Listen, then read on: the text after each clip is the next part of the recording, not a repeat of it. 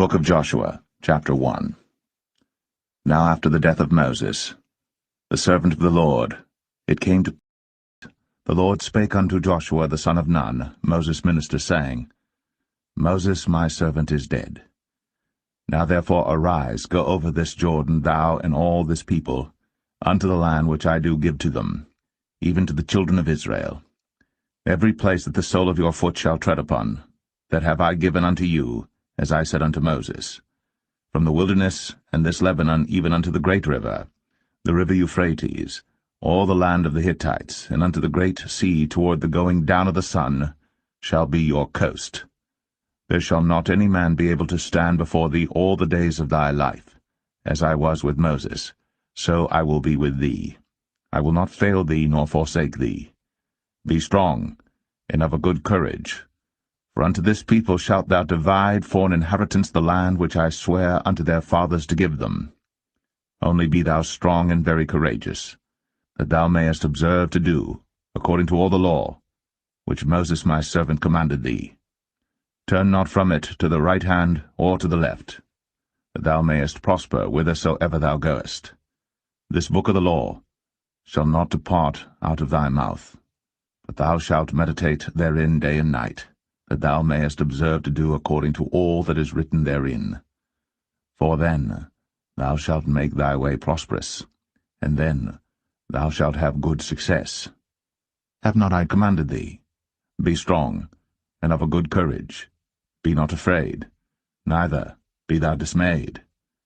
For the Lord thy God is with thee whithersoever thou goest. Then Joshua commanded the officers of the people, saying, Pass through the host, and command the people, saying, Prepare you victuals, for within 3 days ye shall pass over this Jordan to go in to possess the land, which the Lord your God giveth you to possess it.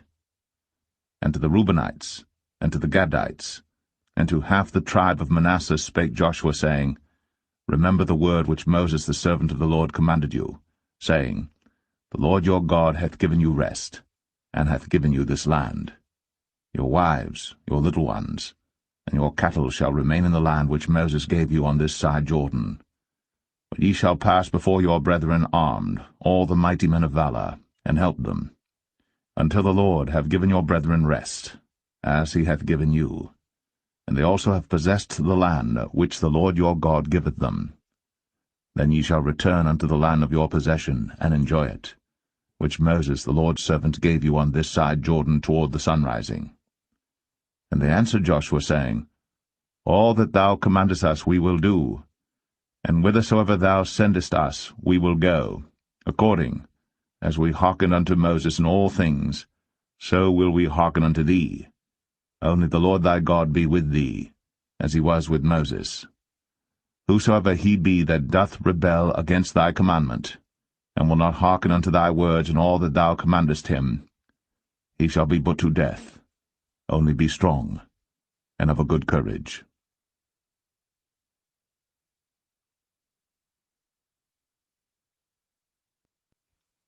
Joshua 2. And Joshua the son of Nun sent out of Shittim 2 men to spy secretly, saying, Go view the land, even Jericho. And they went, and came into an harlot's house, named Rahab, and lodged there. And it was told the king of Jericho, saying, Behold, there came men in hither tonight, of the children of Israel, to search out the country. And the king of Jericho sent unto Rahab, saying, Bring forth the men that are come to thee, which are entered into thine house, for they be come to search out all the country. And the woman took the 2 men, and hid them, and said thus, There came men unto me, but I wist not whence they were. And it came to pass about the time of shutting of the gate, when it was dark, that the men went out. Whither the men went, I wot not. Pursue after them quickly, for ye shall overtake them. But she had brought them up to the roof of the house, and hid them with the stalks of flax, which she had laid in order upon the roof. And the men pursued after them the way to Jordan unto the fords. And as soon as they which pursued after them were gone out, they shut the gate. And before they were laid down, she came up unto them upon the roof. And she said unto the men, I know that the Lord hath given you the land, and that your terror is fallen upon us. and that all the inhabitants of the land faint because of you. For we have heard how the Lord dried up the water of the Red Sea for you, when ye came out of Egypt, and what ye did unto the 2 kings of the Amorites that were on the other side Jordan, Sihon and Og, whom ye utterly destroyed. And as soon as we had heard these things, our hearts did melt. Neither did there remain any more courage in any man, because of you. For the Lord your God, he is God in heaven above, and in earth beneath. Now therefore, I pray you, swear unto me by the Lord, since I have shown you kindness, that ye will also show kindness unto my father's house, and give me a true token, and that ye will save alive my father, and my mother, and my brethren, and my sisters, and all that they have, and deliver our lives from death. And the men answered her, Our life for yours, if ye utter not this our business. And it shall be, when the Lord hath given us the land, that we will deal kindly and truly with thee. Then she let them down by a cord through the window, for her house was upon the town wall, and she dwelt upon the wall. And she said unto them, Get you to the mountain, lest the pursuers meet you, and hide yourselves there 3 days, until the pursuers be returned, and afterward may ye go your way. And the men said unto her, We will be blameless of this thine oath, which thou hast made us swear. Behold, when we come into the land, thou shalt bind this line of scarlet thread in the window which thou didst let us down by, and thou shalt bring thy father, and thy mother, and thy brethren, and all thy father's household home unto thee. And it shall be, that whosoever shall go out of the doors of thy house into the street, his blood shall be upon his head, and we will be guiltless. And whosoever shall be with thee in the house, his blood shall be on our head, if any hand be upon him. And if thou utter this our business, then we will be quit of thine oath, which thou hast made us to swear. And she said, According unto your words, so be it. And she sent them away, and they departed. And she bound the scarlet line in the window. And they went, and came unto the mountain, and abode there 3 days, until the pursuers were returned. And the pursuers sought them throughout all the way, but found them not. So the 2 men returned, and descended from the mountain, and passed over, and came to Joshua the son of Nun, and told him all things that befell them.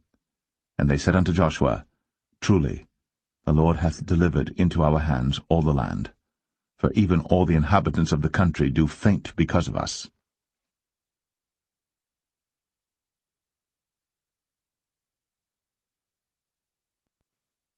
Joshua 3. And Joshua rose early in the morning, and they removed from Shittim, and came to Jordan, he and all the children of Israel, and lodged there before they passed over. And it came to pass after 3 days that the officers went through the host.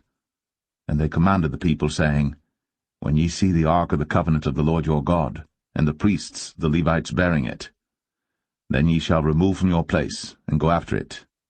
Yet there shall be a space between you and it, about 2,000 cubits by measure. Come not near unto it, that ye may know the way by which ye must go. For ye have not passed this way heretofore. And Joshua said unto the people, Sanctify yourselves, for tomorrow the Lord will do wonders among you. And Joshua spake unto the priests, saying, Take up the ark of the covenant, and pass over before the people. And they took up the ark of the covenant, and went before the people. And the Lord said unto Joshua, This day will I begin to magnify thee in the sight of all Israel, that they may know that, as I was with Moses, so I will be with thee. And thou shalt command the priests that bear the ark of the covenant, saying, When ye are come to the brink of the water of Jordan, ye shall stand still in Jordan. And Joshua said unto the children of Israel, Come hither, and hear the words of the Lord your God. And Joshua said, Hereby ye shall know that the living God is among you, and that he will without fail drive out from before you the Canaanites, and the Hittites, and the Hivites, and the Perizzites, and the Girgashites, and the Amorites, and the Jebusites. Behold, the ark of the covenant of the Lord of all the earth passeth over before you into Jordan. Now therefore take you 12 men out of the tribes of Israel, out of every tribe a man. And it shall come to pass, as soon as the soles of the feet of the priests that bear the ark of the Lord of all the earth, shall rest in the waters of Jordan, that the waters of the Jordan shall be cut off from the waters that come down from above, and they shall stand upon an heap. And it came to pass, when the people removed from their tents, to pass over Jordan, and the priests, bearing the ark of the covenant before the people, and as they that bear the ark were come unto Jordan, and the feet of the priests that bear the ark were dipped in the brim of the water, for Jordan overfloweth all his banks all the time of harvest, that the waters which came down from above stood and rose up upon an heap very far from the city Adam, that is beside Zaratan, and those that came down toward the sea of the plain, even the salt sea, failed, and were cut off, and the people passed over right against Jericho. And the priests that bear the ark of the covenant of the Lord stood firm on dry ground in the midst of Jordan, and all the Israelites passed over on dry ground, until all the people were passed clean over Jordan.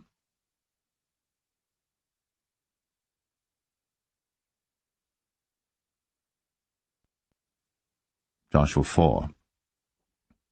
And it came to pass, when all the people were clean passed over Jordan, that the Lord spake unto Joshua, saying, Take you 12 men out of the people, out of every tribe a man, and command ye them, saying, Take you hence out of the midst of Jordan, out of the place where the priests' feet stood firm, 12 stones, and ye shall carry them over with you, and leave them in the lodging place, where ye shall lodge this night. Then Joshua called the 12 men, whom he had prepared of the children of Israel, out of every tribe a man. And Joshua said unto them, Pass over before the ark of the Lord your God into the midst of Jordan, and take you up every man of you a stone upon his shoulder, according unto the number of the tribes of the children of Israel, that this may be a sign among you, that when your children ask their fathers in time to come, saying, What mean ye by these stones? Then ye shall answer them, that the waters of Jordan were cut off before the ark of the covenant of the Lord when it passed over Jordan. The waters of Jordan were cut off, and these stones shall be for a memorial unto the children of Israel forever. And the children of Israel did so as Joshua commanded, and took up 12 stones out of the midst of Jordan, as the Lord spake unto Joshua, according to the number of the tribes of the children of Israel, and carried them over with them unto the place where they lodged, and laid them down there. And Joshua set up 12 stones in the midst of Jordan, in the place where the feet of the priests which bear the ark of the covenant stood, and they are there unto this day. For the priests which bear the ark stood in the midst of Jordan, until everything was finished, that the Lord commanded Joshua to speak unto the people according to all that Moses commanded Joshua, and the people hasted and passed over. And it came to pass, when all the people were clean passed over, that the ark of the Lord passed over, and the priests, in the presence of the people, and the children of Reuben, and the children of Gad, and half the tribe of Manasseh passed over armed before the children of Israel, as Moses spake unto them. About 40,000 prepared for war passed over before the Lord unto battle, to the plains of Jericho. On that day the Lord magnified Joshua in the sight of all Israel, and they feared him, as they feared Moses, all the days of his life. And the Lord spake unto Joshua, saying, Command the priests that bear the ark of the testimony, that they come up out of Jordan. Joshua therefore commanded the priests, saying, Come ye up out of Jordan. And it came to pass, when the priests that bear the ark of the covenant of the Lord were come up out of the midst of Jordan, and the soles of the priests' feet were lifted up unto the dry land, that the waters of Jordan returned unto their place, and flowed over all his banks as they did before. And the people came up out of Jordan on the 10th day of the 1st month, and encamped in Gilgal, in the east border of Jericho. And those 12 stones which they took out of Jordan did Joshua pitch in Gilgal. And he spake unto the children of Israel, saying, When your children shall ask their fathers in time to come, saying, What mean these stones? Then ye shall let your children know, saying, Israel came over this Jordan on dry land. For the Lord your God dried up the waters of Jordan from before you, until ye were passed over, as the Lord your God did to the Red Sea, which he dried up from before us, until we were gone over, that all the people of the earth might know the hand of the Lord, that it is mighty, that ye might fear the Lord your God forever.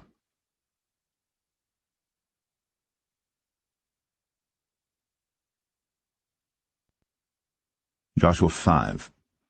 And it came to pass, when all the kings of the Amorites which were on the side of Jordan westward, and all the kings of the Canaanites which were by the sea, heard that the Lord had dried up the waters of the Jordan from before the children of Israel, until we were passed over, that their heart melted, neither was their spirit in them any more because of the children of Israel. At that time the Lord said unto Joshua, Make thee sharp knives, and circumcise again the children of Israel the second time. And Joshua made him sharp knives, and circumcised the children of Israel at the hill of the foreskins.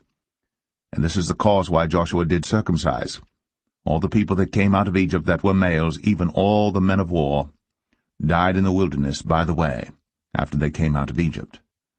Now all the people that came out were circumcised, but all the people that were born in the wilderness by the way, as they came forth out of Egypt, them they had not circumcised. For the children of Israel walked 40 years in the wilderness, till all the people that were men of war, which came out of Egypt, were consumed, because they obeyed not the voice of the Lord, unto whom the Lord sware that he would not show them the land, which the Lord sware unto their fathers that he would give us, a land that floweth with milk and honey. And their children whom he raised up in their stead, them Joshua circumcised, but they were uncircumcised, because they had not circumcised them by the way. And it came to pass, when they had done circumcising all the people, that they abode in their places in the camp, till they were whole. And the Lord said unto Joshua, This day have I rolled away the reproach of Egypt from off you. Wherefore the name of the place is called Gilgal unto this day. And the children of Israel encamped in Gilgal, and kept the Passover on the 14th day of the month, at even in the plains of Jericho. And they did eat of the old corn of the land on the morrow after the Passover, unleavened cakes and parched corn in the selfsame day. And the manna ceased on the morrow after they had eaten of the old corn of the land. Neither had the children of Israel manna any more, but they did eat of the fruit of the land of Canaan that year. And it came to pass, when Joshua was by Jericho, that he lifted up his eyes and looked, and behold, there stood a man over against him with his sword drawn in his hand. And Joshua went unto him, and said unto him, Art thou for us, or for our adversaries? And he said, Nay, but as captain of the host of the Lord am I now come.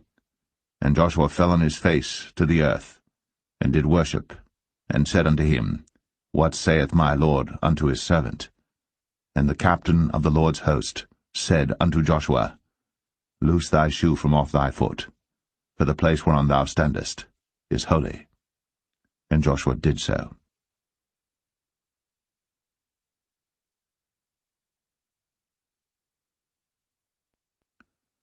Joshua 6. Now Jericho was straitly shut up because of the children of Israel. None went out, and none came in. And the Lord said unto Joshua, See, I have given into thine hand Jericho, and the king thereof, and the mighty men of valor. And ye shall compass the city, all ye men of war, and go round about the city once. Thus shalt thou do 6 days. And 7 priests shall bear before the ark 7 trumpets of ram's horns. And the 7th day ye shall compass the city 7 times, and the priests shall blow with the trumpets. And it shall come to pass, that when they make a long blast with the ram's horn, and when ye hear the sound of the trumpet, all the people shall shout with a great shout, and the wall of the city shall fall down flat. And the people shall ascend up every man straight before him. And Joshua the son of Nun called the priests, and said unto them, Take up the ark of the covenant, and let 7 priests bear 7 trumpets of ram's horns before the ark of the Lord. And he said unto the people, Pass on, and compass the city, and let him that is armed pass on before the ark of the Lord. And it came to pass, when Joshua had spoken unto the people, that the 7 priests bearing the 7 trumpets of ram's horns passed on before the Lord, and blew with the trumpets, and the ark of the covenant of the Lord followed them. And the armed men went before the priests that blew with the trumpets, and the rearward came after the ark, the priests going on, and blowing with the trumpets. And Joshua had commanded the people, saying, Ye shall not shout, nor make any noise with your voice, neither shall any word proceed out of your mouth until the day I bid you shout. Then shall ye shout. So the ark of the Lord compassed the city, going about it once. And they came into the camp, and lodge in the camp. And Joshua rose early in the morning, and the priests took up the ark of the Lord. And 7 priests bearing 7 trumpets of ram's horns before the ark of the Lord went on continually, and blew with the trumpets. And the armed men went before them. But the rearward came after the ark of the Lord, the priests going on and blowing with the trumpets. And the 2nd day they compassed the city once, and returned into the camp. So they did 6 days. And it came to pass on the 7th day that they rose early about the dawning of the day, and compassed the city after the same manner 7 times. Only on that day they compassed the city 7 times. And it came to pass at the 7th time, when the priests blew with the trumpets, Joshua said unto the people, Shout, for the Lord hath given you the city. And the city shall be accursed, even it, and all that are therein to the Lord. Only Rahab the harlot shall live, she and all that are with her in the house, because she hid the messengers that we sent. And ye, in any wise, keep yourselves from the accursed thing, lest ye make yourselves accursed, when ye take of the accursed thing, and make the camp of Israel a curse, and trouble it. But all the silver and gold and vessels of brass and iron are consecrated unto the Lord, they shall come into the treasury of the Lord. So the people shouted when the priests blew with the trumpets. And it came to pass, when the people heard the sound of the trumpet, and the people shouted with a great shout, that the wall fell down flat, so that the people went up into the city, every man straight before him, and they took the city. And they utterly destroyed all that was in the city, both man and woman, young and old, and ox and sheep and ass, with the edge of the sword. But Joshua had said unto the 2 men that had spied out the country, Go into the harlot's house, and bring out thence the woman, and all that she hath, as ye swear unto her.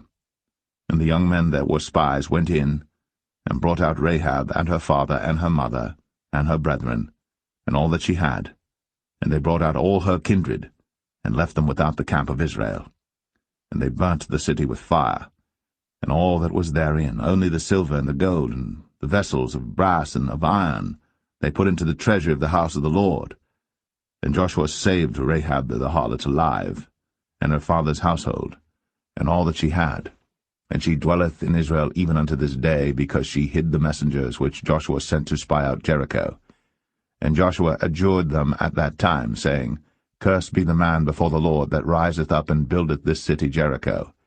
He shall lay the foundation thereof in his firstborn, and in his youngest son shall he set up the gates of it. So the Lord was with Joshua, and his fame was noised throughout all the country.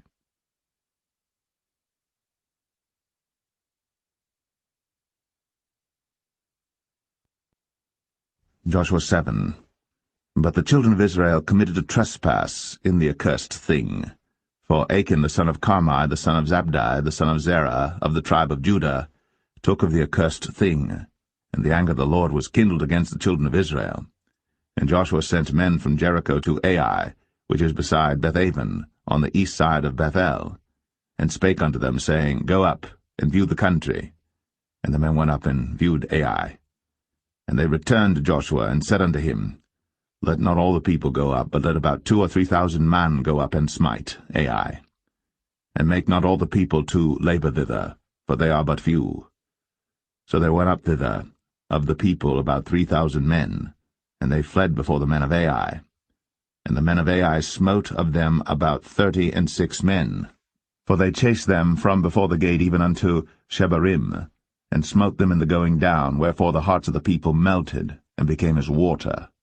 And Joshua rent his clothes, and fell to the earth upon his face before the ark of the Lord until the eventide, he and the elders of Israel, and put dust upon their heads. And Joshua said, Alas, O Lord God, wherefore hast thou at all brought this people over Jordan to deliver us into the hand of the Amorites to destroy us?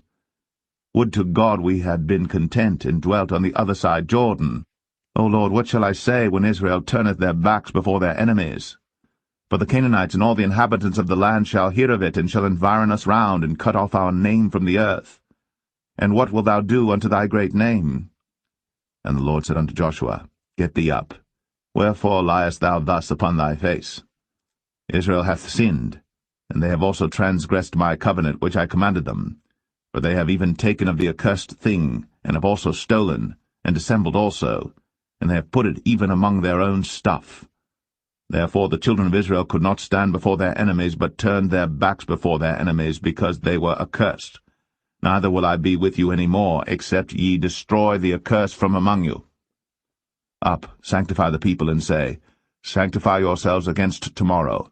For thus saith the Lord God of Israel, There is an accursed thing in the midst of thee, O Israel. Thou canst not stand before thine enemies, until ye take away the accursed thing from among you. In the morning therefore ye shall be brought according to your tribes. And it shall be, that the tribe which the Lord taketh shall come according to the families thereof. And the family which the Lord shall take shall come by households, and the household which the Lord shall take shall come man by man. And it shall be that he that is taken with the accursed thing shall be burnt with fire, he and all that he hath, because he hath transgressed the covenant of the Lord, and because he hath wrought folly in Israel. So Joshua rose up early in the morning, and brought Israel by their tribes, and the tribe of Judah was taken. And he brought the family of Judah, and he took the family of the Zarhites, and he brought the family of the Zarhites man by man, and Zabdi was taken, and he brought his household man by man, and Achan the son of Carmi, the son of Zabdi, the son of Zerah, of the tribe of Judah was taken. And Joshua said unto Achan, My son, give, I pray thee, glory to the Lord God of Israel, and make confession unto him, and tell me now what thou hast done, hide it not from me.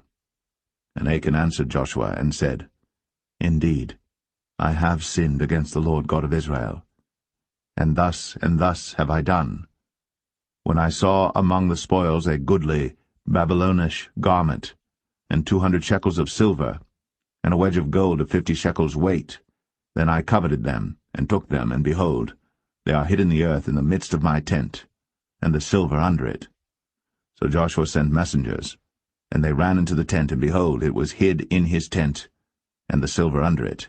And they took them out of the midst of the tent, and brought them unto Joshua, and unto all the children of Israel, and laid them out before the Lord. And Joshua, and all Israel with him, took Achan, the son of Zerah, and the silver, and the garment, and the wedge of gold, and his sons, and his daughters, and his oxen, and his asses, and his sheep, and his tent, and all that he had, and they brought them unto the valley of Achor. And Joshua said, Why hast thou troubled us? The Lord shall trouble thee this day. And all Israel stoned him with stones, and burned them with fire, after they had stoned them with stones. And they raised over him a great heap of stones unto this day. So the Lord turned from the fierceness of his anger, wherefore the name of that place was called the Valley of Achor unto this day.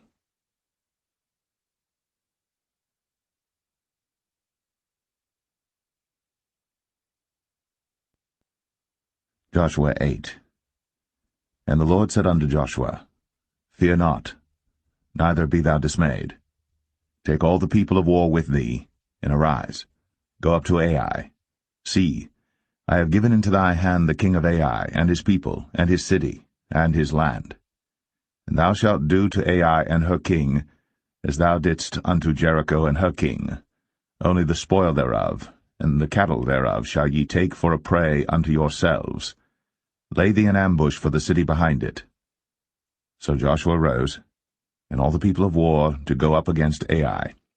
And Joshua chose out 30,000 mighty men of valor, and sent them away by night. And he commanded them, saying, Behold, ye shall lie in wait against the city, even behind the city. Go not very far from the city, but be ye all ready. And I, and all the people that are with me, will approach unto the city. And it shall come to pass, when they come out against us, as at the first, that we will flee before them. For they will come out after us, till we have drawn them from the city. But they will say, They flee before us, as at the first. Therefore we will flee before them. Then ye shall rise up from the ambush, and seize upon the city, for the Lord your God will deliver it into your hand. And it shall be, when ye have taken the city, that ye shall set the city on fire, according to the commandment of the Lord shall ye do. See, I have commanded you. Joshua therefore sent them forth. And they went to lie in ambush, and abode between Bethel and Ai, on the west side of Ai. but Joshua lodged that night among the people. And Joshua rose up early in the morning, and numbered the people, and went up, he and the elders of Israel, before the people to Ai. And all the people, even the people of war that were with him, went up, and drew nigh, and came before the city, and pitched on the north side of Ai. Now there was a valley between them and Ai. And he took about 5,000 men, and set them to lie in ambush between Bethel and Ai, on the west side of the city. And when they had set the people, even all the host that was on the north of the city, and their liers in wait on the west of the city, Joshua went that night into the midst of the valley. And it came to pass, when the king of Ai saw it, that they hasted and rose up early. And the men of the city went out against Israel to battle, he and all his people, at a time appointed, before the plain. But he wist not that there were liers in ambush against him behind the city. And Joshua and all Israel made as if they were beaten before them, and fled by the way of the wilderness. And all the people that were in Ai were called together to pursue after them. And they pursued after Joshua, and were drawn away from the city. And there was not a man left in Ai or Bethel that went not out after Israel. And they left the city open, and pursued after Israel. And the Lord said unto Joshua, Stretch out the spear that is in thy hand toward Ai, for I will give it into thine hand. And Joshua stretched out the spear that he had in his hand toward the city. And the ambush arose quickly out of their place. And they ran as soon as he had stretched out his hand. And they entered into the city, and took it, and hasted, and set the city on fire. And when the men of Ai looked behind them, they saw, and behold, the smoke of the city ascended up to heaven. And they had no power to flee this way or that way. And the people that fled to the wilderness turned back upon the pursuers. And when Joshua and all Israel saw that the ambush had taken the city, and that the smoke of the city ascended, then they turned again and slew the men of Ai.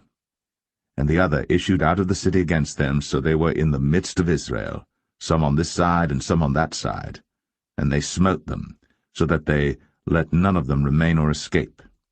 And the king of Ai they took alive, and brought him to Joshua. And it came to pass, when Israel had made an end of slaying all the inhabitants of Ai in the field, in the wilderness wherein they chased them, and when they were all fallen on the edge of the sword until they were consumed, that all the Israelites returned unto Ai, and smote it with the edge of the sword. And so it was, that all that fell that day, both of men and women, were 12,000, even all the men of Ai. For Joshua drew not his hand back, wherewith he stretched out the spear, until he had utterly destroyed all the inhabitants of Ai. Only the cattle and the spoil of that city Israel took for a prey unto themselves, according unto the word of the Lord which he commanded Joshua. And Joshua burnt Ai, and made it an heap for ever, even a desolation unto this day. And the king of Ai he hanged on a tree until eventide, and as soon as the sun was down, Joshua commanded that they should take his carcass down from the tree, and cast it at the entering of the gate of the city, and raise thereon a great heap of stones that remaineth unto this day. Then Joshua built an altar unto the Lord God of Israel in Mount Ebal, as Moses, a servant of the Lord, commanded the children of Israel, as it is written in the book of the law of Moses, an altar of whole stones, over which no man hath lifted up any iron. And they offered thereon burnt offerings unto the Lord, and sacrificed peace offerings. And he wrote there upon the stones a copy of the law of Moses, which he wrote in the presence of the children of Israel. And all Israel, and their elders and officers, and their judges, stood on this side the ark, and on that side before the priests the Levites, which bear the ark of the covenant of the Lord, as well the stranger, as he that was born among them, half of them over against Mount Gerizim, and half of them over against Mount Ebal, as Moses the servant of the Lord had commanded before, that they should bless the people of Israel. And afterward he read all the words of the law, the blessings and cursings, according to all that is written in the book of the law. There was not a word of all that Moses commanded which Joshua read not before all the congregation of Israel, with the women and the little ones, and the strangers that were conversant among them.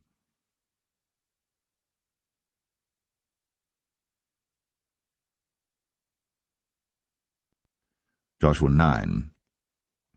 And it came to pass, when all the kings which were on this side Jordan, in the hills and in the valleys, and in all the coasts of the great sea over against Lebanon, the Hittite and the Amorite, the Canaanite, the Perizzite, the Hivite, and the Jebusite heard thereof. But they gathered themselves together to fight with Joshua and with Israel, with one accord. And when the inhabitants of Gibeon heard what Joshua had done unto Jericho and to Ai, they did work wilily, and went and made as if they had been ambassadors, and took old sacks upon their asses, and wine bottles old and rent and bound up, and old shoes, and clouted upon their feet, and old garments upon them, and all the bread of their provision was dry and mouldy. And they went to Joshua unto the camp at Gilgal, and said unto him, and to the men of Israel, We be come from a far country. Now therefore make ye a league with us. And the men of Israel said unto the Hivites, Peradventure ye dwell among us, and how shall we make a league with you? And they said unto Joshua, We are thy servants. And Joshua said unto them, Who are ye? And from whence come ye?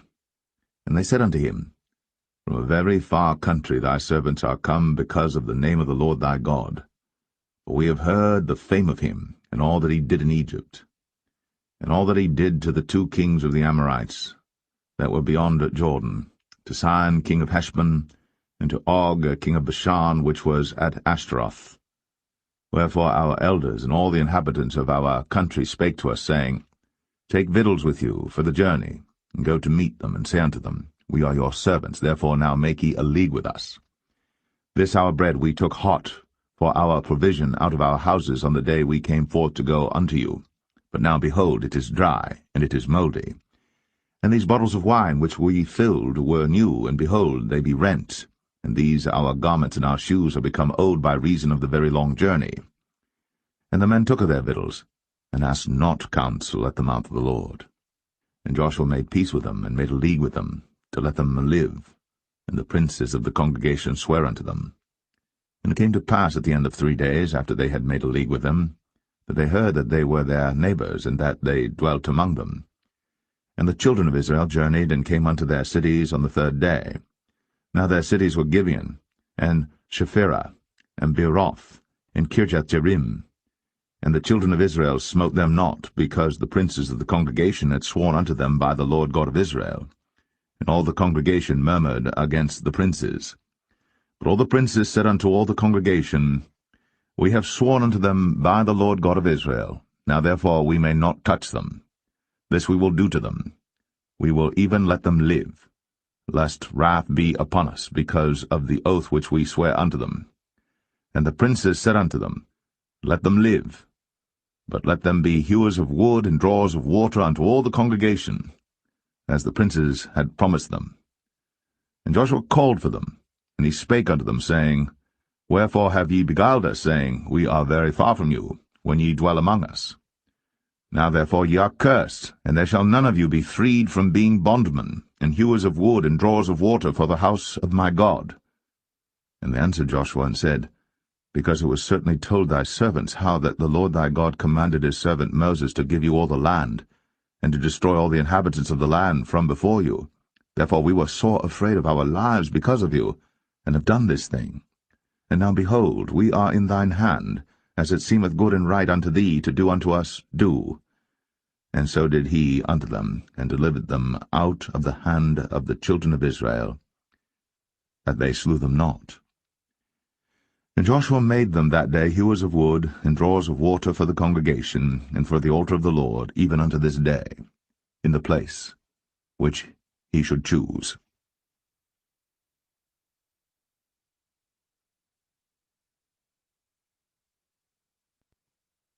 Joshua 10.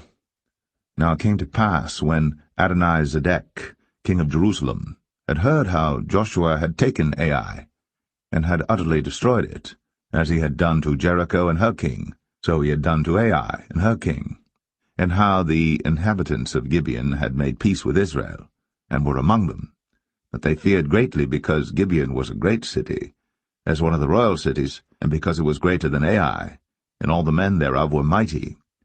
Wherefore Adonizedek, king of Jerusalem, sent unto Hoam, king of Hebron, and unto Piram, king of Jarmuth, and unto Japhia, king of Lachish, and unto Debir, king of Eglon, saying, Come up unto me, and help me, that we may smite Gibeon, for it hath made peace with Joshua and with the children of Israel. Therefore the 5 kings of the Amorites, the king of Jerusalem, the king of Hebron, the king of Jarmuth, the king of Lachish, the king of Eglon, gathered themselves together, and went up, they and all their hosts, and encamped before Gibeon, and made war against it. And the men of Gibeon sent unto Joshua to the camp to Gilgal, saying, Slack not thy hand from thy servants. Come up to us quickly, and save us and help us, for all the kings of the Amorites that dwell in the mountains are gathered together against us. So Joshua ascended from Gilgal, he and all the people of war with him, and all the mighty men of valor. And the Lord said unto Joshua, Fear them not, for I have delivered them into thine hand. There shall not a man of them stand before thee. Joshua therefore came unto them suddenly, and went up from Gilgal all night. And the Lord discomfited them before Israel, and slew them with a great slaughter at Gibeon, and chased them along the way that goeth up to Beth-horon, and smote them to Azekah and unto Makkedah. And it came to pass, as they fled from before Israel, and were in the going down to Beth-horon, that the Lord cast down great stones from heaven upon them unto Azekah, and they died. There were more which died with hailstones than they whom the children of Israel slew with the sword. Then spake Joshua to the Lord in the day when the Lord delivered up the Amorites before the children of Israel. And he said in the sight of Israel, Sun, stand thou still upon Gibeon, and thou, moon, in the valley of Ajalon. And the sun stood still, and the moon stayed, until the people had avenged themselves upon their enemies. Is not this written in the book of Jasher? So the sun stood still in the midst of heaven, and hasted not to go down about a whole day. And there was no day like that before it or after it, that the Lord hearkened unto the voice of a man, for the Lord fought for Israel. And Joshua returned, and all Israel with him, unto the camp to Gilgal. But these 5 kings fled and hid themselves in the cave at Makkedah. And it was told Joshua, saying, The 5 kings are found hid in a cave at Makkedah. And Joshua said, Roll great stones upon the mouth of the cave, and set men by it for to keep them. And stay ye not, but pursue after your enemies, and smite the hindmost of them. Suffer them not to enter into their cities, for the Lord your God hath delivered them into your hand. And it came to pass, when Joshua and the children of Israel had made an end of slaying them with a very great slaughter, till they were consumed, that the rest which remained of them entered into fenced cities. And all the people returned to the camp to Joshua at Makkedah in peace. None moved his tongue against any of the children of Israel. Then said Joshua, Open the mouth of the cave, and bring out those 5 kings unto me out of the cave. And they did so, and brought forth those 5 kings unto him out of the cave, the king of Jerusalem, the king of Hebron, the king of Jarmuth, the king of Lachish, and the king of Eglon. And it came to pass, when they brought out those kings unto Joshua, that Joshua called for all the men of Israel, and said unto the captains of the men of war which went with him, Come near, put your feet upon the necks of these kings. And they came near, and put their feet upon the necks of them. And Joshua said unto them, Fear not, nor be dismayed. Be strong and of good courage. For thus shall the Lord do to all your enemies against whom ye fight. And afterward Joshua smote them, and slew them, and hanged them on 5 trees. And they were hanging upon the trees until the evening. And it came to pass at the time of the going down of the sun, that Joshua commanded, and they took them down off the trees, and cast them into the cave wherein they had been hid, and laid great stones in the cave's mouth, which remain until this very day. And that day Joshua took Makkedah, and smote it with the edge of the sword. And the king thereof he utterly destroyed them, and all the souls that were therein. He let none remain. And he did to the king of Makkedah as he did unto the king of Jericho.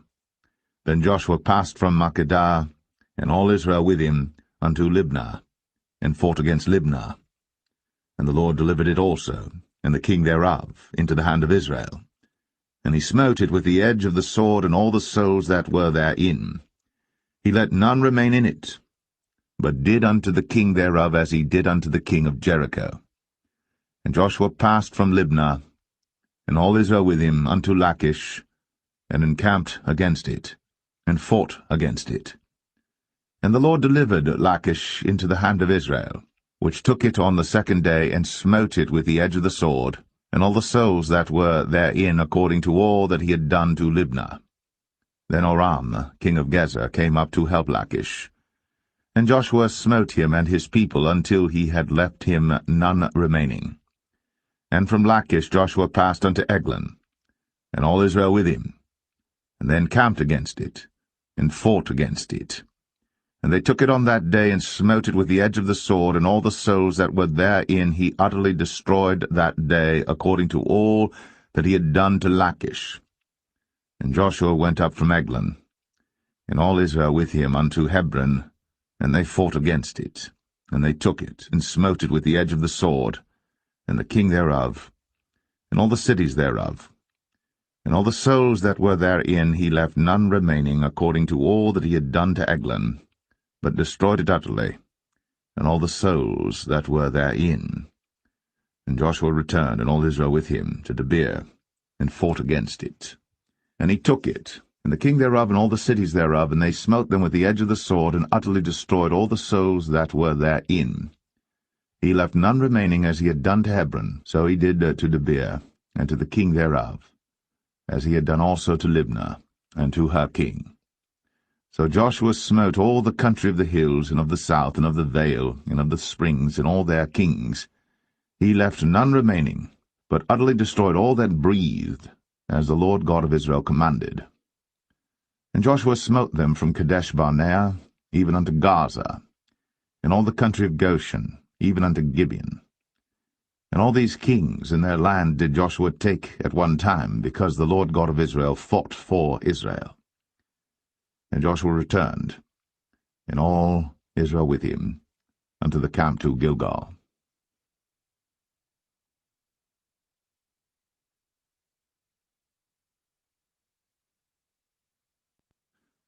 Joshua 11. And it came to pass, when Jabin, king of Hazor, had heard those things, that he sent to Jobab, king of Madon, and to the king of Shimron, and to the king of Achshaph, and to the kings that were on the north of the mountains, and of the plains south of Chinneroth, and in the valley, and in the borders of Dor on the west, and to the Canaanite on the east and on the west, and to the Amorite, and the Hittite, and the Perizzite, and the Jebusite in the mountains, and to the Hivite, under Hermon, in the land of Mizpeh. And they went out, they and all their hosts with them, much people, even as the sand that is upon the seashore in multitude, with horses and chariots very many. And when all these kings were met together, they came and pitched together at the waters of Merom, to fight against Israel. And the Lord said unto Joshua, Be not afraid because of them, for tomorrow about this time I will deliver them up all slain before Israel. Thou shalt hock their horses, and burn their chariots with fire. So Joshua came, and all the people of war with him, against them by the waters of Merom, suddenly, and they fell upon them. And the Lord delivered them into the hand of Israel, who smote them, and chased them unto great Zidon, and unto Mizraphoth-maim, and unto the valley of Mizpeh eastward, and they smote them until they left them none remaining. And Joshua did unto them as the Lord bade him. He hocked their horses, and burned their chariots with fire. And Joshua at that time turned back, and took Hazor, and smote the king thereof with the sword. For Hazor beforetime was the head of all those kingdoms. And they smote all the souls that were therein with the edge of the sword, utterly destroying them. There was not any left to breathe, and he burnt Hazor with fire. And all the cities of those kings, and all the kings of them, did Joshua take, and smote them with the edge of the sword, and he utterly destroyed them, as Moses the servant of the Lord commanded. But as for the cities that stood still in their strength, Israel burned none of them, save Hazor only. That did Joshua burn. And all the spoil of these cities, and the cattle, the children of Israel took for a prey unto themselves. But every man they smote with the edge of the sword until they had destroyed them, neither left they any to breathe, as the Lord commanded Moses his servant. So did Moses command Joshua, and so did Joshua. He left nothing undone of all that the Lord commanded Moses. So Joshua took all that land, the hills and all the south country, and all the land of Goshen, and the valley, and the plain, and the mountain of Israel, and the valley the same, even from the Mount Halak that goeth up to Sire, even unto Baal-gad, in the valley of Lebanon, under Mount Hermon, and all their kings he took, and smote them, and slew them. Joshua made war a long time with all those kings. There was not a city that made peace with the children of Israel, save the Hivites, the inhabitants of Gibeon. All other they took in battle. For it was of the Lord to harden their hearts, that they should come against Israel in battle, that he might destroy them utterly, and that they might have no favor, but that he might destroy them as the Lord commanded Moses. And at that time came Joshua, and cut off the Anakims, from the mountains, from Hebron, from Debir, from Anab, and from all the mountains of Judah, and from all the mountains of Israel. Joshua destroyed them utterly with their cities. There was none of the Anakims left in the land of the children of Israel. Only in Gaza and Gath and in Ashdod there remained. So Joshua took the whole land, according to all that the Lord said unto Moses, and Joshua gave it for an inheritance unto Israel according to their divisions by their tribes. And the land rested from war.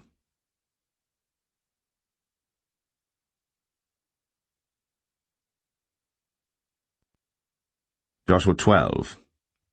Now these are the kings of the land which the children of Israel smote, and possessed their land on the other side Jordan toward the rising of the sun, from the river Arnon unto Mount Hermon, and all the plain on the east.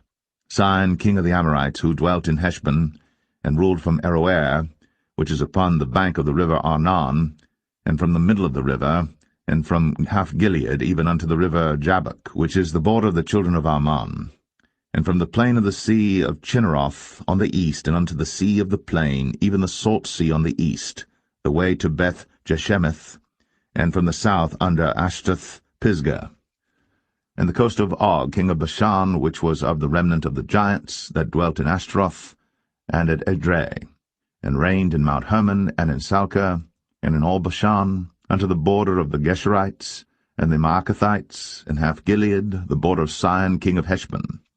Them did Moses the servant of the Lord, and the children of Israel smite.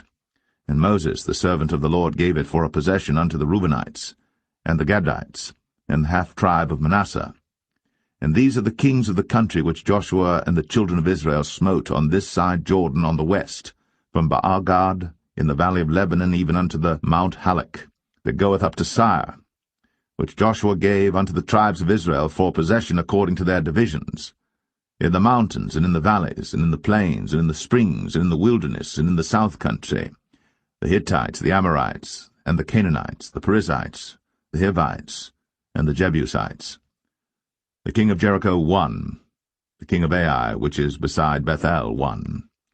The king of Jerusalem won, the king of Hebron won, the king of Jarmuth won, the king of Lachish won, the king of Eglon won, the king of Gezer won, the king of Debir won, the king of Geder won, the king of Hormah won, the king of Arad won, the king of Libnah won, the king of Adullam won, the king of Makkedah won, the king of Bethel won, the king of Tappuah won, the king of Hepher won, the king of Aphek won, the king of Lasharon won, the king of Madon won, the king of Hazor won, the king of Shimron Meron won, the king of Akshaph won, the king of Tanakh won, the king of Megiddo won, the king of Kadesh won, the king of Jokneam of Carmel won, the king of Dor in the coast of Dor won, the king of the nations of Gilgal won, the king of Tirzah won, all the kings 30-1.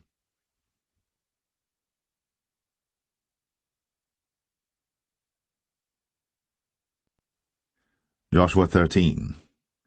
Now Joshua was old, and stricken in years. And the Lord said unto him, Thou art old and stricken in years, and there remaineth yet very much land to be possessed. This is the land that yet remaineth, all the borders of the Philistines, and all Geshurai, from Sihor, which is before Egypt, even unto the borders of Ekron northward, which is counted to the Canaanite, 5 lords of the Philistines, the Gazathites, and the Astathites, the Ashkolanites, the Gittites, and the Ekronites, also the Avites. From the south all the land of the Canaanites, and Mearah, that is beside the Sidonians, unto Aphek, to the borders of the Amorites, and the land of the Giblites in all Lebanon, toward the sunrising, from Baal-Gad, under Mount Hermon, unto the entering into Hamath. All the inhabitants of the hill country from Lebanon unto Misrephoth-Maim, and all the Sidonians, them will I drive out before the children of Israel. Only divide thou it by lot unto the Israelites for an inheritance, as I have commanded thee.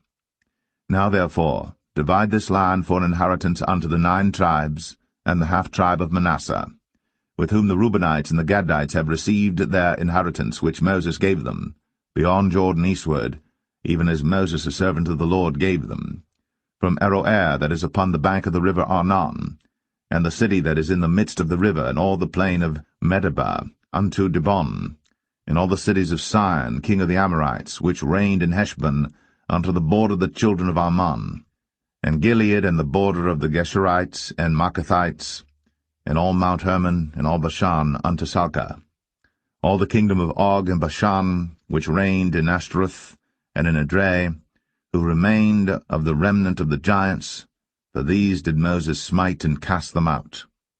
Nevertheless the children of Israel expelled not the Geshurites, nor the Maacathites, but the Geshurites and the Maacathites dwell among the Israelites until this day. Only unto the tribe of Levi he gave none inheritance. The sacrifices of the Lord God of Israel, made by fire, are their inheritance, as he said unto them. And Moses gave unto the tribe of the children of Reuben inheritance according to their families. And their coast was from Aroer, that is on the bank of the river Arnon, and the city that is in the midst of the river, and all the plain by Medeba, Heshbon, and all her cities that are in the plain, Dibon, and Bamoth Baal, and Beth-Baal-Meon, and Jahaza, and Kedemoth, and Mephath, and Kirjathaim, and Sibmah, and Zareth Shahar, in the mount of the valley, and Beth-Peor, and Ashdoth-Pisgah, and Beth-Jeshimoth, in all the cities of the plain, in all the kingdom of Sion, king of the Amorites, which reigned in Heshbon, whom Moses smote with the princes of Midian, Evi, and Rechem, and Zur, and Hur, and Reba, which were dukes of Sion, dwelling in the country. Balaam also the son of Beor, the soothsayer, did the children of Israel slay with the sword among them that were slain by them. And the border of the children of Reuben was Jordan, and the border thereof. This was the inheritance of the children of Reuben, after their families, the cities and the villages thereof. And Moses gave inheritance unto the tribe of Gad, even unto the children of Gad according to their families. And their coast was Jazer, and all the cities of Gilead, and half the land of the children of Ammon unto Aroer, that is before Rabbah, and from Heshbon unto Ramath-Mizpah, and Betonim, and from Mahanaim unto the border of Debir, and in the valley Beth-Aram and Beth-Nimrah, and Succoth and Zaphon, the rest of the kingdom of Sion, king of Heshbon, Jordan and his border, even unto the edge of the sea of Chinnereth, on the other side Jordan eastward. This is the inheritance of the children of Gad after their families, the cities and their villages. And Moses gave inheritance unto the half-tribe of Manasseh, and this was the possession of the half-tribe of the children of Manasseh by their families. And their coast was from Mahanaim, all Bashan, all the kingdom of Og, king of Bashan, and all the towns of Jair, which are in Bashan, 80 cities, and half Gilead, and Ashtaroth, and Edrei, cities of the kingdom of Og and Bashan, were pertaining unto the children of Machir, the son of Manasseh, even to the 1/2 of the children of Machir by their families.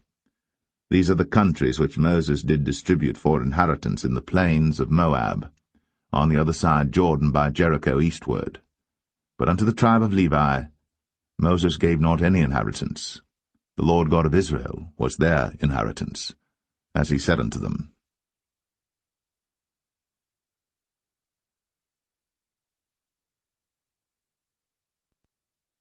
Joshua 14.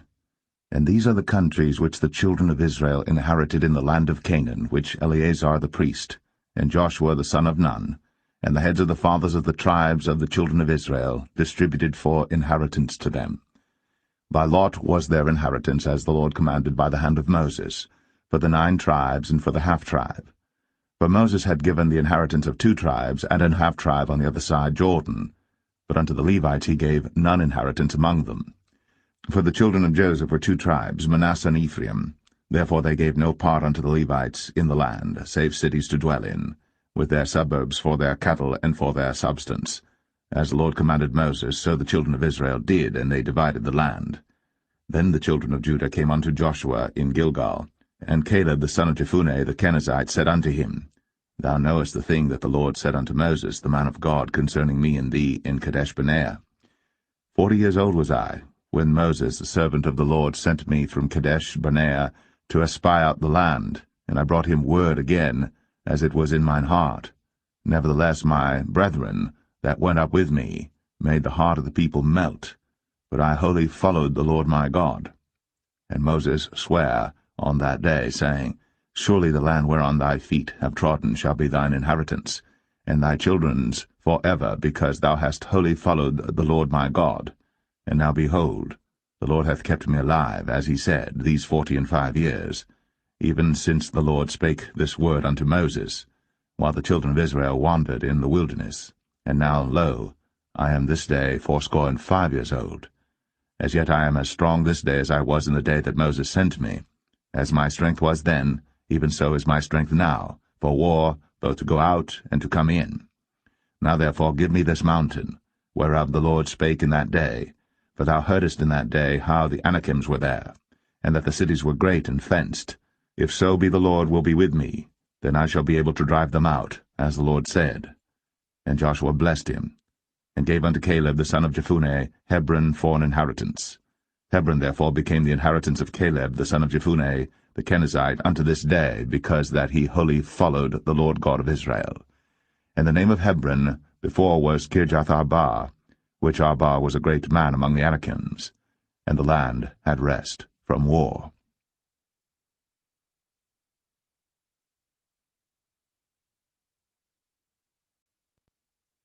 Joshua 15. This then was the lot of the tribe of the children of Judah by their families, even to the border of Edom, the wilderness of Zin. Southward was the uttermost part of the south coast. And their south border was from the shore of the salt sea, from the bay that looketh southward. And it went out to the south side to Male Akrabim, and passed along to Zin, and descended up on the south side unto Kadesh-barnea, and passed along to Hezron, and went up to Adar, and fenced a compass to Karkah. From thence it passed toward Asmon, and went out unto the river of Egypt, and the goings out of that coast were at the sea. This shall be your south coast.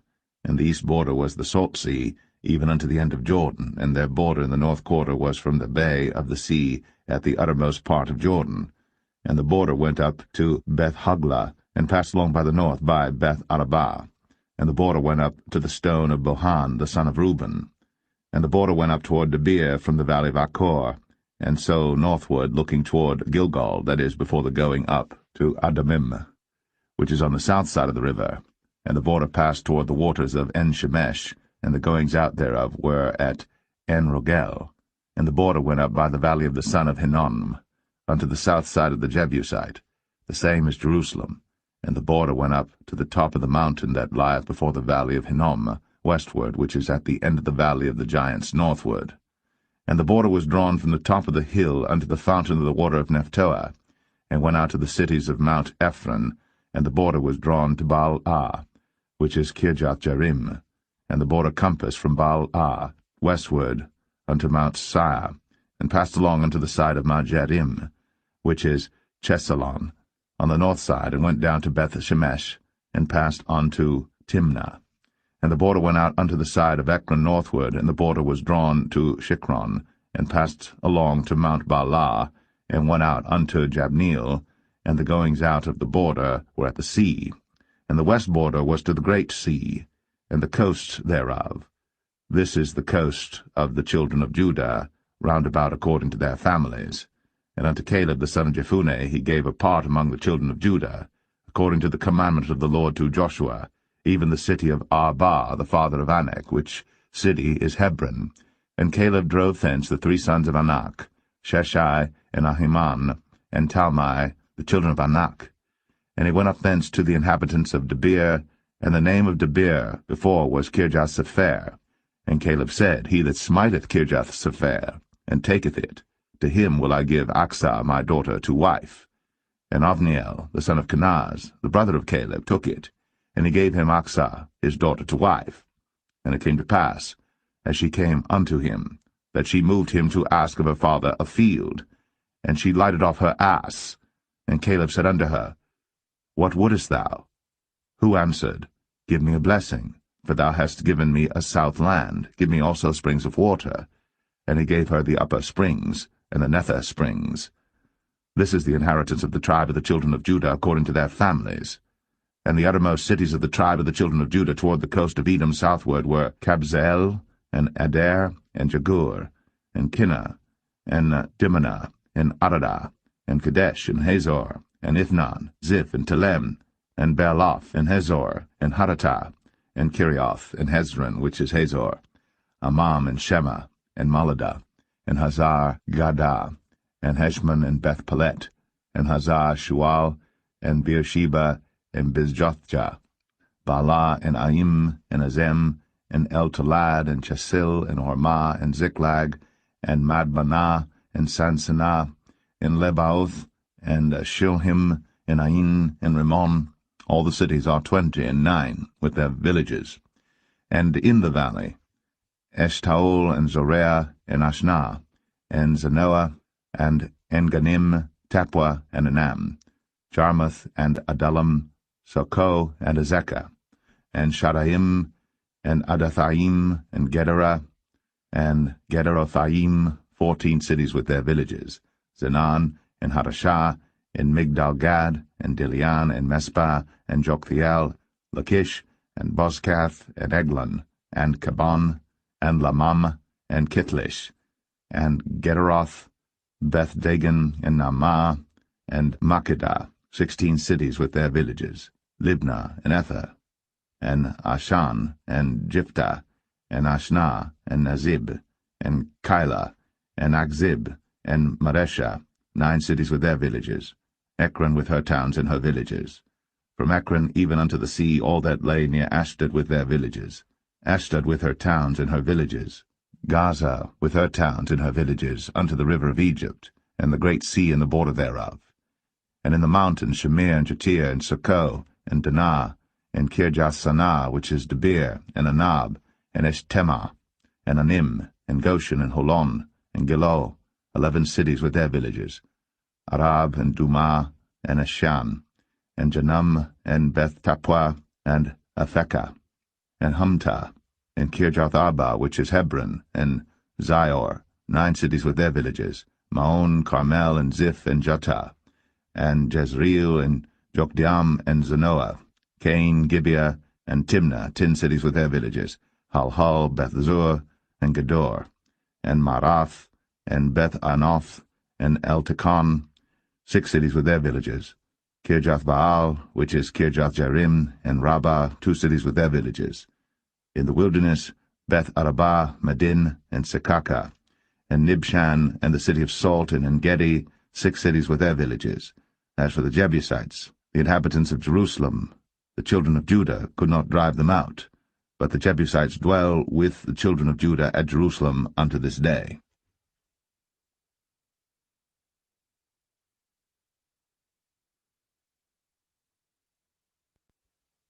Joshua 16. And the lot of the children of Joseph fell from Jordan by Jericho unto the water of Jericho on the east, to the wilderness that goeth up from Jericho throughout Mount Bethel, and goeth out from Bethel to Luz, and passeth along unto the borders of Archai to Ataroth, and goeth down westward to the coast of Jephletai, unto the coast of Beth-horon, the Nether, and to Gezer, and the goings out thereof are at the sea. So the children of Joseph, Manasseh and Ephraim, took their inheritance. And the border of the children of Ephraim according to their families was thus. Even the border of their inheritance on the east side was Ataroth-adar, unto Beth-horon the upper, and the border went out toward the sea to Michmethah on the north side, and the border went about eastward unto Taanath-shiloh, and passed by it on the east to Janoah. And it went down from Janoah to Adaroth, and to Naarath, and came to Jericho, and went out at Jordan. The border went out from Tappuah westward unto the river Kanah, and the goings out thereof were at the sea. This is the inheritance of the tribe of the children of Ephraim by their families. And the separate cities for the children of Ephraim were among the inheritance of the children of Manasseh, all the cities with their villages. And they drave not out the Canaanites that dwelt in Gezer. But the Canaanites dwell among the Ephraimites unto this day, and serve under tribute.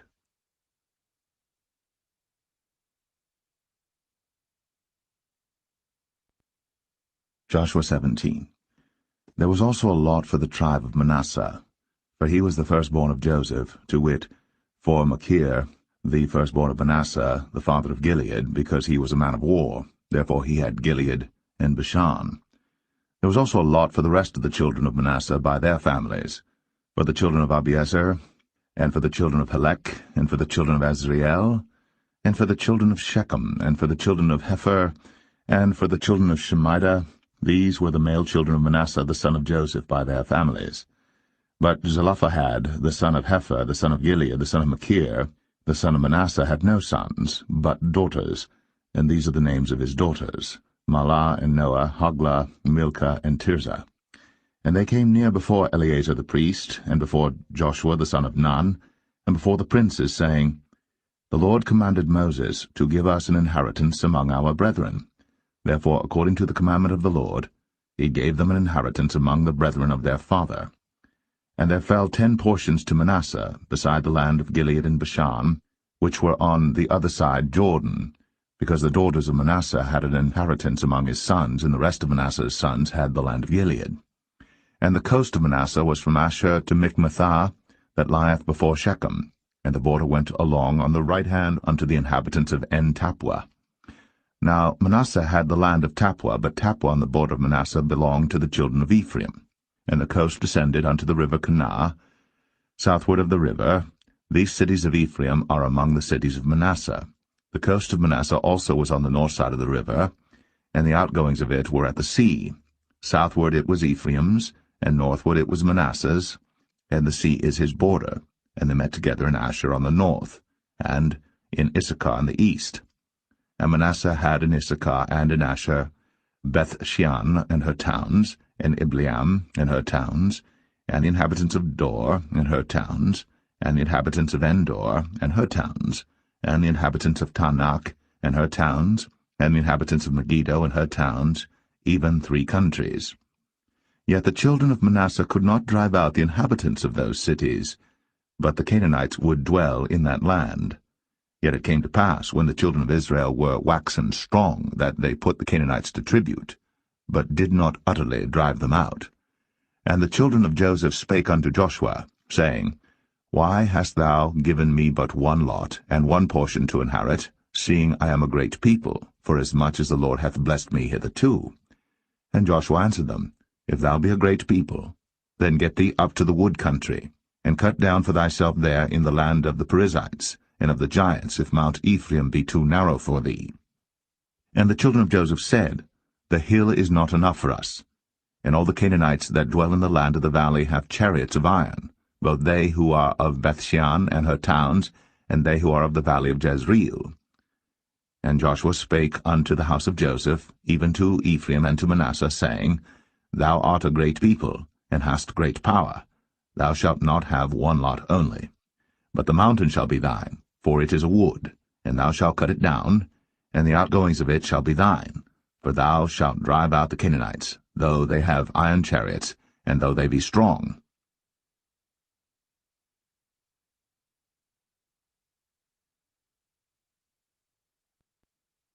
Joshua 18. And the whole congregation of the children of Israel assembled together at Shiloh, and set up the tabernacle of the congregation there. And the land was subdued before them. And there remained among the children of Israel 7 tribes which had not yet received their inheritance. And Joshua said unto the children of Israel, How long are ye slack to go to possess the land which the Lord God of your fathers hath given you? Give out from among you 3 men for each tribe, and I will send them. And they shall rise, and go through the land, and describe it according to the inheritance of them, and they shall come again to me. And they shall divide it into 7 parts. Judah shall abide in their coast on the south, and the house of Joseph shall abide in their coasts on the north.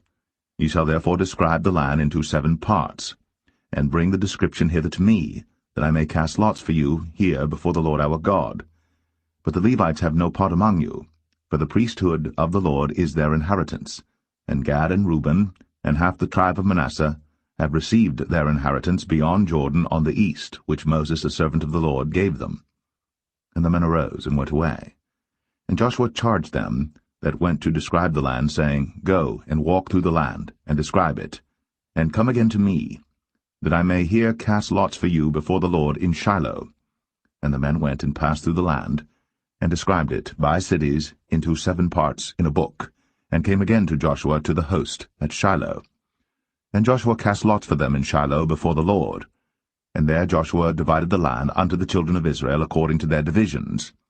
And the lot of the tribe of the children of Benjamin came up according to their families, and the coast of their lot came forth between the children of Judah and the children of Joseph. And their border on the north side was from Jordan, and the border went up to the side of Jericho on the north side, and went up through the mountains westward, and the goings out thereof were at the wilderness of Bethaven. And the border went over from thence toward Luz, to the side of Luz, which is Bethel southward, and the border descended to Adarothadar, near the hill that lieth on the south side of the nether Bethoron. And the border was drawn thence, and compassed the corner of the sea southward, from the hill that lieth before Bethoron southward, and the goings out thereof were at Kirjathbaal, which is Kirjathjearim, a city of the children of Judah. This was the west quarter. And the south quarter was from the end of Kirjathjearim, and the border went out on the west, and went out to the well of waters of Nephtoah. And the border came down to the end of the mountain that lieth before the valley of the son of Hinnom, and which is in the valley of the giants on the north, and descended to the valley of Hinnom, to the side of Jebusai on the south, and descended to En-Rogel, and was drawn from the north, and went forth to En-Shemesh, and went forth toward Gilaloth, which is over against the going up of Adumim, and descended to the stone of Boan, the son of Reuben, and passed along toward the side, over against Arabah northward, and went down unto Arabah. And the border passed along to the side of Beth-Hoglah northward, and the outgoings of the border were at the north bay of the salt sea, at the south end of Jordan. This was the south coast. And Jordan was the border of it on the east side. This was the inheritance of the children of Benjamin, by the coast thereof round about, according to their families. Now the cities of the tribe of the children of Benjamin according to their families were Jericho, and Beth-Hoglah, and the valley of Keziz, and Beth-Arabah, and Zamaraim, and Bethel, and Avim, and Parah, and Ophrah, and Shephar-Hamanai, and Ophni, and Gaba, 12 cities with their villages, Gibeon, and Ramah, and Beeroth, and Mizpeh, and Shiphrah, and Moza, and Rechem, and Irpiel, and Taralah, and Zelah, Eleph, and Jebusai, which is Jerusalem, Gibeath, and Kirjath, 14 cities with their villages. This is the inheritance of the children of Benjamin, according to their families.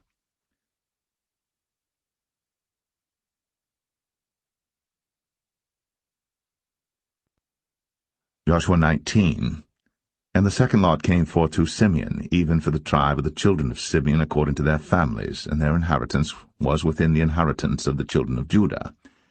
And they had in their inheritance Beersheba, or Sheba, and Moladah, and Hazar-Shual, and Baalah, and Azem, and El-Talad, and Bethul, and Hormah, and Ziklag, and Beth-Makabath, and Hazar-Susah, and Beth-Lebaoth, and Sharuim, 13 cities in their villages, Ain, Rimmon, and Ether, and Ashan, 4 cities in their villages, and all the villages that were round about these cities to Balath-beer, Ramoth of the south. This is the inheritance of the tribe of the children of Simeon according to their families. Out of the portion of the children of Judah was the inheritance of the children of Simeon, for the part of the children of Judah was too much for them. Therefore the children of Simeon had their inheritance within the inheritance of them. And the third lot came up for the children of Zebulun according to their families, and the border of their inheritance was unto Sarid. And their border went up toward the sea, and Maralah, and reached to Dabasheth, and reached to the river that is before Jokneam, and turned from Sarid eastward toward the sunrising unto the border of Chisloth-Tabor, and then goeth out to Daberath, and goeth up to Japhia, and from thence passeth on along on the east to Gittah-Hefer, to Ittah-Kazin, and goeth out to Rimmon-Methoar, to Nea. And the border compasseth it on the north side to Hanathon, and the outgoings thereof are in the valley of Jiphthah-El, and Katath, and Nahalal, and Shimron, and Idalah, and Bethlehem, 12 cities with their villages. This is the inheritance of the children of Zebulun according to their families, these cities with their villages. And the fourth lot came out to Issachar, for the children of Issachar according to their families, and their border was toward Jezreel, and Chesuloth, and Shunem, and Ephraim, and Shan, and Anaharath, and Rabith, and Kishon, and Abez, and Rameth, and Enganim, and Enhadah, and Beth-Pazez. And the coast reacheth to Tabor, and Shahazimah, and Beth-Shemesh, and the outgoings of their border were at Jordan, 16 cities with their villages. This is the inheritance of the tribe of the children of Issachar according to their families, the cities and their villages. And the fifth lot came out for the tribe of the children of Asher according to their families, and their border was Helkath, and Halai, and Beten, and Akshaph, and Alamelech, and Amad, and Mishiel, and reacheth to Carmel westward, and to Shihor-Libnath, and turneth toward the sunrising to Beth-Dagon, and reacheth to Zebulun, and to the valley of Jiphthah-El, toward the north side of Beth-Emek, and Neiel, and goeth out to Kabul on the left hand, and Hebron, and Rehob, and Hammon, and Cana, even unto great Zidon. And then the coast turneth to Ramah, and to the strong city Tyre, and the coast turneth to Hosa, and the outgoings thereof are at the sea from the coast to Akzib. Umah also and Aphek, and Rehob, 22 cities with their villages. This is the inheritance of the tribe of the children of Asher according to their families, these cities with their villages. The sixth lot came out to the children of Naphtali, even for the children of Naphtali according to their families, and their coast was from Heleph, from Alon to Zaananim, and Adamai, Nekeb, and Jabneel, unto Lacum, and the outgoings thereof were at Jordan. And then the coast turneth westward to Aznoth-Tabor, and goeth out from thence to Hukok, and reacheth to Zebulun on the south side, and reacheth to Asher on the west side, and to Judah upon Jordan toward the sunrising. And the fenced cities are Ziddim, Zer, and Hamath, Rakath, and Chinnereth, and Adamah, and Ramah, and Hazor, and Kadesh, and Edrei, and En-Hazor, and Aran, and Migdal-El, Horem, and Bethanath, and Beth-Shemesh, 19 cities with their villages. This is the inheritance of the tribe of the children of Naphtali according to their families, the cities and their villages. And the seventh lot came out for the tribe of the children of Dan according to their families, and the coast of their inheritance was Zorah, and Eshtaol, and Ir-Shemesh, and Sha'alabim, and Ailan, and Jedlah, and Elon, and Thimnathah, and Ekron, and Eltekah, and Gibbethon, and Baalath, and Jehud, and Bene Barak, and Gath-Rimmon, and Mijarkon, and Rakon with the border before Japho.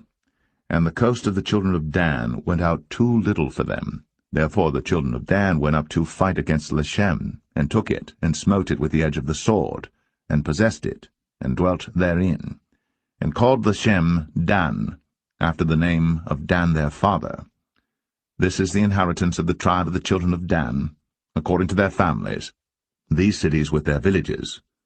When they had made an end of dividing the land for inheritance by their coasts, the children of Israel gave an inheritance to Joshua the son of Nun among them. According to the word of the Lord they gave him the city which he asked, even Timnath-Serah, in Mount Ephraim, and he built the city, and dwelt therein. These are the inheritances which Eleazar the priest, and Joshua the son of Nun, and the heads of the fathers of the tribes of the children of Israel, divided for an inheritance by lot in Shiloh before the Lord, at the door of the tabernacle of the congregation. So they made an end of dividing the country.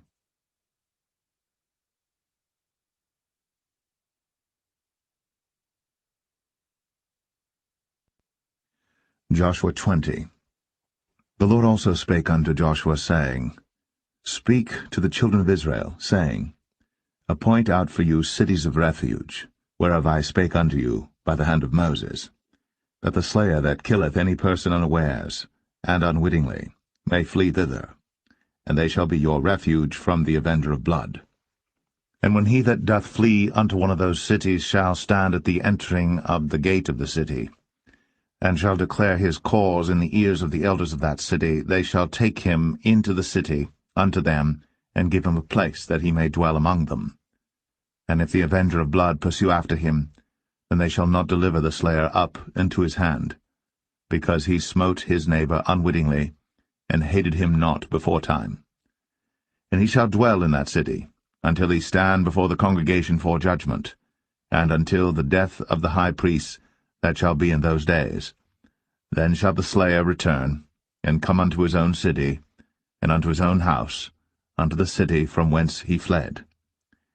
And they appointed Kadesh in Galilee, in Mount Naphtali, and Shechem in Mount Ephraim, and Kirjath-Arba, which is Hebron, in the mountain of Judah. And on the other side Jordan by Jericho eastward they assigned Bezer in the wilderness upon the plain, out of the tribe of Reuben, and Ramoth and Gilead, out of the tribe of Gad, and Golan and Bashan, out of the tribe of Manasseh.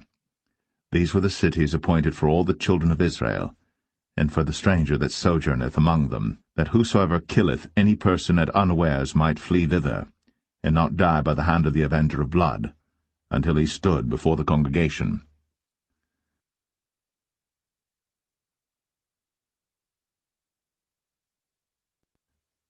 Joshua 21. Then came near the heads of the fathers of the Levites unto Eleazar the priest, and unto Joshua the son of Nun, and unto the heads of the fathers of the tribes of the children of Israel. And they spake unto them at Shiloh in the land of Canaan, saying, The Lord commanded by the hand of Moses to give us cities to dwell in, with the suburbs thereof for our cattle. And the children of Israel gave unto the Levites out of their inheritance, at the commandment of the Lord, these cities and their suburbs. And the lot came out for the families of the Kohathites, and the children of Aaron the priest, which were of the Levites, had by lot out of the tribe of Judah, and out of the tribe of Simeon, and out of the tribe of Benjamin 13 cities. And the rest of the children of Kohath had by lot out of the families of the tribe of Ephraim, and out of the tribe of Dan, and out of the half-tribe of Manasseh 10 cities. And the children of Gershon had by lot out of the families of the tribe of Issachar, and out of the tribe of Asher, and out of the tribe of Naphtali, and out of the half-tribe of Manasseh and Bashan 13 cities. The children of Merari by their families had out of the tribe of Reuben, and out of the tribe of Gad, and out of the tribe of Zebulun 12 cities. And the children of Israel gave by lot unto the Levites these cities with their suburbs, as the Lord commanded by the hand of Moses.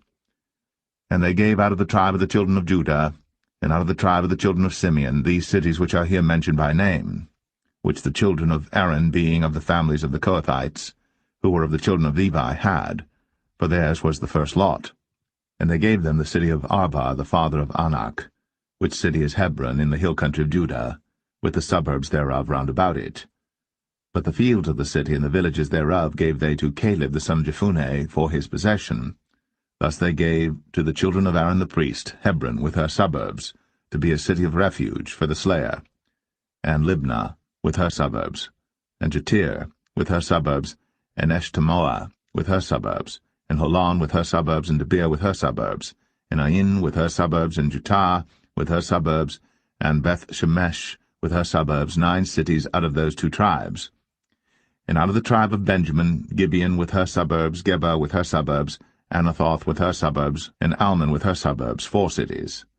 All the cities of the children of Aaron, the priests, were 13 cities with their suburbs. And the families of the children of Kohath, the Levites which remained of the children of Kohath, even they had the cities of their lot out of the tribe of Ephraim. For they gave them Shechem with her suburbs in Mount Ephraim, to be a city of refuge for the slayer, and Gezer with her suburbs, and Kibzaim with her suburbs, and Beth-horon with her suburbs, 4 cities. And out of the tribe of Dan, Eltekeh with her suburbs, Gibbethon with her suburbs, Ayalon with her suburbs, Gath-rimmon with her suburbs, 4 cities. And out of the half-tribe of Manasseh, Tanakh with her suburbs, and Gath-rimmon with her suburbs, 2 cities. All the cities were 10 with their suburbs for the families of the children of Kohath that remained. And unto the children of Gershon of the families of the Levites, out of the other half-tribe of Manasseh, they gave Golan in Bashan with her suburbs to be a city of refuge for the slayer, and Besh-terah with her suburbs, 2 cities. And out of the tribe of Issachar, Kishon with her suburbs, Dabarah with her suburbs, Jarmuth with her suburbs, En-gannim with her suburbs, 4 cities. And out of the tribe of Asher, Mishal with her suburbs, Abdon with her suburbs, Helkath with her suburbs, and Rehob with her suburbs, 4 cities. And out of the tribe of Naphtali, Kadesh in Galilee with her suburbs, to be a city of refuge for the slayer, and Hamath-dor with her suburbs, and Kartan with her suburbs, 3 cities. All the cities of the Gershonites according to their families, with 13 cities with their suburbs. And unto the families of the children of Merari, the rest of the Levites, out of the tribe of Zebulun, Jokneam with her suburbs, and Kartar with her suburbs, Dimnah with her suburbs, Nahalal with her suburbs, 4 cities.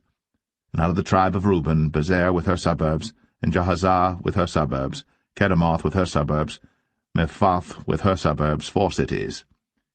And out of the tribe of Gad, Ramoth and Gilead with her suburbs, to be a city of refuge for the slayer, and Mahanaim with her suburbs, Heshbon with her suburbs, Jazer with her suburbs, 4 cities in all. So all the cities for the children of Merari by their families, which were remaining of the families of the Levites, were by their lot 12 cities. All the cities of the Levites within the possession of the children of Israel were 40, and 8 cities with their suburbs. These cities were every one with their suburbs round about them. Thus were all these cities. And the Lord gave unto Israel all the land which he sware to give unto their fathers, and they possessed it, and dwelt therein. And the Lord gave them rest round about, according to all that he sware unto their fathers, and there stood not a man of all their enemies before them. The Lord delivered all their enemies into their hand. There failed not aught of any good thing which the Lord had spoken unto the house of Israel. All came to pass.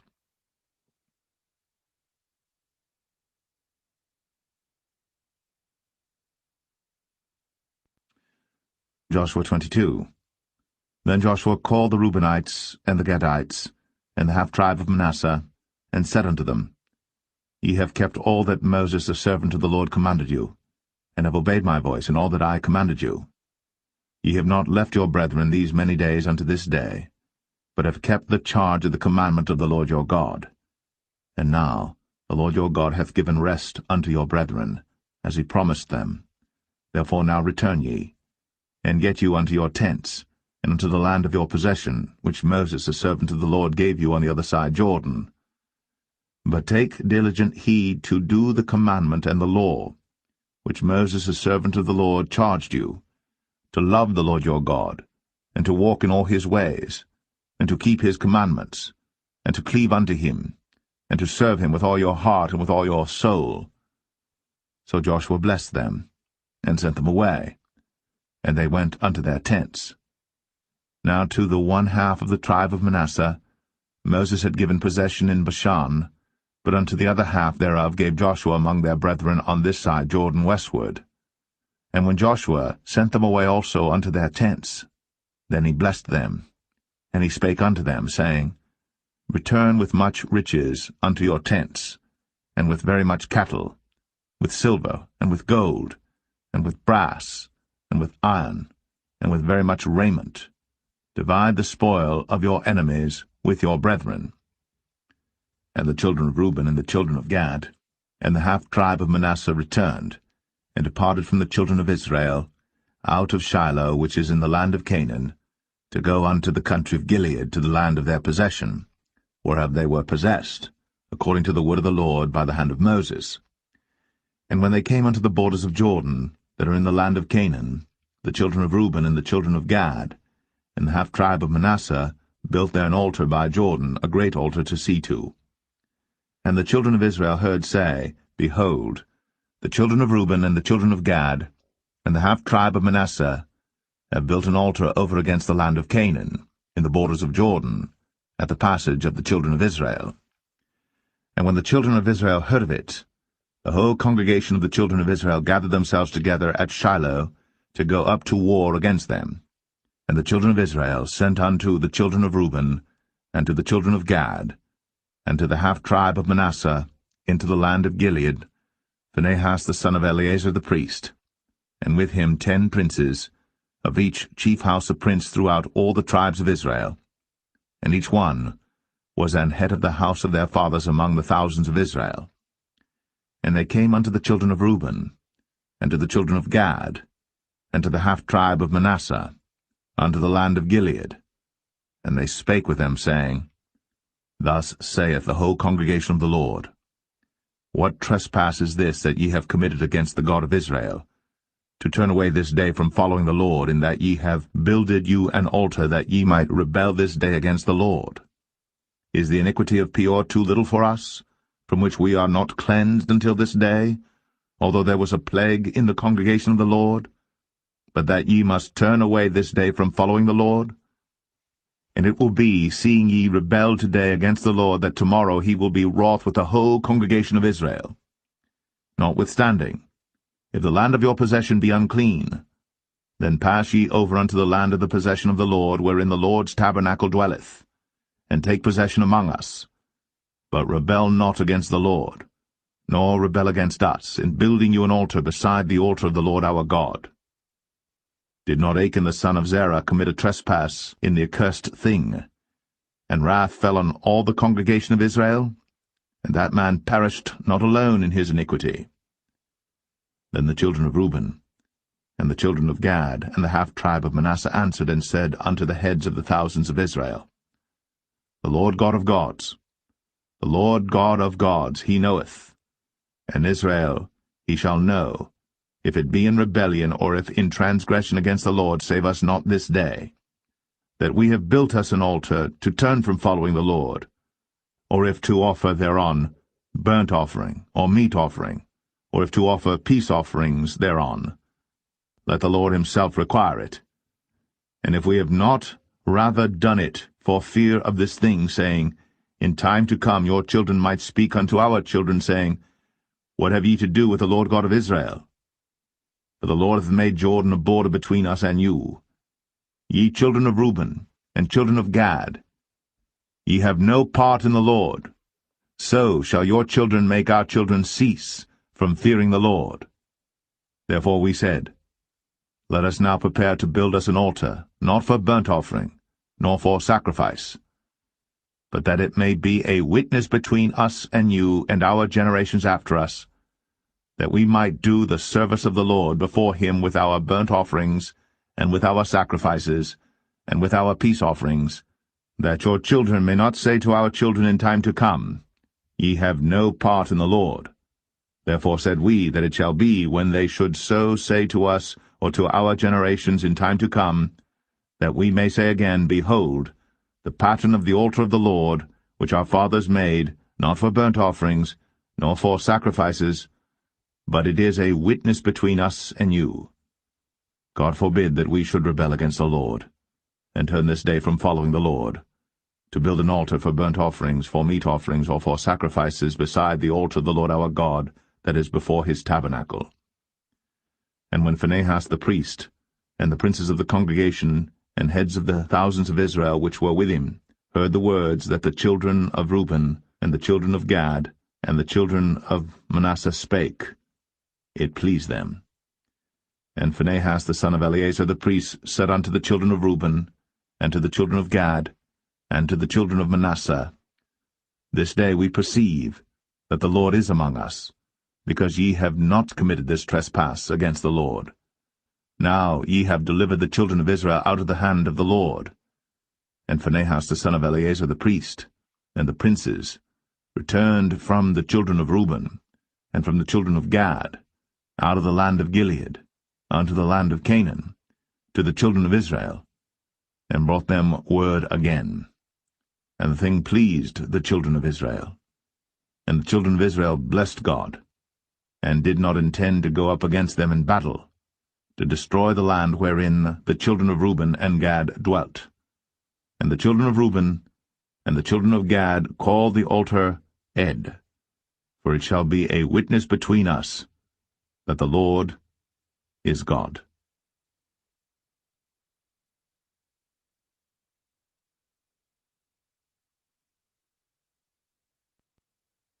Joshua 23.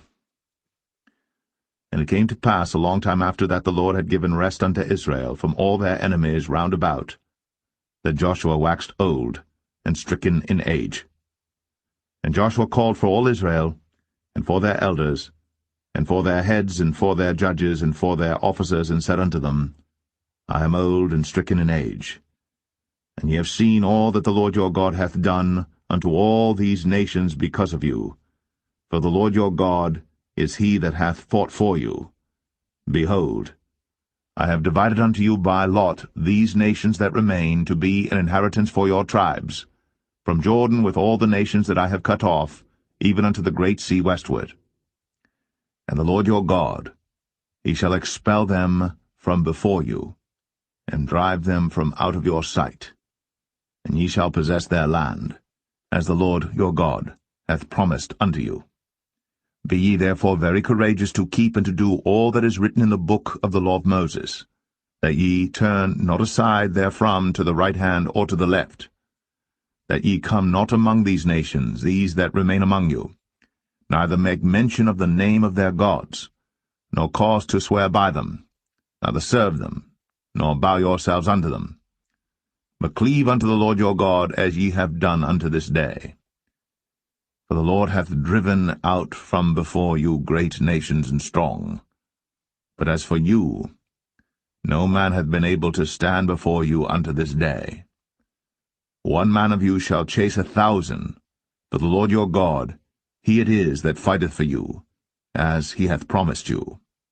Take good heed therefore unto yourselves, that ye love the Lord your God.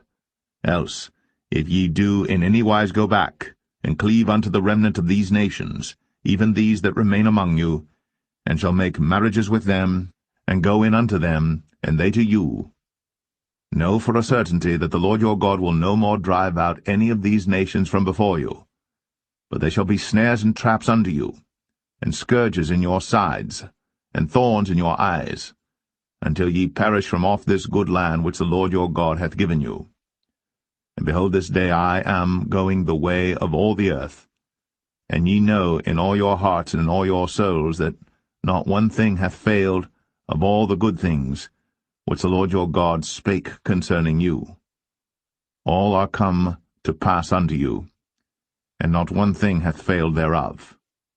Therefore it shall come to pass, that as all good things are come upon you, which the Lord your God promised you, so shall the Lord bring upon you all evil things, until he have destroyed you from off this good land which the Lord your God hath given you. When ye have transgressed the covenant of the Lord your God, which he commanded you, and have gone and served other gods, and bowed yourselves to them, then shall the anger of the Lord be kindled against you, and ye shall perish quickly from off the good land which he hath given unto you.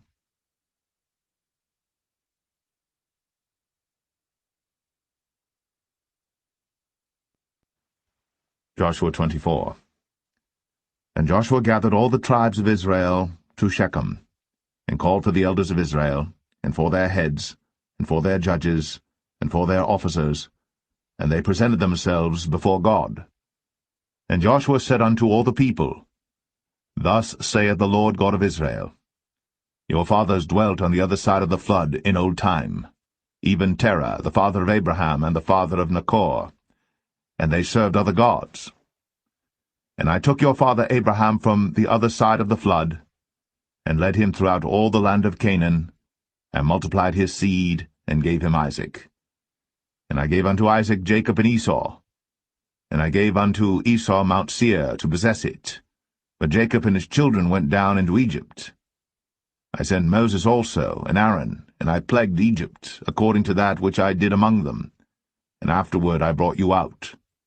And I brought your fathers out of Egypt, and ye came unto the sea.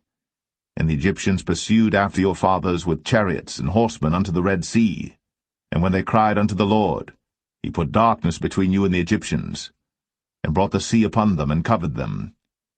And your eyes have seen what I have done in Egypt, and ye dwelt in the wilderness a long season. And I brought you into the land of the Amorites, which dwelt on the other side Jordan, and they fought with you, and I gave them into your hand, that ye might possess their land, and I destroyed them from before you. Then Balak the son of Zippor, king of Moab, arose and warred against Israel, and sent and called Balaam the son of Beor to curse you. But I would not hearken unto Balaam, therefore he blessed you still. So I delivered you out of his hand. And ye went over Jordan, and came unto Jericho, and the men of Jericho fought against you, the Amorites, and the Perizzites, and the Canaanites, and the Hittites, and the Girgashites, the Hivites, and the Jebusites, and I delivered them into your hand. And I sent the hornet before you, which drave them out from before you, even the 2 kings of the Amorites, but not with thy sword, nor with thy bow. And I have given you a land for which ye did not labor, and cities which ye built not, and ye dwell in them. Of the vineyards and oliveyards which ye planted not do ye eat. Now therefore fear the Lord, and serve him in sincerity and in truth, and put away the gods which your fathers served on the other side of the flood and in Egypt, and serve ye the Lord. And if it seem evil unto you to serve the Lord, choose you this day whom ye will serve, whether the gods which your fathers served that were on the other side of the flood, or the gods of the Amorites, in whose land ye dwell. But as for me and my house, we will serve the Lord. And the people answered and said, God forbid that we should forsake the Lord, to serve other gods. For the Lord our God, he it is that brought us up and our fathers out of the land of Egypt, from the house of bondage, and which did those great signs in our sight, and preserved us in all the way wherein we went, and among all the people through whom we passed. And the Lord drave out from before us all the people, even the Amorites which dwelt in the land. Therefore will we also serve the Lord, for he is our God. And Joshua said unto the people, Ye cannot serve the Lord, for he is an holy God. He is a jealous God. He will not forgive your transgressions nor your sins. If ye forsake the Lord, and serve strange gods, then he will turn, and do you hurt, and consume you. After that he hath done you good. And the people said unto Joshua, Nay, but we will serve the Lord. And Joshua said unto the people, Ye are witnesses against yourselves, that ye have chosen you the Lord to serve him. And they said, We are witnesses. Now therefore put away, said he, the strange gods which are among you, and incline your heart unto the Lord God of Israel. And the people said unto Joshua, The Lord our God will we serve, and his voice will we obey. So Joshua made a covenant with the people that day, and set them a statute and an ordinance in Shechem. And Joshua wrote these words in the book of the law of God, and took a great stone, and set it up there under an oak that was by the sanctuary of the Lord. And Joshua said unto all the people, Behold, this stone shall be a witness unto us, for it hath heard all the words of the Lord which he spake unto us. It shall be therefore a witness unto you, lest ye deny your God. So Joshua let the people depart, every man unto his inheritance. And it came to pass after these things that Joshua the son of Nun, the servant of the Lord, died, being 110 years old. And they buried him in the border of his inheritance in Timnath-serah, which is in Mount Ephraim, on the north side of the hill of Gaash. And Israel served the Lord all the days of Joshua, and all the days of the elders that overlived Joshua, and which had known all the works of the Lord that he had done for Israel. And the bones of Joseph, which the children of Israel brought up out of Egypt, buried they in Shechem in a parcel of ground, which Jacob bought of the sons of Hamor, the father of Shechem, for 100 pieces of silver. And it became the inheritance of the children of Joseph. And Eleazar the son of Aaron died. And they buried him in a hill that pertained to Phinehas his son, which was given him in Mount Ephraim.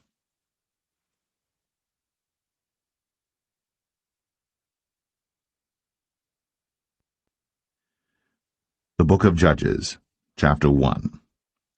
Now after the death of Joshua, it came to pass that the children of Israel asked the Lord, saying, Who shall go up for us against the Canaanites first, to fight against them? And the Lord said, Judah shall go up.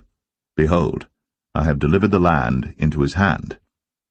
And Judah said unto Simeon his brother, Come up with me into my lot, that we may fight against the Canaanites, and I likewise will go with thee into thy lot. So Simeon went with him, and Judah went up, and the Lord delivered the Canaanites and the Perizzites into their hand, and they slew of them in Bezek 10,000 men.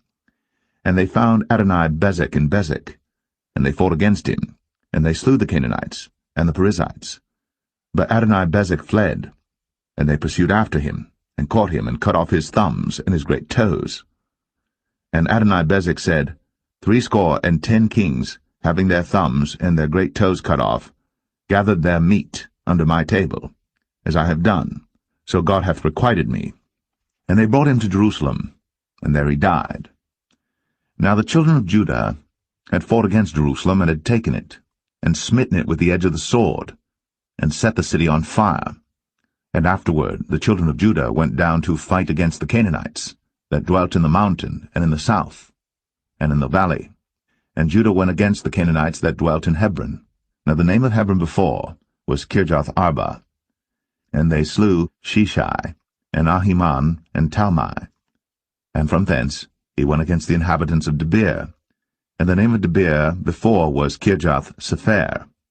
And Caleb said, He that smiteth Kirjath-Sepher, and taketh it, to him will I give Achsah my daughter to wife. And Othniel the son of Kenaz, Caleb's younger brother, took it. And he gave him Achsah his daughter to wife. And it came to pass, when she came to him, that she moved him to ask of her father a field. And she lighted from off her ass. And Caleb said unto her, What wilt thou? And she said unto him, Give me a blessing, for thou hast given me a southland. Give me also springs of water. And Caleb gave her the upper springs and the nether springs. And the children of the Kenite, Moses' father-in-law, went up out of the city of palm trees with the children of Judah into the wilderness of Judah, which lieth in the south of Arad. And they went and dwelt among the people. And Judah went with Simeon his brother, and they slew the Canaanites that inhabited Zephath, and utterly destroyed it. And the name of the city was called Hormah. Also Judah took Gaza with the coast thereof, and Askelon with the coast thereof, and Ekron with the coast thereof. And the Lord was with Judah, and he drave out the inhabitants of the mountain, but could not drive out the inhabitants of the valley, because they had chariots of iron. And they gave Hebron unto Caleb, as Moses said. And he expelled thence the 3 sons of Anak. And the children of Benjamin did not drive out the Jebusites that inhabited Jerusalem, but the Jebusites dwell with the children of Benjamin in Jerusalem unto this day. And the house of Joseph, they also went up against Bethel, and the Lord was with them. And the house of Joseph sent to describe Bethel. Now the name of the city before was Luz. And the spies saw a man come forth out of the city, and they said unto him, Show us, we pray thee, the entrance into the city, and we will show thee mercy. And when he showed them the entrance into the city, they smote the city with the edge of the sword, but they let go the man and all his family. And the man went into the land of the Hittites, and built a city, and called the name thereof Luz, which is the name thereof unto this day. Neither did Manasseh drive out the inhabitants of Beth-shan and her towns, nor Tanakh and her towns, nor the inhabitants of Dor and her towns, nor the inhabitants of Ibleam and her towns, nor the inhabitants of Megiddo and her towns, but the Canaanites would dwell in that land. And it came to pass, when Israel was strong, that they put the Canaanites to tribute, and did not utterly drive them out. Neither did Ephraim drive out the Canaanites that dwelt in Gezer, but the Canaanites dwelt in Gezer among them. Neither did Zebulun drive out the inhabitants of Kitron, nor the inhabitants of Nahalol, but the Canaanites dwelt among them, and became tributaries. Neither did Asher drive out the inhabitants of Akko, nor the inhabitants of Zidon, nor of Alab, nor of Agzib, nor of Helba, nor of Aphik, nor of Rehob. But the Asherites dwelt among the Canaanites, the inhabitants of the land, for they did not drive them out.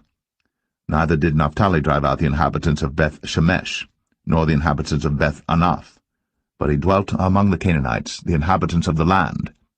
Nevertheless the inhabitants of Beth-Shemesh and of Beth-Anath became tributaries unto them. And the Amorites forced the children of Dan into the mountain, for they would not suffer them to come down to the valley. But the Amorites would dwell in Mount Eres, in Ayalon, and in Shaalbim. Yet the hand of the house of Joseph prevailed, so that they became tributaries. And the coast of the Amorites was from the going up to Akrabim, from the rock and upward.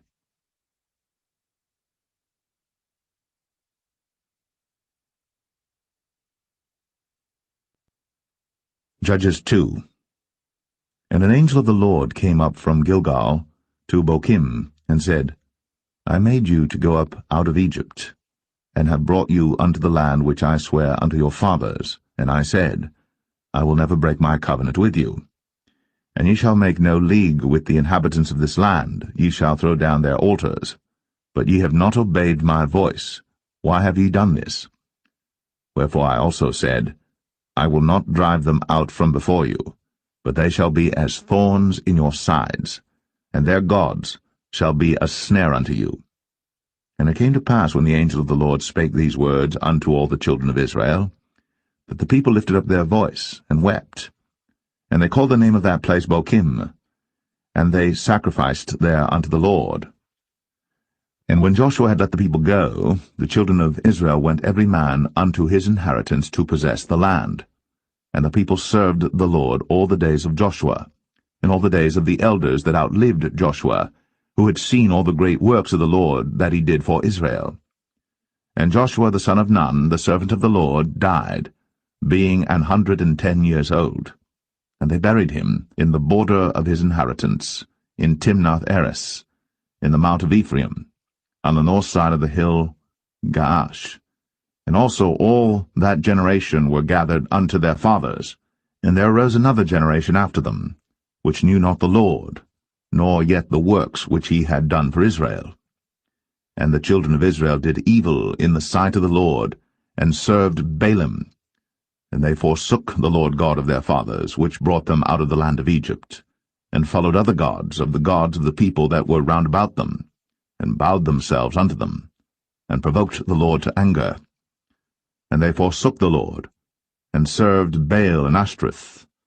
And the anger of the Lord was hot against Israel, and he delivered them into the hands of spoilers that spoiled them, and he sold them into the hands of their enemies round about, so that they could not any longer stand before their enemies.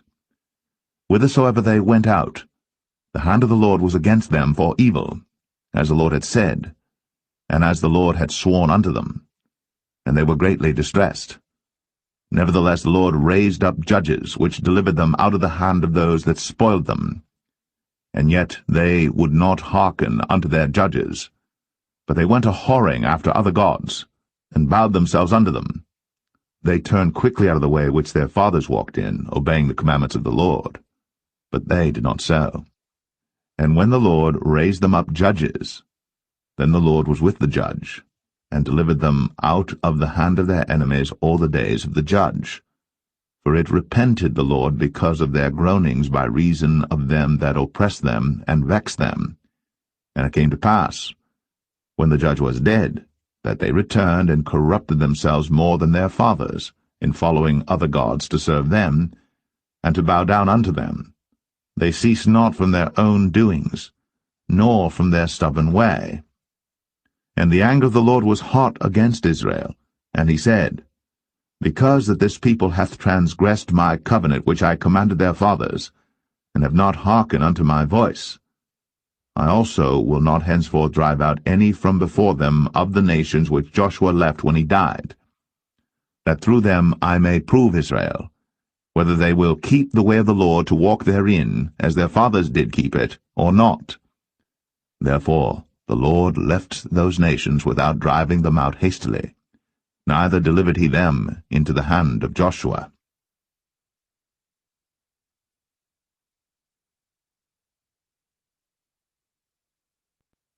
Judges 3.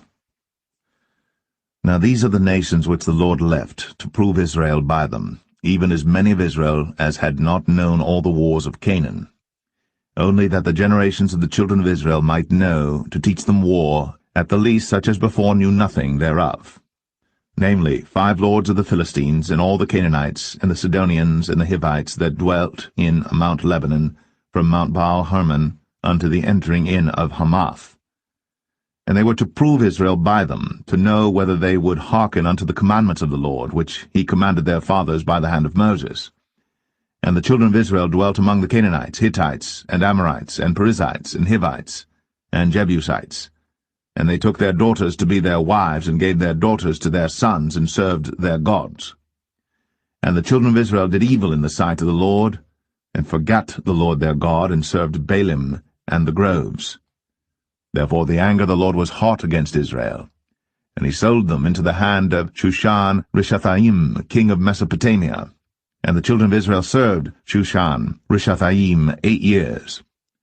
And when the children of Israel cried unto the Lord raised up a deliverer to the children of Israel, who delivered them, even Othniel, the son of Kenaz, Caleb's younger brother. And the Spirit of the Lord came upon him, and he judged Israel, and went out to war. And the Lord delivered Shushan-Rishathaim, king of Mesopotamia, into his hand. And his hand prevailed against Shushan-Rishathaim. And the land had rest 40 years. And Othniel, the son of Kenaz, died. And the children of Israel did evil again in the sight of the Lord. And the Lord strengthened Eglon, the king of Moab, against Israel, because they had done evil in the sight of the Lord. And he gathered unto him the children of Ammon and Amalek, and went and smote Israel, and possessed the city of palm trees.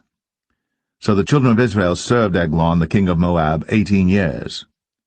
But when the children of Israel cried unto the Lord raised them up a deliverer, Ehud the son of Gera, a Benjamite, a man left-handed. And by him the children of Israel sent a present unto Eglon the king of Moab. But Ehud made him a dagger, which had 2 edges of a cubit length, and he did gird it under his raiment, upon his right thigh. And he brought the present unto Eglon king of Moab. And Eglon was a very fat man. And when he had made an end to offer the present, he sent away the people that bare the present.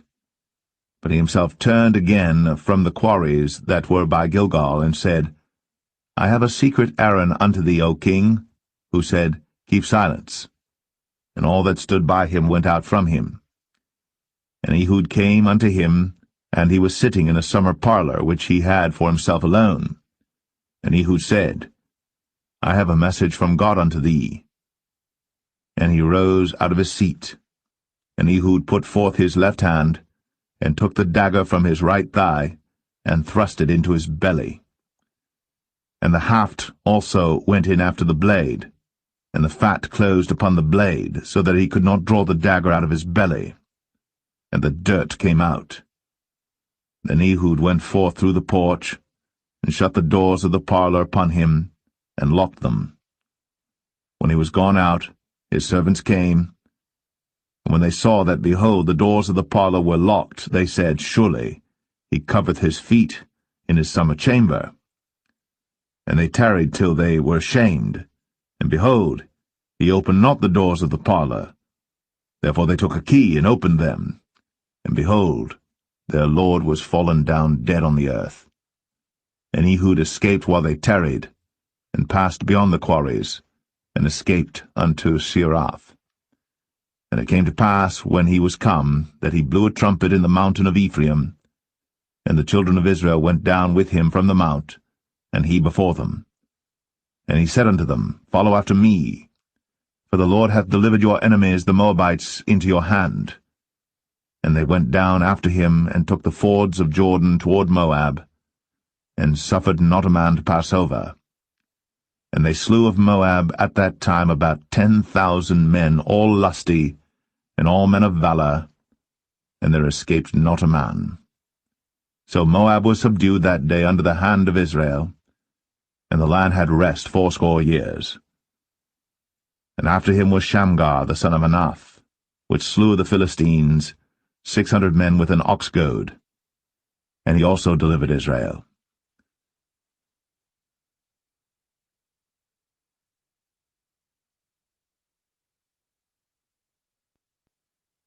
Judges 4.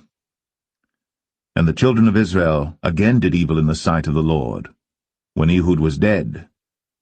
And the Lord sold them into the hand of Jabin, king of Canaan, that reigned in Hazor, the captain of whose host was Sisera, which dwelt in Harosheth of the Gentiles.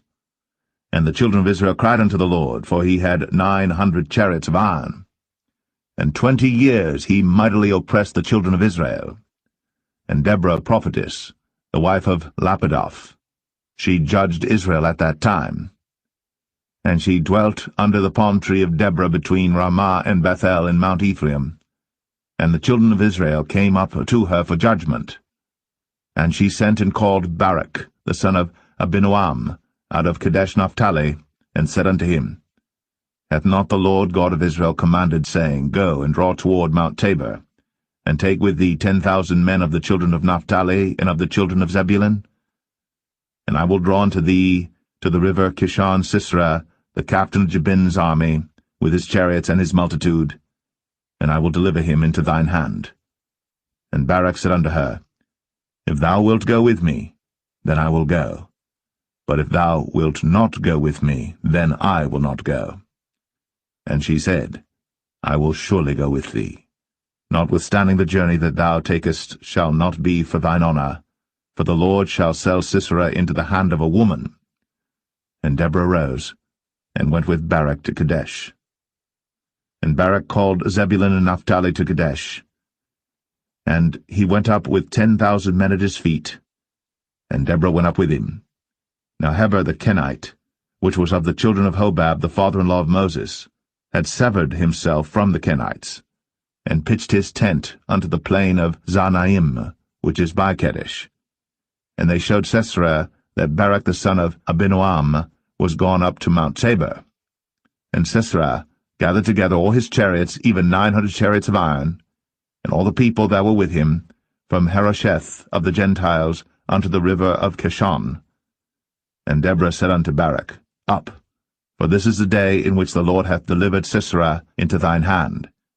Is not the Lord gone out before thee? So Barak went down from Mount Tabor, and 10,000 men after him. And the Lord discomfited Sisera, and all his chariots and all his hosts with the edge of the sword before Barak, so that Sisera lighted down off his chariot, and fled away on his feet.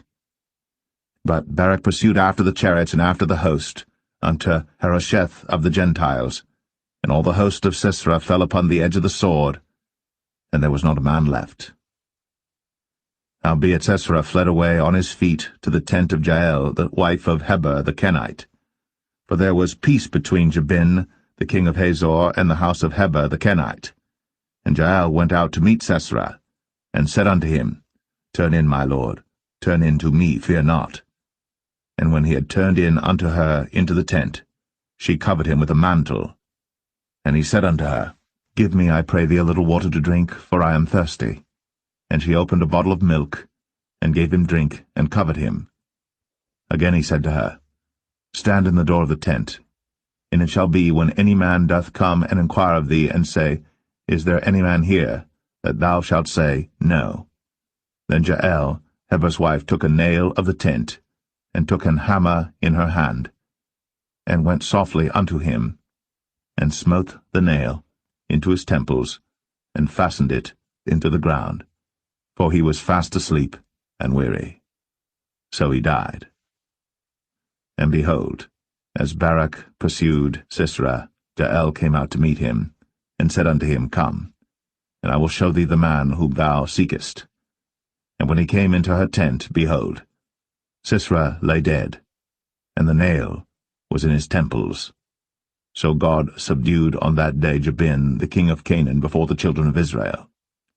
And the hand of the children of Israel prospered, and prevailed against Jabin the king of Canaan, until they had destroyed Jabin, king of Canaan.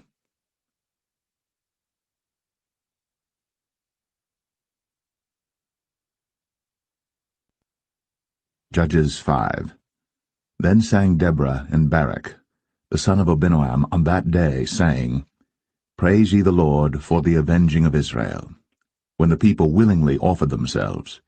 Hear, O ye kings, give ear, O ye princes. I, even I, will sing unto the Lord. I will sing praise to the Lord God of Israel. Lord, when thou wentest out of Seir, when thou marchedst out of the field of Edom, the earth trembled, and the heavens dropped. The clouds also dropped water. The mountains melted from before the Lord, even that Sinai from before the Lord God of Israel. In the days of Shamgar the son of Anath, in the days of Jael, the highways were unoccupied, and the travelers walked through byways. The inhabitants of the villages ceased. They ceased in Israel until that I, Deborah, arose, that I arose a mother in Israel. They chose new gods. Then was war in the gates. Was there a shield or spear seen among 40,000 in Israel? My heart is toward the governors of Israel, that offered themselves willingly among the people. Bless ye the Lord. Speak, ye that ride on white asses, ye that sit in judgment, and walk by the way. They that are delivered from the noise of archers in the places of drawing water, there shall they rehearse the righteous acts of the Lord, even the righteous acts toward the inhabitants of his villages in Israel. Then shall the people of the Lord go down to the gates. Awake, awake, Deborah. Awake, awake, utter a song, arise, Barak, and lead thy captivity captive, thou son of Abinoam. Then he made him that remaineth have dominion over the nobles among the people. The Lord made me have dominion over the mighty. Out of Ephraim was there a root of them against Amalek, after thee Benjamin among thy people. Out of Machir came down governors, and out of Zebulun they that handle the pen of the writer.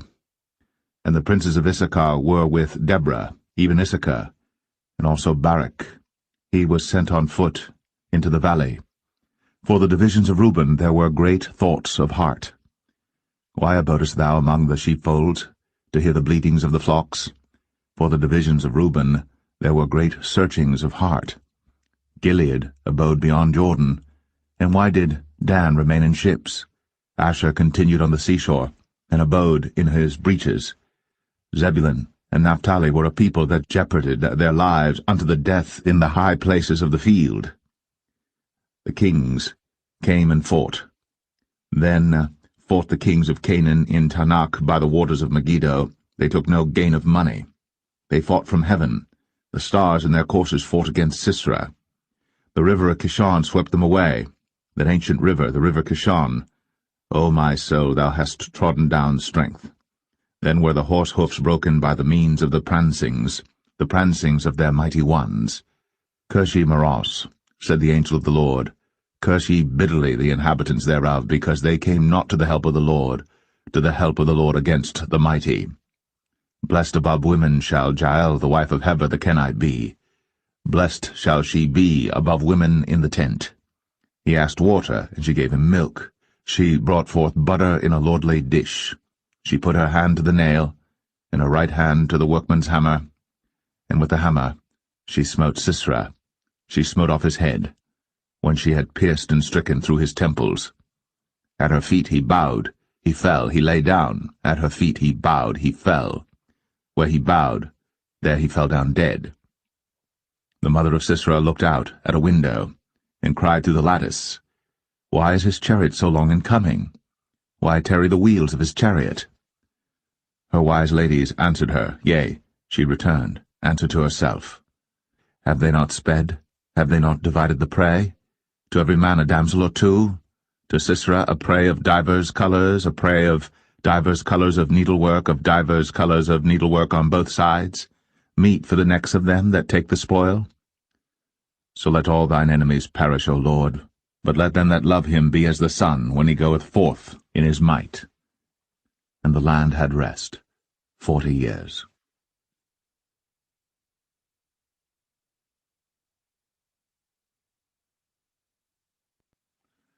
Judges 6. And the children of Israel did evil in the sight of the Lord. And the Lord delivered them into the hand of Midian 7 years. And the hand of Midian prevailed against Israel, and because of the Midianites, the children of Israel made them the dens which are in the mountains and caves and strongholds.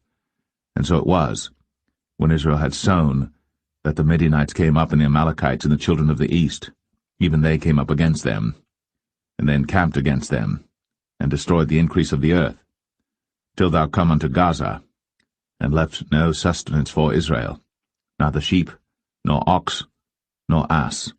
For they came up with their cattle and their tents, and they came as grasshoppers for multitude, for both they and their camels were without number. And they entered into the land to destroy it. And Israel was greatly impoverished because of the Midianites, and the children of Israel cried unto the Lord. And it came to pass, when the children of Israel cried unto the Lord because of the Midianites, that the Lord sent a prophet unto the children of Israel, which said unto them, Thus saith the Lord God of Israel, I brought you up from Egypt, and brought you forth out of the house of bondage. And I delivered you out of the hand of the Egyptians, and out of the hand of all that oppressed you, and drave them out from before you, and gave you their land.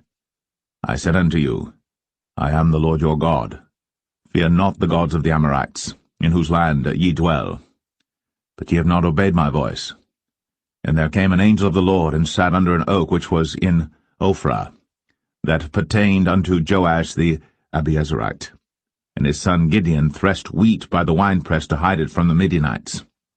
And the angel of the Lord appeared unto him, and said unto him, The Lord is with thee, thou mighty man of valour. And Gideon said unto him, O my Lord, if the Lord be with us, why then is all this befallen us? And where be all his miracles which our fathers told us of, saying, Did not the Lord bring us up from Egypt? But now the Lord hath forsaken us, and delivered us into the hands of the Midianites. And the Lord looked upon him, and said, Go in this thy might, and thou shalt save Israel from the hand of the Midianites. Have not I sent thee? And he said unto him, O my Lord, wherewith shall I save Israel? Behold, my family is poor in Manasseh, and I am the least in my father's house. And the Lord said unto him, Surely I will be with thee, and thou shalt smite the Midianites as one man. And he said unto him, If now I have found grace in thy sight, then show me a sign that thou talkest with me. Depart not hence, I pray thee, until I come unto thee, and bring forth my present, and set it before thee. And he said, I will tarry until thou come again. And Gideon went in, and made ready a kid, and unleavened cakes of an ephah of flour. The flesh he put in a basket, and he put the broth in a pot, and brought it out unto him under the oak, and presented it. And the angel of God said unto him, Take the flesh and the unleavened cakes, and lay them upon this rock, and pour out the broth. And he did so. Then the angel of the Lord put forth the end of the staff that was in his hand, and touched the flesh and the unleavened cakes. And there rose up fire out of the rock, and consumed the flesh and the unleavened cakes. Then the angel of the Lord departed out of his sight. And when Gideon perceived that he was an angel of the Lord, Gideon said, Alas, O Lord God, for because I have seen an angel of the Lord face to face. And the Lord said unto him, Peace be unto thee, fear not, thou shalt not die. Then Gideon built an altar there unto the Lord, and called it Jehovah Shalom. Until this day it is yet in Ophrah of the Abiezrites. And it came to pass the same night that the Lord said unto him, Take thy father's young bullock, even the second bullock of 7 years old, and throw it on the altar of Baal that thy father hath, and cut down the grove that is by it. And build an altar unto the Lord thy God upon the top of this rock, in the ordered place, and take the second bullock, and offer a burnt sacrifice with the wood of the grove which thou shalt cut down. Then Gideon took 10 men of his servants, and did as the Lord had said unto him. And so it was, because he feared his father's household and the men of the city, that he could not do it by day, that he did it by night. And when the men of the city arose early in the morning, behold, the altar of Baal was cast down, and the grove was cut down that was by it, and the second bullock was offered upon the altar that was built.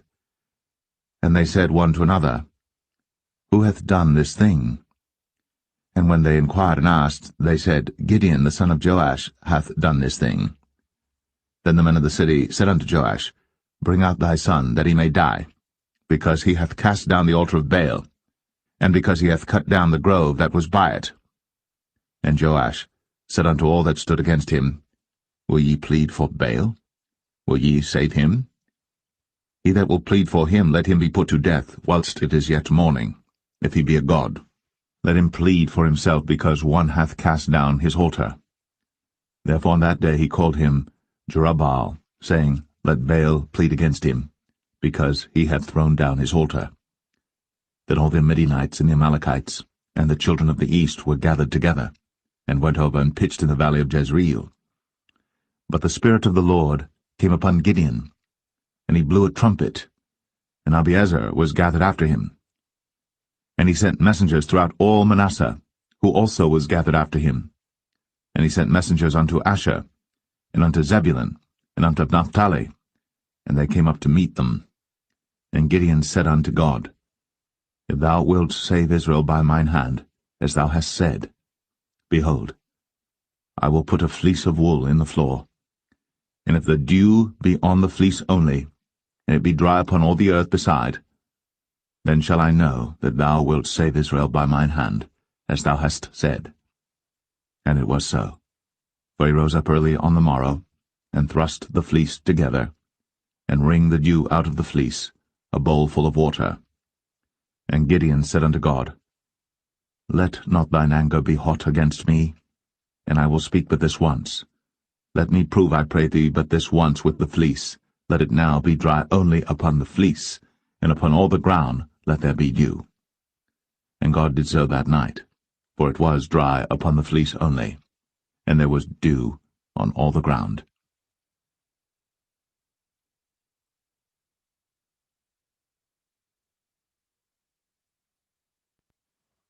Judges 7. Then Jerubbaal, who is Gideon, and all the people that were with him, rose up early, and pitched beside the well of Harod, so that the host of the Midianites were on the north side of them, by the hill of Moreh in the valley. And the Lord said unto Gideon, The people that are with thee are too many for me to give the Midianites into their hands, lest Israel vaunt themselves against me, saying, Mine own hand hath saved me. Now therefore go to, proclaim in the ears of the people, saying, Whosoever is fearful and afraid, let him return and depart early from Mount Gilead. And there returned to the people 22,000, and there remained 10,000. And the Lord said unto Gideon, The people are yet too many. Bring them down unto the water, and I will try them for thee there. And it shall be that of whom I say unto thee, This shall go with thee, the same shall go with thee. And of whomsoever I say unto thee, This shall not go with thee, the same shall not go. So he brought down the people unto the water. And the Lord said unto Gideon, Every one that lappeth of the water with his tongue, as a dog lappeth, him shalt thou set by himself, likewise every one that boweth down upon his knees to drink.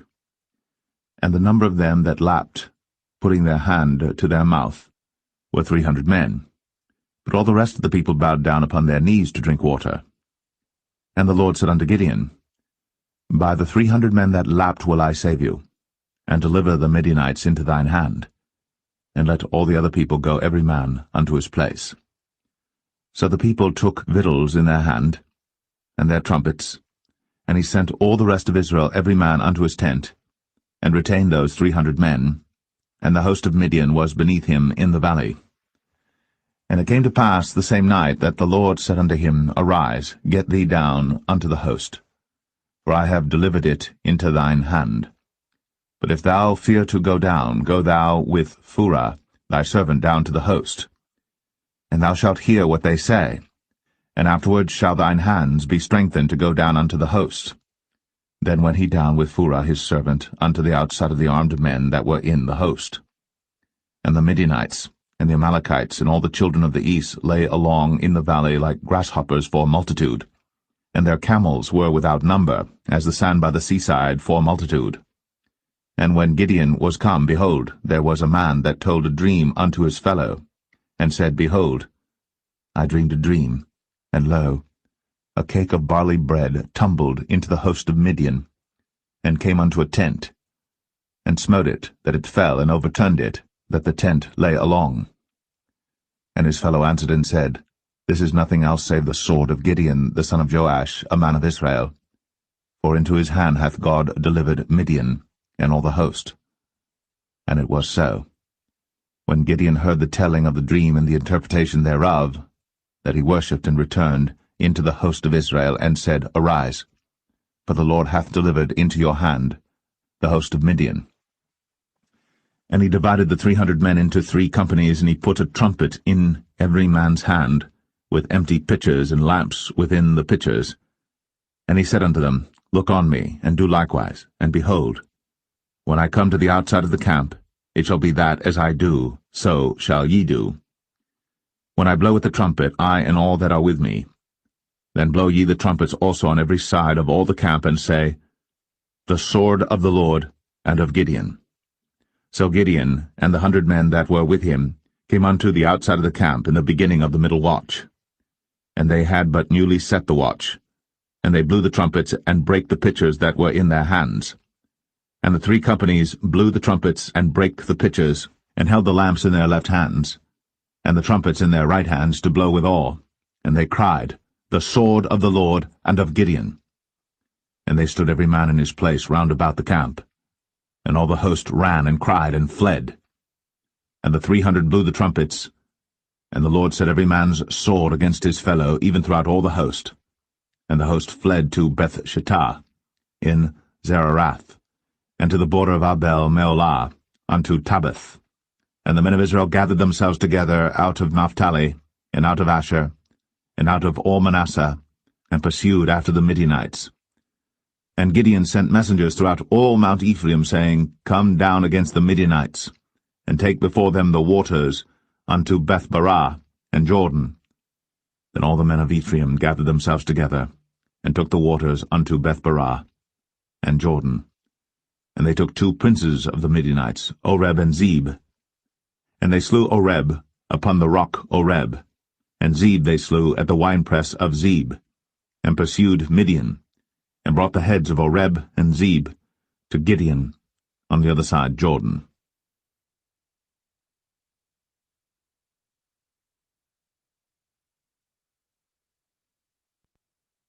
Judges 8.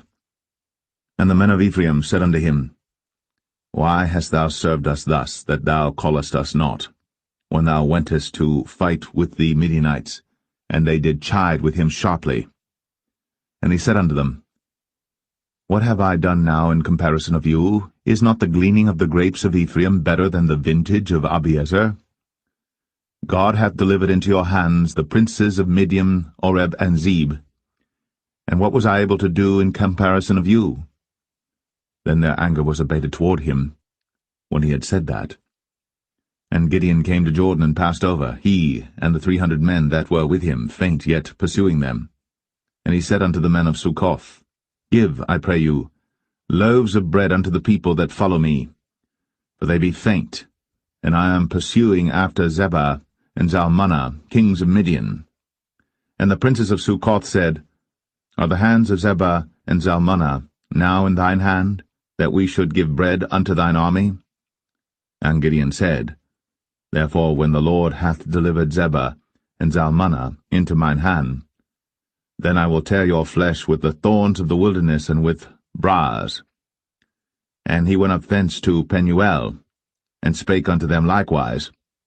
And the men of Penuel answered him as the men of Succoth had answered him.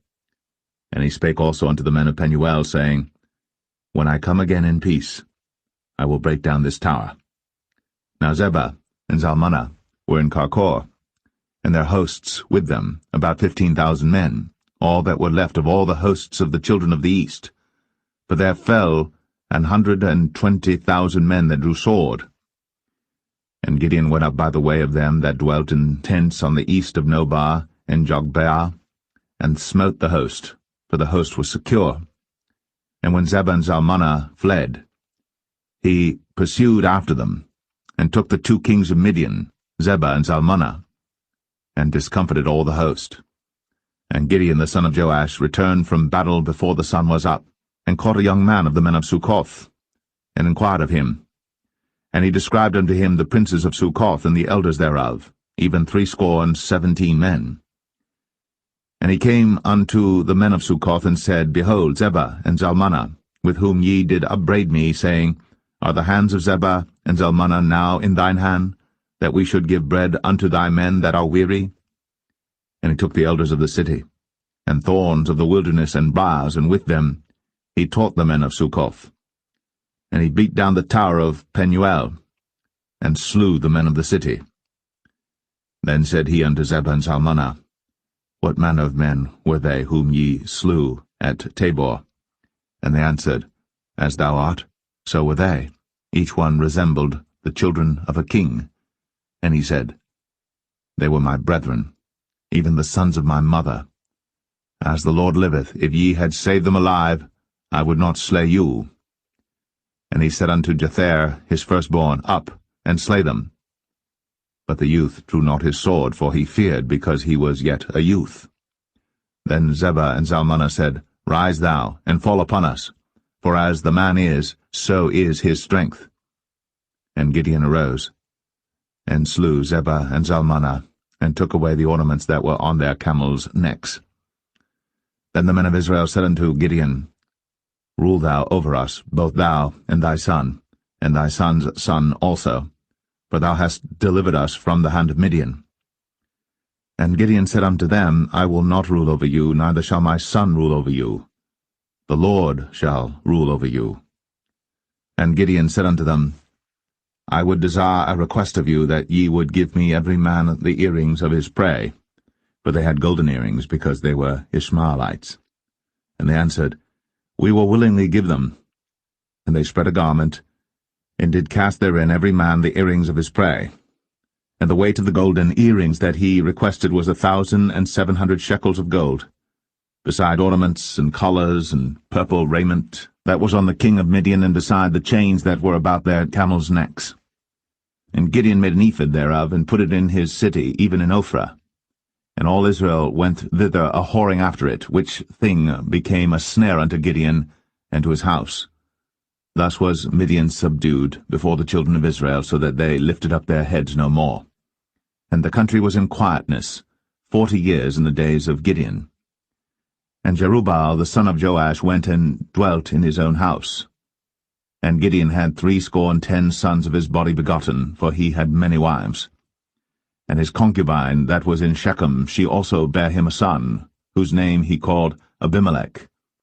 And Gideon the son of Joash died in a good old age, and was buried in the sepulchre of Joash his father, in Ophrah of the Abiezerites. And it came to pass, as soon as Gideon was dead, that the children of Israel turned again, and went a-whoring after Baalim, and made Baal-berith their god. And the children of Israel remembered not the Lord their God, who had delivered them out of the hands of all their enemies on every side. Neither showed they kindness to the house of Jerubbaal, namely Gideon, according to all the goodness which he had shown unto Israel.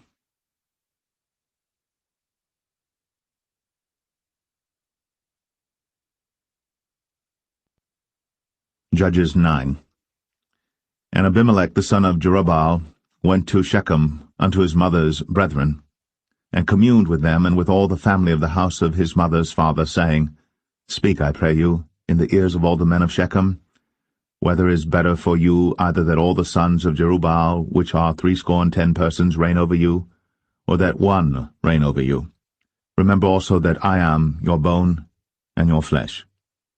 And his mother's brethren spake of him in the ears of all the men of Shechem all these words. And their hearts inclined to follow Abimelech, for they said, He is our brother. And they gave him 70 pieces of silver out of the house of Baal-berith, wherewith Abimelech hired vain and light persons which followed him. And he went unto his father's house at Ophrah, and slew his brethren the sons of Jerubbaal, being 70 persons, upon one stone. Notwithstanding yet Jotham, the youngest son of Jerubbaal, was left, for he hid himself. And all the men of Shechem gathered together, and all the house of Millo, and went, and made Abimelech king by the plain of the pillar that was in Shechem. And when they told it to Jotham, he went and stood in the top of Mount Gerizim, and lifted up his voice, and cried and said unto them, Hearken unto me, ye men of Shechem, that God may hearken unto you. The trees went forth on a time to anoint a king over them, and they said unto the olive tree, Reign thou over us. But the olive tree said unto them, Should I leave my fatness, wherewith by me they honour God and man, and go to be promoted over the trees? And the trees said to the fig tree, Come thou, and reign over us. But the fig tree said unto them, Should I forsake my sweetness and my good fruit, and go to be promoted over the trees? Then said the trees unto the vine, Come thou, and reign over us. And the vine said unto them, Should I leave my wine, which cheereth God and man, and go to be promoted over the trees? Then said all the trees unto the bramble, Come thou, and reign over us. And the bramble said unto the trees, If in truth ye anoint me king over you, then come, and put your trust in my shadow, and if not, let fire come out of the bramble, and devour the cedars of Lebanon. Now therefore, if ye have done truly and sincerely, in that ye have made Abimelech king, and if ye have dealt well with Jerubbaal and his house, and have done unto him according to the deserving of his hands, for my father fought for you, and adventured his life far, and delivered you out of the hand of Midian. And ye are risen up against my father's house this day, and have slain his sons, 70 persons, upon one stone, and have made Abimelech the son of his maidservant king over the men of Shechem, because he is your brother. If ye then have dealt truly and sincerely with Jerubbaal and with his house this day, then rejoice ye in Abimelech, and let him also rejoice in you. But if not, let fire come out from Abimelech, and devour the men of Shechem and the house of Millo. And let fire come out from the men of Shechem and from the house of Millo, and devour Abimelech. And Jotham ran away and fled, and went to Beer, and dwelt there for fear of Abimelech his brother. When Abimelech had reigned 3 years over Israel, then God sent an evil spirit between Abimelech and the men of Shechem. And the men of Shechem dealt treacherously with Abimelech, that the cruelty done to the 70 sons of Jerubbaal might come, and their blood be laid upon Abimelech their brother, which slew them, and upon the men of Shechem, which aided him in the killing of his brethren. And the men of Shechem set liers in wait for him in the top of the mountains, and they robbed all that came along that way by them. And it was told Abimelech. And Gaal, the son of Ebed, came with his brethren, and went over to Shechem. And the men of Shechem put their confidence in him. And they went out into the fields, and gathered their vineyards, and trod the grapes, and made merry, and went to the house of their God, and did eat and drink, and cursed Abimelech. And Gaal the son of Ebed said, Who is Abimelech, and who is Shechem, that we should serve him? Is not he the son of Jerubbaal, and Zebul his officer? Serve the men of Hamor, the father of Shechem, for why should we serve him? And would to God this people were under my hand, then would I remove Abimelech. And he said to Abimelech, Increase thine army, and come out. And when Zebul, the ruler of the city, heard the words of Gaal the son of Ebed, his anger was kindled. And he sent messengers unto Abimelech privily, saying, Behold, Gaal the son of Ebed and his brethren be come to Shechem, and behold, they fortify the city against thee. Now therefore up by night thou and the people that is with thee, and lie in wait in the field. And it shall be that in the morning, as soon as the sun is up, thou shalt rise early, and set upon the city, and behold, when he and the people that is with him come out against thee, then mayest thou do to them as thou shalt find occasion. And Abimelech rose up, and all the people that were with him by night, and they laid wait against Shechem in 4 companies. And Gaal the son of Ebed went out and stood in the entering of the gate of the city. And Abimelech rose up, and the people that were with him, from lying in wait. And when Gaal saw the people, he said to Zebul, Behold, there come people down from the top of the mountains. And Zebul said unto him, Thou seest the shadow of the mountains, as if they were men. And Gaal spake again and said, See, there come people down by the middle of the land, and another company come along by the plain of Meonim. Then said Zebul unto him, Where is now thy mouth wherewith thou saidst, Who is Abimelech, that we should serve him? Is not this the people that thou hast despised? Go out, I pray now, and fight with them. And Gaal went out before the men of Shechem, and fought with Abimelech. And Abimelech chased him, and he fled before him, and many were overthrown and wounded, even unto the entering of the gate. And Abimelech dwelt at Arumah. And Zebul thrust out Gaal and his brethren, that they should not dwell in Shechem. And it came to pass on the morrow that the people went out into the field. And they told Abimelech. And he took the people and divided them into 3 companies, and laid wait in the field, and looked. And behold, the people were come forth out of the city. And he rose up against them, and smote them. And Abimelech and the company that was with him rushed forward, and stood in the entering of the gate of the city. And the 2 other companies ran upon all the people that were in the fields, and slew them.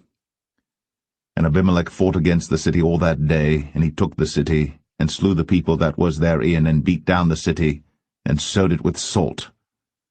And when all the men of the tower of Shechem heard that, they entered into an hold of the house of the god Berith. And it was told Abimelech that all the men of the tower of Shechem were gathered together. And Abimelech gat him up to Mount Zalmon, he and all the people that were with him. And Abimelech took an axe in his hand, and cut down a bough from the trees, and took it, and laid it on his shoulder, and said unto the people that were with him, What ye have seen me do, make haste, and do as I have done. And all the people likewise cut down every man his bough, and followed Abimelech, and put them to the hold, and set the hold on fire upon them, so that all the men of the tower of Shechem died also, about 1,000 men and women. Then went Abimelech to Thebez, and encamped against Thebez, and took it. But there was a strong tower within the city, and thither fled all the men and women, and all they of the city, and shut it to them, and gat them up to the top of the tower. And Abimelech came unto the tower, and fought against it, and went hard unto the door of the tower to burn it with fire. And a certain woman cast a piece of a millstone upon Abimelech's head, and all to break his skull. Then he called hastily unto the young man his armor-bearer, and said unto him, Draw thy sword, and slay me, that men say not of me, A woman slew him. And his young man thrust him through, and he died. And when the men of Israel saw that Abimelech was dead, they departed every man unto his place. Thus God rendered the wickedness of Abimelech, which he did unto his father, in slaying his 70 brethren. And all the evil of the men of Shechem did God render upon their heads, and upon them came the curse of Jotham, the son of Jerubbaal.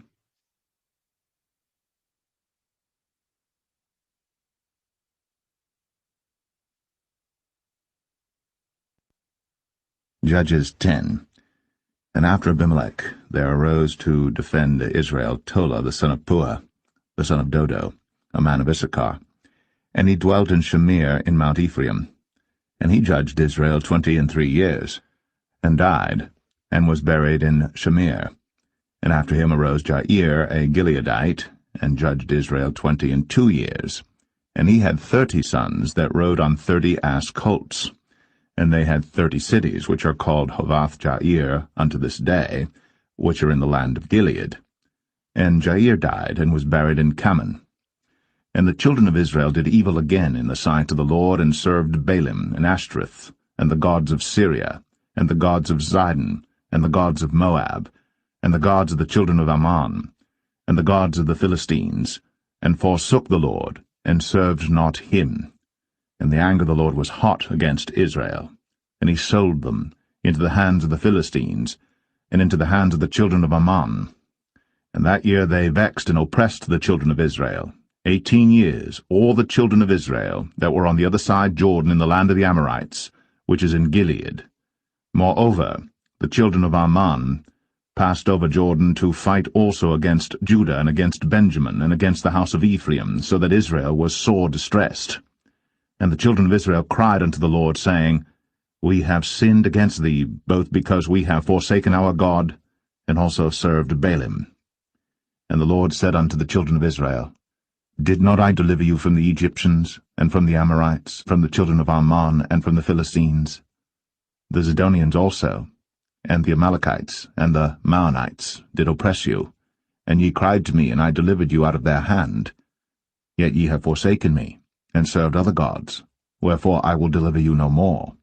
Go, and cry unto the gods which ye have chosen, let them deliver you in the time of your tribulation. And the children of Israel said unto the Lord, We have sinned. Do thou unto us whatsoever seemeth good unto thee.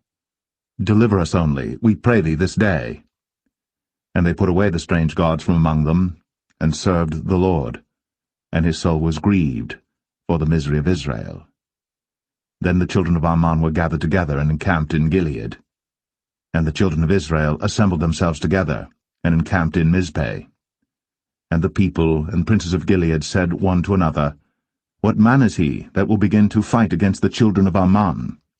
He shall be head over all the inhabitants of Gilead.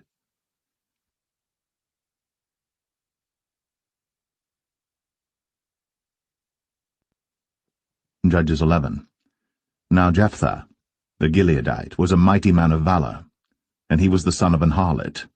And Gilead begat Jephthah. And Gilead's wife bare him sons, and his wife's sons grew up. And they thrust out Jephthah, and said unto him, Thou shalt not inherit in our father's house, for thou art the son of a strange woman. Then Jephthah fled from his brethren, and dwelt in the land of Tob. And there were gathered vain men to Jephthah, and went out with him. And it came to pass in process of time, that the children of Ammon made war against Israel. And it was so that when the children of Ammon made war against Israel, the elders of Gilead went to fetch Jephthah out of the land of Tob. And they said unto Jephthah, Come, and be our captain, that we may fight with the children of Ammon. And Jephthah said unto the elders of Gilead, Did not ye hate me, and expel me out of my father's house?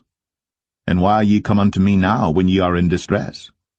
And the elders of Gilead said unto Jephthah, Therefore we turn again to thee now, that thou mayest go with us, and fight against the children of Ammon, and be our head over all the inhabitants of Gilead.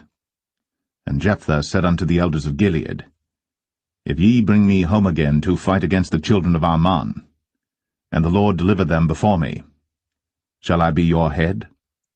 And the elders of Gilead said unto Jephthah, The Lord be witness between us, if we do not so according to thy words.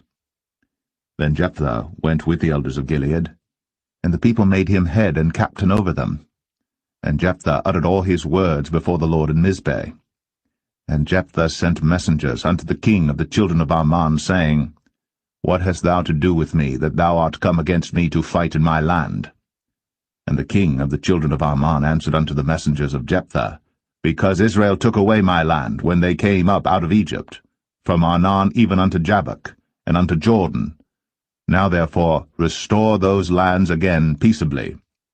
And Jephthah sent messengers again unto the king of the children of Ammon, and said unto him, Thus saith Jephthah, Israel took not away the land of Moab, nor the land of the children of Ammon. But when Israel came up from Egypt, and walked through the wilderness unto the Red Sea, and came to Kadesh, then Israel sent messengers unto the king of Edom, saying, Let me, I pray thee, pass through thy land. But the king of Edom would not hearken thereto. And in like manner they sent unto the king of Moab, but he would not consent. And Israel abode in Kadesh. Then they went along through the wilderness, and compassed the land of Edom and the land of Moab, and came by the east side of the land of Moab, and pitched on the other side of Arnon, but came not within the border of Moab, for Arnon was the border of Moab. And Israel sent messengers unto Sihon, king of the Amorites, the king of Heshbon. And Israel said unto him, Let us pass, we pray thee, through thy land into my place. But Sihon trusted not Israel to pass through his coast. But Sihon gathered all his people together, and pitched in Jahaz, and fought against Israel. And the Lord God of Israel delivered Sihon and all his people into the hand of Israel, and they smote them. So Israel possessed all the land of the Amorites, the inhabitants of that country. And they possessed all the coasts of the Amorites, from Arnon even unto Jabbok, and from the wilderness even unto Jordan. So now the Lord God of Israel hath dispossessed the Amorites from before his people Israel. And shouldst thou possess it? Wilt not thou possess that which Chemosh thy God giveth thee to possess? So, whomsoever the Lord our God shall drive out from before us, then will we possess. And now, art thou anything better than Balak the son of Zippor, king of Moab? Did he ever strive against Israel, or did he ever fight against them?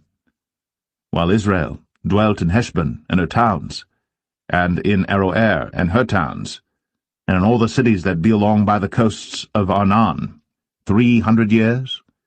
Why therefore did ye not recover them within that time? Wherefore I have not sinned against thee, but thou dost me wrong to war against me. The Lord, the judge, be judged this day between the children of Israel and the children of Ammon. Howbeit the king of the children of Ammon hearkened not unto the words of Jephthah, which he sent him. Then the Spirit of the Lord came upon Jephthah, and he passed over Gilead and Manasseh, and passed over Mizpeh of Gilead, and from Mizpeh of Gilead he passed over unto the children of Ammon. And Jephthah vowed a vow unto the Lord, and said, If thou shalt without fail deliver the children of Ammon into mine hands, then it shall be, that whatsoever cometh forth of the doors of my house to meet me, when I return in peace from the children of Ammon, shall surely be the Lord's, and I will offer it up for a burnt offering. So Jephthah passed over unto the children of Ammon to fight against them, and the Lord delivered them into his hands. And he smote them from Aroer, even till thou come to Minnith, even 20 cities, and unto the plain of the vineyards, with a very great slaughter.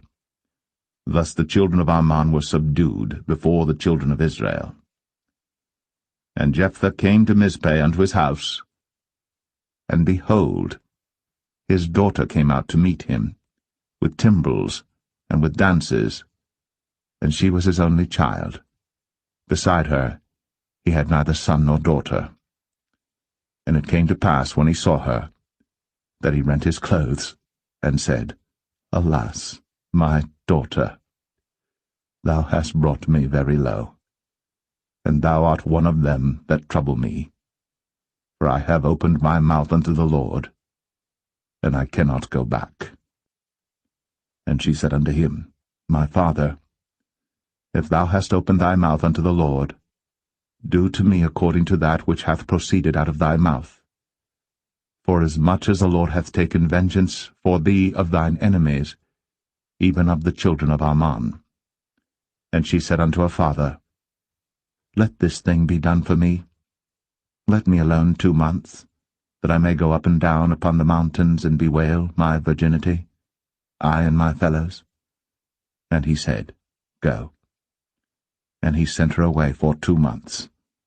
And she went with her companions, and bewailed her virginity upon the mountains. And it came to pass at the end of 2 months, that she returned unto her father, who did with her according to his vow which he had vowed. And she knew no man. And it was a custom in Israel, that the daughters of Israel went yearly to lament the daughter of Jephthah the Gileadite, 4 days in a year.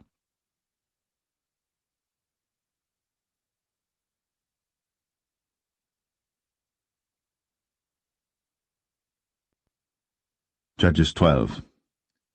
And the men of Ephraim gathered themselves together, and went northward, and said unto Jephthah, Wherefore passedst thou over to fight against the children of Ammon, and didst not call us to go with thee?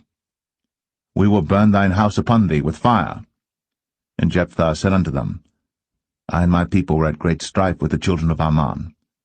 And when I called you, ye delivered me not out of their hands. And when I saw that ye delivered me not, I put my life in my hands, and passed over against the children of Ammon. And the Lord delivered them into my hand. Wherefore then are ye come up unto me this day to fight against me? Then Jephthah gathered together all the men of Gilead, and fought with Ephraim. And the men of Gilead smote Ephraim, because they said, Ye Gileadites are fugitives of Ephraim among the Ephraimites, and among the Manassites. And the Gileadites took the passages of Jordan before the Ephraimites. And it was so, that when those Ephraimites which were escaped said, Let me go over, that the men of Gilead said unto him, Art thou an Ephraimite? If he said, Nay. Then said they unto him, Say now, Shibboleth. And he said, Sibboleth, for he could not frame to pronounce it right.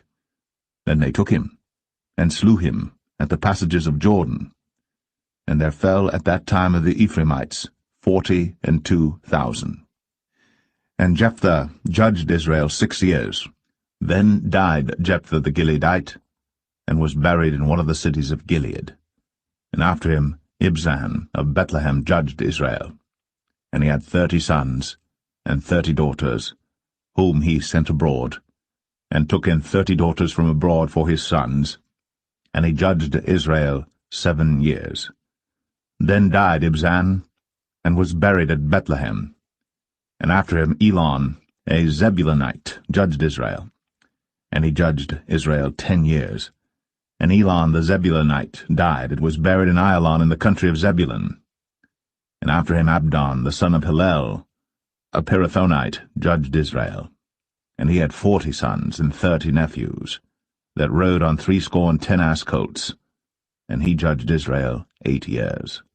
And Abdon, the son of Hillel, the Pirathonite, died, and was buried in Pirathon, in the land of Ephraim, in the mount of the Amalekites.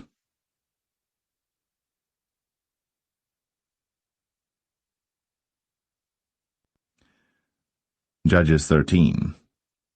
And the children of Israel did evil again in the sight of the Lord, and the Lord delivered them into the hand of the Philistines 40 years. And there was a certain man of Zorah, of the family of the Danites, whose name was Manoah, and his wife was barren, and bare not. And the angel of the Lord appeared unto the woman, and said unto her, Behold now, thou art barren, and bearest not, but thou shalt conceive, and bear a son. Now therefore beware, I pray thee, and drink not wine nor strong drink, and eat not any unclean thing.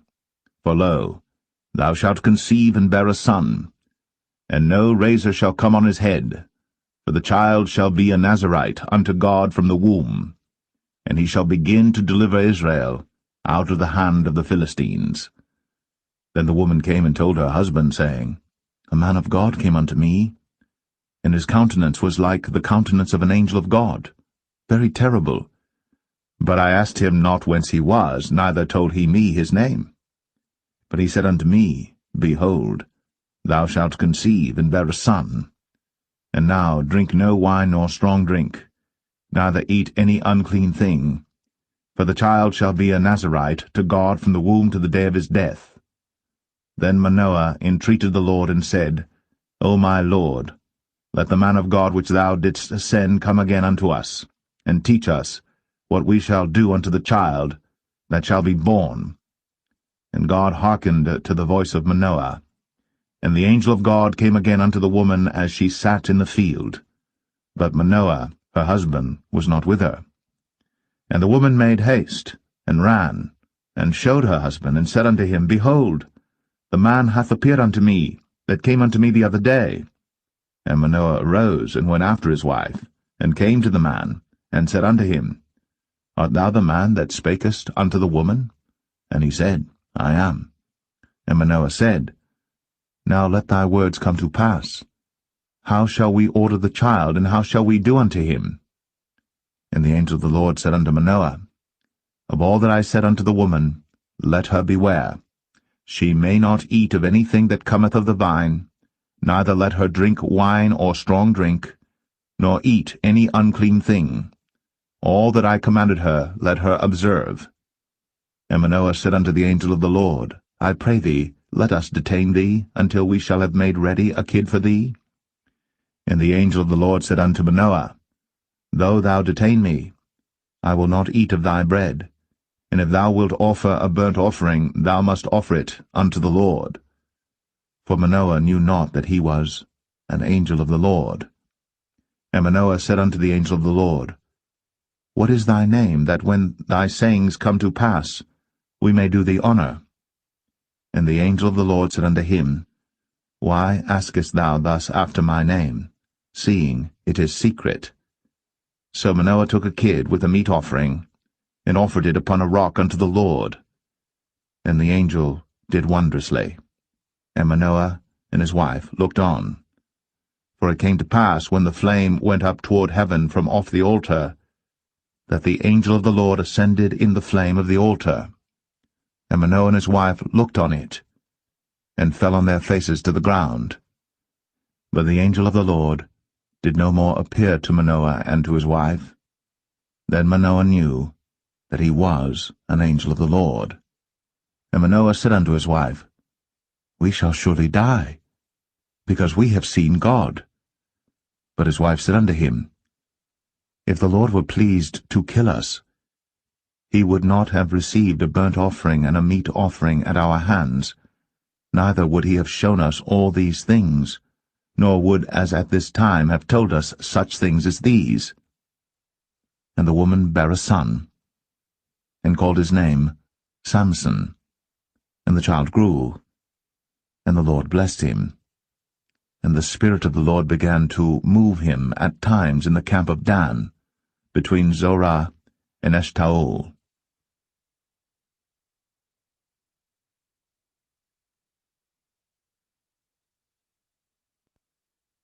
Judges 14. And Samson went down to Timnath, and saw a woman in Timnath of the daughters of the Philistines. And he came up and told his father and his mother, and said, I have seen a woman in Timnath of the daughters of the Philistines. Now therefore get her for me to wife. Then his father and his mother said unto him, Is there never a woman among the daughters of thy brethren, or among all my people, that thou goest to take a wife of the uncircumcised Philistines?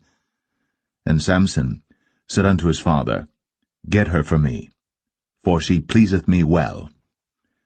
But his father and his mother knew not that it was of the Lord that he sought an occasion against the Philistines, for at that time the Philistines had dominion over Israel.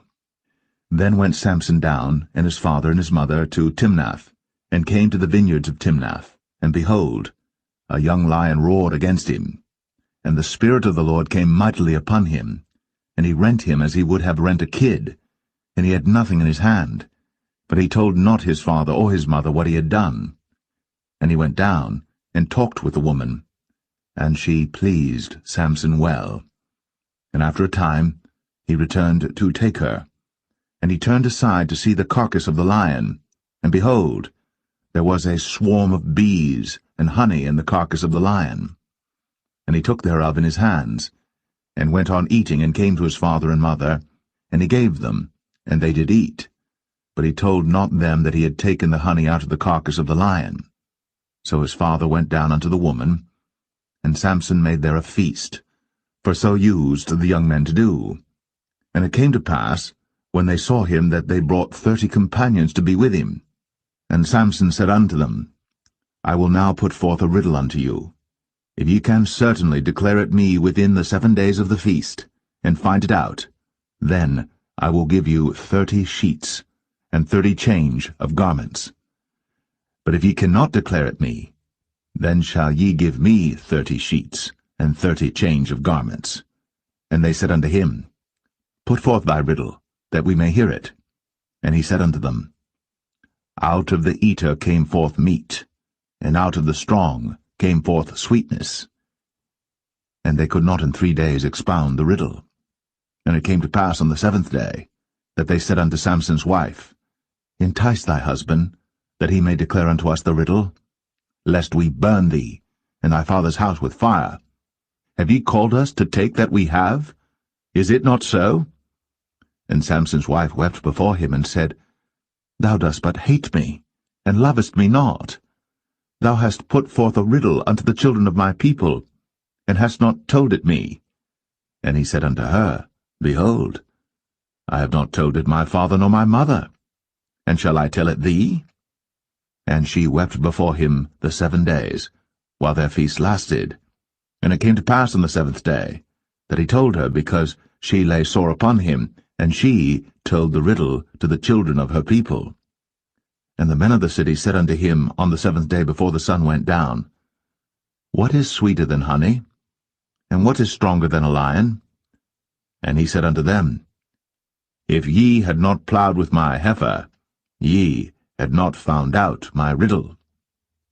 And the Spirit of the Lord came upon him, and he went down to Ashkelon, and slew 30 men of them, and took their spoil, and gave change of garments unto them which expounded the riddle.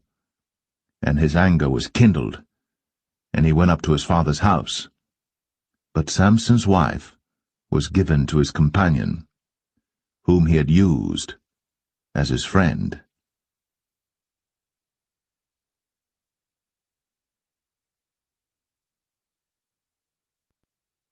Judges 15. But it came to pass within a while after, in the time of wheat harvest, that Samson visited his wife with a kid, and he said, I will go in to my wife into the chamber. But her father would not suffer him to go in. And her father said, I verily thought that thou hadst utterly hated her. Therefore I gave her to thy companion. Is not her younger sister fairer than she? Take her, I pray thee, instead of her. And Samson said concerning them, Now shall I be more blameless than the Philistines, though I do them a displeasure. And Samson went and caught 300 foxes, and took firebrands, and turned tail to tail, and put a firebrand in the midst between two tails. And when he had set the brands on fire, he let them go into the standing corn of the Philistines, and burnt up both the shocks, and also the standing corn with the vineyards and olives. Then the Philistines said, Who hath done this? And they answered, Samson, the son-in-law of the Timnite, because he had taken his wife and given her to his companion. And the Philistines came up, and burnt her and her father with fire. And Samson said unto them, Though ye have done this, yet will I be avenged of you, and after that I will cease. And he smote them hip and thigh with a great slaughter, and he went down and dwelt in the top of the rock Etam. Then the Philistines went up and pitched in Judah, and spread themselves in Lehi. And the men of Judah said, Why are ye come up against us?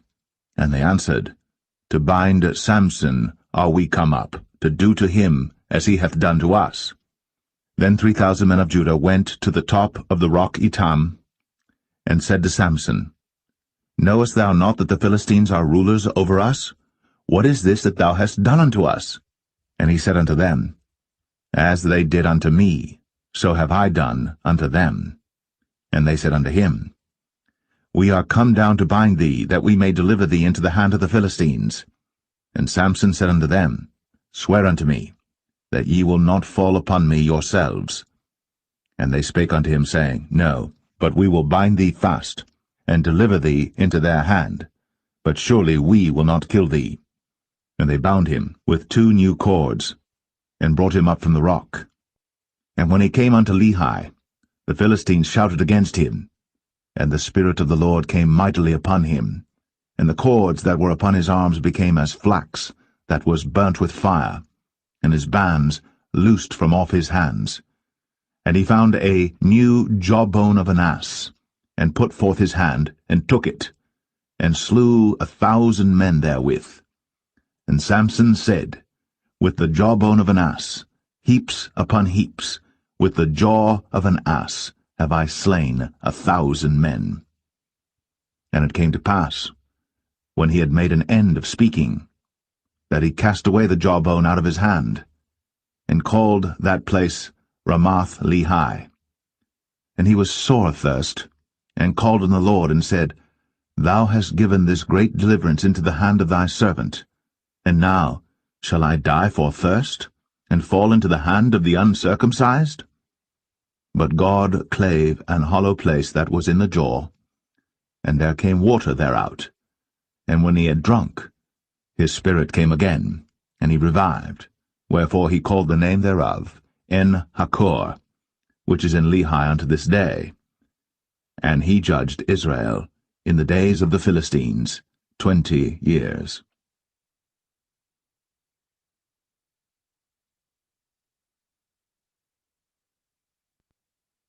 Judges 16. Then went Samson to Gaza, and saw there an harlot, and went in unto her. And it was told the Gazites, saying, Samson is come hither. And they compassed him in, and laid wait for him all night in the gate of the city, and were quiet all the night, saying, In the morning, when it is day, we shall kill him. And Samson lay till midnight, and arose at midnight, and took the doors of the gate of the city, and the 2 posts, and went away with them, bar and all, and put them upon his shoulders, and carried them up to the top of an hill that is before Hebron.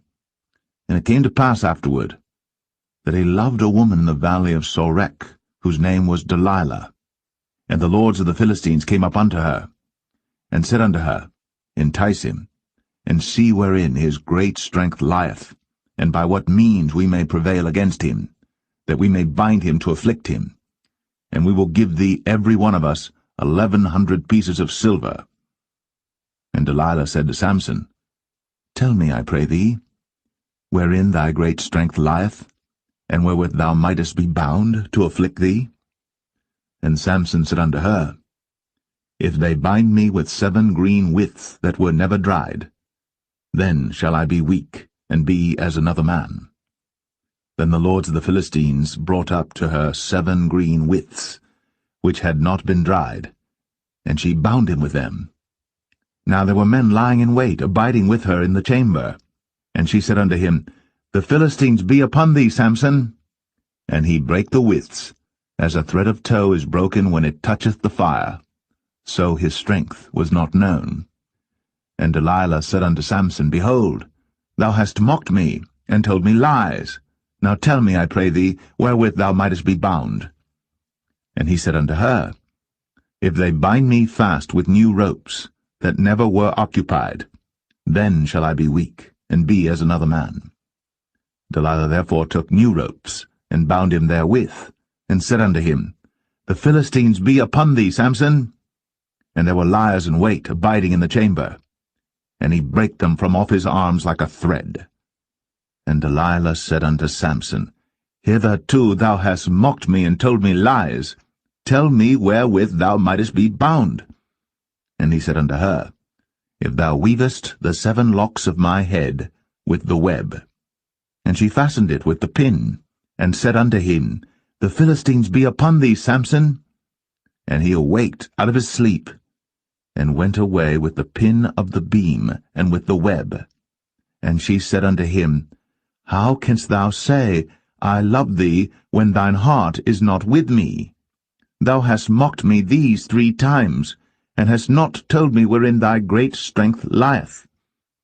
And it came to pass, when she pressed him daily with her words, and urged him, so that his soul was vexed unto death, that he told her all his heart, and said unto her, There hath not come a razor upon mine head, for I have been a Nazarite unto God from my mother's womb.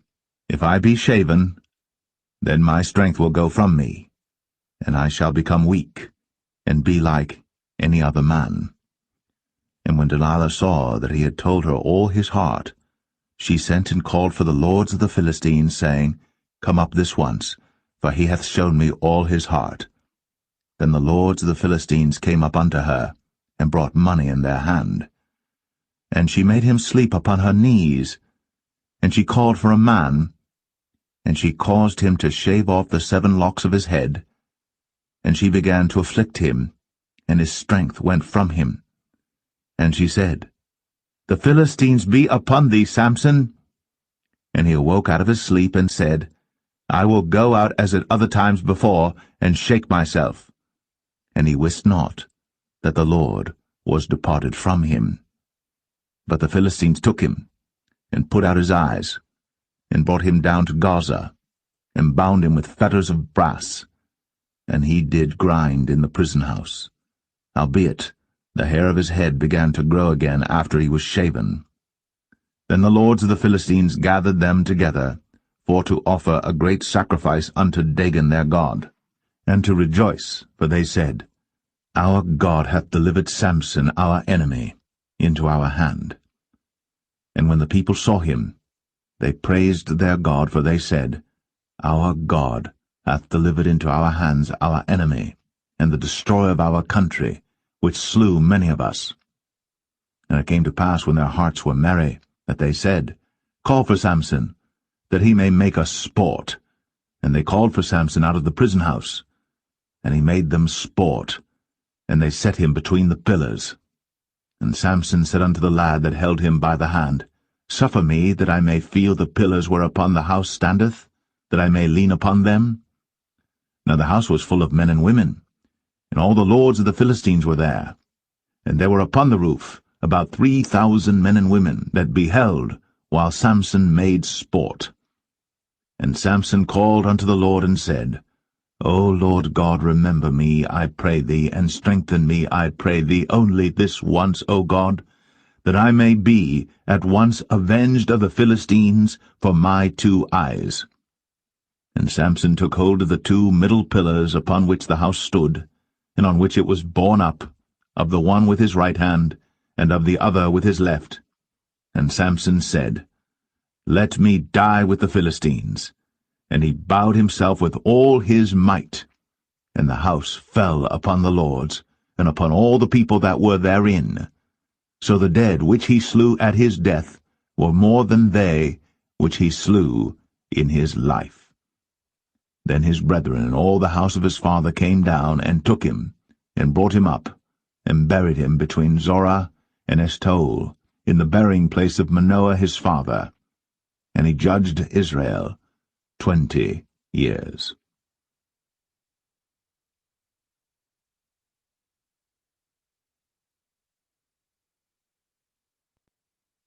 Judges 17. And there was a man of Mount Ephraim, whose name was Micah. And he said unto his mother, The 1,100 shekels of silver that were taken from thee, about which thou cursedst, and spakest of also in mine ears, behold, the silver is with me, I took it. And his mother said, Blessed be thou of the Lord, my son. And when he had restored the 1,100 shekels of silver to his mother said, I had wholly dedicated the silver unto the Lord from my hand for my son, to make a graven image and a molten image. Now therefore I will restore it unto thee. Yet he restored the money unto his mother, and his mother took 200 shekels of silver, and gave them to the founder, who made thereof a graven image and a molten image, and they were in the house of Micah. And the man Micah had an house of gods, and made an ephod, and teraphim, and consecrated one of his sons, who became his priest. In those days there was no king in Israel, but every man did that which was right in his own eyes.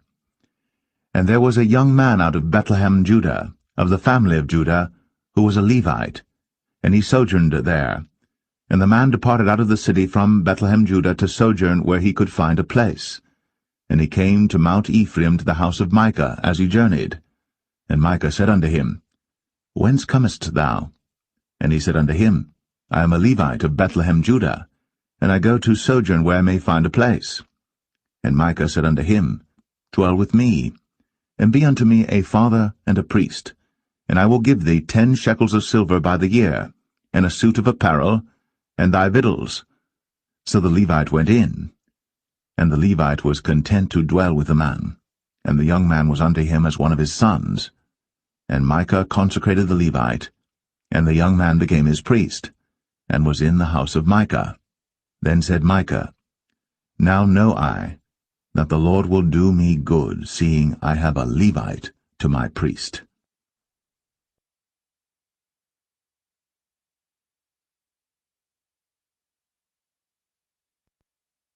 Judges 18. In those days there was no king in Israel, and in those days the tribe of the Danites sought them an inheritance to dwell in, for unto that day all their inheritance had not fallen unto them among the tribes of Israel. And the children of Dan sent of their family 5 men from their coasts, men of valor, from Zorah and from Eshtaol, to spy out the land, and to search it. And they said unto them, Go, search the land. Who, when they came to Mount Ephraim, to the house of Micah, they lodged there. When they were by the house of Micah, they knew the voice of the young man the Levite, and they turned in thither, and said unto him, Who brought thee hither? And what makest thou in this place?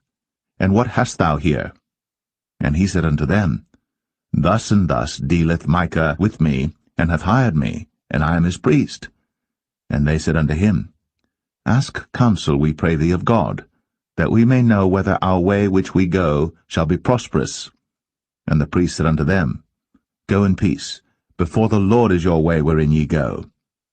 Then the 5 men departed, and came to Laish, and saw the people that were therein, how they dwelt careless, after the manner of the Zidonians, quiet and secure, and there was no magistrate in the land that might put them to shame in any thing, and they were far from the Zidonians, and had no business with any man. And they came unto their brethren to Zoar and Eshtaol, and their brethren said unto them, What say ye? And they said, Arise, that we may go up against them, for we have seen the land, and behold, it is very good. And are ye still? Be not slothful to go, and to enter to possess the land. When ye go, ye shall come unto a people secure, and to a large land, for God hath given it into your hands, a place where there is no want of anything that is in the earth. And there went from thence of the family of the Danites, out of Zorah and out of Eshtaol, 600 men appointed with weapons of war. And they went up and pitched in Kirjath-jearim, in Judah, wherefore they call that place Mahane Dan unto this day. Behold, it is behind Kirjath-jearim. And they passed thence unto Mount Ephraim, and came unto the house of Micah. Then answered the 5 men that went to spy out the country of Laish, and said unto their brethren, Do ye know that there is in these houses an ephod, and teraphim, and a graven image, and a molten image? Now therefore consider what ye have to do. And they turned thitherward, and came to the house of the young man the Levite, even unto the house of Micah, and saluted him. And the 600 men appointed with their weapons of war, which were of the children of Dan, stood by the entering of the gate. And the 5 men that went to spy out the land went up, and came in thither, and took the graven image, and the ephod, and the teraphim, and the molten image. And the priest stood in the entering of the gate, with the 600 men that were appointed with weapons of war. And these went into Micah's house, and fetched the carved image, the ephod, and the teraphim, and the molten image. Then said the priest unto them, What do ye? And they said unto him, Hold thy peace, lay thine hand upon thy mouth, and go with us, and be to us a father and a priest. Is it better for thee to be a priest unto the house of one man, or that thou be a priest unto a tribe and a family in Israel? And the priest's heart was glad, and he took the ephod, and the teraphim, and the graven image, and went in the midst of the people. So they turned, and departed, and put the little ones and the cattle in the carriage before them. And when they were a good way from the house of Micah, the men that were in the houses near to Micah's house were gathered together, and overtook the children of Dan. And they cried unto the children of Dan, and they turned their faces, and said unto Micah, What aileth thee, that thou comest with such a company? And he said, Ye have taken away my gods which I made, and the priest and ye are gone away. And what have I more? And what is this that ye say unto me? What aileth thee? And the children of Dan said unto him, Let not thy voice be heard among us, lest angry fellows run upon thee, and thou lose thy life, with the lives of thy household. And the children of Dan went their way. And when Micah saw that they were too strong for him, he turned, and went back unto his house. And they took the things which Micah had made, and the priest which he had, and came unto Laish, unto a people that were at quiet and secure. And they smote them with the edge of the sword, and burnt the city with fire. And there was no deliverer, because it was far from Zidon, and they had no business with any man. And it was in the valley that lieth by Beth-rehob, and they built a city, and dwelt therein. And they called the name of the city Dan, after the name of Dan their father, who was born unto Israel. Howbeit, the name of the city was Laish at the first. And the children of Dan set up the graven image, and Jonathan the son of Gershom, the son of Manasseh, he and his sons were priests to the tribe of Dan, until the day of the captivity of the land. And they set them up, Micah's graven image, which he made, all the time that the house of God was in Shiloh.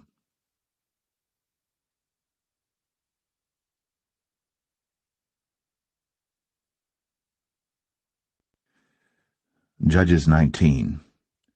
And it came to pass in those days, when there was no king in Israel, that there was a certain Levite sojourning on the side of Mount Ephraim, who took to him a concubine out of Bethlehem Judah. And his concubine played the whore against him, and went away from him unto her father's house to Bethlehem Judah, and was there 4 whole months. And her husband arose, and went after her, to speak friendly unto her, and to bring her again, having his servant with him, and a couple of asses. And she brought him into her father's house. And when the father of the damsel saw him, he rejoiced to meet him. And his father-in-law, the damsel's father, retained him, and he abode with him 3 days. So they did eat and drink and lodged there. And it came to pass on the 4th day, when they arose early in the morning, that he rose up to depart. And the damsel's father said unto his son-in-law, Comfort thine heart with a morsel of bread, and afterward go your way. And they sat down, and did eat and drink both of them together. For the damsel's father had said unto the man, Be content, I pray thee, and tarry all night, and let thine heart be merry. And when the man rose up to depart, his father-in-law urged him, therefore he lodged there again. And he rose early in the morning on the 5th day to depart. And the damsel's father said, Comfort thine heart, I pray thee. And they tarried until afternoon, and they did eat both of them. And when the man rose up to depart, he and his concubine, and his servant, his father-in-law, the damsel's father, said unto him, Behold, now the day draweth toward evening. I pray you, tarry all night. Behold, the day groweth to an end. Lodge here, that thine heart may be merry. And tomorrow get you early on your way, that thou mayest go home. But the man would not tarry that night, but he rose up and departed, and came over against Jebus, which is Jerusalem. And there were with him 2 asses saddled. His concubine also was with him.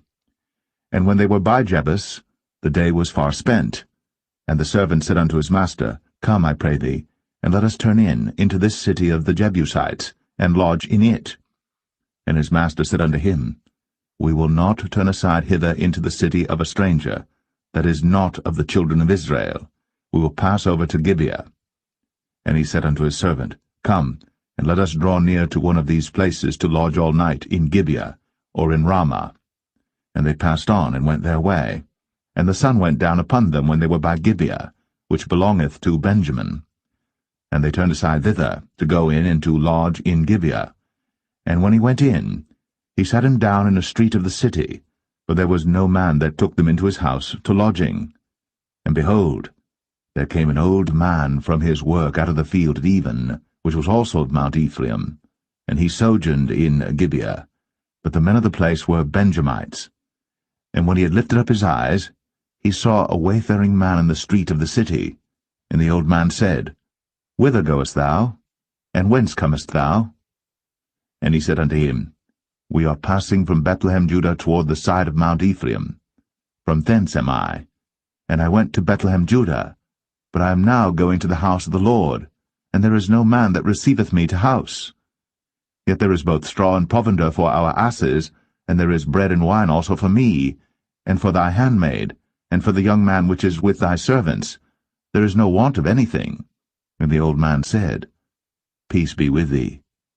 Howsoever let all thy wants lie upon me, only lodge not in the street. So he brought him into his house, and gave provender unto the asses, and they washed their feet, and did eat and drink. Now as they were making their hearts merry, behold, the men of the city, certain sons of Belial, beset the house round about, and beat at the door, and spake to the master of the house, the old man, saying, Bring forth the man that came into thine house, that we may know him. And the man, the master of the house, went out unto them, and said unto them, Nay, my brethren, nay, I pray you, do not so wickedly. Seeing that this man is come into mine house, do not this folly. Behold, here is my daughter, a maiden, and his concubine. Them I will bring out now, and humble ye them, and do with them what seemeth good unto you. But unto this man do not so vile a thing. But the men would not hearken to him. So the man took his concubine, and brought her forth unto them, and they knew her, and abused her all the night until the morning. And when the day began to spring, they let her go. Then came the woman in the dawning of the day, and fell down at the door of the man's house, where her lord was, till it was light. And her lord rose up in the morning, and opened the doors of the house, and went out to go his way. And behold, the woman, his concubine, was fallen down at the door of the house, and her hands were upon the threshold. And he said unto her, Up, and let us be going. But none answered. Then the man took her up upon an ass, and the man rose up, and gat him unto his place. And when he was come into his house, he took a knife, and laid hold on his concubine, and divided her, together with her bones, into 12 pieces, and sent her into all the coasts of Israel. And it was so, that all that saw it said, There was no such deed done, nor seen from the day that the children of Israel came up out of the land of Egypt, unto this day. Consider of it, take advice, and speak your minds.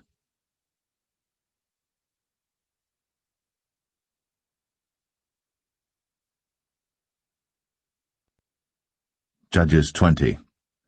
Then all the children of Israel went out, and the congregation was gathered together as one man, from Dan even to Beersheba with the land of Gilead unto the Lord in Mizpeh. And the chief of all the people, even of all the tribes of Israel, presented themselves in the assembly of the people of God, 400,000 footmen that drew sword. Now the children of Benjamin heard that the children of Israel were gone up to Mizpeh. Then said the children of Israel, Tell us, how was this wickedness? And the Levite, the husband of the woman that was slain, answered and said, I came into Gibeah, that belongeth to Benjamin, I and my concubine, to lodge.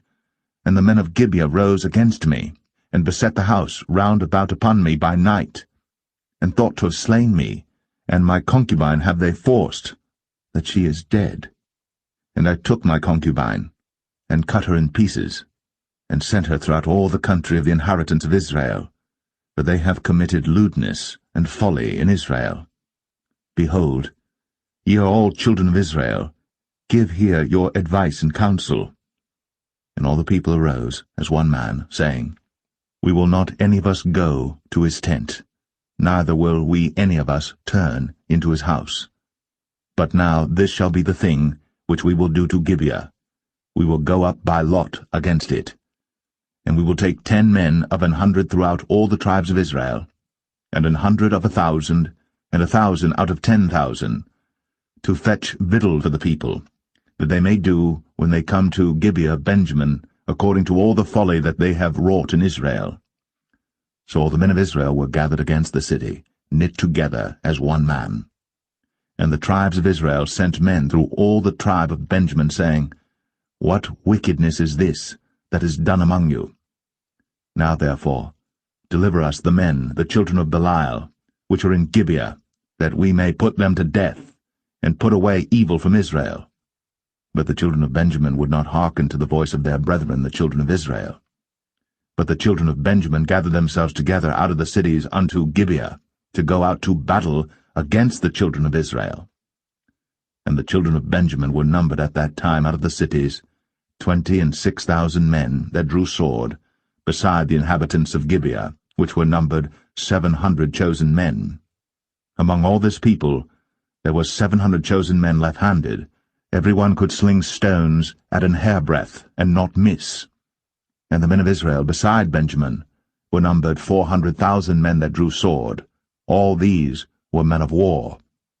And the children of Israel arose, and went up to the house of God, and asked counsel of God, and said, Which of us shall go up first to the battle against the children of Benjamin?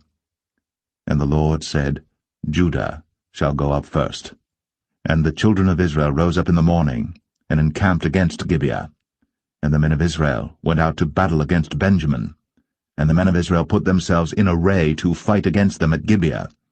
And the children of Benjamin came forth out of Gibeah, and destroyed down to the ground of the Israelites that day 22,000 men. And the people, the men of Israel, encouraged themselves, and set their battle again in array in the place where they put themselves in array the first day. And the children of Israel went up and wept before the Lord until even, and asked counsel of the Lord, saying, Shall I go up again to battle against the children of Benjamin my brother? And the Lord said, Go up against him. And the children of Israel came near against the children of Benjamin the second day. And Benjamin went forth against them out of Gibeah the second day, and destroyed down to the ground of the children of Israel again 18,000 men. All these drew the sword. Then all the children of Israel and all the people went up, and came unto the house of God, and wept, and sat there before the Lord, and fasted that day until even, and offered burnt offerings and peace offerings before the Lord. And the children of Israel inquired of the Lord, for the ark of the covenant of God was there in those days. And Phinehas, the son of Eleazar, the son of Aaron, stood before it in those days, saying, Shall I yet again go out to battle against the children of Benjamin my brother? Or shall I cease? And the Lord said, Go up, for tomorrow I will deliver them into thine hand. And Israel set liers in wait round about Gibeah. And the children of Israel went up against the children of Benjamin on the third day, and put themselves in array against Gibeah, as at other times. And the children of Benjamin went out against the people, and were drawn away from the city. And they began to smite of the people, and kill, as at other times, in the highways, of which one goeth up to the house of God, and the other to Gibeah in the field, about 30 men of Israel. And the children of Benjamin said, They are smitten down before us, as at the first. But the children of Israel said, Let us flee, and draw them from the city unto the highways. And all the men of Israel rose up out of their place, and put themselves in array at Baal-Tamar. And the liers in wait of Israel came forth out of their places, even out of the meadows of Gibeah. And there came against Gibeah 10,000 chosen men out of all Israel. And the battle was sore, but they knew not that evil was near them. And the Lord smote Benjamin before Israel. And the children of Israel destroyed of the Benjamites that day 25,000 and 100 men. All these drew the sword. So the children of Benjamin saw that they were smitten.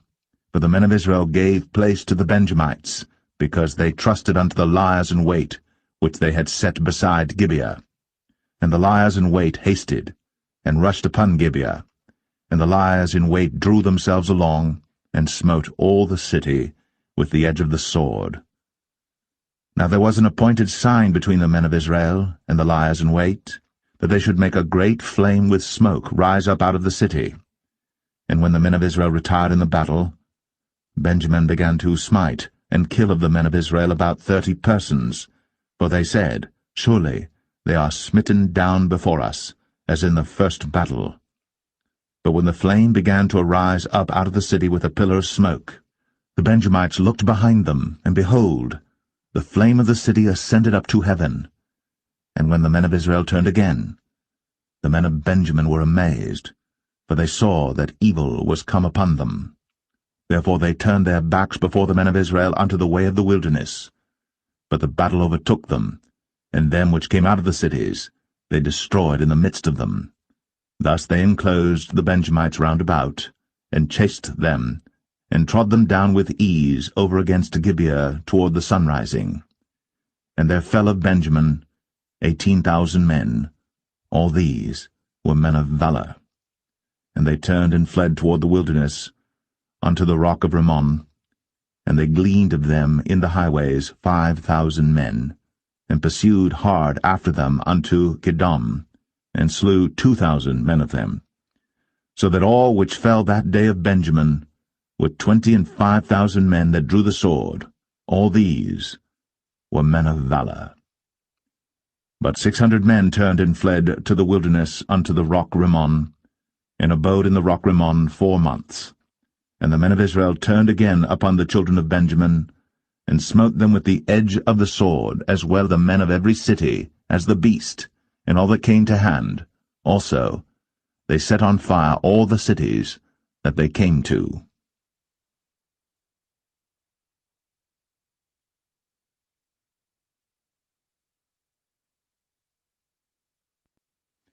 Judges 21. Now the men of Israel had sworn in Mizpeh, saying, There shall not any of us give his daughter unto Benjamin to wife. And the people came to the house of God, and abode there till even before God, and lifted up their voices, and wept sore, and said, O Lord God of Israel, why is this come to pass in Israel, that there should be today one tribe lacking in Israel? And it came to pass on the morrow, that the people rose early, and built there an altar, and offered burnt offerings, and peace offerings. And the children of Israel said, Who is there among all the tribes of Israel, that came not up with the congregation unto the Lord? For they had made a great oath concerning him that came not up to the Lord to Mizpeh, saying, He shall surely be put to death.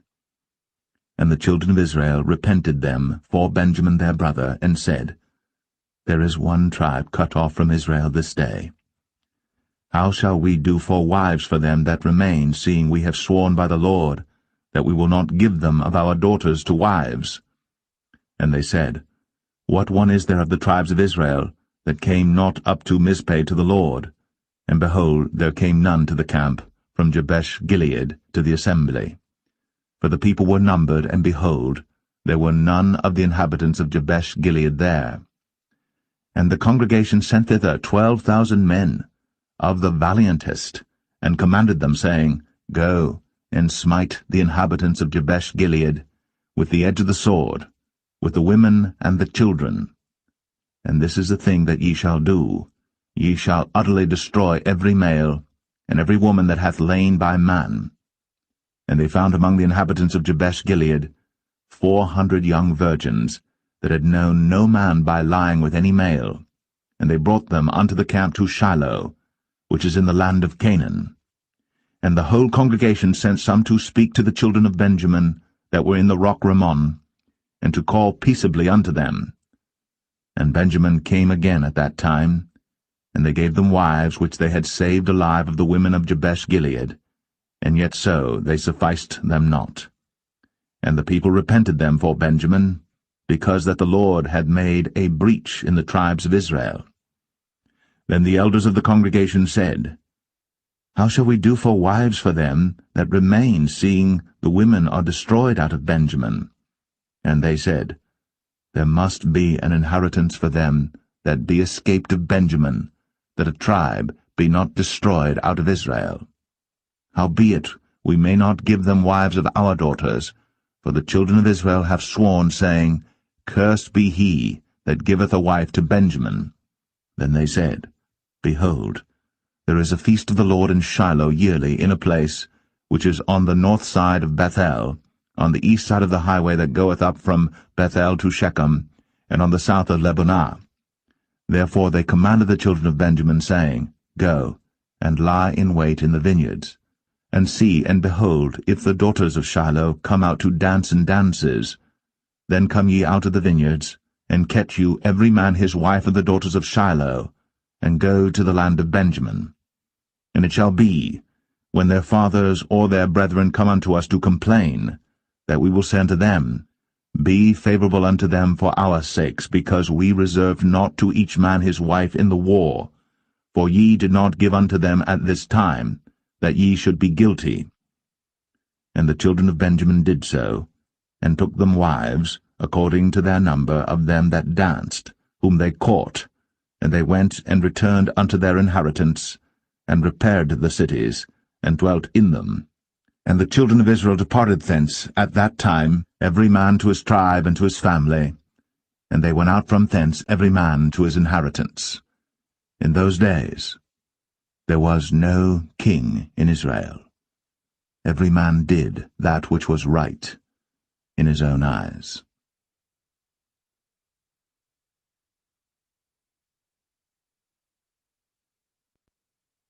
The Book of Ruth, Chapter 1. Now it came to pass in the days when the judges ruled, that there was a famine in the land, and a certain man of Bethlehem, Judah, went to sojourn in the country of Moab, he and his wife, and his 2 sons. And the name of the man was Elimelech, and the name of his wife Naomi, and the name of his 2 sons Mahlon and Chilion, Ephrathites of Bethlehem, Judah. And they came into the country of Moab and continued there. And Elimelech, Naomi's husband, died, and she was left, and her 2 sons. And they took them wives of the women of Moab. The name of the one was Orpah, and the name of the other Ruth. And they dwelled there about 10 years. And Mahlon and Chilion died also, both of them. And the woman was left of her 2 sons and her husband. Then she arose with her daughters-in-law, that she might return from the country of Moab. For she had heard in the country of Moab how that the Lord had visited his people in giving them bread. Wherefore she went forth out of the place where she was, and her 2 daughters-in-law with her. And they went on the way to return unto the land of Judah. And Naomi said unto her 2 daughters-in-law, Go, return each to her mother's house. The Lord deal kindly with you, as ye have dealt with the dead, and with me. The Lord grant you that ye may find rest, each of you, in the house of her husband. Then she kissed them, and they lifted up their voice, and wept. And they said unto her, Surely we will return with thee unto thy people. And Naomi said, Turn again, my daughters, why will ye go with me? Are there yet any more sons in my womb, that they may be your husbands? Turn again, my daughters, go your way. For I am too old to have an husband. If I should say I have hope, if I should have an husband also tonight, and should also bear sons, would ye tarry for them till they were grown? Would ye stay for them from having husbands? Nay, my daughters, for it grieveth me much for your sakes that the hand of the Lord is gone out against me. And they lifted up their voice, and wept again. And Orpah kissed her mother-in-law. But Ruth clave unto her, and she said, Behold, thy sister-in-law is gone back unto her people, and unto her gods. Return thou after thy sister-in-law. And Ruth said, Entreat me not to leave thee, or to return from following after thee, for whither thou goest, I will go, and where thou lodgest, I will lodge. Thy people shall be my people, and thy God, my God. Where thou diest, will I die, and there will I be buried.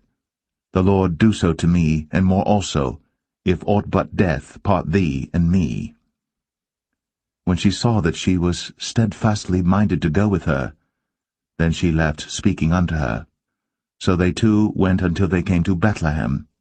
And it came to pass, when they were come to Bethlehem, that all the city was moved about them, and they said, Is this Naomi? And she said unto them, Call me not Naomi, call me Mara, for the Almighty hath dealt very bitterly with me. I went out full, and the Lord hath brought me home again empty. Why then call ye me Naomi, seeing the Lord hath testified against me, and the Almighty hath afflicted me? So Naomi returned, and Ruth the Moabitess her daughter-in-law with her, which returned out of the country of Moab, and they came to Bethlehem in the beginning of barley harvest.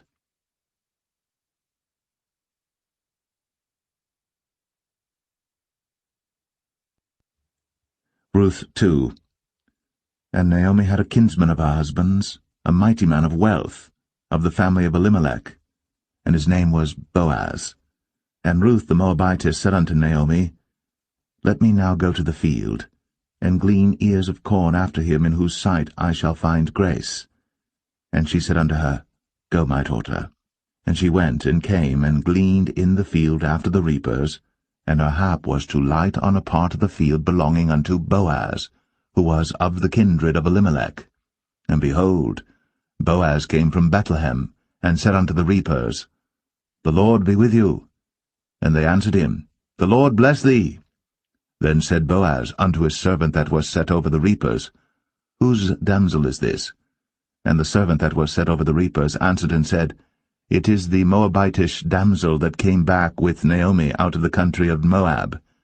And she said, I pray you, let me glean and gather after the reapers among the sheaves. So she came, and hath continued even from the morning until now, that she tarried a little in the house. Then said Boaz unto Ruth, Hearest thou not, my daughter? Go not to glean in another field. neither go from hence, but abide here fast by my maidens.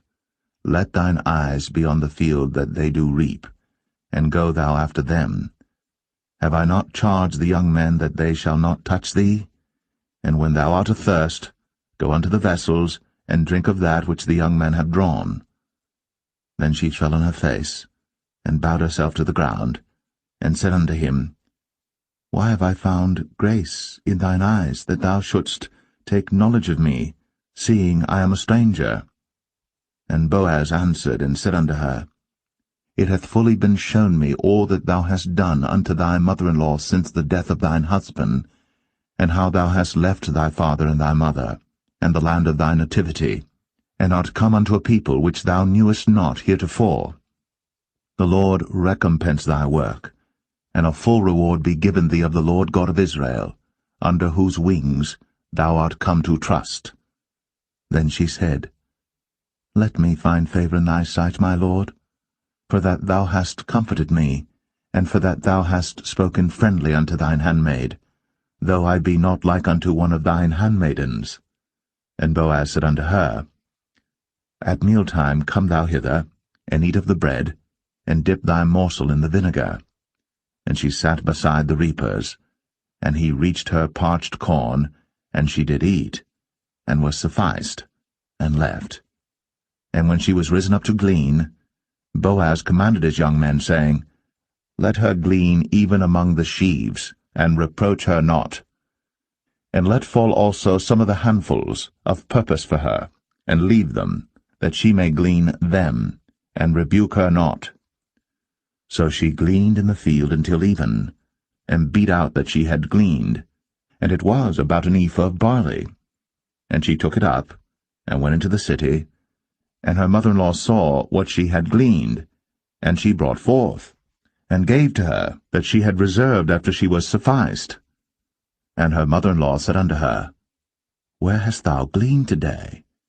And where wroughtest thou? Blessed be he that did take knowledge of thee. And she showed her mother-in-law with whom she had wrought, and said, The man's name with whom I wrought today is Boaz. And Naomi said unto her daughter-in-law, Blessed be he of the Lord, who hath not left off his kindness to the living and to the dead. And Naomi said unto her, The man is near of kin unto us, one of our next kinsmen. And Ruth, the Moabitess, said, He said unto me also, Thou shalt keep fast by my young men, until they have ended all my harvest. And Naomi said unto Ruth her daughter-in-law, It is good, my daughter, that thou go out with his maidens, that they meet thee not in any other field. So she kept fast by the maidens of Boaz to glean unto the end of barley harvest and of wheat harvest, and dwelt with her mother-in-law.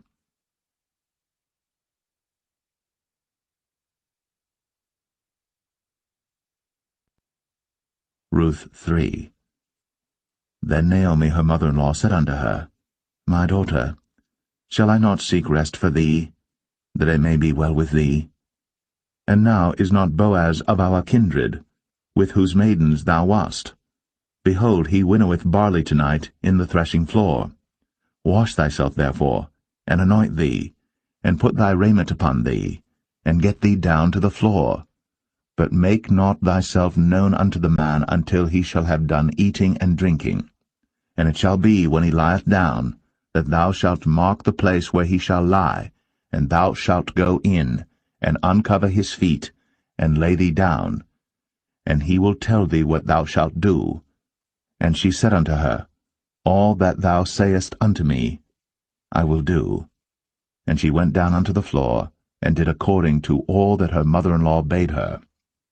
And when Boaz had eaten and drunk, and his heart was merry, he went to lie down at the end of the heap of corn. And she came softly, and uncovered his feet, and laid her down. And it came to pass at midnight, that the man was afraid, and turned himself, and behold, a woman lay at his feet. And he said, Who art thou? And she answered, I am Ruth thine handmaid. Spread therefore thy skirt over thine handmaid, for thou art a near kinsman. And he said, Blessed be thou of the Lord, my daughter, for thou hast shown more kindness in the latter end than at the beginning, inasmuch as thou followest not young men, whether poor or rich. And now, my daughter, fear not. I will do to thee all that thou requirest, for all the city of my people doth know that thou art a virtuous woman. And now it is true that I am thy near kinsman. Howbeit, there is a kinsman nearer than I. Tarry this night, and it shall be in the morning that if he will perform unto thee the part of a kinsman, well, let him do the kinsman's part. But if he will not do the part of a kinsman to thee, then will I do the part of a kinsman to thee, as the Lord liveth. Lie down until the morning. And she lay at his feet until the morning, and she rose up before one could know another. And he said, Let it not be known that a woman came into the floor. Also he said, Bring the veil that thou hast upon thee, and hold it. And when she held it, he measured 6 measures of barley, and laid it on her. And she went into the city. And when she came to her mother-in-law, she said, Who art thou, my daughter? And she told her all that the man had done to her. And she said, These 6 measures of barley gave he me, for he said to me, Go not empty unto thy mother-in-law. Then said she, Sit still, my daughter, until thou know how the matter will fall, for the man will not be in rest until he have finished the thing this day.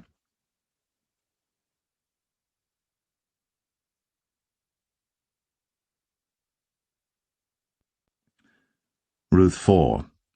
Then went Boaz up to the gate, and sat him down there, and behold, the kinsman of whom Boaz spake came by, unto whom he said, Ho, such a one, turn aside, sit down here. And he turned aside and sat down. And he took 10 men of the elders of the city, and said, Sit ye down here. And they sat down. And he said unto the kinsman, Naomi, that is come again out of the country of Moab, selleth a parcel of land, which was our brother Elimelech's. And I thought to advertise thee, saying, Buy it before the inhabitants, and before the elders of my people.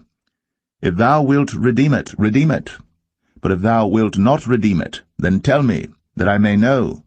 For there is none to redeem it beside thee, and I am after thee. And he said, I will redeem it. Then said Boaz, What day thou buyest the field of the hand of Naomi, thou must buy it also of Ruth the Moabitess, the wife of the dead, to raise up the name of the dead upon his inheritance. And the kinsman said, I cannot redeem it for myself, lest I mar mine own inheritance. Redeem thou my right to thyself, for I cannot redeem it.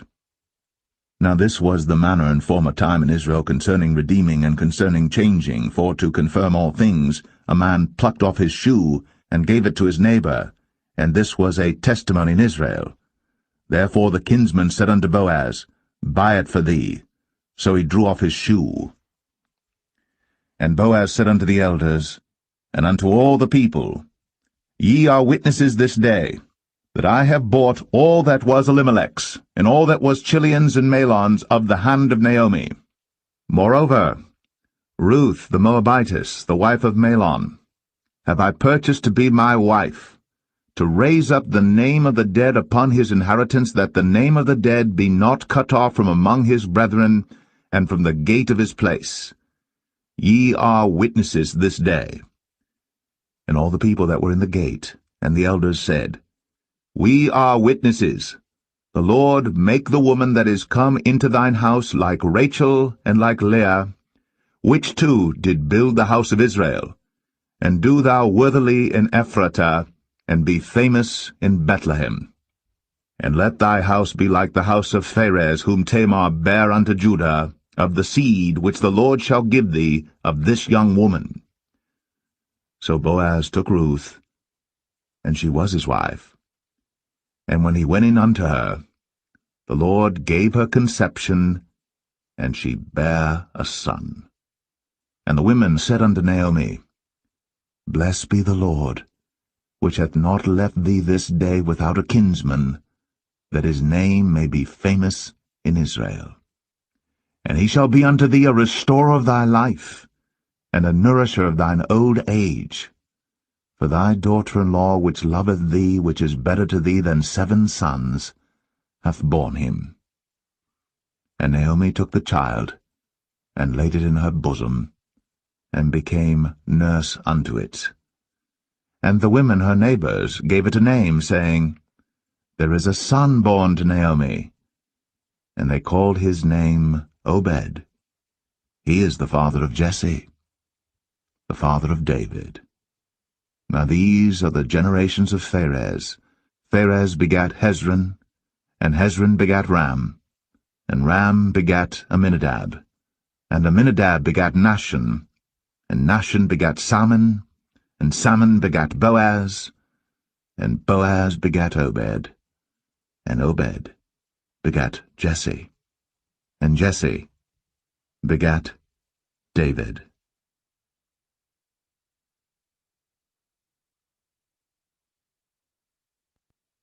The first book of Samuel, chapter 1. Now there was a certain man of Ramathaim Zophim of Mount Ephraim, and his name was Elkanah, the son of Jeroham, the son of Elihu, the son of Tohu, the son of Zoph, an Ephrathite.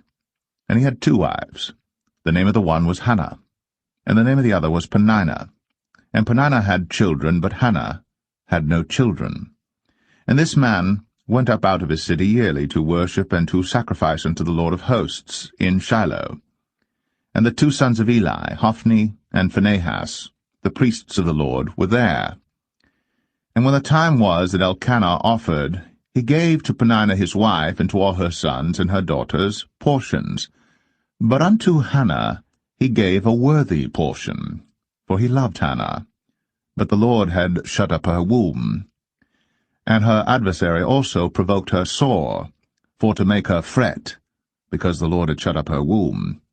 And as he did so year by year, when she went up to the house of the Lord, so she provoked her. Therefore she wept, and did not eat. Then said Elkanah her husband to her, Hannah, why weepest thou? And why eatest thou not? And why is thy heart grieved? Am not I better to thee than 10 sons? So Hannah rose up after they had eaten in Shiloh, and after they had drunk. Now Eli the priest sat upon a seat by a post of the temple of the Lord. And she was in bitterness of soul, and prayed unto the Lord, and wept sore.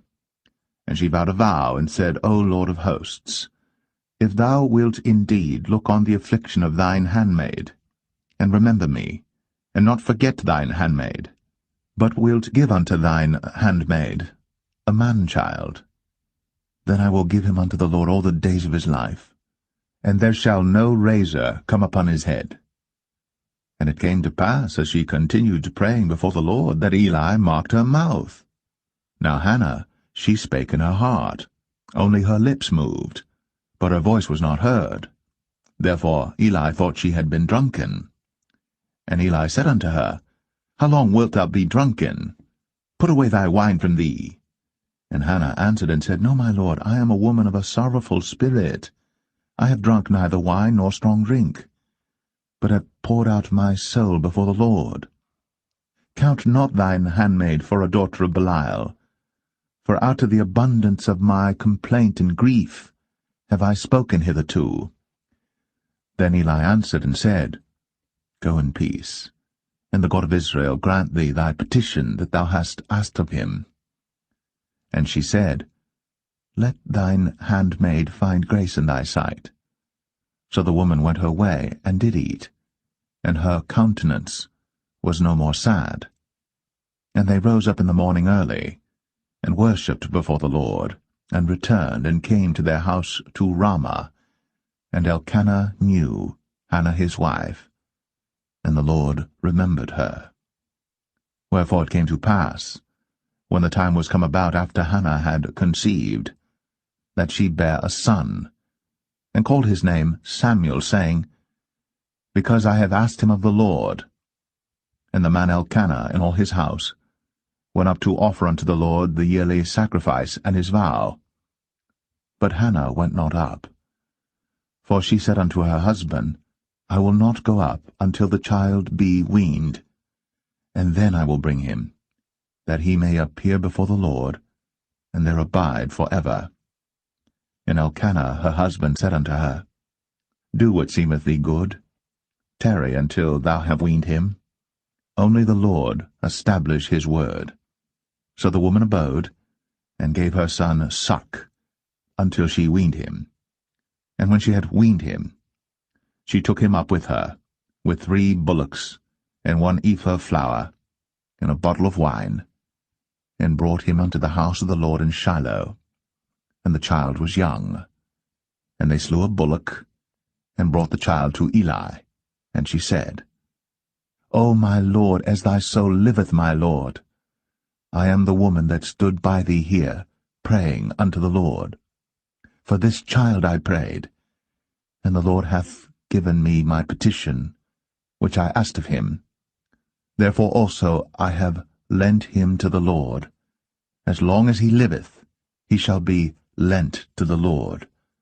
And he worshipped the Lord there.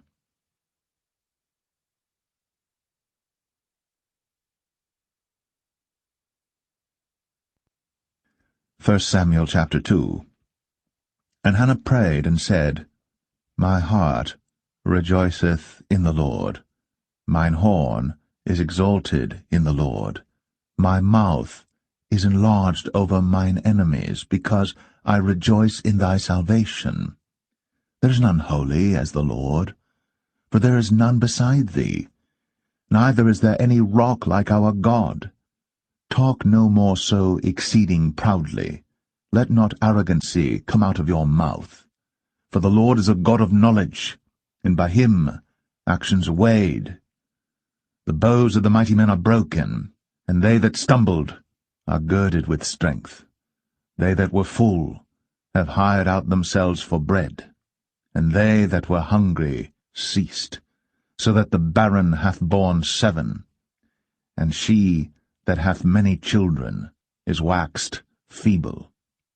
The Lord killeth, and maketh alive. He bringeth down to the grave, and bringeth up. The Lord maketh poor, and maketh rich. He bringeth low, and lifteth up. He raiseth up the poor out of the dust, and lifteth up the beggar from the dunghill, to set them among princes, and to make them inherit the throne of glory. For the pillars of the earth are the Lord's, and he hath set the world upon them. He will keep the feet of his saints, and the wicked shall be silent in darkness, for by strength shall no man prevail. The adversaries of the Lord shall be broken to pieces. Out of heaven shall he thunder upon them. The Lord shall judge the ends of the earth, and he shall give strength unto his king, and exalt the horn of his anointed. And Elkanah went to Ramah to his house, and the child did minister unto the Lord before Eli the priest. Now the sons of Eli were sons of Belial. They knew not the Lord.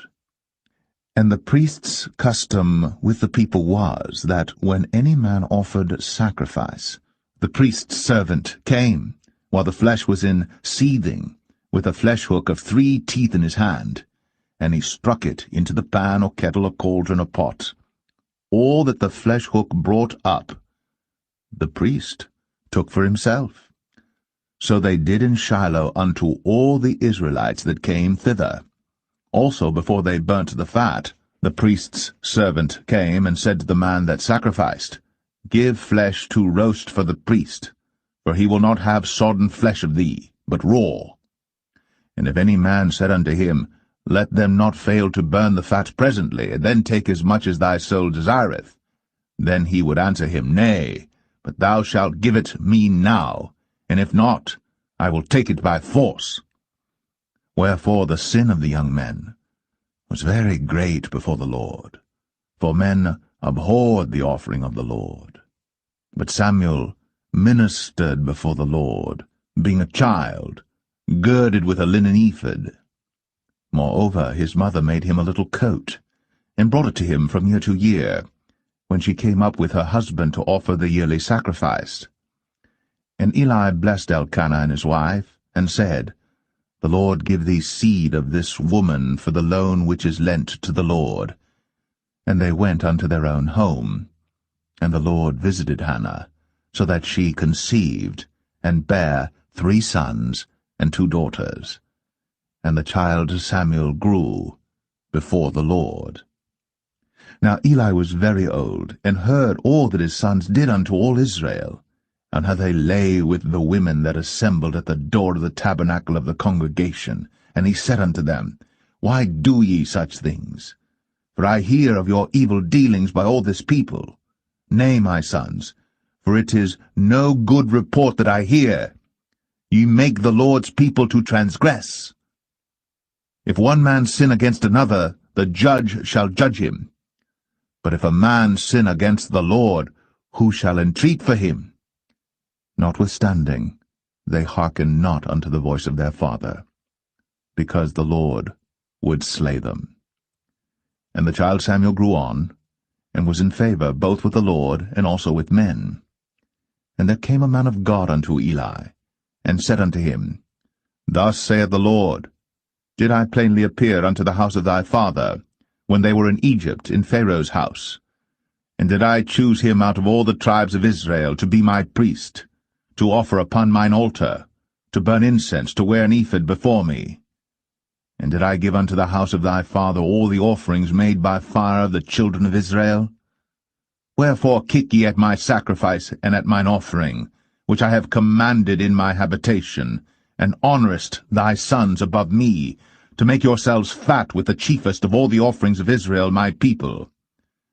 Wherefore the Lord God of Israel saith, I said indeed that thy house and the house of thy father should walk before me for ever. But now the Lord saith, Be it far from me, for them that honour me I will honour, and they that despise me shall be lightly esteemed. Behold, the days come that I will cut off thine arm, and the arm of thy father's house, that there shall not be an old man in thine house. And thou shalt see an enemy in my habitation, in all the wealth which God shall give Israel. And there shall not be an old man in thine house for ever. And the man of thine whom I shall not cut off from mine altar shall be to consume thine eyes and to grieve thine heart, and all the increase of thine house shall die in the flower of their age. And this shall be a sign unto thee, that shall come upon thy 2 sons, on Hophni and Phinehas, in one day.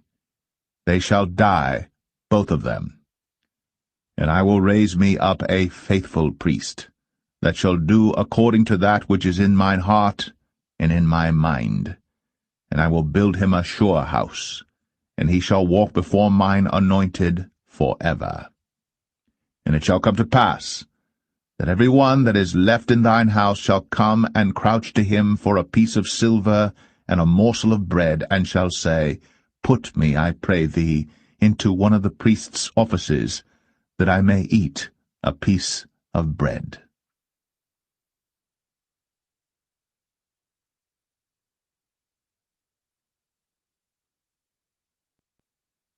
1 Samuel 3.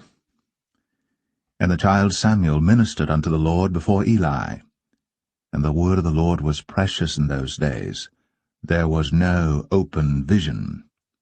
And it came to pass at that time, when Eli was laid down in his place, and his eyes began to wax dim, that he could not see, and ere the lamp of God went out in the temple of the Lord, where the ark of God was, and Samuel was laid down to sleep, that the Lord called Samuel, and he answered, Here am I.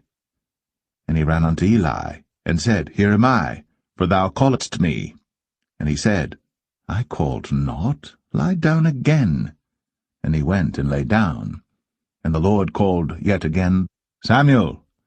And Samuel arose and went to Eli, and said, Here am I, for thou didst call me. And he answered, I called not, my son, lie down again. Now Samuel did not yet know the Lord, neither was the word of the Lord yet revealed unto him. And the Lord called to Samuel again the third time, and he arose, and went to Eli, and said, Here am I, for thou didst call me. And Eli perceived that the Lord had called the child. Therefore Eli said unto Samuel, Go, lie down, and it shall be, if he call thee, that thou shalt say, Speak, Lord, for thy servant heareth.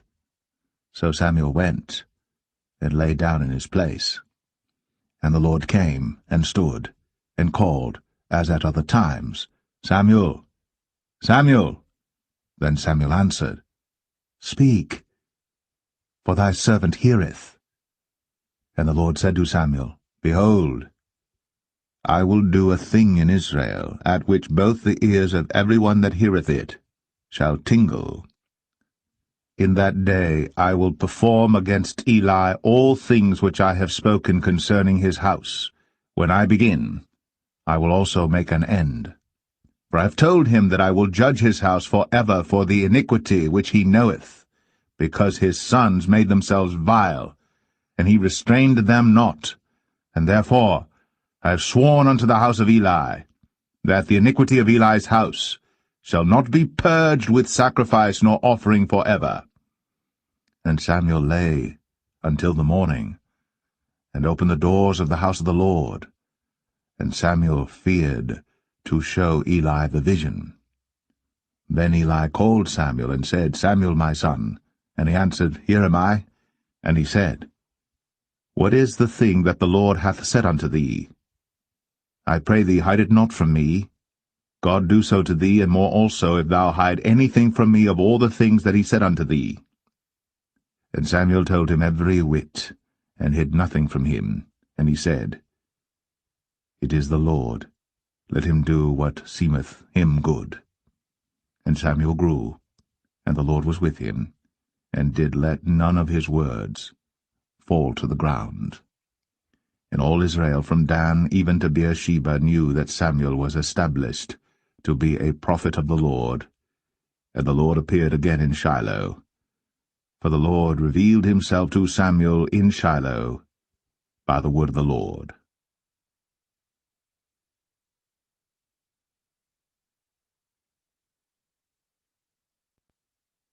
1 Samuel 4.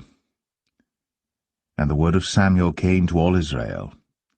Now Israel went out against the Philistines to battle, and pitched beside Ebenezer. And the Philistines pitched in Aphek. And the Philistines put themselves in array against Israel.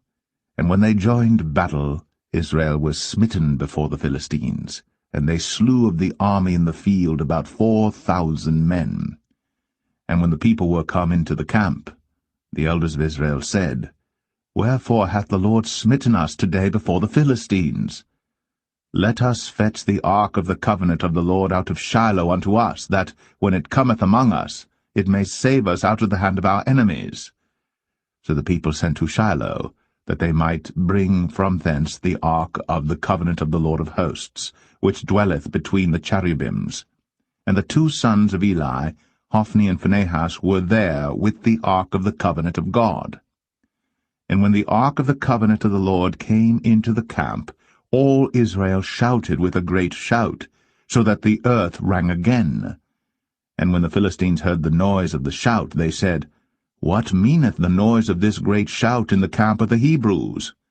And they understood that the ark of the Lord was come into the camp. And the Philistines were afraid, for they said, God is come into the camp. And they said, Woe unto us, for there hath not been such a thing heretofore. Woe unto us! Who shall deliver us out of the hand of these mighty gods? These are the gods that smote the Egyptians with all the plagues in the wilderness. Be strong, and quit yourselves like men, O ye Philistines, that ye be not servants unto the Hebrews, as they have been to you. Quit yourselves like men, and fight. And the Philistines fought, and Israel was smitten, and they fled every man into his tent. And there was a very great slaughter, for there fell of Israel 30,000 footmen. And the ark of God was taken, and the 2 sons of Eli, Hophni and Phinehas, were slain. And there ran a man of Benjamin out of the army, and came to Shiloh the same day with his clothes rent, and with earth upon his head.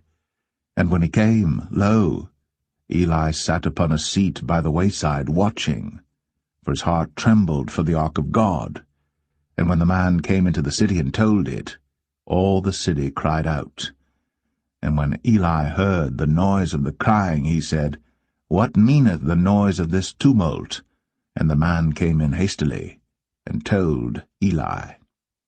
Now Eli was 98 years old, and his eyes were dim, that he could not see. And the man said unto Eli, I am he that came out of the army, and I fled today out of the army. And he said, What is that done, my son? And the messenger answered and said, Israel is fled before the Philistines, and there hath been also a great slaughter among the people. And thy 2 sons also, Hophni and Phinehas, are dead, and the ark of God is taken. And it came to pass, when he made mention of the ark of God, that he fell from off the seat backward by the side of the gate, and his neck brake, and he died. For he was an old man and heavy, and he had judged Israel 40 years. And his daughter-in-law Phinehas' wife was with child, near to be delivered. And when she heard the tidings that the ark of God was taken, and that her father-in-law and her husband were dead, she bowed herself and travailed, for her pains came upon her. And about the time of her death the women that stood by her said unto her, Fear not, for thou hast borne a son. But she answered not, neither did she regard it. And she named the child Ichabod, saying, The glory is departed from Israel, because the ark of God was taken, and because of her father-in-law and her husband. And she said, The glory is departed from Israel, for the ark of God is taken.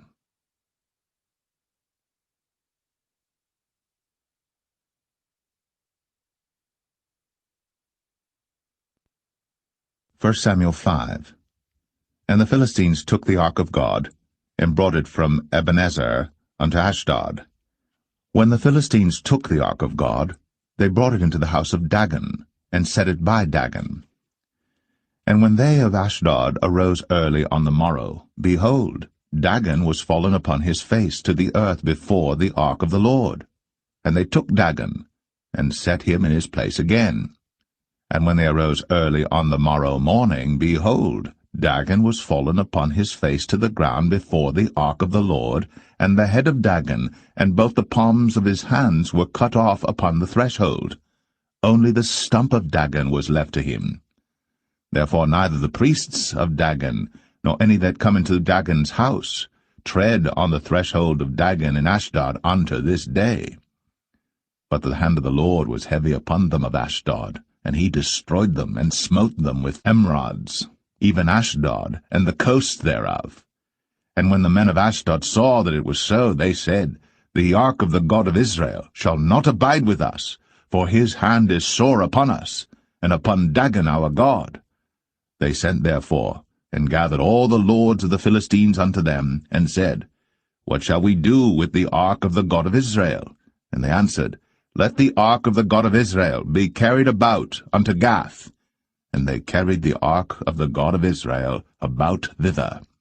And it was so, that after they had carried it about, the hand of the Lord was against the city with a very great destruction, and he smote the men of the city, both small and great, and they had emerods in their secret parts.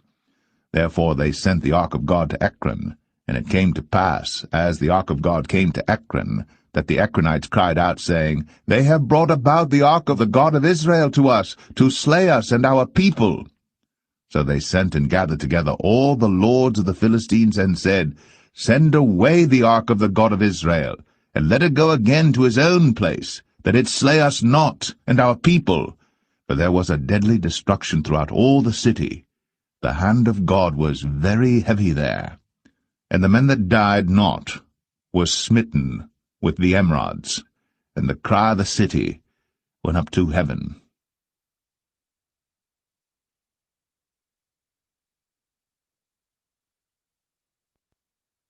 First Samuel 6. And the ark of the Lord was in the country of the Philistines 7 months.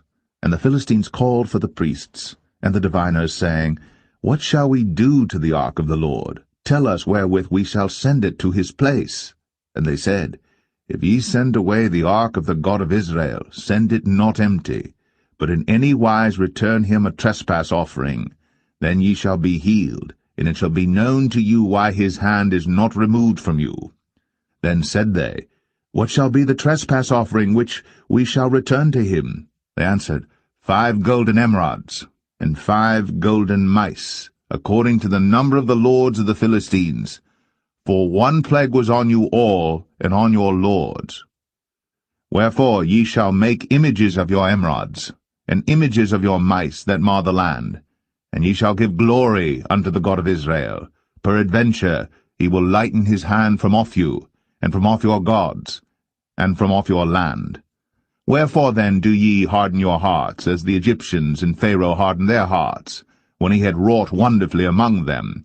Did they not let the people go, and they departed?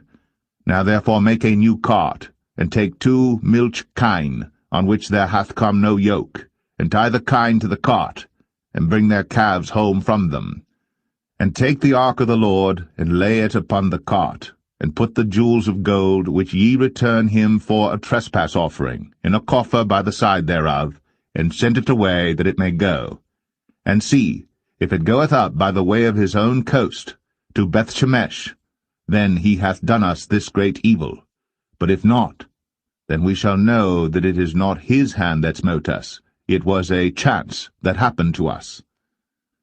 And the men did so, and took 2 milch kine, and tied them to the cart, and shut up their calves at home. And they laid the ark of the Lord upon the cart, and the coffer with the mice of gold, and the images of their emerods. And the kine took the straight way to the way of Bethshemesh, and went along the highway, lowing as they went, and turned not aside to the right hand or to the left. And the lords of the Philistines went after them unto the border of Bethshemesh. And they of Bethshemesh were reaping their wheat harvest in the valley. And they lifted up their eyes, and saw the ark, and rejoiced to see it. And the cart came into the field of Joshua, a Bethshemite, and stood there, where there was a great stone. And they clave the wood of the cart, and offered the kine a burnt offering unto the Lord. And the Levites took down the ark of the Lord, and the coffer that was with it, wherein the jewels of gold were, and put them on the great stone. And the men of Bethshemesh offered burnt offerings, and sacrificed sacrifices the same day unto the Lord. And when the 5 lords of the Philistines had seen it, they returned to Ekron the same day. And these are the golden emerods, which the Philistines returned for a trespass offering unto the Lord: for Ashdod 1, for Gaza 1, for Ashkelon 1, for Gath 1, for Ekron 1. And the golden mice, according to the number of all the cities of the Philistines, belonging to the 5 lords, both of fenced cities and of country villages, even unto the great stone of Abel, whereon they set down the ark of the Lord, which stone remaineth unto this day in the field of Joshua the Bethshemite. And he smote the men of Bethshemesh, because they had looked into the ark of the Lord. Even he smote of the people 50,060 men. And the people lamented, because the Lord had smitten many of the people with a great slaughter. And the men of Bethshemesh said, Who is able to stand before this holy Lord God? And to whom shall he go up from us? And they sent messengers to the inhabitants of Kirjath-jearim, saying, The Philistines have brought again the ark of the Lord. Come ye down, and fetch it up to you.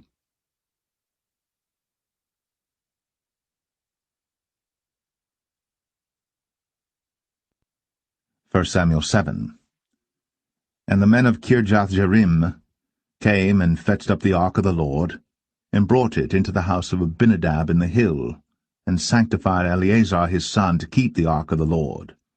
And it came to pass, while the ark abode in Kirjath-jearim, that the time was long, for it was 20 years. And all the house of Israel lamented after the Lord. And Samuel spake unto all the house of Israel, saying, If ye do return unto the Lord with all your hearts, then put away the strange gods and Ashtoreth from among you, and prepare your hearts unto the Lord, and serve him only, and he will deliver you out of the hand of the Philistines. Then the children of Israel did put away Baalim and Ashtoreth, and served the Lord only. And Samuel said, Gather all Israel to Mizpeh, and I will pray for you unto the Lord. And they gathered together to Mizpeh, and drew water, and poured it out before the Lord, and fasted on that day, and said there, We have sinned against the Lord. And Samuel judged the children of Israel in Mizpeh. And when the Philistines heard that the children of Israel were gathered together to Mizpeh, the lords of the Philistines went up against Israel. And when the children of Israel heard it, they were afraid of the Philistines.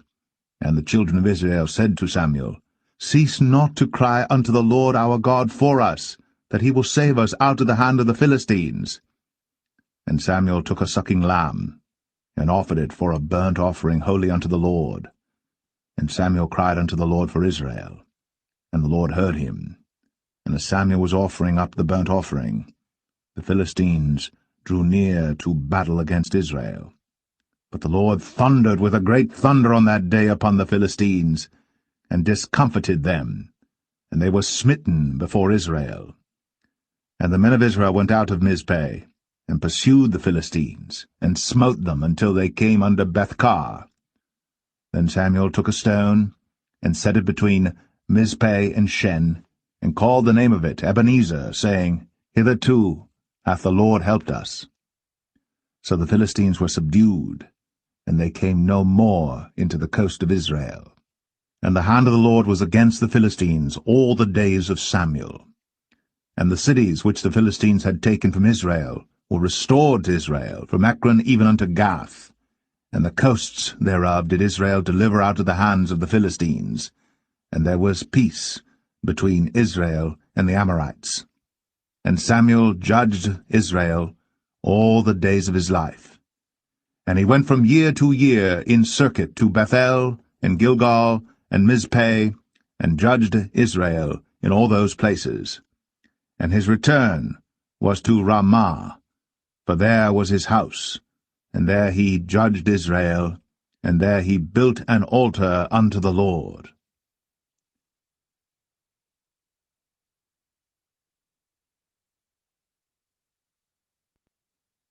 1 Samuel 8. And it came to pass, when Samuel was old, that he made his sons judges over Israel. Now the name of his firstborn was Joel, and the name of his second Abiah. They were judges in Beersheba. And his sons walked not in his ways, but turned aside after lucre, and took bribes, and perverted judgment. And all the elders of Israel gathered themselves together, and came to Samuel unto Ramah, and said unto him, Behold, thou art old, and thy sons walk not in thy ways. Now make us a king to judge us like all the nations. But the thing displeased Samuel, when they said, Give us a king to judge us. And Samuel prayed unto the Lord. And the Lord said unto Samuel, Hearken unto the voice of the people, in all that they say unto thee. For they have not rejected thee, but they have rejected me, that I should not reign over them. According to all the works which they have done since the day that I brought them up out of Egypt, even unto this day, wherewith they have forsaken me, and served other gods, so do they also unto thee. Now therefore hearken unto their voice, howbeit yet protest solemnly unto them, and show them the manner of the king that shall reign over them. And Samuel told all the words of the Lord unto the people that asked of him a king. And he said, This will be the manner of the king that shall reign over you. He will take your sons, and appoint them for himself, for his chariots, and to be his horsemen, and some shall run before his chariots. And he will appoint him captains over thousands, and captains over 50s, and will set them to ear his ground, and to reap his harvest, and to make his instruments of war, and instruments of his chariots. And he will take your daughters to be confectionaries, and to be cooks, and to be bakers. And he will take your fields, and your vineyards, and your oliveyards, even the best of them, and give them to his servants. And he will take the tenth of your seed, and of your vineyards, and give to his officers, and to his servants. And he will take your men-servants, and your maidservants, and your goodliest young men, and your asses, and put them to his work. He will take the tenth of your sheep, and ye shall be his servants. And ye shall cry out in that day because of your king which ye shall have chosen you. And the Lord will not hear you in that day. Nevertheless, the people refused to obey the voice of Samuel, and they said, Nay, but we will have a king over us, that we also may be like all the nations, and that our king may judge us, and go out before us, and fight our battles. And Samuel heard all the words of the people, and he rehearsed them in the ears of the Lord.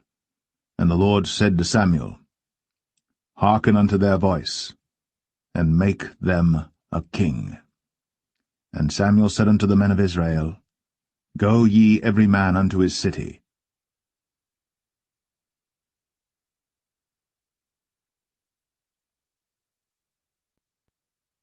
1 Samuel 9. Now there was a man of Benjamin, whose name was Kish, the son of Abiel, the son of Zeror, the son of Bechorath, the son of Aphiah, a Benjamite, a mighty man of power. And he had a son whose name was Saul, a choice young man, and a goodly. And there was not among the children of Israel a goodlier person than he. From his shoulders and upward he was higher than any of the people. And the asses of Kish, Saul's father, were lost. And Kish said to Saul his son, Take now one of the servants with thee, and arise, go seek the asses. And he passed through Mount Ephraim, and passed through the land of Shalisha. But they found them not. Then they passed through the land of Shalim, and there they were not. And he passed through the land of the Benjamites, but they found them not. And when they were come to the land of Zuph, Saul said to his servant that was with him, Come, and let us return, lest my father leave caring for the asses, and take thought for us. And he said unto him, Behold now, there is in this city a man of God, and he is an honourable man. All that he saith cometh surely to pass. Now let us go thither. Peradventure he can show us our way that we should go. Then said Saul to his servant, But behold, if we go, what shall we bring the man? For the bread is spent in our vessels, and there is not a present to bring to the man of God. What have we? And the servant answered Saul again, and said, Behold, I have here at hand the 4th part of a shekel of silver. That will I give to the man of God, to tell us our way. Before time in Israel, when a man went to inquire of God, thus he spake, Come, and let us go to the seer. For he that is now called a prophet was before time called a seer. Then said Saul to his servant, Well said, come, let us go. So they went unto the city where the man of God was. And as they went up the hill to the city, they found young maidens going out to draw water, and said unto them, Is the seer here? And they answered them, and said, He is, behold, he is before you. Make haste now, for he came today to the city, for there is a sacrifice of the people today in the high place. As soon as ye be come into the city, ye shall straightway find him, before he go up to the high place to eat. For the people will not eat until he come, because he doth bless the sacrifice, and afterwards they eat that be bidden. Now therefore get you up, for about this time ye shall find him. And they went up into the city. And when they were come into the city, behold, Samuel came out against them, for to go up to the high place. Now the Lord had told Samuel in his ear a day before Saul came, saying, Tomorrow, about this time, I will send thee a man out of the land of Benjamin, and thou shalt anoint him to be captain over my people Israel, that he may save my people out of the hand of the Philistines. For I have looked upon my people, because their cry is come unto me. And when Samuel saw Saul, the Lord said unto him, Behold the man whom I spake to thee of. This same shall reign over my people. Then Saul drew near to Samuel in the gate, and said, Tell me, I pray thee, where the seer's house is. And Samuel answered Saul, and said, I am the seer. Go up before me unto the high place.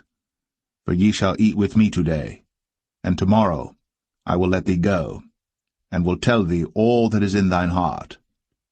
And as for thine asses that were lost 3 days ago, set not thy mind on them, for they are found. And on whom is all the desire of Israel? Is it not on thee, and on all thy father's house? And Saul answered and said, Am not I a Benjamite, of the smallest of the tribes of Israel, and my family the least of all the families of the tribe of Benjamin? Wherefore then speakest thou so to me? And Samuel took Saul and his servant, and brought them into the parlour, and made them sit in the chiefest place among them that were bidden, which were about 30 persons. And Samuel said unto the cook, Bring the portion which I gave thee, of which I said unto thee, Set it by thee. And the cook took up the shoulder, and that which was upon it, and set it before Saul. And Samuel said, Behold that which is left, set it before thee, and eat. For unto this time hath it been kept for thee, since I said, I have invited the people. So Saul did eat with Samuel that day. And when they were come down from the high place into the city, Samuel communed with Saul upon the top of the house. And they arose early. And it came to pass about the spring of the day that Samuel called Saul to the top of the house, saying, Up, that I may send thee away. And Saul arose, and they went out, both of them, he and Samuel, abroad. And as they were going down to the end of the city, Samuel said to Saul, Bid the servant pass on before us. And he passed on. But stand thou still a while, that I may show thee the word of God.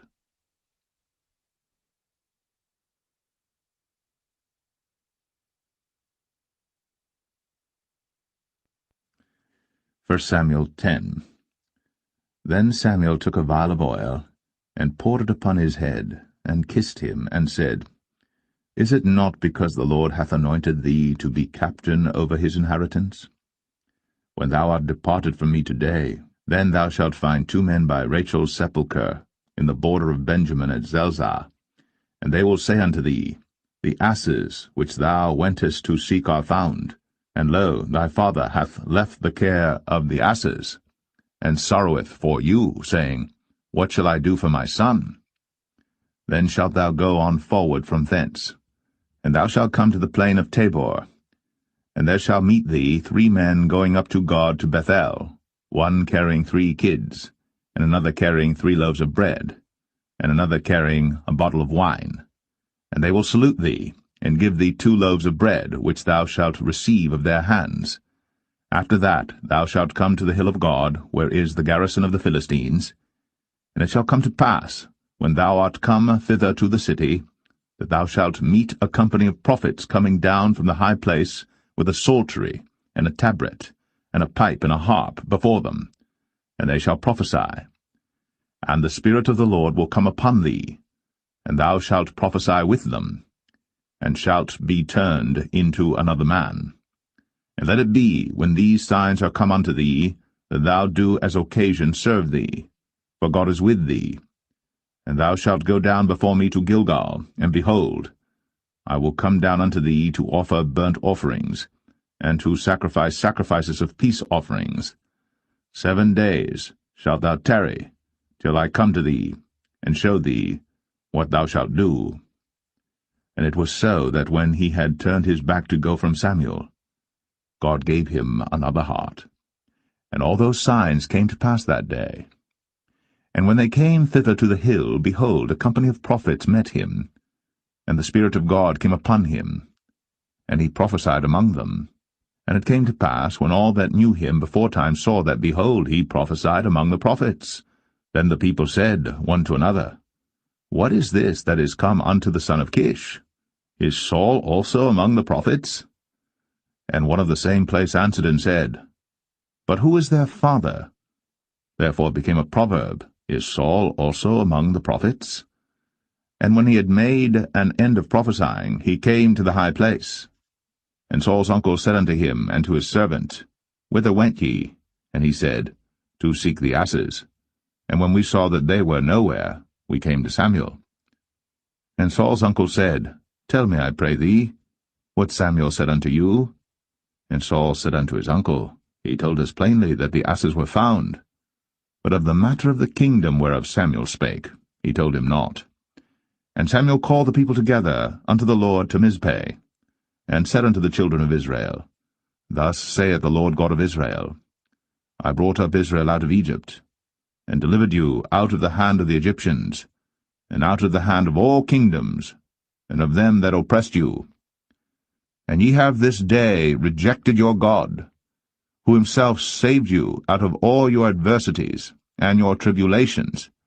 And ye have said unto him, Nay, but set a king over us. Now therefore present yourselves before the Lord by your tribes and by your thousands.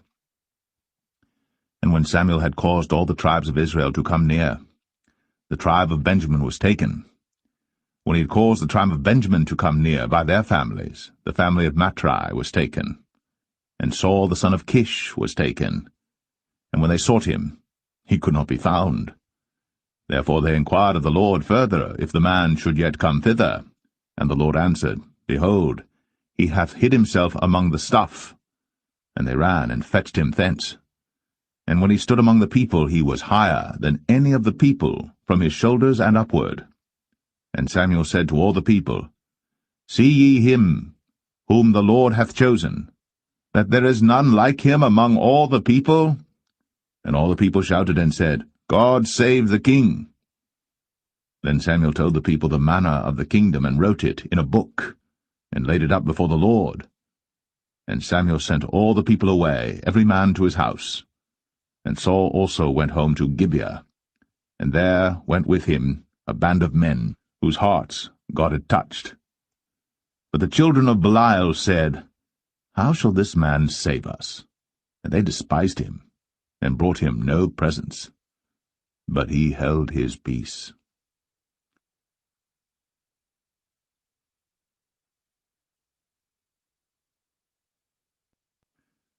1 Samuel 11. Then Nahash the Ammonite came up, and encamped against Jabesh-Gilead.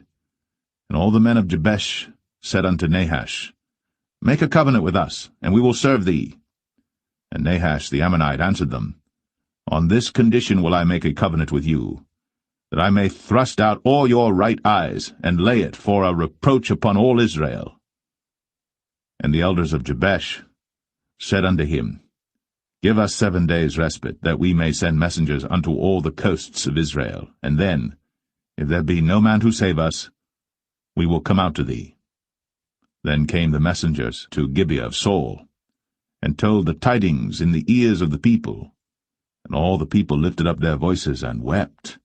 And behold, Saul came after the herd out of the field, and Saul said, What aileth the people that they weep? And they told him the tidings of the men of Jabesh. And the Spirit of God came upon Saul when he heard those tidings, and his anger was kindled greatly. And he took a yoke of oxen, and hewed them in pieces, and sent them throughout all the coast of Israel by the hands of messengers, saying, Whosoever cometh not forth after Saul and after Samuel, so shall it be done unto his oxen. And the fear of the Lord fell on the people, and they came out with one consent.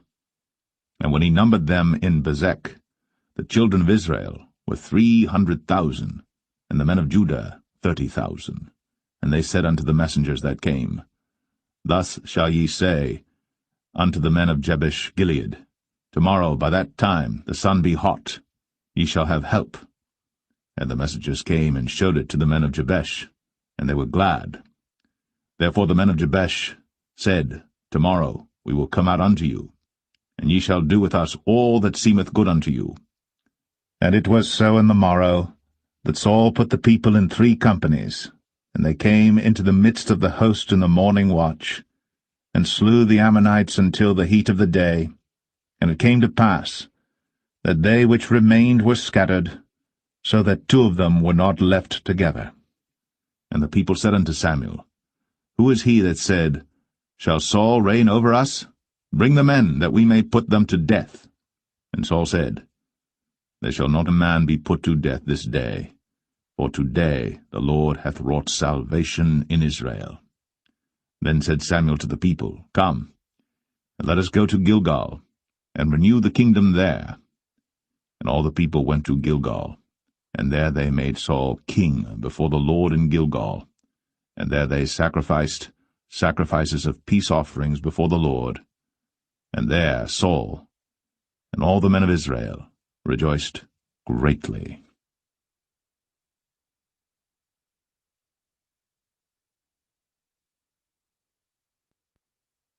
1 Samuel 12.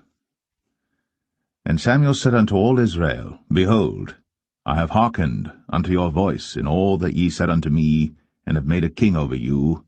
And now, behold, the king walketh before you, and I am old and grey-headed, and behold, my sons are with you. And I have walked before you from my childhood unto this day. Behold, here I am. Witness against me before the Lord and before his anointed, whose ox have I taken? Or whose ass have I taken? Or whom have I defrauded? Whom have I oppressed? Or of whose hand have I received any bribe to blind mine eyes therewith? And I will restore it you. And they said, Thou hast not defrauded us, nor oppressed us, neither hast thou taken aught of any man's hand. And he said unto them, The Lord is witness against you, and his anointed is witness this day, that ye have not found aught in my hand. And they answered, He is witness. And Samuel said unto the people, It is the Lord that advanced Moses and Aaron, and that brought your fathers up out of the land of Egypt. Now therefore stand still, that I may reason with you before the Lord of all the righteous acts of the Lord, which he did to you and to your fathers. When Jacob was come into Egypt, and your fathers cried unto the Lord, then the Lord sent Moses and Aaron, which brought forth your fathers out of Egypt, and made them dwell in this place. And when they forgat the Lord their God, he sold them into the hand of Sisera, captain of the host of Hazor, and into the hand of the Philistines, and into the hand of the king of Moab. And they fought against them. And they cried unto the Lord, and said, We have sinned, because we have forsaken the Lord, and have served Balaam and Ashtoreth. But now deliver us out of the hand of our enemies, and we will serve thee. And the Lord sent Jerubbaal, and Bedan, and Jephthah, and Samuel, and delivered you out of the hand of your enemies on every side, and ye dwelled safe. And when ye saw that Nahash the king of the children of Ammon came against you, ye said unto me, Nay, but a king shall reign over us, when the Lord your God was your king. Now therefore, behold, the king whom ye have chosen, and whom ye have desired, and behold, the Lord hath set a king over you. If ye will fear the Lord, and serve him, and obey his voice, and not rebel against the commandment of the Lord, then shall both ye and also the king that reigneth over you continue following the Lord your God. But if ye will not obey the voice of the Lord, but rebel against the commandment of the Lord, then shall the hand of the Lord be against you, as it was against your fathers. Now therefore stand and see this great thing which the Lord will do before your eyes. Is it not wheat harvest today? I will call unto the Lord, and he shall send thunder and rain, that ye may perceive and see that your wickedness is great, which ye have done in the sight of the Lord in asking you a king. So Samuel called unto the Lord, and the Lord sent thunder and rain that day. And all the people greatly feared the Lord and Samuel. And all the people said unto Samuel, Pray for thy servants unto the Lord thy God, that we die not. For we have added unto all our sins this evil, to ask us a king. And Samuel said unto the people, Fear not. Ye have done all this wickedness. Yet turn not aside from following the Lord, but serve the Lord with all your heart. And turn ye not aside, For then should ye go after vain things which cannot profit nor deliver, for they are vain. For the Lord will not forsake his people for his great name's sake, because it hath pleased the Lord to make you his people. Moreover, as for me, God forbid that I should sin against the Lord in ceasing to pray for you. But I will teach you the good and the right way. Only fear the Lord, and serve him in truth with all your heart. For consider how great things he hath done for you. But if ye shall still do wickedly, ye shall be consumed, both ye and your king.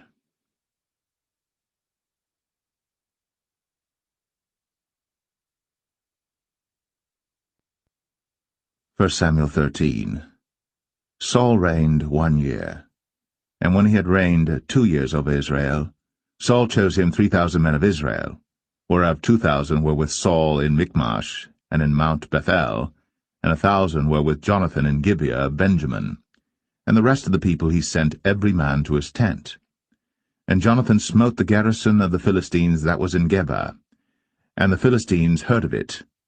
And Saul blew the trumpet throughout all the land, saying, Let the Hebrews hear. And all Israel heard say that Saul had smitten a garrison of the Philistines, and that Israel also was had in abomination with the Philistines. And the people were called together after Saul to Gilgal. And the Philistines gathered themselves together to fight with Israel, 30,000 chariots and 6,000 horsemen, and people as the sand which is on the seashore in multitude. And they came up, and pitched in Michmash, eastward from Bethaven. When the men of Israel saw that they were in a strait, for the people were distressed, then the people did hide themselves in caves, and in thickets, and in rocks, and in high places, and in pits. And some of the Hebrews went over Jordan to the land of Gad and Gilead. As for Saul, he was yet in Gilgal, and all the people followed him, trembling. And he tarried 7 days according to the set time that Samuel had appointed. But Samuel came not to Gilgal, and the people were scattered from him. And Saul said, Bring hither a burnt offering to me, and peace offerings. And he offered the burnt offering. And it came to pass that as soon as he had made an end of offering the burnt offering, behold, Samuel came. And Saul went out to meet him, that he might salute him. And Samuel said, What hast thou done? And Saul said, Because I saw that the people were scattered from me, and that thou camest not within the days appointed, and that the Philistines gathered themselves together at Michmash. Therefore said I, The Philistines will come down now upon me to Gilgal, and I have not made supplication unto the Lord. I forced myself therefore, and offered a burnt offering. And Samuel said to Saul, Thou hast done foolishly. Thou hast not kept the commandment of the Lord thy God, which he commanded thee. For now would the Lord have established thy kingdom upon Israel forever. But now thy kingdom shall not continue. The Lord hath sought him a man after his own heart. And the Lord hath commanded him to be captain over his people, because thou hast not kept that which the Lord commanded thee. And Samuel arose, and gat him up from Gilgal unto Gibeah of Benjamin. And Saul numbered the people that were present with him about 600 men. And Saul and Jonathan his son, and the people that were present with him, abode in Gibeah of Benjamin. But the Philistines encamped in Michmash. And the spoilers came out of the camp of the Philistines in 3 companies. 1 company turned unto the way that leadeth to Ophrah, unto the land of Shual. And another company turned the way to Bethhoron, and another company turned to the way of the border that looketh to the valley of Zeboim, toward the wilderness. Now there was no smith found throughout all the land of Israel, for the Philistines said, Lest the Hebrews make them swords or spears. But all the Israelites went down to the Philistines to sharpen every man his share, and his coulter, and his axe, and his mattock. Yet they had a file for the mattocks, and for the coulters, and for the forks, and for the axes, and to sharpen the goads. So it came to pass in the day of battle that there was neither sword nor spear found in the hand of any of the people that were with Saul and Jonathan. But with Saul and with Jonathan his son was there found. And the garrison of the Philistines went out to the passage of Michmash.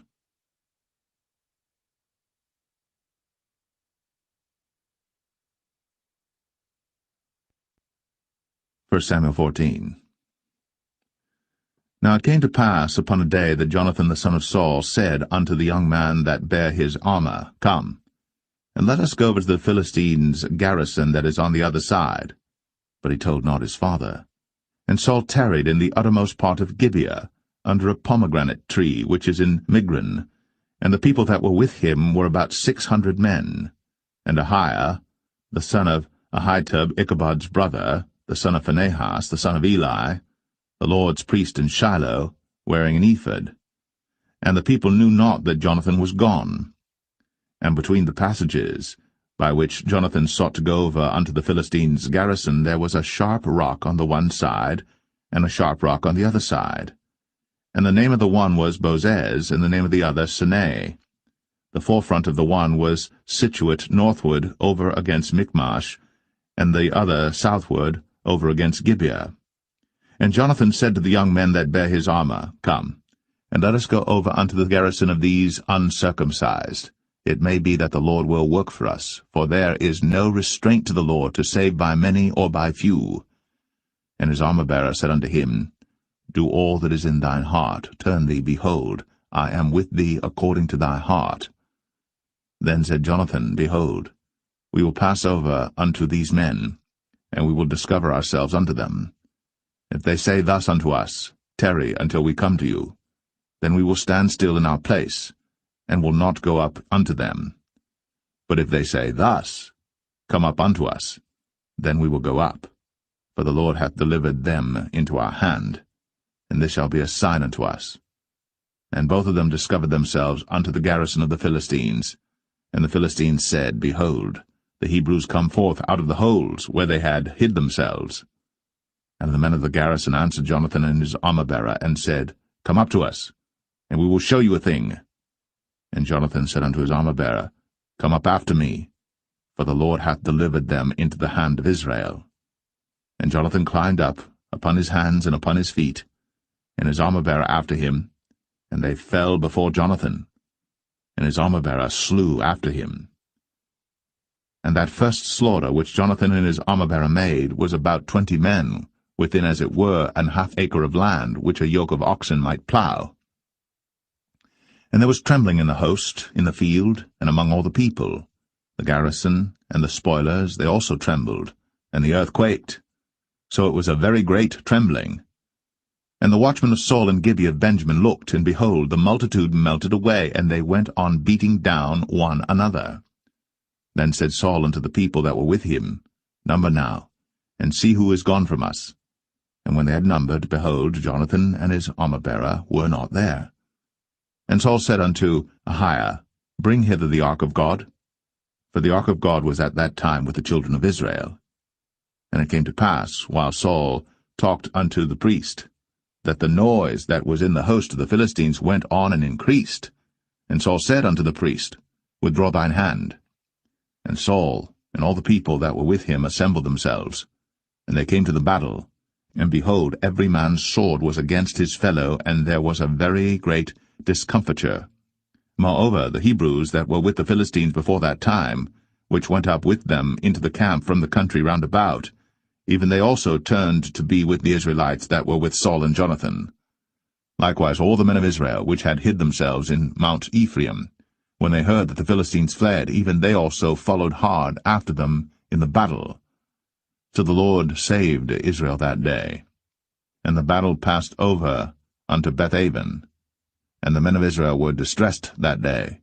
For Saul had adjured the people, saying, Cursed be the man that eateth any food until evening, that I may be avenged on mine enemies.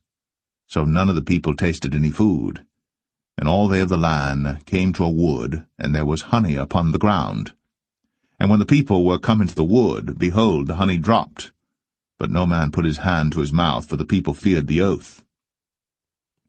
But Jonathan heard not, when his father charged the people with the oath, wherefore he put forth the end of the rod that was in his hand, and dipped it in an honeycomb, and put his hand to his mouth, and his eyes were enlightened.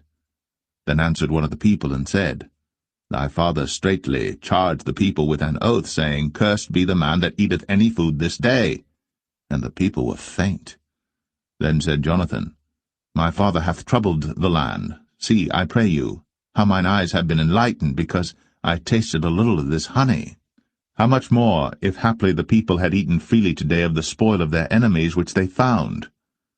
For had there not been now a much greater slaughter among the Philistines? And they smote the Philistines that day, from Michmash to Ailon, and the people were very faint. And the people flew upon the spoil, and took sheep and oxen and calves, and slew them on the ground. And the people did eat them with the blood. Then they told Saul, saying, Behold, the people sin against the Lord, in that they eat with the blood. And he said, Ye have transgressed. Roll a great stone unto me this day. And Saul said, Disperse yourselves among the people, and say unto them, Bring me hither every man his ox, and every man his sheep, and slay them here, and eat, and sin not against the Lord in eating with the blood. And all the people brought every man his ox with him that night, and slew them there. And Saul built an altar unto the Lord. The same was the first altar that he built unto the Lord. And Saul said, Let us go down after the Philistines by night, and spoil them until the morning light, and let us not leave a man of them. And they said, Do whatsoever seemeth good unto thee. Then said the priest, Let us draw near hither unto God. And Saul asked counsel of God, Shall I go down after the Philistines? Wilt thou deliver them into the hand of Israel? But he answered him not that day. And Saul said, Draw ye near hither, all the chief of the people, and know and see wherein this sin hath been this day. For as the Lord liveth, which saveth Israel, though it be in Jonathan my son, he shall surely die. But there was not a man among all the people that answered him. Then said he unto all Israel, Be ye on one side, and I and Jonathan my son will be on the other side. And the people said unto Saul, Do what seemeth good unto thee. Therefore Saul said unto the Lord God of Israel, Give a perfect lot. And Saul and Jonathan were taken, but the people escaped. And Saul said, Cast lots between me and Jonathan my son. And Jonathan was taken. Then Saul said to Jonathan, Tell me what thou hast done. And Jonathan told him, and said, I did but taste a little honey with the end of the rod that was in mine hand, and lo, I must die. And Saul answered, God do so and more also, for thou shalt surely die, Jonathan. And the people said unto Saul, Shall Jonathan die, who hath wrought this great salvation in Israel? God forbid, as the Lord liveth. There shall not one hair of his head fall to the ground, for he hath wrought with God this day.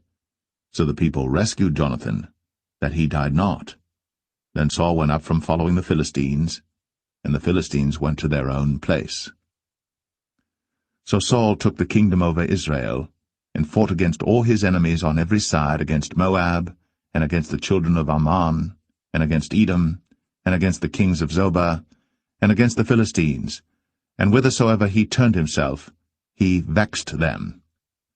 And he gathered an host, and smote the Amalekites, and delivered Israel out of the hands of them that spoiled them. Now the sons of Saul were Jonathan and Ishuai, and Melch-Ishuai.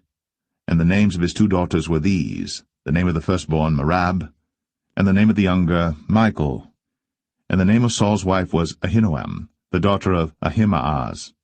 And the name of the captain of his host was Abner, the son of Ner, Saul's uncle.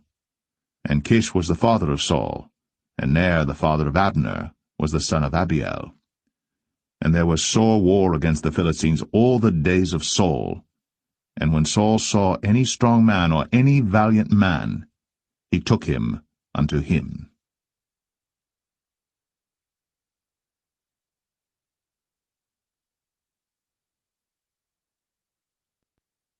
1 Samuel 15. Samuel also said unto Saul, The Lord sent me to anoint thee to be king over his people, over Israel. Now therefore hearken thou unto the voice of the words of the Lord. Thus saith the Lord of hosts, I remember that which Amalek did to Israel, how he laid wait for him in the way when he came up from Egypt. Now go, and smite Amalek, and utterly destroy all that they have, and spare them not, but slay both man and woman, infant and suckling, ox and sheep, camel and ass. And Saul gathered the people together, and numbered them in Telaim 200,000 footmen. and 10,000 men of Judah. And Saul came to a city of Amalek, and laid wait in the valley. And Saul said unto the Kenites, Go, depart, get you down from among the Amalekites, lest I destroy you with them. For ye showed kindness to all the children of Israel when they came up out of Egypt. So the Kenites departed from among the Amalekites. And Saul smote the Amalekites from Havilah until thou comest to Shur, that is over against Egypt. And he took Agag, the king of the Amalekites, alive, and utterly destroyed all the people with the edge of the sword. But Saul and the people spared Agag, and the best of the sheep, and of the oxen, and of the fatlings, and the lambs, and all that was good, and would not utterly destroy them. But everything that was vile and refuse, that they destroyed utterly. Then came the word of the Lord unto Samuel, saying, It repenteth me that I have set up Saul to be king, for he is turned back from following me, and hath not performed my commandments. And it grieved Samuel, and he cried unto the Lord all night. And when Samuel rose early to meet Saul in the morning, it was told Samuel, saying, Saul came to Carmel, and behold, he set him up a place, and is gone about, and passed on, and gone down to Gilgal. And Samuel came to Saul, and Saul said unto him, Blessed be thou of the Lord, I have performed the commandment of the Lord. And Samuel said, What meaneth then this bleating of the sheep in mine ears, and the lowing of the oxen which I hear? And Saul said, They have brought them from the Amalekites, for the people spared the best of the sheep and of the oxen to sacrifice unto the Lord thy God, and the rest we have utterly destroyed. Then Samuel said unto Saul, Stay, and I will tell thee what the Lord hath said to me this night. And he said unto him, Say on. And Samuel said, When thou wast little in thine own sight, wast thou not made the head of the tribes of Israel? And the Lord anointed thee king over Israel? And the Lord sent thee on a journey, and said, Go, and utterly destroy the sinners, the Amalekites, and fight against them until they be consumed. Wherefore then didst thou not obey the voice of the Lord, but didst fly upon the spoil, and didst evil in the sight of the Lord? And Saul said unto Samuel, Yea, I have obeyed the voice of the Lord, and have gone the way which the Lord sent me, and have brought Agag, the king of Amalek, and have utterly destroyed the Amalekites. But the people took of the spoil sheep and oxen, the chief of the things which should have been utterly destroyed, to sacrifice unto the Lord thy God in Gilgal. And Samuel said, Hath the Lord as great delight in burnt offerings and sacrifices as in obeying the voice of the Lord? Behold, to obey is better than sacrifice, and to hearken than the fat of rams.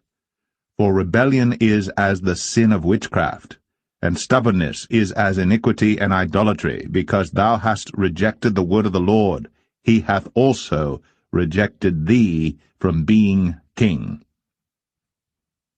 And Saul said unto Samuel, I have sinned, for I have transgressed the commandment of the Lord, and thy words, because I feared the people, and obeyed their voice. Now therefore, I pray thee, pardon my sin, and turn again with me, that I may worship the Lord. And Samuel said unto Saul, I will not return with thee, for thou hast rejected the word of the Lord, and the Lord hath rejected thee from being king over Israel. And as Samuel turned about to go away, he laid hold upon the skirt of his mantle, and it rent. And Samuel said unto him, The Lord hath rent the kingdom of Israel from thee this day, and hath given it to a neighbor of thine, that is better than thou. And also the strength of Israel will not lie nor repent, for he is not a man that he should repent. Then he said, I have sinned. Yet honor me now, I pray thee, before the elders of my people, and before Israel, and turn again with me, that I may worship the Lord thy God. So Samuel turned again after Saul, and Saul worshipped the Lord. Then said Samuel, Bring ye hither to me Agag the king of the Amalekites. And Agag came unto him delicately, and Agag said, Surely the bitterness of death is past. And Samuel said, As thy sword hath made women childless, so shall thy mother be childless among women. And Samuel hewed Agag in pieces before the Lord in Gilgal. Then Samuel went to Ramah, and Saul went up to his house to Gibeah of Saul. And Samuel came no more to see Saul until the day of his death. Nevertheless Samuel mourned for Saul, and the Lord repented that he had made Saul king over Israel.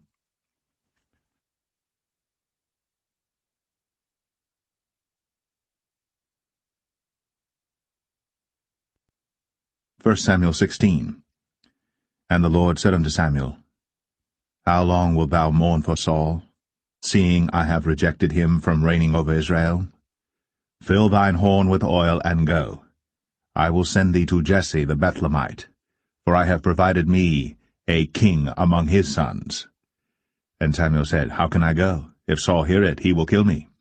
And the Lord said, Take an heifer with thee, and say, I am come to sacrifice to the Lord.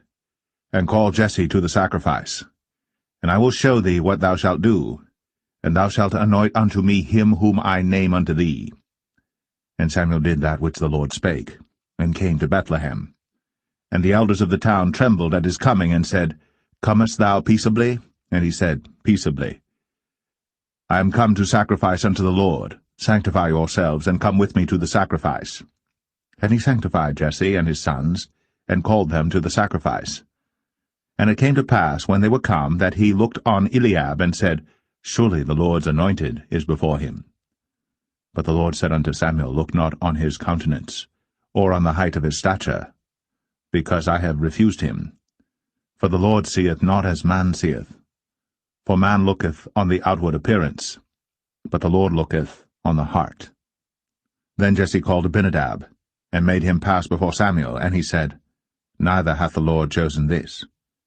Then Jesse made Shammah to pass by, and he said, Neither hath the Lord chosen this.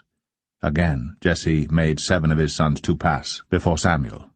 And Samuel said unto Jesse, The Lord hath not chosen these. And Samuel said unto Jesse, Are here all thy children? And he said, There remaineth yet the youngest, and behold, he keepeth the sheep. And Samuel said unto Jesse, Send and fetch him, for we will not sit down till he come hither. And he sent and brought him in. Now he was ruddy, and withal of a beautiful countenance, and goodly to look to. And the Lord said, Arise, anoint him, for this is he. Then Samuel took the horn of oil, and anointed him in the midst of his brethren. And the Spirit of the Lord came upon David from that day forward. So Samuel rose up, and went to Ramah. But the Spirit of the Lord departed from Saul, and an evil spirit from the Lord troubled him. And Saul's servant said unto him, Behold now, an evil spirit from God troubleth thee. Let our Lord now command thy servants, which are before thee, to seek out a man who is a cunning player on an harp. And it shall come to pass, when the evil spirit from God is upon thee, that he shall play with his hand, and thou shalt be well. And Saul said unto his servants, Provide me now a man that can play well, and bring him to me. Then answered one of the servants, and said, Behold, I have seen a son of Jesse the Bethlehemite, that is cunning in playing, and a mighty valiant man, and a man of war, and prudent in matters, and a comely person. And the Lord is with him. Wherefore Saul sent messengers unto Jesse, and said, Send me David thy son, which is with the sheep. And Jesse took an ass laden with bread, and a bottle of wine, and a kid, and sent them by David his son unto Saul. And David came to Saul, and stood before him. And he loved him greatly, and he became his armor-bearer. And Saul sent to Jesse, saying, Let David, I pray thee, stand before me, for he hath found favor in my sight. And it came to pass, when the evil spirit from God was upon Saul, that David took an harp, and played with his hand. So Saul was refreshed, and was well, and the evil spirit departed from him.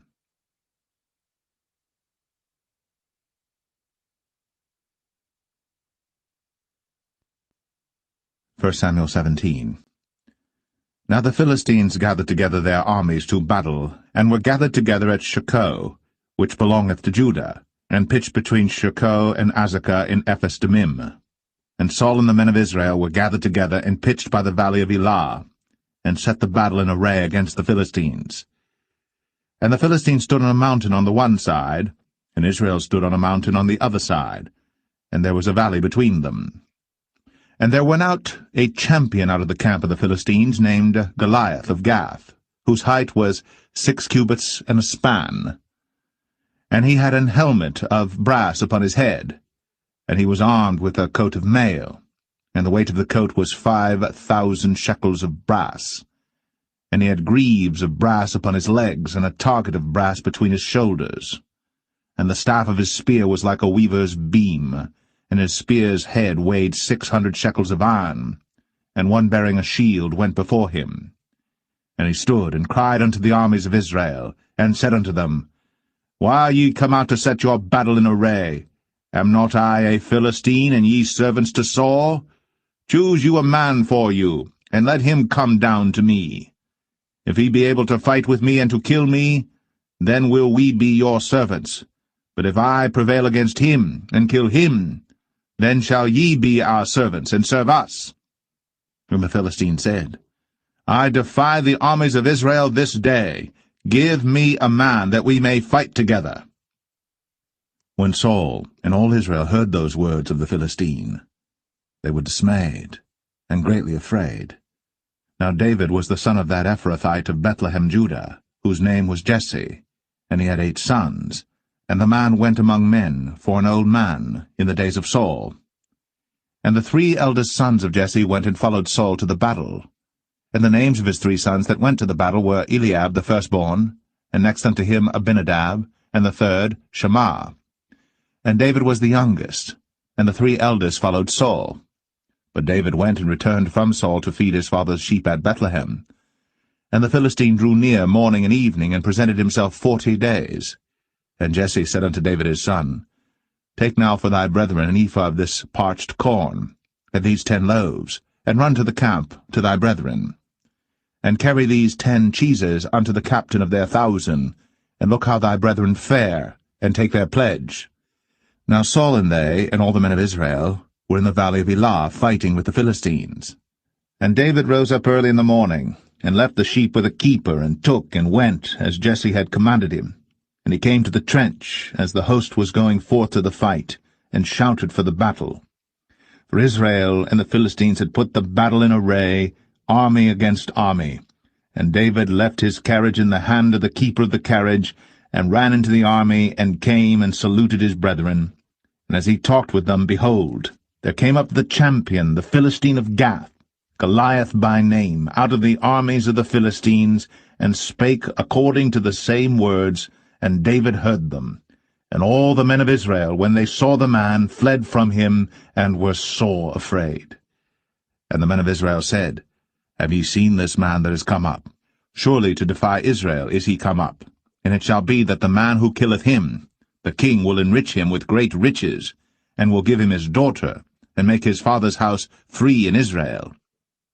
And David spake to the men that stood by him, saying, What shall be done to the man that killeth this Philistine, and taketh away the reproach from Israel? For who is this uncircumcised Philistine, that he should defy the armies of the living God? And the people answered him after this manner, saying, So shall it be done to the man that killeth him. And Eliab, his eldest brother, heard when he spake unto the men. And Eliab's anger was kindled against David, and he said, Why camest thou down hither? And with whom hast thou left those few sheep in the wilderness? I know thy pride, and the naughtiness of thine heart, for thou art come down that thou mightest see the battle. And David said, What have I now done? Is there not a cause? And he turned from him toward another, and spake after the same manner. And the people answered him again after the former manner. And when the words were heard which David spake, they rehearsed them before Saul. And he sent for him. And David said to Saul, Let no man's heart fail because of him. Thy servant will go and fight with this Philistine. And Saul said to David, Thou art not able to go against this Philistine to fight with him, for thou art but a youth, and he a man of war from his youth. And David said unto Saul, Thy servant kept his father's sheep, and there came a lion and a bear, and took a lamb out of the flock. And I went out after him, and smote him, and delivered it out of his mouth. And when he arose against me, I caught him by his beard, and smote him, and slew him. Thy servant slew both the lion and the bear, and this uncircumcised Philistine shall be as one of them, seeing he hath defied the armies of the living God. David said, moreover, The Lord that delivered me out of the paw of the lion, and out of the paw of the bear, he will deliver me out of the hand of this Philistine. And Saul said unto David, Go, and the Lord be with thee. And Saul armed David with his armor, and he put an helmet of brass upon his head. Also he armed him with a coat of mail. And David girded his sword upon his armor, and he essayed to go, for he had not proved it. And David said unto Saul, I cannot go with these, for I have not proved them. And David put them off him. And he took his staff in his hand, and chose him 5 smooth stones out of the brook, and put them in a shepherd's bag which he had, even in a scrip, and his sling was in his hand. And he drew near to the Philistine. And the Philistine came on and drew near unto David. And the man that bare the shield went before him. And when the Philistine looked about and saw David, he disdained him, for he was but a youth, and ruddy, and of a fair countenance. And the Philistine said unto David, Am I a dog that thou comest to me with staves? And the Philistine cursed David by his gods. And the Philistine said to David, Come to me, and I will give thy flesh unto the fowls of the air, and to the beasts of the field. Then said David to the Philistine, Thou comest to me with a sword, and with a spear, and with a shield. But I come to thee in the name of the Lord of hosts, the God of the armies of Israel, whom thou hast defied. This day will the Lord deliver thee into mine hand, and I will smite thee, and take thine head from thee. And I will give the carcasses of the host of the Philistines this day unto the fowls of the air, and to the wild beasts of the earth, that all the earth may know that there is a God in Israel. And all this assembly shall know that the Lord saveth not with sword and spear, for the battle is the Lord's, and he will give you into our hands. And it came to pass, when the Philistine arose, and came and drew nigh to meet David, that David hasted, and ran toward the army to meet the Philistine. And David put his hand in his bag, and took thence a stone, and slang it, and smote the Philistine in his forehead, that the stone sunk into his forehead, and he fell upon his face to the earth. So David prevailed over the Philistine with a sling and with a stone, and smote the Philistine, and slew him. But there was no sword in the hand of David. Therefore David ran, and stood upon the Philistine, and took his sword, and drew it out of the sheath thereof, and slew him, and cut off his head therewith. And when the Philistines saw their champion was dead, they fled. And the men of Israel and of Judah arose, and shouted, and pursued the Philistines until thou come to the valley, and to the gates of Ekron. And the wounded of the Philistines fell down by the way to Sharaim, even unto Gath and unto Ekron. And the children of Israel returned from chasing after the Philistines, and they spoiled their tents. And David took the head of the Philistine, and brought it to Jerusalem, but he put his armor in his tent. And when Saul saw David go forth against the Philistines, he said unto Abner, the captain of the host, Abner, whose son is this youth? And Abner said, As thy soul liveth, O king, I cannot tell. And the king said, Inquire thou whose son the stripling is. And as David returned from the slaughter of the Philistine, Abner took him, and brought him before Saul with the head of the Philistine in his hand. And Saul said to him, Whose son art thou, thou young man? And David answered, I am the son of thy servant Jesse, the Bethlehemite.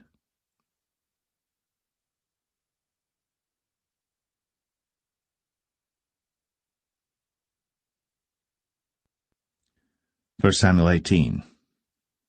And it came to pass, when he had made an end of speaking unto Saul, that the soul of Jonathan was knit with the soul of David, and Jonathan loved him as his own soul. And Saul took him that day, and would let him go no more home to his father's house. Then Jonathan and David made a covenant because he loved him as his own soul. And Jonathan stripped himself of the robe that was upon him, and gave it to David, and his garments, even to his sword, and to his bow, and to his girdle. And David went out whithersoever Saul sent him, and behaved himself wisely. And Saul set him over the men of war, and he was accepted in the sight of all the people, and also in the sight of Saul's servants. And it came to pass as they came, when David was returned from the slaughter of the Philistine, that women came out of all cities of Israel, singing and dancing to meet King Saul, with tabrets, with joy, and with instruments of music. And the women answered one another as they played, and said, Saul hath slain his thousands, and David his 10,000s. And Saul was very wroth. And the saying displeased him, and he said, They have ascribed unto David 10,000s, and to me they have ascribed but thousands. And what can he have more but the kingdom? And Saul eyed David from that day and forward. And it came to pass on the morrow that the evil spirit from God came upon Saul, and he prophesied in the midst of the house. And David played with his hand, as at other times. And there was a javelin in Saul's hand. And Saul cast the javelin, for he said, I will smite David even to the wall with it. And David avoided out of his presence twice. And Saul was afraid of David, because the Lord was with him, and was departed from Saul. Therefore Saul removed him from him, and made him his captain over 1,000, and he went out and came in before the people. And David behaved himself wisely in all his ways, and the Lord was with him. Wherefore when Saul saw that he behaved himself very wisely, he was afraid of him. But all Israel and Judah loved David, because he went out and came in before them.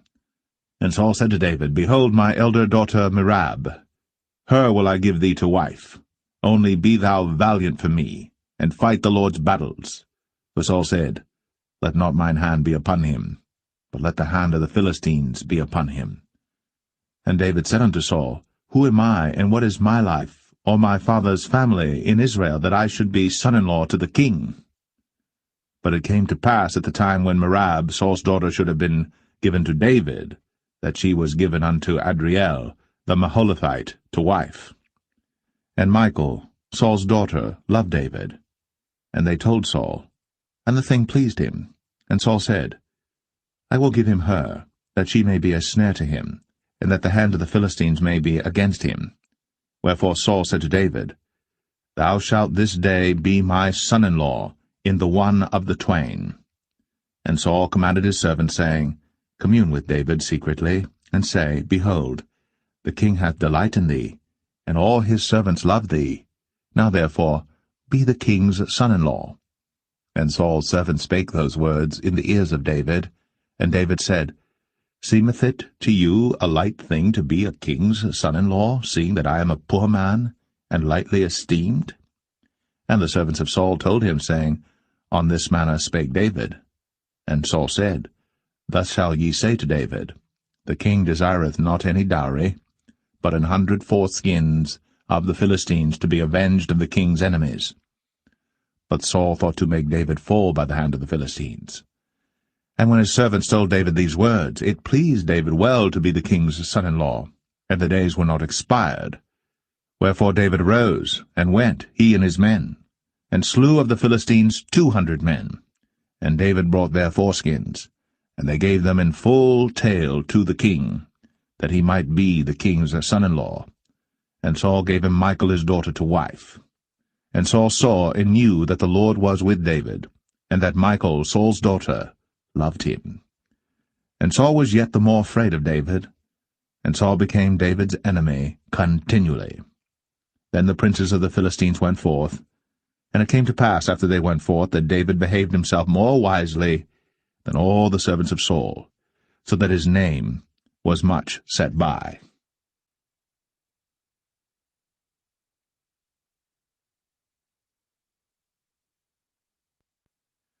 1 Samuel 19. And Saul spake to Jonathan his son, and to all his servants, that they should kill David. But Jonathan Saul's son delighted much in David. And Jonathan told David, saying, Saul my father seeketh to kill thee. Now therefore, I pray thee, take heed to thyself until the morning, and abide in a secret place, and hide thyself. And I will go out and stand beside my father in the field where thou art, and I will commune with my father of thee, and what I see, that I will tell thee. And Jonathan spake good of David unto Saul his father, and said unto him, Let not the king sin against his servant, against David, because he hath not sinned against thee, and because his works have been to thee ward very good. For he did put his life in his hand, and slew the Philistine. And the Lord wrought a great salvation for all Israel. Thou sawest it, and didst rejoice.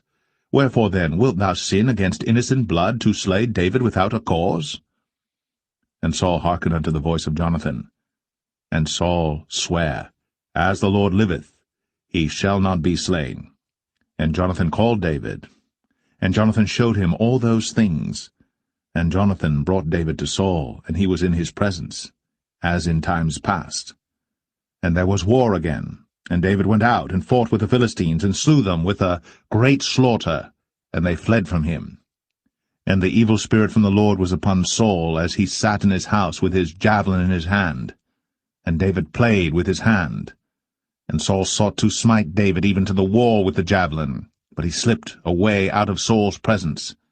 And he smote the javelin to the wall, and David fled, and escaped that night. Saul also sent messengers unto David's house, to watch him, and to slay him in the morning. And Michal, David's wife, told him, saying, If thou save not thy life tonight, tomorrow thou shalt be slain. So Michal let David down through a window, and he went and fled, and escaped. And Michal took an image, and laid it in the bed, and put a pillow of goat's hair for his bolster, and covered it with a cloth. And when Saul sent messengers to take David, she said, He is sick. And Saul sent the messengers again to see David, saying, Bring him up to me in the bed, that I may slay him.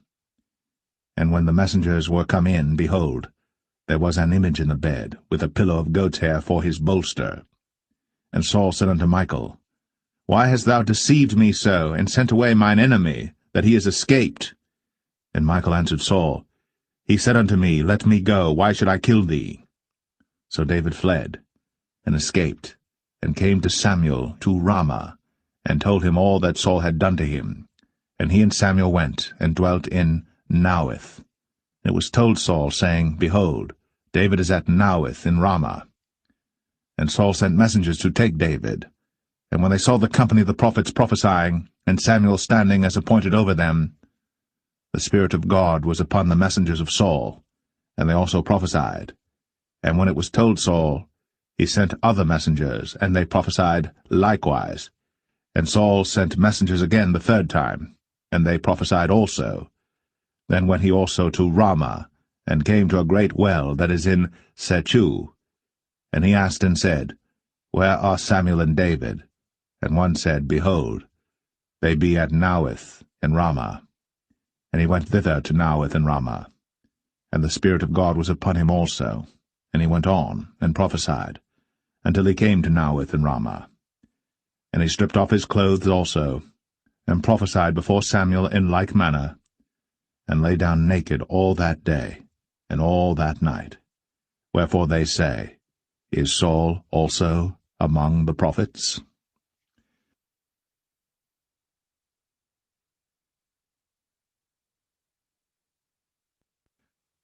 1 Samuel 20. And David fled from Naueth in Ramah, and came and said before Jonathan, What have I done? What is mine iniquity? And what is my sin before thy father, that he seeketh my life? And he said unto him, God forbid, thou shalt not die. Behold, my father will do nothing either great or small, but that he will show it me. And why should my father hide this thing from me? It is not so. And David sware moreover, and said, Thy father certainly knoweth that I have found grace in thine eyes. And he saith, Let not Jonathan know this, lest he be grieved. But truly as the Lord liveth, and as thy soul liveth, there is but a step between me and death. Then said Jonathan unto David, Whatsoever thy soul desireth, I will even do it for thee. And David said unto Jonathan, Behold, tomorrow is the new moon, and I should not fail to sit with the king at meat, but let me go, that I may hide myself in the field unto the third day at even. If thy father at all miss me, then say, David earnestly asked leave of me that he might run to Bethlehem his city, for there is a yearly sacrifice there for all the family. If he say thus, it is well, thy servant shall have peace. But if he be very wroth, then be sure that evil is determined by him. Therefore thou shalt deal kindly with thy servant. For thou hast brought thy servant into a covenant of the Lord with thee. Notwithstanding, if there be in me iniquity, slay me thyself. For why shouldest thou bring me to thy father? And Jonathan said, Far be it from thee, for if I knew certainly that evil were determined by my father to come upon thee, then would not I tell it thee? Then said David to Jonathan, Who shall tell me? Or what if thy father answer thee roughly? And Jonathan said unto David, Come, and let us go out into the field. And they went out, both of them, into the field. And Jonathan said unto David, O Lord God of Israel, when I have sounded my father about tomorrow any time, or the third day, and behold, if there be good toward David, and I then send not unto thee, and show it thee, the Lord do so, and much more to Jonathan. But if it please my father to do thee evil, then I will show it thee, and send thee away, that thou mayest go in peace, and the Lord be with thee, as he hath been with my father. And thou shalt not only while yet I live show me the kindness of the Lord, that I die not, but also thou shalt not cut off thy kindness from my house for ever, no, not when the Lord hath cut off the enemies of David every one from the face of the earth.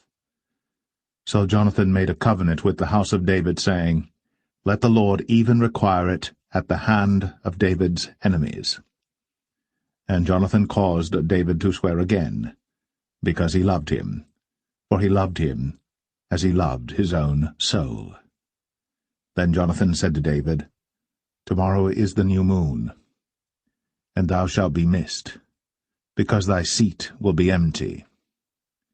And when thou hast stayed 3 days, then thou shalt go down quickly, and come to the place where thou didst hide thyself when the business was in hand, and shalt remain by the stone Zelle. And I will shoot 3 arrows on the side thereof, as though I shot at a mark, and behold, I will send a lad, saying, Go, find out the arrows. If I expressly say unto the lad, Behold, the arrows are on this side of thee, take them, then come thou. For there is peace to thee, and no hurt, as the Lord liveth. But if I say thus unto the young man, Behold, the arrows are beyond thee, go thy way, for the Lord hath sent thee away. And as touching the matter which thou and I have spoken of, behold, the Lord be between thee and me for ever. So David hid himself in the field. And when the new moon was come, the king sat him down to eat meat. And the king sat upon his seat as at other times, even upon a seat by the wall. And Jonathan arose, and Abner sat by Saul's side, and David's place was empty. Nevertheless Saul spake not anything that day, for he thought, Something hath befallen him. He is not clean. Surely he is not clean. And it came to pass on the morrow, which was the 2nd day of the month, that David's place was empty. And Saul said unto Jonathan his son, Wherefore cometh not the son of Jesse to meat, neither yesterday, nor today? And Jonathan answered Saul, David earnestly asked leave of me to go to Bethlehem. And he said, Let me go, I pray thee. For our family hath a sacrifice in the city, and my brother, he hath commanded me to be there. And now, if I have found favour in thine eyes, let me get away, I pray thee, and see my brethren. Therefore he cometh not unto the king's table. Then Saul's anger was kindled against Jonathan.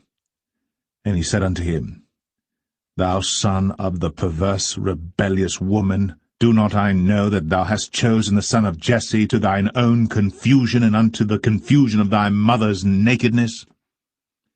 For as long as the son of Jesse liveth upon the ground, thou shalt not be established, nor thy kingdom. Wherefore, now send and fetch him unto me, for he shall surely die. And Jonathan answered Saul his father, and said unto him, Wherefore shall he be slain? What hath he done? And Saul cast a javelin at him to smite him, whereby Jonathan knew that it was determined of his father to slay David. So Jonathan arose from the table in fierce anger, and did eat no meat the 2nd day of the month, for he was grieved for David, because his father had done him shame. And it came to pass in the morning that Jonathan went out into the field at the time appointed with David, and a little lad with him. And he said unto his lad, Run, find out now the arrows which I shoot. And as the lad ran, he shot an arrow beyond him. And when the lad was come to the place of the arrow which Jonathan had shot, Jonathan cried after the lad, and said, Is not the arrow beyond thee? And Jonathan cried after the lad, Make speed, haste, stay not. And Jonathan's lad gathered up the arrows, and came to his master. But the lad knew not anything, only Jonathan and David knew the matter. And Jonathan gave his artillery unto his lad, and said unto him, Go, carry them to the city. And as soon as the lad was gone, David arose out of a place toward the south, and fell on his face to the ground, and bowed himself 3 times. And they kissed one another, and wept one with another, until David exceeded. And Jonathan said to David, Go in peace, forasmuch as we have sworn both of us in the name of the Lord, saying, The Lord be between me and thee, and between my seed and thy seed forever. And he arose, and departed. And Jonathan went into the city.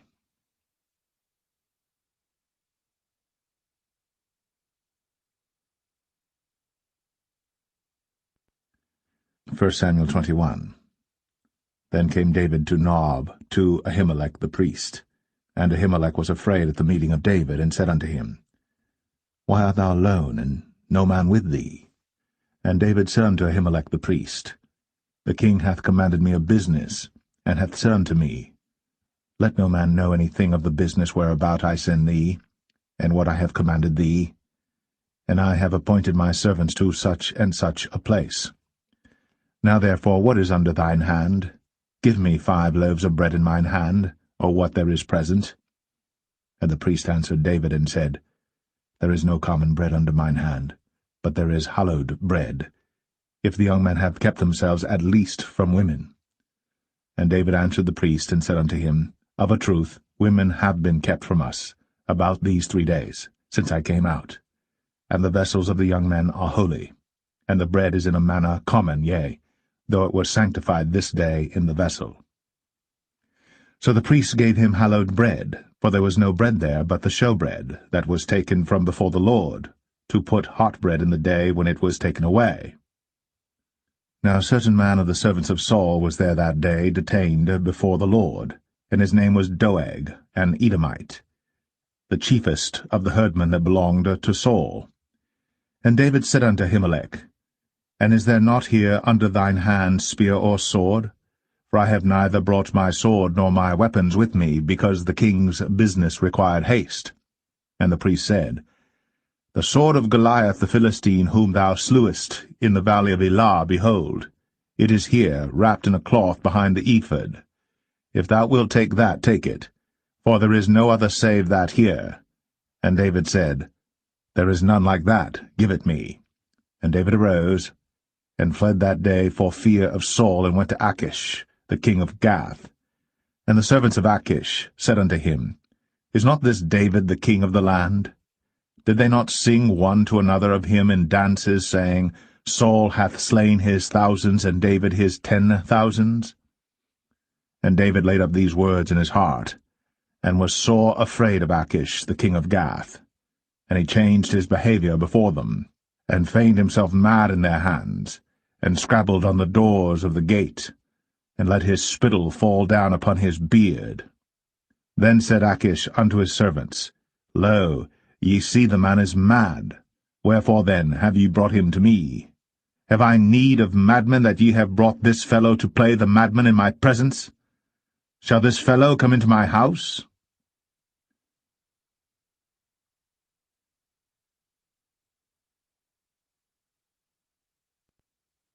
First Samuel 22. David therefore departed thence, and escaped to the cave Adullam. And when his brethren and all his father's house heard it, they went down thither to him. And every one that was in distress, and every one that was in debt, and every one that was discontented gathered themselves unto him. And he became a captain over them. And there were with him about 400 men. And David went thence to Mizpeh of Moab. And he said unto the king of Moab, Let my father and my mother, I pray thee, come forth, and be with you, till I know what God will do for me. And he brought them before the king of Moab, and they dwelt with him all the while that David was in the hold. And the prophet Gad said unto David, Abide not in the hold, depart, and get thee into the land of Judah. Then David departed, and came into the forest of Hareth. When Saul heard that David was discovered, and the men that were with him. Now Saul abode in Gibeah under a tree in Ramah, having his spear in his hand, and all his servants were standing about him. Then Saul said unto his servants that stood about him, Hear now, ye Benjamites. Will the son of Jesse give every one of you fields and vineyards, and make you all captains of thousands and captains of hundreds, that all of you have conspired against me? And there is none that showeth me that my son hath made a league with the son of Jesse. And there is none of you that is sorry for me, or showeth unto me that my son hath stirred up my servant against me, to lie in wait, as at this day. Then answered Doeg the Edomite, which was set over the servants of Saul, and said, I saw the son of Jesse coming to Nob, to Ahimelech, the son of Ahitub. And he inquired of the Lord for him, and gave him victuals, and gave him the sword of Goliath the Philistine. Then the king sent to call Ahimelech the priest, the son of Ahitub, and all his father's house, the priests that were in Nob, and they came all of them to the king. And Saul said, Hear now, thou son of Ahitub. And he answered, Here I am, my lord. And Saul said unto him, Why have ye conspired against me, thou and the son of Jesse, in that thou hast given him bread and a sword, and hast inquired of God for him, that he should rise against me to lie in wait, as at this day? Then Ahimelech answered the king, and said, And who is so faithful among all thy servants as David, which is the king's son-in-law, and goeth at thy bidding, and is honourable in thine house? Did I then begin to inquire of God for him? Be it far from me. Let not the king impute anything unto his servant, nor to all the house of my father, for thy servant knew nothing of all this, less or more. And the king said, Thou shalt surely die, Ahimelech, thou, and all thy father's house. And the king said unto the footmen that stood about him, Turn, and slay the priests of the Lord, because their hand also is with David, and because they knew when he fled, and did not show it to me. But the servants of the king would not put forth their hand to fall upon the priests of the Lord. And the king said to Doeg, Turn thou, and fall upon the priests. And Doeg the Edomite turned, and he fell upon the priests, and slew on that day 75 persons that did wear a linen ephod. And Nob, the city of the priests, smote he with the edge of the sword both men and women, children and sucklings, and oxen and asses, and sheep, with the edge of the sword. And one of the sons of Ahimelech the son of Ahitub, named Abiathar, escaped, and fled after David. And Abiathar showed David that Saul had slain the Lord's priests. And David said unto Abiathar, I knew it that day when Doeg the Edomite was there, that he would surely tell Saul, I have occasioned the death of all the persons of thy father's house. Abide thou with me. Fear not, for he that seeketh my life seeketh thy life. But with me thou shalt be in safeguard.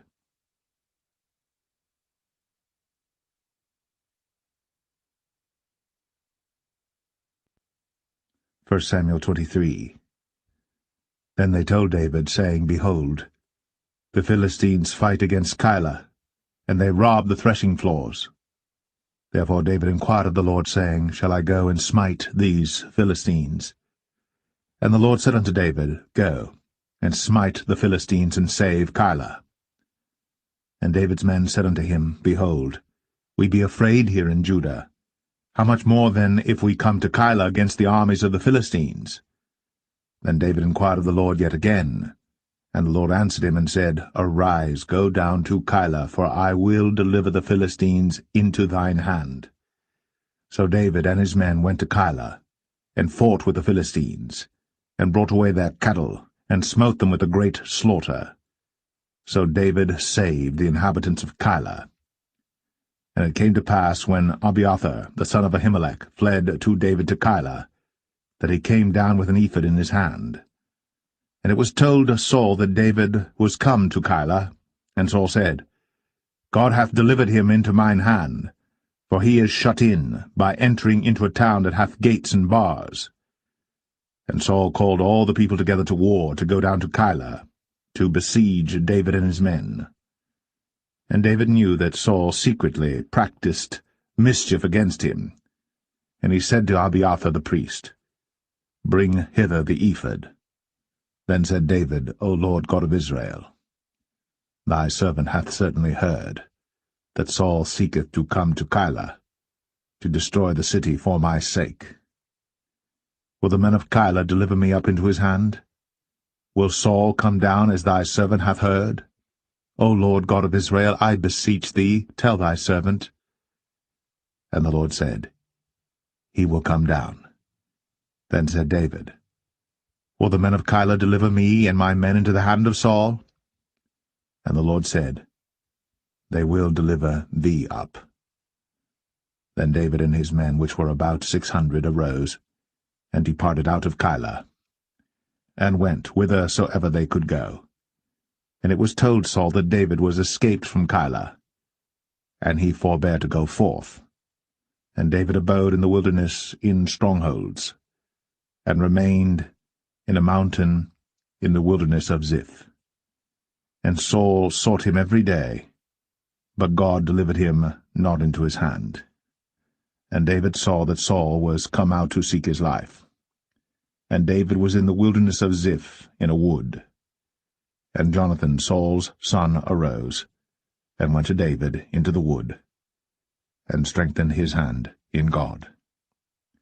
And he said unto him, Fear not, but the hand of Saul my father shall not find thee, and thou shalt be king over Israel, and I shall be next unto thee, and that also Saul my father knoweth.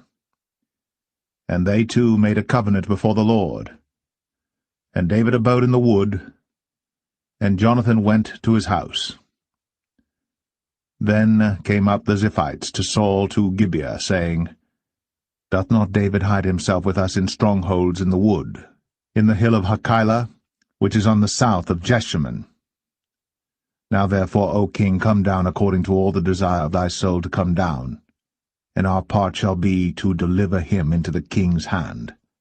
And Saul said, Blessed be ye of the Lord, for ye have compassion on me. Go, I pray you, prepare yet, and know and see his place where his haunt is. And who hath seen him there? For it is told me that he dealeth very subtly. See therefore, and take knowledge of all the lurking places where he hideth himself, and come ye again to me with the certainty, and I will go with you. And it shall come to pass, if he be in the land, that I will search him out throughout all the thousands of Judah. And they arose, and went to Ziph before Saul. But David and his men were in the wilderness of Maon, in the plain, on the south of Jeshimon. Saul also and his men went to seek him, and they told David, wherefore he came down into a rock, and abode in the wilderness of Maon. And when Saul heard that, he pursued after David in the wilderness of Maon. And Saul went on this side of the mountain, and David and his men on that side of the mountain. And David made haste to get away for fear of Saul. For Saul and his men compassed David and his men round about to take them. But there came a messenger unto Saul, saying, Haste thee, and come, for the Philistines have invaded the land.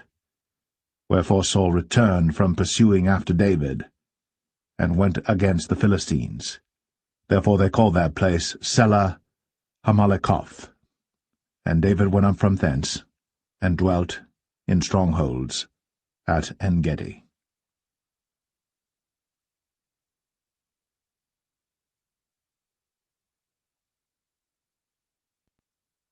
1 Samuel 24.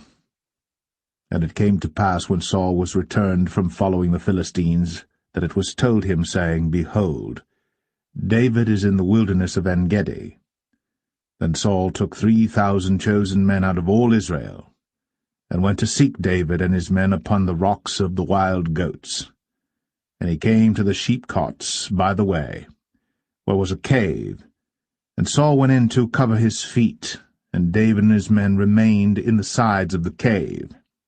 And the men of David said unto him, Behold the day of which the Lord said unto thee, Behold, I will deliver thine enemy into thine hand, that thou mayest do to him as it shall seem good unto thee. Then David arose, and cut off the skirt of Saul's robe privily. And it came to pass afterward that David's heart smote him, because he had cut off Saul's skirt.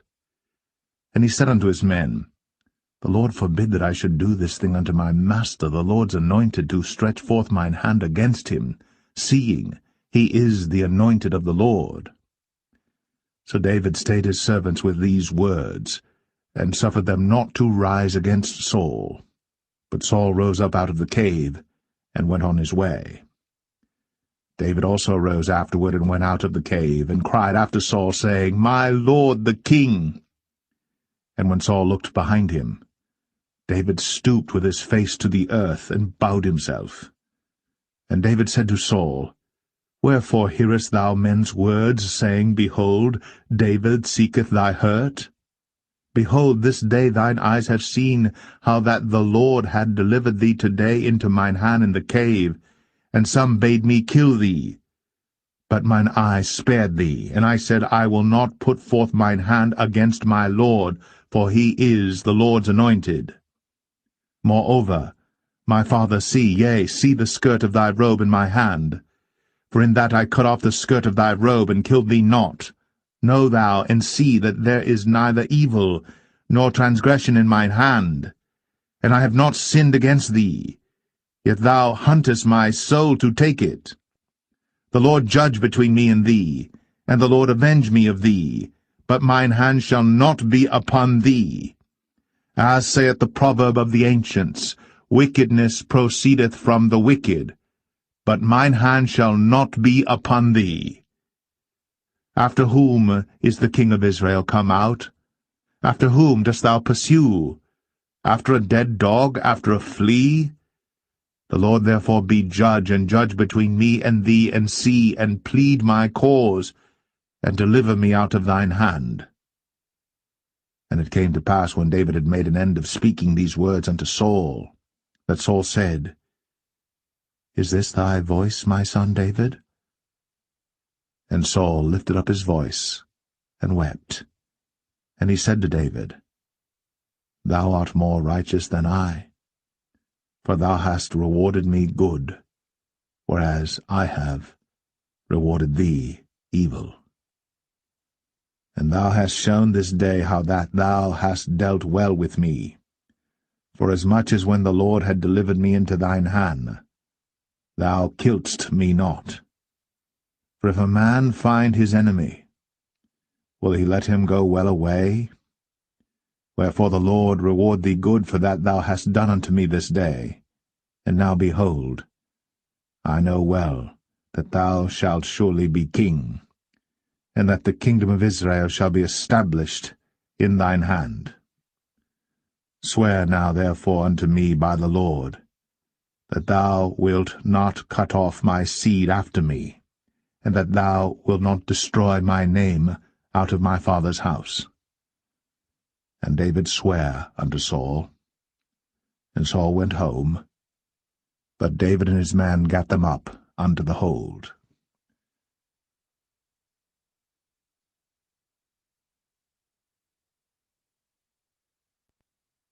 First Samuel 25. And Samuel died, And all the Israelites were gathered together, and lamented him, and buried him in his house at Ramah. And David arose, and went down to the wilderness of Paran. And there was a man in Maon, whose possessions were in Carmel. And the man was very great. And he had 3,000 sheep and 1,000 goats. And he was shearing his sheep in Carmel. Now the name of the man was Nabal, and the name of his wife Abigail. And she was a woman of good understanding, and of a beautiful countenance. But the man was churlish, and evil in his doings, and he was of the house of Caleb. And David heard in the wilderness that Nabal did shear his sheep. And David sent out 10 young men, and David said unto the young men, Get you up to Carmel, and go to Nabal, and greet him in my name. And thus shall ye say to him that liveth in prosperity, Peace be both to thee, and peace be to thine house, and peace be unto all that thou hast. And now I have heard that thou hast shearers. Now thy shepherds which were with us, we hurt them not, neither was there aught missing unto them all the while they were in Carmel. Ask thy young men, and they will show thee. Wherefore let the young men find favour in thine eyes. For we come in a good day. Give, I pray thee, whatsoever cometh to thine hand unto thy servants, and to thy son David. And when David's young men came, they spake to Nabal according to all those words in the name of David, and ceased. And Nabal answered David's servants, and said, Who is David? And who is the son of Jesse? There be many servants nowadays that break away every man from his master. Shall I then take my bread and my water and my flesh that I have killed for my shearers, and give it unto men whom I know not whence they be? So David's young men turned their way, and went again, and came and told him all those sayings. And David said unto his men, Gird ye on every man his sword. And they girded on every man his sword. And David also girded on his sword. And there went up after David about 400 men, and 200 abode by the stuff. But one of the young men told Abigail, Nabal's wife, saying, Behold, David sent messengers out of the wilderness to salute our master, and he railed on them. But the men were very good unto us, and we were not hurt, neither missed we any thing as long as we were conversant with them when we were in the fields. They were a wall unto us both by night and day. All the while we were with them keeping the sheep. Now therefore know and consider what thou wilt do, for evil is determined against our master, and against all his household. For he is such a son of Belial, that a man cannot speak to him.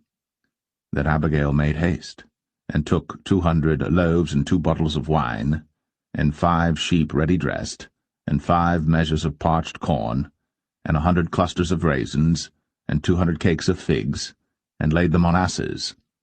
And she said unto her servants, Go on before me, behold, I come after you. But she told not her husband Nabal.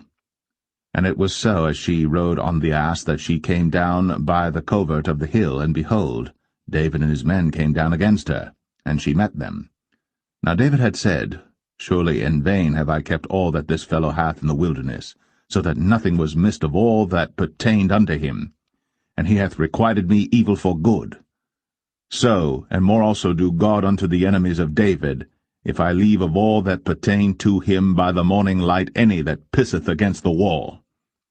And when Abigail saw David, she hasted, and lighted off the ass, and fell before David on her face, and bowed herself to the ground, and fell at his feet, and said, Upon me, my lord, upon me let this iniquity be, and let thine handmaid, I pray thee, speak in thine audience, and hear the words of thine handmaid. Let not, my lord, I pray thee, regard this man of Belial, even Nabal. For as his name is, so is he. Nabal is his name, and folly is with him. But I, thine handmaid, saw not the young men of my lord, whom thou didst send.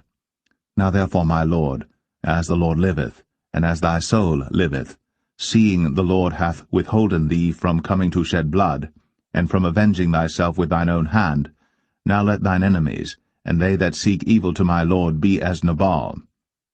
And now this blessing which thine handmaid hath brought unto my lord, let it even be given unto the young men that follow my lord. I pray thee, forgive the trespass of thine handmaid, for the Lord will certainly make my lord a sure house, because my lord fighteth the battles of the Lord, and evil hath not been found in thee all thy days. Yet a man is risen to pursue thee, and to seek thy soul. But the soul of my Lord shall be bound in the bundle of life with the Lord thy God, and the souls of thine enemies, them shall he sling out, as out of the middle of a sling.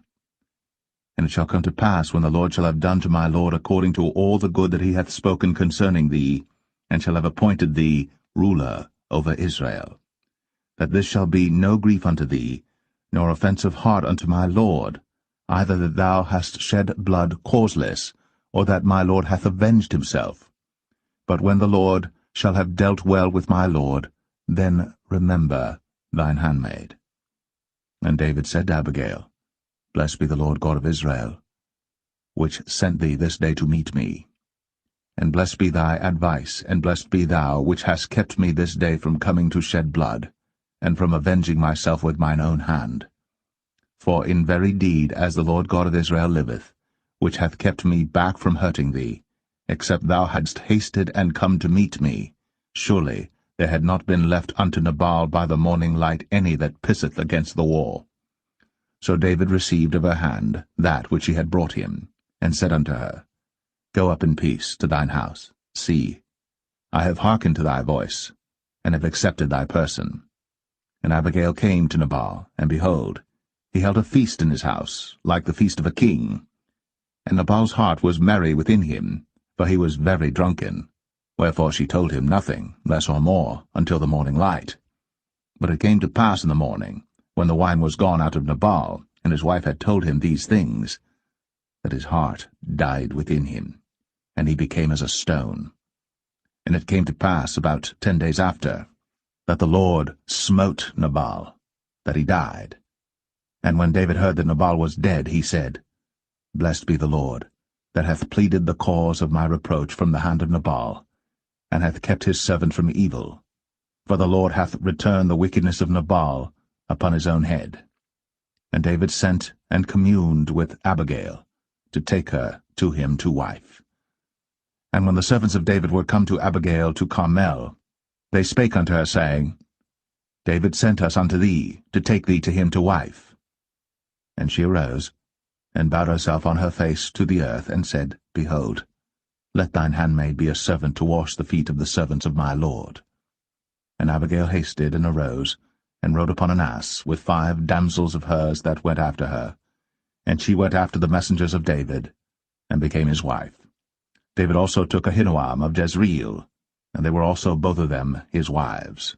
But Saul had given Michal his daughter, David's wife, to Phalti, the son of Laish, which was of Galim.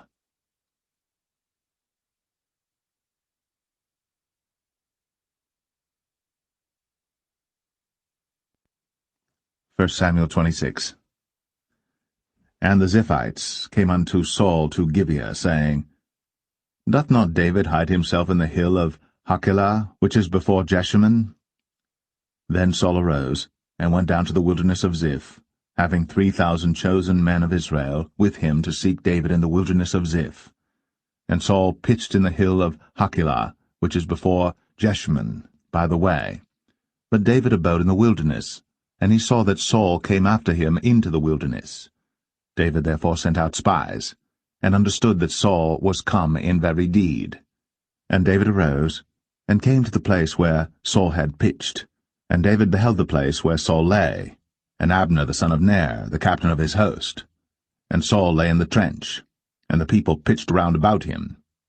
Then answered David, and said to Ahimelech the Hittite, and to Abishai, the son of Zeruiah, brother to Joab, saying, Who will go down with me to Saul to the camp? And Abishai said, I will go down with thee.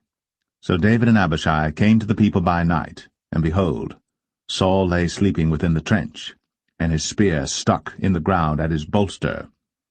But Abner and the people lay round about him.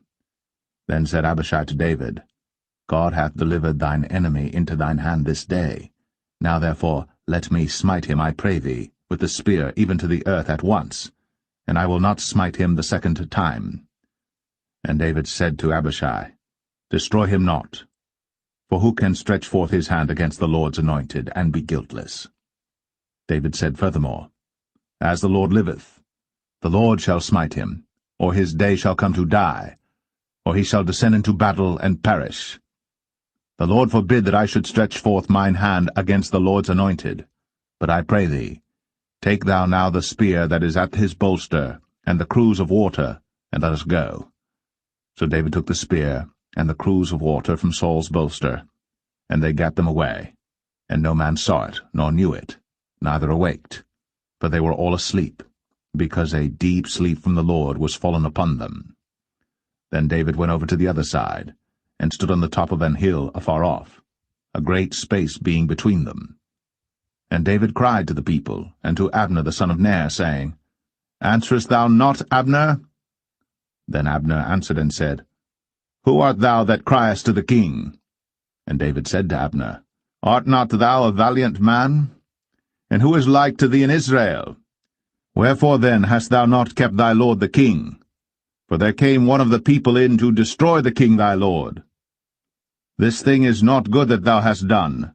As the Lord liveth, ye are worthy to die, because ye have not kept your master the Lord's anointed.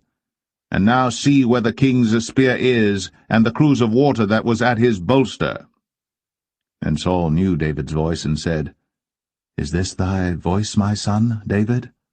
And David said, It is my voice, my lord, O king. And he said, Wherefore doth my lord thus pursue after his servant? For what have I done, or what evil is in mine hand? Now therefore, I pray thee, let my lord the king hear the words of his servant. If the Lord have stirred thee up against me, let him accept an offering. But if they be the children of men, cursed be they before the Lord, for they have driven me out this day from abiding in the inheritance of the Lord, saying, Go serve other gods. Now therefore, let not my blood fall to the earth before the face of the Lord. For the king of Israel is come out to seek a flea, as when one doth hunt a partridge in the mountains. Then said Saul, I have sinned. Return, my son David. For I will no more do thee harm, because my soul was precious in thine eyes this day. Behold, I have played the fool, and have erred exceedingly. And David answered and said, Behold the king's spear, and let one of the young men come over and fetch it. The Lord render to every man his righteousness and his faithfulness. For the Lord delivered thee into my hand today. But I would not stretch forth mine hand against the Lord's anointed. And behold, as thy life was much set by this day in mine eyes, so let my life be much set by in the eyes of the Lord, and let him deliver me out of all tribulation. Then Saul said to David, Blessed be thou, my son David. Thou shalt both do great things, and also shalt still prevail. So David went on his way, and Saul returned to his place.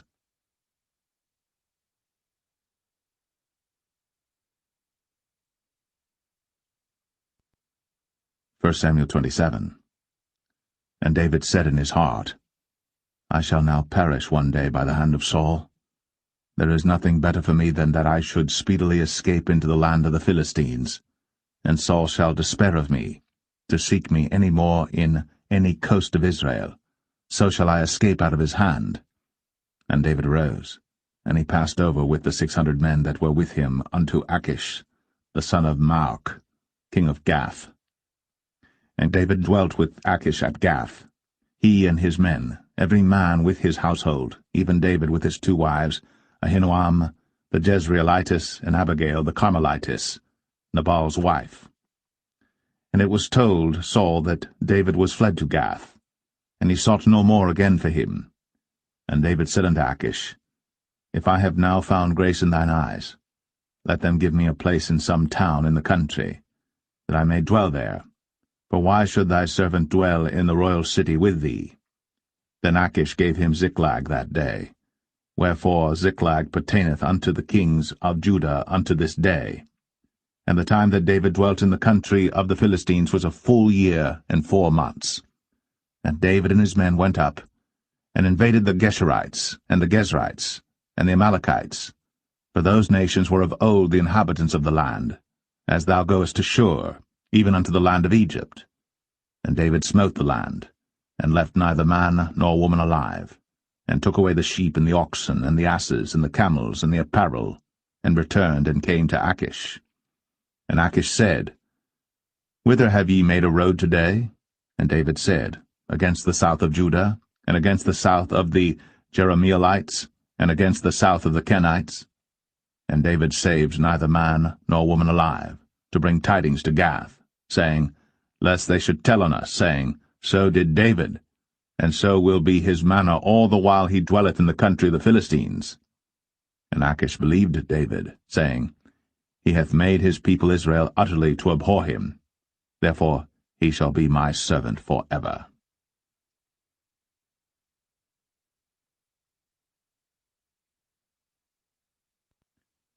1 Samuel 28. And it came to pass in those days that the Philistines gathered their armies together for warfare, to fight with Israel. And Achish said unto David, Know thou assuredly that thou shalt go out with me to battle, thou and thy men. And David said to Achish, Surely thou shalt know what thy servant can do? And Achish said to David, Therefore will I make thee keeper of mine head for ever. Now Samuel was dead, and all Israel had lamented him and buried him in Ramah, even in his own city. And Saul had put away those that had familiar spirits, and the wizards out of the land. And the Philistines gathered themselves together, and came and pitched in Shunem. And Saul gathered all Israel together, and they pitched in Gilboa. And when Saul saw the host of the Philistines, he was afraid, and his heart greatly trembled. And when Saul inquired of the Lord answered him not, neither by dreams, nor by Urim, nor by prophets.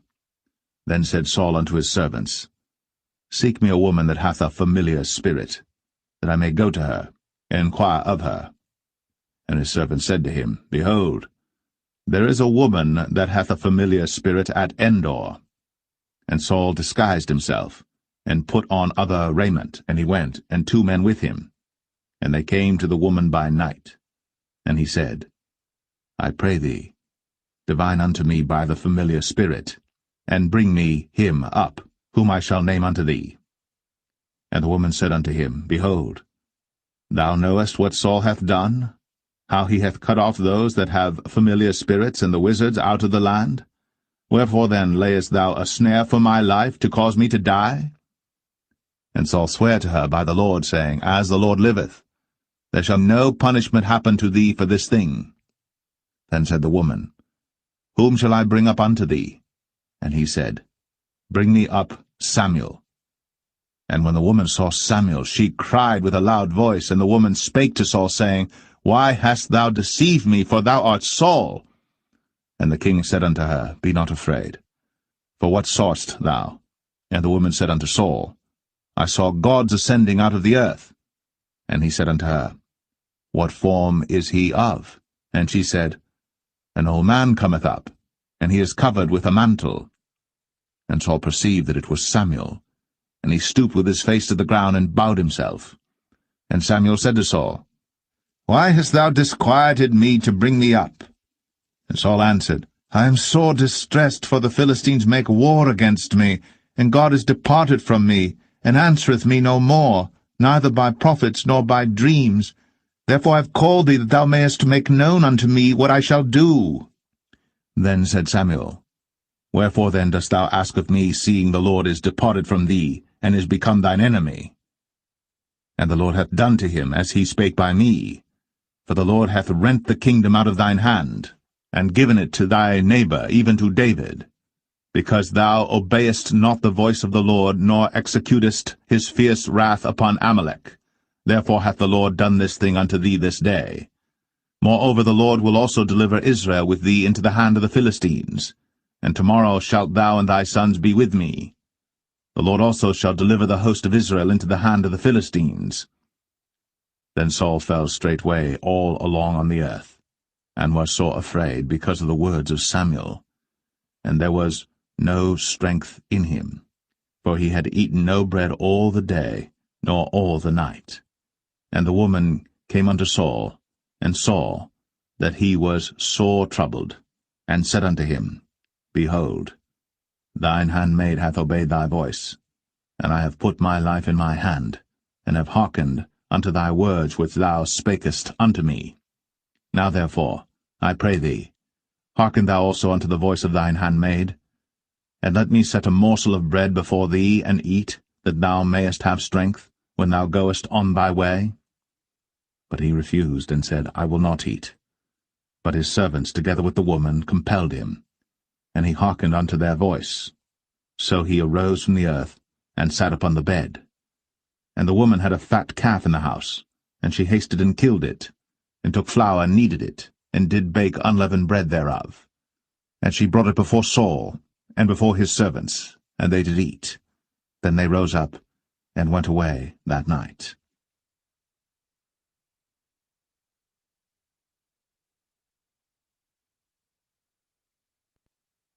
1 Samuel 29. Now the Philistines gathered together all their armies to Aphek, and the Israelites pitched by a fountain which is in Jezreel. And the lords of the Philistines passed on by hundreds and by thousands, but David and his men passed on in the rearward with Achish. Then said the princes of the Philistines, What do these Hebrews here?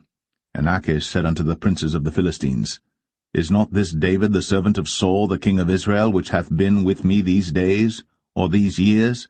And I have found no fault in him since he fell unto me unto this day. And the princes of the Philistines were wroth with him.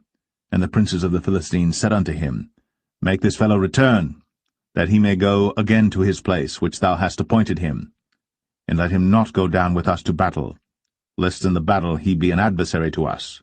For wherewith should he reconcile himself unto his master? Should it not be with the heads of these men? Is not this David, of whom they sang one to another in dances, saying, Saul slew his thousands, and David his 10,000s? Then Achish called David and said unto him, Surely as the Lord liveth, thou hast been upright, and thy going out and thy coming in with me in the host is good in my sight. For I have not found evil in thee, since the day of thy coming unto me, unto this day. Nevertheless the Lord's favour thee not. Wherefore now return and go in peace, that thou displease not the lords of the Philistines. And David said unto Achish, But what have I done? And what hast thou found in thy servant so long as I have been with thee unto this day, that I may not go fight against the enemies of my lord the king? And Achish answered and said to David, I know that thou art good in my sight, as an angel of God. Notwithstanding the princes of the Philistines have said, He shall not go up with us to the battle. Wherefore now rise up early in the morning with thy master's servants that are come with thee, and as soon as ye be up early in the morning and have light, depart. So David and his men rose up early to depart in the morning, to return into the land of the Philistines. And the Philistines went up to Jezreel.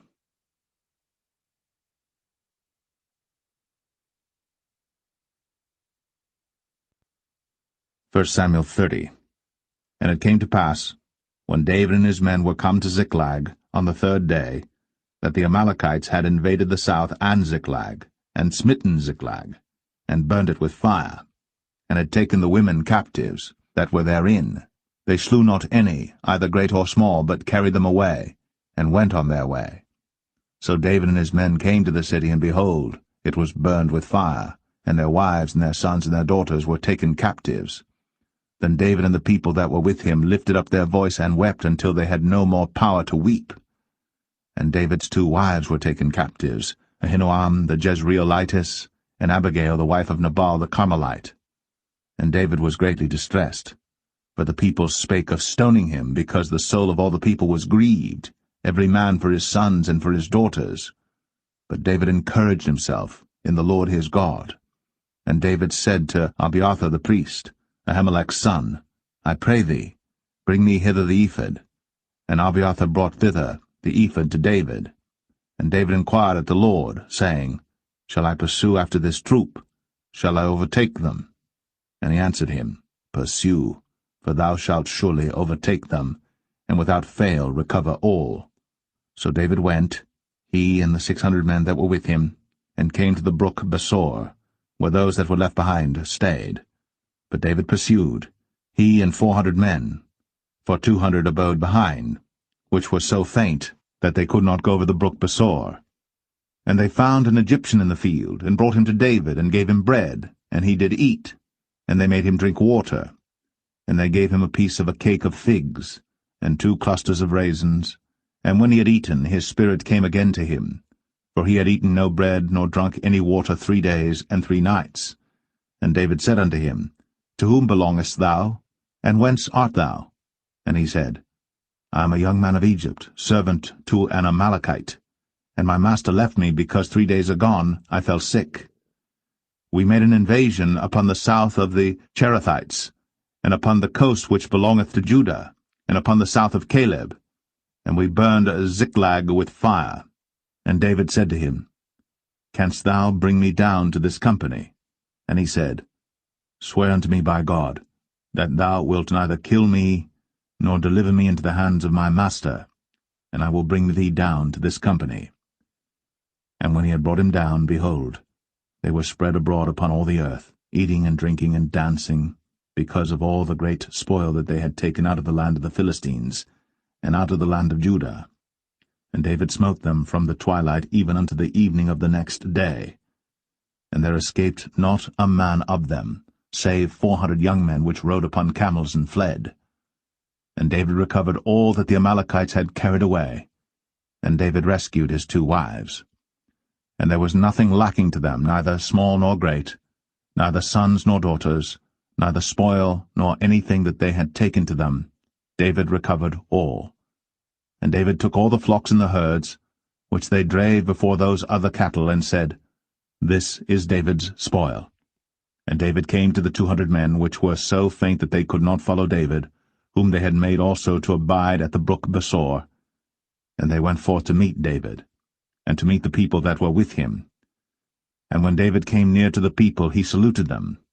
Then answered all the wicked men and men of Belial, of those that went with David, and said, Because they went not with us, we will not give them aught of the spoil that we have recovered, save to every man his wife and his children, that they may lead them away and depart. Then said David, Ye shall not do so, my brethren, with that which the Lord hath given us, who hath preserved us, and delivered the company that came against us into our hand. For who will hearken unto you in this matter? But as his part is that goeth down to the battle, so shall his part be that tarrieth by the stuff. They shall part alike. And it was so from that day forward that he made it a statute and an ordinance for Israel unto this day. And when David came to Ziklag, he sent of the spoil unto the elders of Judah, even to his friends, saying, Behold, a present for you of the spoil of the enemies of the Lord, to them which were in Bethel, and to them which were in South Ramoth, and to them which were in Jatir, and to them which were in Aroer, and to them which were in Siphmoth, and to them which were in Eshtemoa, and to them which were in Rakal, and to them which were in the cities of the Jerahmeelites, and to them which were in the cities of the Kenites, and to them which were in Hormah, and to them which were in Chor-Ashan, and to them which were in Athak, and to them which were in Hebron, and to all the places where David himself and his men were wont to haunt.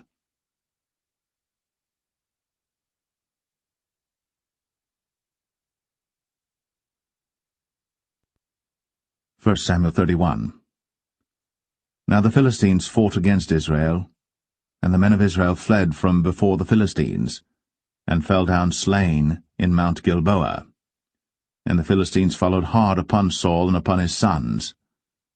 And the Philistines slew Jonathan, and Abinadab, and Malchishua, Saul's sons. And the battle went sore against Saul, and the archers hit him, and he was sore wounded of the archers. Then said Saul unto his armor-bearer, Draw thy sword, and thrust me through therewith, lest these uncircumcised come and thrust me through and abuse me. But his armor-bearer would not, for he was sore afraid. Therefore Saul took a sword, and fell upon it. And when his armor-bearer saw that Saul was dead, he fell likewise upon his sword, and died with him. So Saul died, and his 3 sons, and his armor-bearer, and all his men, that same day together. And when the men of Israel that were on the other side of the valley And they that were on the other side Jordan saw that the men of Israel fled, and that Saul and his sons were dead. They forsook the cities and fled. And the Philistines came and dwelt in them. And it came to pass on the morrow, when the Philistines came to strip the slain, that they found Saul and his 3 sons fallen in Mount Gilboa. And they cut off his head, and stripped off his armor, and sent into the land of the Philistines round about to publish it in the house of their idols, and among the people. And they put his armor in the house of Ashtoreth, and they fastened his body to the wall of Bethshan. And when the inhabitants of Jabesh-Gilead heard of that which the Philistines had done to Saul, all the valiant men arose, and went all night, and took the body of Saul, and the bodies of his sons from the wall of Bethshan, and came to Jabesh, and burnt them there. And they took their bones, and buried them under a tree at Jabesh, and fasted 7 days.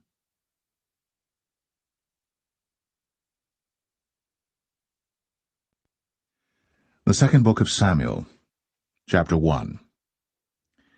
Now it came to pass after the death of Saul, when David was returned from the slaughter of the Amalekites, and David had abode 2 days in Ziklag, it came even to pass on the 3rd day that, behold, a man came out of the camp from Saul with his clothes rent, and earth upon his head. And so it was when he came to David, that he fell to the earth, and did obeisance. And David said unto him, From whence comest thou? And he said unto him, Out of the camp of Israel am I escaped. And David said unto him, How went the matter? I pray thee, tell me. And he answered, That the people are fled from the battle, and many of the people also are fallen and dead. And Saul and Jonathan his son are dead also. Then David said unto the young man that told him, How knowest thou that Saul and Jonathan his son be dead? And the young man that told him said, As I happened by chance upon Mount Gilboa, behold, Saul leaned upon his spear, and lo, the chariots and horsemen followed hard after him. And when he looked behind him, he saw me, and called unto me, and I answered, Here am I. And he said unto me, Who art thou? And I answered him, I am an Amalekite. He said unto me again, Stand, I pray thee, upon me, and slay me. For anguish is come upon me, because my life is yet whole in me. So I stood upon him, and slew him, because I was sure that he could not live after that he was fallen. And I took the crown that was upon his head, and the bracelet that was on his arm, and have brought them hither unto my lord. Then David took hold on his clothes, and rent them, and likewise all the men that were with him. And they mourned, and wept, and fasted until even, for Saul and for Jonathan his son, and for the people of the Lord, and for the house of Israel, because they were fallen by the sword. And David said unto the young man that told him, Whence art thou? And he answered, I am the son of a stranger, an Amalekite. And David said unto him, How wast thou not afraid to stretch forth thine hand to destroy the Lord's anointed? And David called one of the young men and said, Go near, and fall upon him. And he smote him that he died. And David said unto him, Thy blood be upon thy head. For thy mouth hath testified against thee, saying, I have slain the Lord's anointed. And David lamented with this lamentation over Saul and over Jonathan his son. Also he bade them teach the children of Judah the use of the bow. Behold, it is written in the book of Jasher, The beauty of Israel is slain upon thy high places. How are the mighty fallen! Tell it not in Gath. Publish it not in the streets of Ashkelon, lest the daughters of the Philistines rejoice, lest the daughters of the uncircumcised triumph. Ye mountains of Gilboa, let there be no dew, neither let there be rain upon you, nor fields of offerings. For there the shield of the mighty is vilely cast away, the shield of Saul, as though he had not been anointed with oil. From the blood of the slain, from the fat of the mighty, the bow of Jonathan turned not back, and the sword of Saul returned not empty. Saul and Jonathan were lovely and pleasant in their lives, and in their death they were not divided. They were swifter than eagles. They were stronger than lions. Ye daughters of Israel, weep over Saul, who clothed you in scarlet, with other delights, who put on ornaments of gold upon your apparel. How are the mighty fallen in the midst of the battle, O Jonathan! Thou wast slain in thine high places. I am distressed for thee, my brother Jonathan. Very pleasant hast thou been unto me. Thy love to me was wonderful, passing the love of women. How are the mighty fallen, and the weapons of war perished.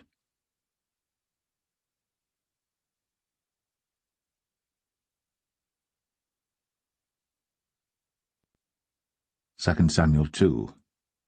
And it came to pass after this that David inquired of the Lord, saying, Shall I go up into any of the cities of Judah? And the Lord said unto him, Go up. And David said, Whither shall I go up? And he said, Unto Hebron. So David went up thither, and his 2 wives also, Ahinoam the Jezreelitess, and Abigail Nabal's wife, the Carmelite. And his men that were with him did David bring up, every man with his household, and they dwelt in the cities of Hebron. And the men of Judah came, and there they anointed David king over the house of Judah.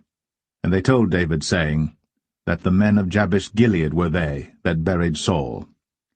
And David sent messengers unto the men of Jabesh-Gilead, and said unto them, Blessed be ye of the Lord, that ye have shown this kindness unto your Lord, even unto Saul, and have buried him. And now the Lord show kindness and truth unto you, and I also will requite you this kindness, because ye have done this thing.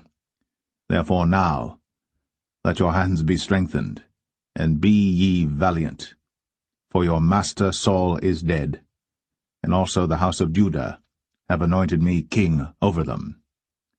But Abner, the son of Ner, captain of Saul's host, took Ishbosheth, the son of Saul, and brought him over to Mahanaim, and made him king over Gilead, and over the Asherites, and over Jezreel, and over Ephraim, and over Benjamin, and over all Israel. Ishbosheth, Saul's son, was 40 years old when he began to reign over Israel, and reigned 2 years. But the house of Judah followed David. And the time that David was king in Hebron over the house of Judah was 7 years and 6 months. And Abner the son of Ner, and the servants of Ishbosheth the son of Saul, went out from Mahanaim to Gibeon. And Joab the son of Zeruiah, and the servants of David went out, and met together by the pool of Gibeon. And they sat down, the one on the one side of the pool, and the other on the other side of the pool. And Abner said to Joab, Let the young men now arise, and play before us. And Joab said, Let them arise. Then there arose and went over by number 12 of Benjamin, which pertained to Ishbosheth the son of Saul, and 12 of the servants of David. And they caught every one his fellow by the head, and thrust his sword in his fellow's side, so they fell down together. Wherefore that place was called Helkath Hazurim, which is in Gibeon. And there was a very sore battle that day, and Abner was beaten, and the men of Israel, before the servants of David. And there were 3 sons of Zeruiah there, Joab, and Abishai, and Asahel.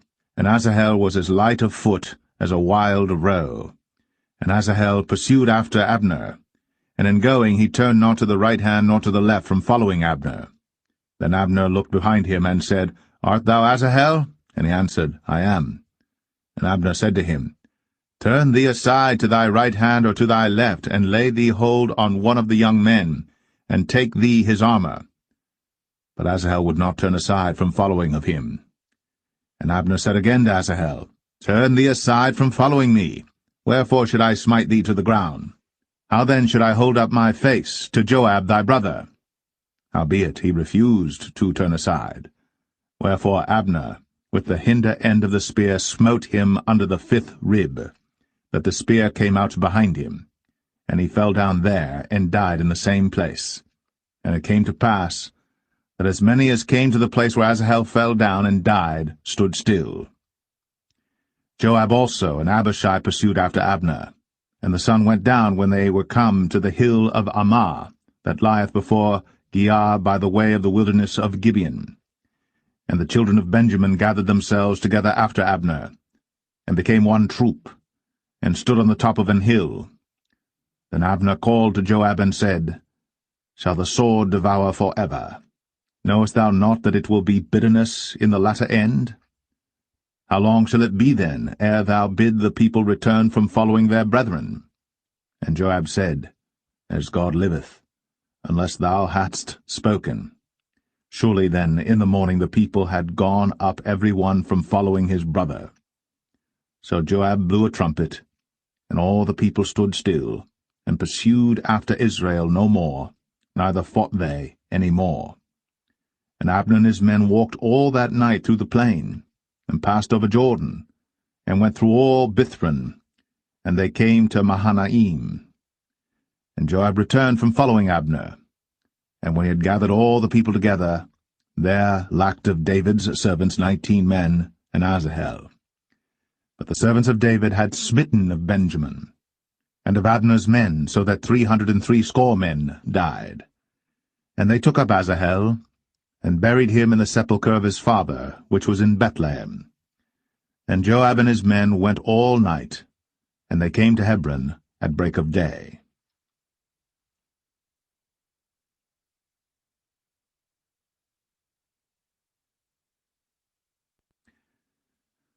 2 Samuel 3. Now there was long war between the house of Saul and the house of David. But David waxed stronger and stronger, and the house of Saul waxed weaker and weaker. And unto David were sons born in Hebron, and his firstborn was Amnon, of Ahinoam the Jezreelitess, and his second Chileab, of Abigail the wife of Nabal the Carmelite, and the third Absalom the son of Maacah the daughter of Talmai king of Geshur, and the fourth Adonijah the son of Haggith, and the fifth Shephatiah the son of Abital, and the sixth Ithream by Eglah David's wife. These were born to David in Hebron. And it came to pass, while there was war between the house of Saul and the house of David, that Abner made himself strong for the house of Saul. And Saul had a concubine, whose name was Rizpah, the daughter of Ai. And Ishbosheth said to Abner, Wherefore hast thou gone in unto my father's concubine?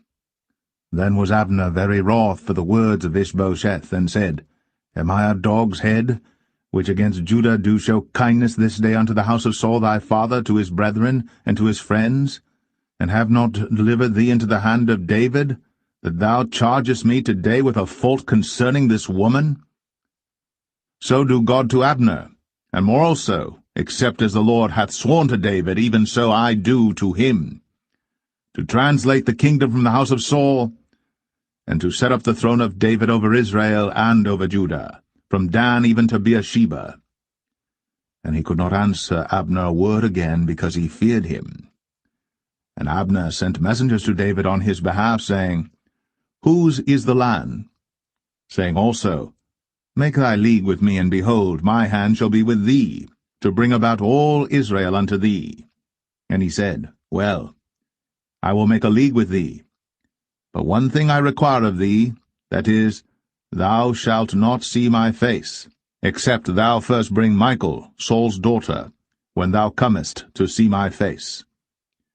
And David sent messengers to Ishbosheth, Saul's son, saying, Deliver me my wife Michal, which I espoused to me, for 100 foreskins of the Philistines.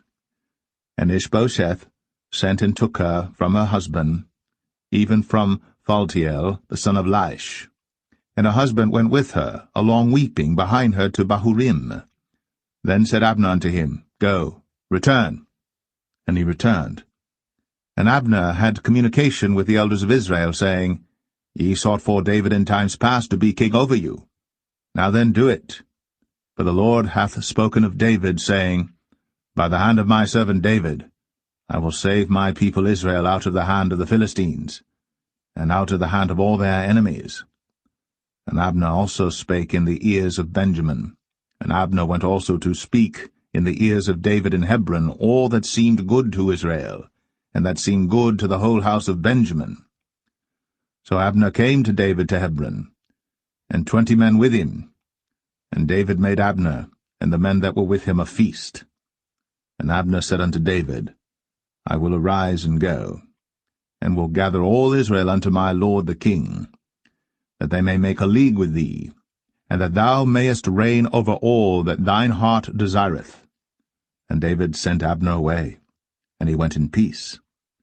And behold, the servants of David and Joab came from pursuing a troop, and brought in a great spoil with them. But Abner was not with David in Hebron, for he had sent him away, and he was gone in peace.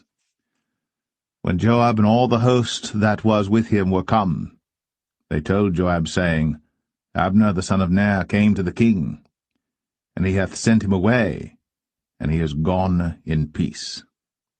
Then Joab came to the king and said, What hast thou done? Behold, Abner came unto thee. Why is it that thou hast sent him away, and he is quite gone? Thou knowest Abner the son of Ner, that he came to deceive thee, and to know thy going out and thy coming in, and to know all that thou doest.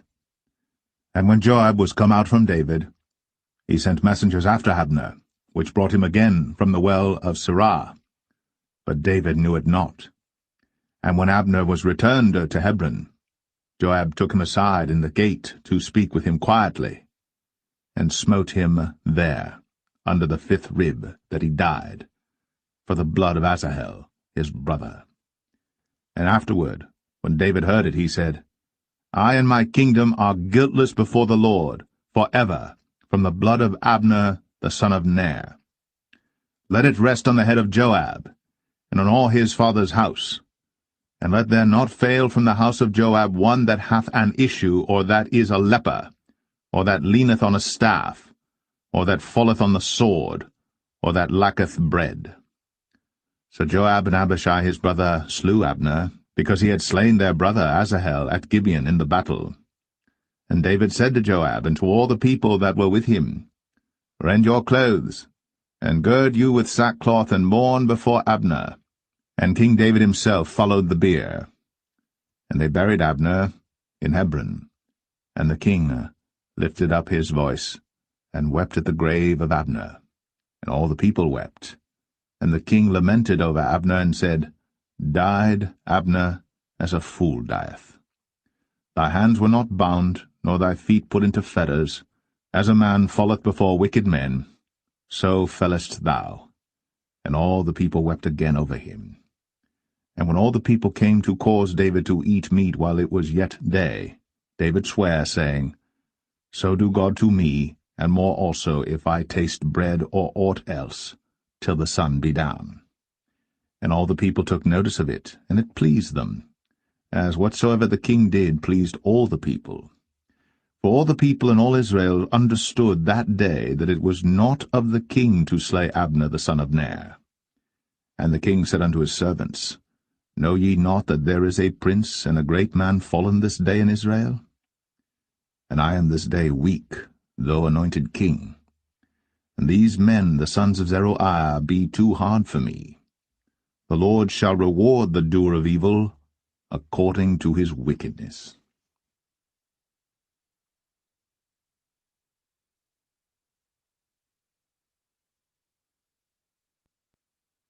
2 Samuel 4.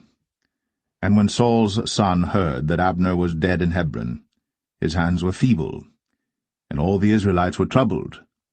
And Saul's son had 2 men that were captains of bands.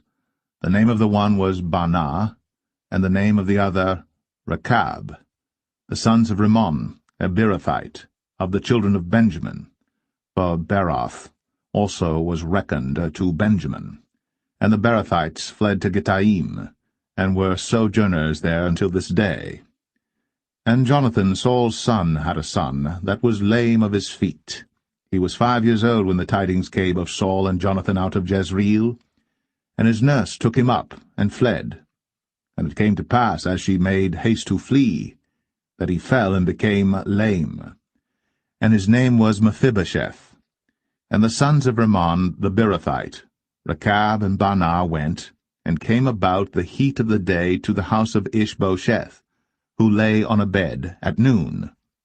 And they came thither into the midst of the house, as though they would have fetched wheat, and they smote him under the 5th rib, and Rechab and Baanah his brother escaped. For when they came into the house, he lay on his bed in his bedchamber, and they smote him, and slew him, and beheaded him, and took his head, and gat them away through the plain all night.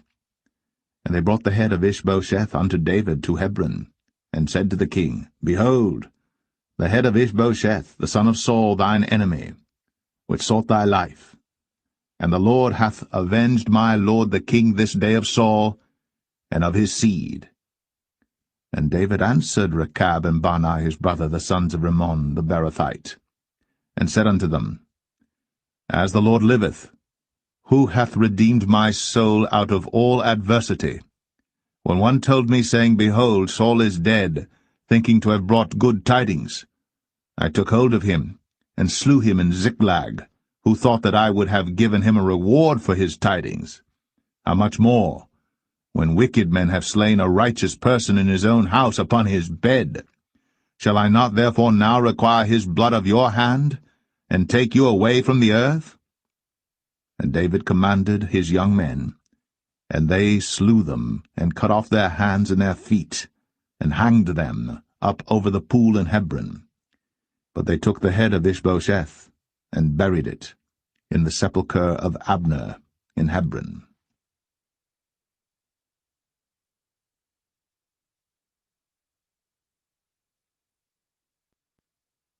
2 Samuel 5. Then came all the tribes of Israel to David unto Hebron, and spake, saying, Behold, we are thy bone and thy flesh. Also in time past, when Saul was king over us, thou wast he that leddest out and broughtest in Israel. And the Lord said to thee, Thou shalt feed my people Israel, and thou shalt be a captain over Israel. So all the elders of Israel came to the king to Hebron, and King David made a league with them in Hebron before the Lord, and they anointed David king over Israel. David was 30 years old when he began to reign, and he reigned 40 years. In Hebron he reigned over Judah 7 years and 6 months, and in Jerusalem he reigned 33 years over all Israel and Judah.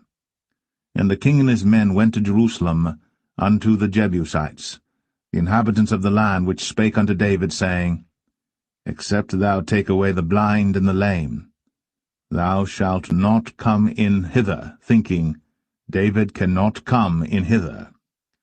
Nevertheless, David took the stronghold of Zion, the same is the city of David.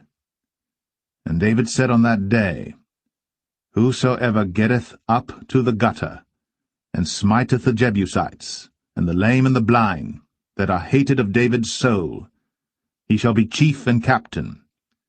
Wherefore they said, The blind and the lame shall not come into the house. So David dwelt in the fort, and called it the city of David. And David built round about from Millo and inward. And David went on, and grew great, and the Lord God of hosts was with him. And Hiram king of Tyre sent messengers to David, and cedar trees, and carpenters, and masons, and they built David an house. And David perceived that the Lord had established him king over Israel, and that he had exalted his kingdom for his people Israel's sake. And David took him more concubines and wives out of Jerusalem, after he was come from Hebron, and there were yet sons and daughters born to David. And these be the names of those that were born unto him in Jerusalem, Shammua, and Shobab, and Nathan, and Solomon, Ibhar also, and Elishua, and Nepheg, and Japhia, and Elishama, and Eliada, and Eliphalet. But when the Philistines heard that they had anointed David king over Israel, all the Philistines came up to seek David, and David heard of it, and went down to the hold. The Philistines also came and spread themselves in the valley of Rephaim. And David inquired of the Lord, saying, Shall I go up to the Philistines? Wilt thou deliver them into mine hand? And the Lord said unto David, Go up, for I will doubtless deliver the Philistines into thine hand. And David came to Baal Perazim, and David smote them there, and said, The Lord hath broken forth upon mine enemies before me, as the breach of waters. Therefore he called the name of that place Baal-perazim. And there they left their images, and David and his men burned them. And the Philistines came up yet again, and spread themselves in the valley of Rephaim. And when David inquired of the Lord, he said, Thou shalt not go up, but fetch a compass behind them, and come upon them over against the mulberry trees. And let it be, when thou hearest the sound of a going in the tops of the mulberry trees, that then thou shalt bestir thyself, for then shall the Lord go out before thee to smite the host of the Philistines. And David did so, as the Lord had commanded him, and smote the Philistines from Geba until thou come to Gazer.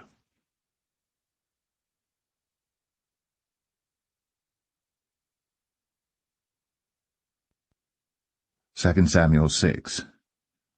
Again David gathered together all the chosen men of Israel, 30,000. And David arose and went with all the people that were with him from Baale of Judah, to bring up from thence the ark of God, whose name is called by the name of the Lord of hosts, that dwelleth between the cherubims. And they set the ark of God upon a new cart, and brought it out of the house of Abinadab that was in Gibeah. And Uzzah and Ahio, the sons of Abinadab, drave the new cart. And they brought it out of the house of Abinadab, which was at Gibeah, accompanying the ark of God, and Ahio went before the ark. And David and all the house of Israel played before the Lord in all manner of instruments made of fir wood, even on harps, and on psalteries, and on timbrels, and on cornets, and on cymbals. And when they came to Nachon's threshing floor, Uzzah put forth his hand to the ark of God, and took hold of it, for the oxen shook it. And the anger of the Lord was kindled against Uzzah, and God smote him there for his error, and there he died by the ark of God. And David was displeased, because the Lord had made a breach upon Uzzah, and he called the name of the place Perez Uzzah to this day.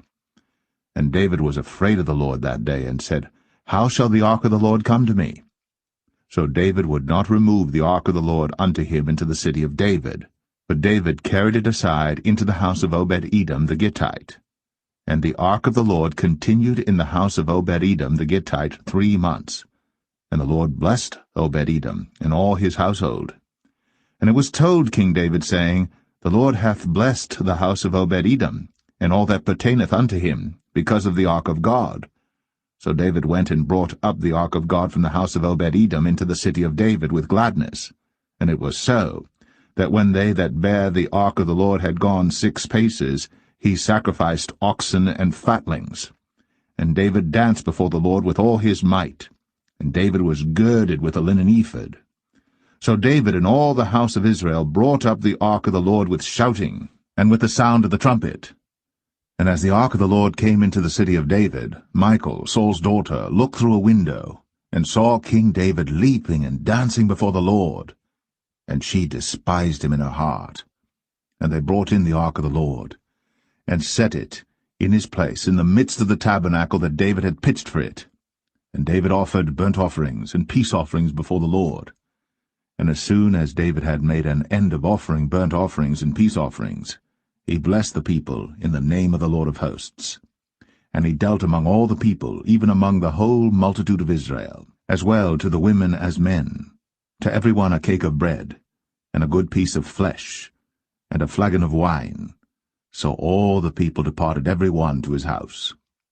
Then David returned to bless his household, and Michal, the daughter of Saul, came out to meet David, and said, How glorious was the king of Israel today, who uncovered himself today in the eyes of the handmaids of his servants, as one of the vain fellows shamelessly uncovereth himself. And David said unto Michal, It was before the Lord which chose me before thy father, and before all his house, to appoint me ruler over the people of the Lord, over Israel. Therefore will I play before the Lord. And I will yet be more vile than thus, and will be base in mine own sight.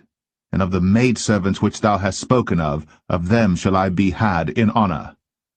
Therefore Michal, the daughter of Saul, had no child unto the day of her death.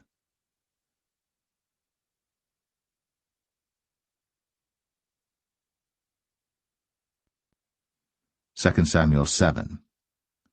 And it came to pass, when the king sat in his house, and the Lord had given him rest round about from all his enemies, that the king said unto Nathan the prophet, See now, I dwell in an house of cedar, but the ark of God dwelleth within curtains.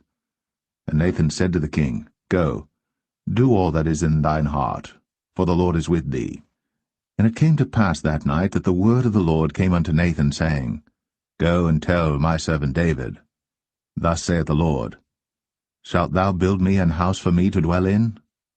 Whereas I have not dwelt in any house since the time that I brought up the children of Israel out of Egypt, even to this day, but have walked in a tent and in a tabernacle. In all the places wherein I have walked with all the children of Israel spake I a word with any of the tribes of Israel, whom I commanded to feed my people Israel, saying, Why build ye not me an house of cedar? Now therefore, so shalt thou say unto my servant David, Thus saith the Lord of hosts, I took thee from the sheepcot, from following the sheep, to be ruler over my people, over Israel. And I was with thee whithersoever thou wentest, and have cut off all thine enemies out of thy sight, and have made thee a great name, like unto the name of the great men that are in the earth. Moreover, I will appoint a place for my people Israel, and will plant them, that they may dwell in a place of their own, and move no more, neither shall the children of wickedness afflict them any more as beforetime. And as since the time that I commanded judges to be over my people Israel, and have caused thee to rest from all thine enemies, also the Lord telleth thee, that he will make thee an house. And when thy days be fulfilled, and thou shalt sleep with thy fathers, I will set up thy seed after thee, which shall proceed out of thy bowels, and I will establish his kingdom. He shall build an house for my name, and I will establish the throne of his kingdom for ever. I will be his father, and he shall be my son. If he commit iniquity, I will chasten him with the rod of men, and with the stripes of the children of men. But my mercy shall not depart away from him, as I took it from Saul, whom I put away before thee. And thine house, and thy kingdom shall be established for ever before thee. Thy throne shall be established for ever. According to all these words, and according to all this vision, so did Nathan speak unto David. Then went King David in, and sat before the Lord, and he said, Who am I, O Lord God? And what is my house that thou hast brought me hitherto? And this was yet a small thing in thy sight, O Lord God. But thou hast spoken also of thy servant's house for a great while to come. And is this the manner of man, O Lord God? And what can David say more unto thee? For thou, Lord God, knowest thy servant. For thy word's sake, and according to thine own heart, hast thou done all these great things, to make thy servant know them. Wherefore thou art great, O Lord God. For there is none like thee, neither is there any God beside thee, according to all that we have heard with our ears. And what one nation in the earth is like thy people, even like Israel, whom God went to redeem for a people to himself, and to make him a name, and to do for you great things and terrible for thy land, before thy people, which thou redeemedst to thee from Egypt, from the nations and their gods. For thou hast confirmed to thyself thy people Israel to be a people unto thee for ever, and thou, Lord, art become their God. And now, O Lord God, the word that thou hast spoken concerning thy servant, and concerning his house, establish it for ever, and do as thou hast said. And let thy name be magnified for ever, saying, The Lord of hosts is the God of Israel. And let the house of thy servant David be established before thee. For thou, O Lord of hosts, God of Israel, hast revealed to thy servant, saying, I will build thee an house. Therefore hath thy servant found in his heart to pray this prayer unto thee. And now, O Lord God, thou art that God, and thy words be true, and thou hast promised this goodness unto thy servant. Therefore now, let it please thee to bless the house of thy servant, that it may continue for ever before thee. For thou, O Lord God, hast spoken it, and with thy blessing let the house of thy servant be blessed for ever.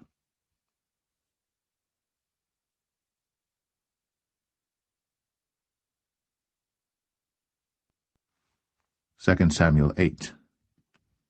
And after this, it came to pass that David smote the Philistines, and subdued them. And David took Metheg Ammah out of the hand of the Philistines. And he smote Moab, and measured them with a line, casting them down to the ground. Even with 2 lines measured he, to put to death, and with 1 full line to keep alive. And so the Moabites became David's servants, and brought gifts. David smote also Hadadezer, the son of Rehob, king of Zobah, as he went to recover his border at the river Euphrates. And David took from him 1,000 chariots, and 700 horsemen, and 20,000 footmen. And David houghed all the chariot horses, but reserved of them 400 chariots. And when the Syrians of Damascus came to succor Hadadezer, king of Zobah, David slew of the Syrians 22,000 men. Then David put garrisons in Syria of Damascus, and the Syrians became servants to David and brought gifts. And the Lord preserved David whithersoever he went. And David took the shields of gold that were on the servants of Hadadezer, and brought them to Jerusalem. And from Betah and from Berothai, cities of Hadadezer, King David took exceeding much brass. When Toi, king of Hamath, heard that David had smitten all the host of Hadadezer, then Toi sent Joram his son unto King David to salute him and to bless him, because he had fought against Hadadezer, and smitten him. For Hadadezer had wars with Toi. And Joram brought with him vessels of silver, and vessels of gold, and vessels of brass, which also King David did dedicate unto the Lord, with the silver and gold that he had dedicated of all nations which he subdued, of Syria, and of Moab, and of the children of Ammon, and of the Philistines, and of Amalek, and of the spoil of Hadadezer, son of Rehob, king of Zobah.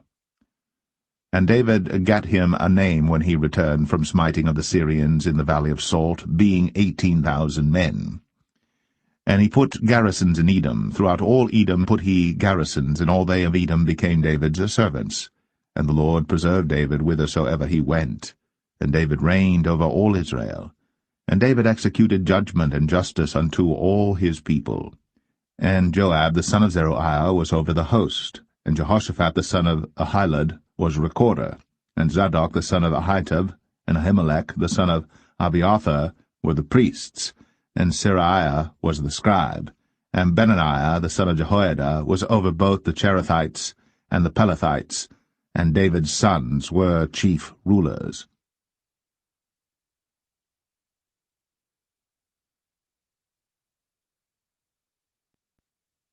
2 Samuel 9. And David said, Is there yet any that is left of the house of Saul, that I may show him kindness for Jonathan's sake? And there was of the house of Saul a servant whose name was Ziba. And when they had called him unto David, the king said unto him, Art thou Ziba? And he said, Thy servant is he. And the king said, Is there not yet any of the house of Saul, that I may show the kindness of God unto him? And Ziba said unto the king, Jonathan hath yet a son which is lame on his feet. And the king said unto him, Where is he? And Ziba said unto the king, Behold, he is in the house of Machir, the son of Ammiel, in Lo-debar. Then King David sent and fetched him out of the house of Machir, the son of Ammiel, from Lo-debar. Now when Mephibosheth, the son of Jonathan, the son of Saul, was come unto David, he fell on his face, and did reverence. And David said, Mephibosheth. And he answered, Behold, thy servant. And David said unto him, Fear not, for I will surely show thee kindness for Jonathan thy father's sake, and will restore thee all the land of Saul thy father, and thou shalt eat bread at my table continually. And he bowed himself, and said, What is thy servant, that thou shouldst look upon such a dead dog as I am? Then the king called to Ziba, Saul's servant, and said unto him, I have given unto thy master's son all that pertained to Saul, and to all his house. Thou therefore, and thy sons and thy servants shall till the land for him, and thou shalt bring in the fruits, that thy master's son may have food to eat. But Mephibosheth, thy master's son, shall eat bread always at my table. Now Ziba had 15 sons and 20 servants. Then said Ziba unto the king, According to all that my lord the king hath commanded his servant, so shall thy servant do. As for Mephibosheth, said the king, he shall eat at my table as one of the king's sons. And Mephibosheth had a young son whose name was Micah. And all that dwelt in the house of Ziba were servants unto Mephibosheth. So Mephibosheth dwelt in Jerusalem, for he did eat continually at the king's table, and was lame on both his feet.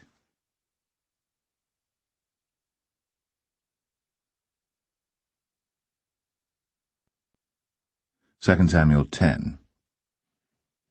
And it came to pass after this, that the king of the children of Ammon died, and Hanan his son reigned in his stead. Then said David, I will show kindness unto Hanan the son of Nahash, as his father showed kindness unto me. And David sent to comfort him by the hand of his servants for his father. And David's servants came into the land of the children of Ammon. And the princes of the children of Ammon said unto Hanan their lord, Thinkest thou that David doth honour thy father, that he hath sent comforters unto thee? Hath not David rather sent his servants unto thee to search the city, and to spy it out, and to overthrow it? Wherefore Hanan took David's servants, and shaved off the one half of their beards, and cut off their garments in the middle, even to their buttocks, and sent them away. When they told it unto David, he sent to meet them, because the men were greatly ashamed. And the king said, Tarry at Jericho until your beards be grown, and then return. And when the children of Ammon saw that they stank before David, the children of Ammon sent and hired the Syrians of Beth-rehob, and the Syrians of Zobah, 20,000 footmen, and of King Maacah 1,000 men, and of Ishtab 12,000 men. And when David heard of it, he sent Joab and all the host of the mighty men. And the children of Ammon came out and put the battle in array at the entering in of the gate. And the Syrians of Zobah, and of Rehob, and Ishtab, and Maacah were by themselves in the field. When Joab saw that the front of the battle was against him before and behind, he chose of all the choice men of Israel, and put them in array against the Syrians. And the rest of the people he delivered into the hand of Abishai his brother, that he might put them in array against the children of Ammon. And he said, If the Syrians be too strong for me, then thou shalt help me. But if the children of Ammon be too strong for thee, then I will come and help thee. Be of good courage. Let us play the men for our people, and for the cities of our God. And the Lord do that which seemeth him good. And Joab drew nigh, and the people that were with him, unto the battle against the Syrians. And they fled before him. And when the children of Ammon saw that the Syrians were fled, then fled they also before Abishai, and entered into the city. So Joab returned from the children of Ammon, and came to Jerusalem. And when the Syrians saw that they were smitten before Israel, they gathered themselves together. And Hadarezer sent, and brought out the Syrians that were beyond the river. And they came to Helam, and Shobach, the captain of the host of Hadarezer, went before them. And when it was told David, he gathered all Israel together, and passed over Jordan, and came to Helam. And the Syrians set themselves in array against David, and fought with him. And the Syrians fled before Israel. And David slew the men of 700 chariots of the Syrians, and 40,000 horsemen, and smote Shobach, the captain of their host, who died there. And when all the kings that were servants to Hadarezer saw that they were smitten before Israel, they made peace with Israel, and served them. So the Syrians feared to help the children of Ammon any more.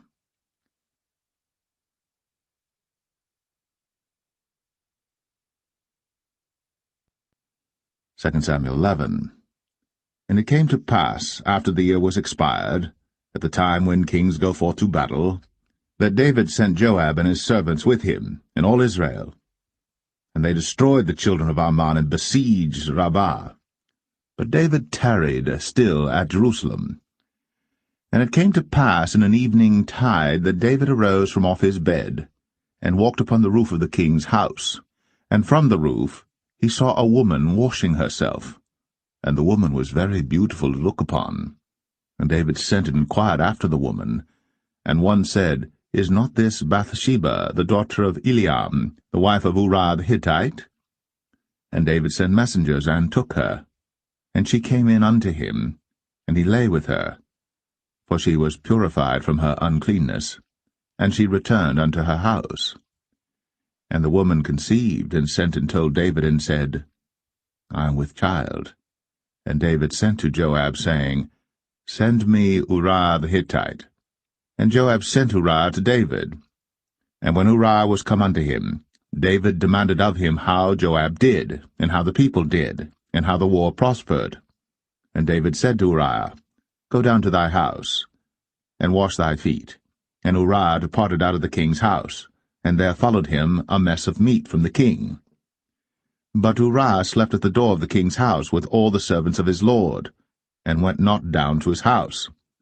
And when they had told David, saying, Uriah went not down unto his house, David said unto Uriah, Camest thou not from thy journey?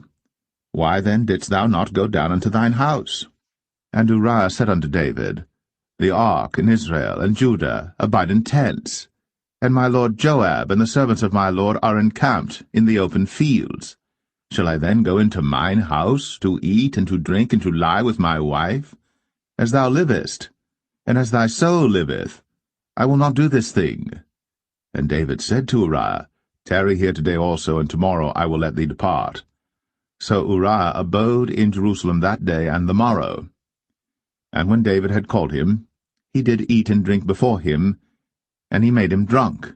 And at even he went out to lie on his bed with the servants of his lord, but went not down to his house.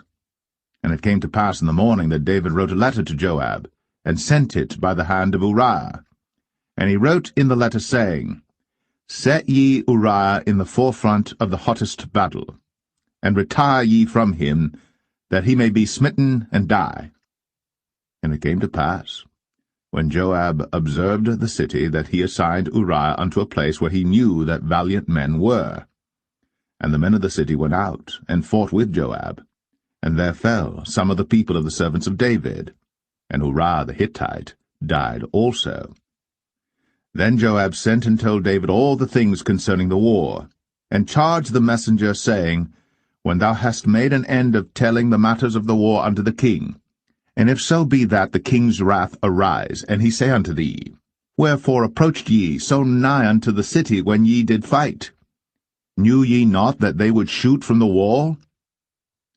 Who smote Abimelech, the son of Jerubbesheth? Did not a woman cast a piece of a millstone upon him from the wall, that he died in Thebez? Why went ye nigh the wall? Then say thou, Thy servant Uriah the Hittite is dead also. So the messenger went, and came and showed David all that Joab had sent him for. And the messenger said unto David, Surely the men prevailed against us, and came out unto us into the field, and we were upon them even unto the entering of the gate. And the shooters shot from off the wall upon thy servants, and some of the king's servants be dead, and thy servant Uriah the Hittite is dead also. Then David said unto the messenger, Thus shalt thou say unto Joab, Let not this thing displease thee, for the sword devoureth one as well as another. Make thy battle more strong against the city, and overthrow it, and encourage thou him. And when the wife of Uriah heard that Uriah her husband was dead, she mourned for her husband. And when the morning was past, David sent and fetched her to his house, and she became his wife, and bare him a son. But the thing that David had done displeased the Lord.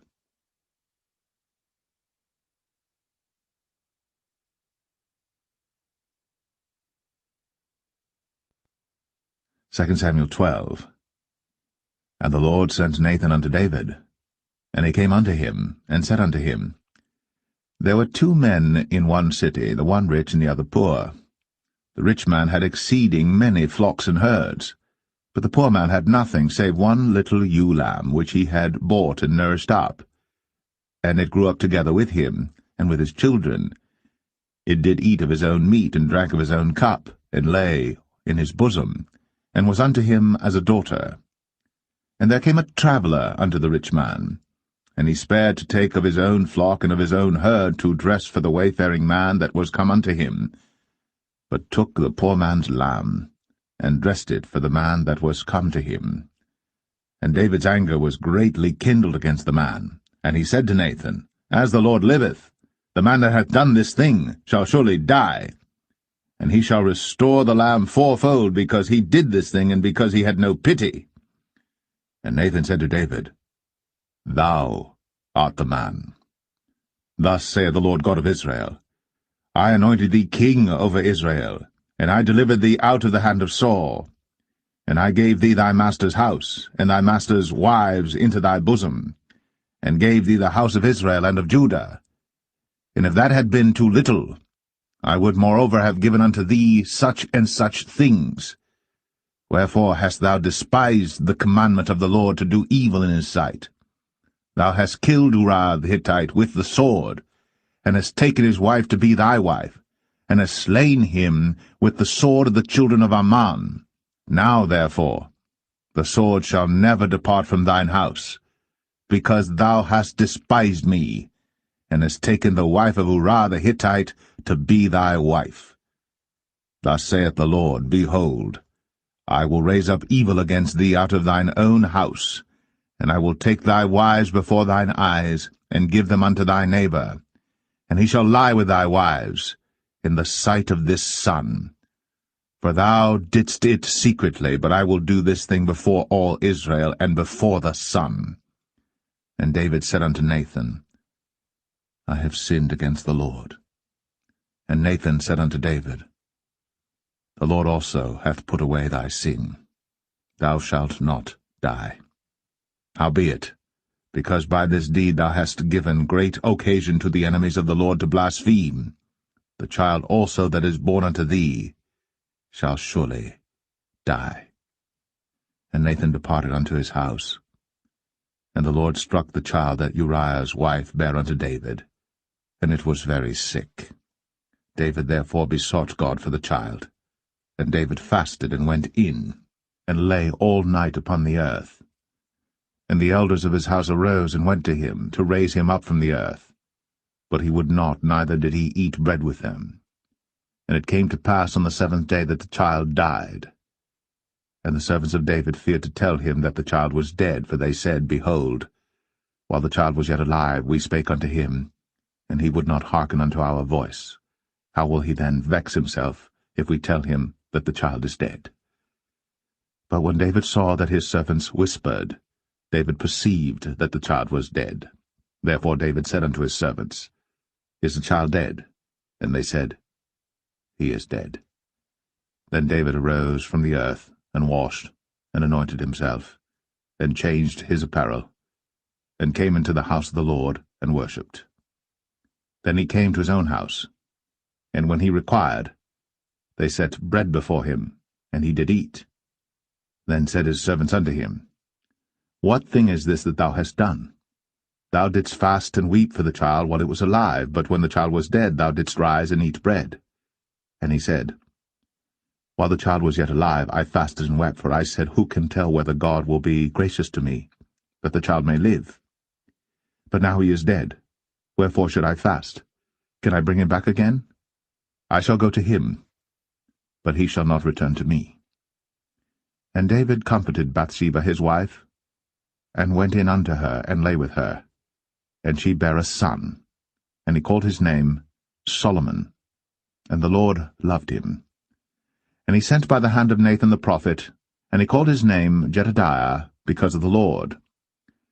And Joab fought against Rabbah of the children of Ammon, and took the royal city. And Joab sent messengers to David, and said, I have fought against Rabbah, and have taken the city of waters. Now therefore, gather the rest of the people together, and encamp against the city, and take it, lest I take the city, and it be called after my name. And David gathered all the people together, and went to Rabbah, and fought against it, and took it. And he took their king's crown from off his head, the weight whereof was a talent of gold, with the precious stones, and it was set on David's head. And he brought forth the spoil of the city in great abundance. And he brought forth the people that were therein, and put them under saws, and under harrows of iron, and under axes of iron, and made them pass through the brick kiln.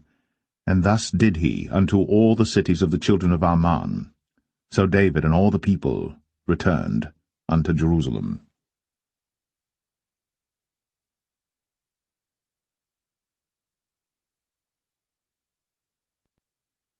2 Samuel 13. And it came to pass after this, that Absalom the son of David had a fair sister whose name was Tamar, and Amnon the son of David loved her. And Amnon was so vexed that he felt sick for his sister Tamar, for she was a virgin, and Amnon thought it hard for him to do anything to her. But Amnon had a friend whose name was Jonadab, the son of Shimea, David's brother. And Jonadab was a very subtle man. And he said unto him, Why art thou, being the king's son, lean from day to day? Wilt thou not tell me? And Amnon said unto him, I love Tamar, my brother Absalom's sister.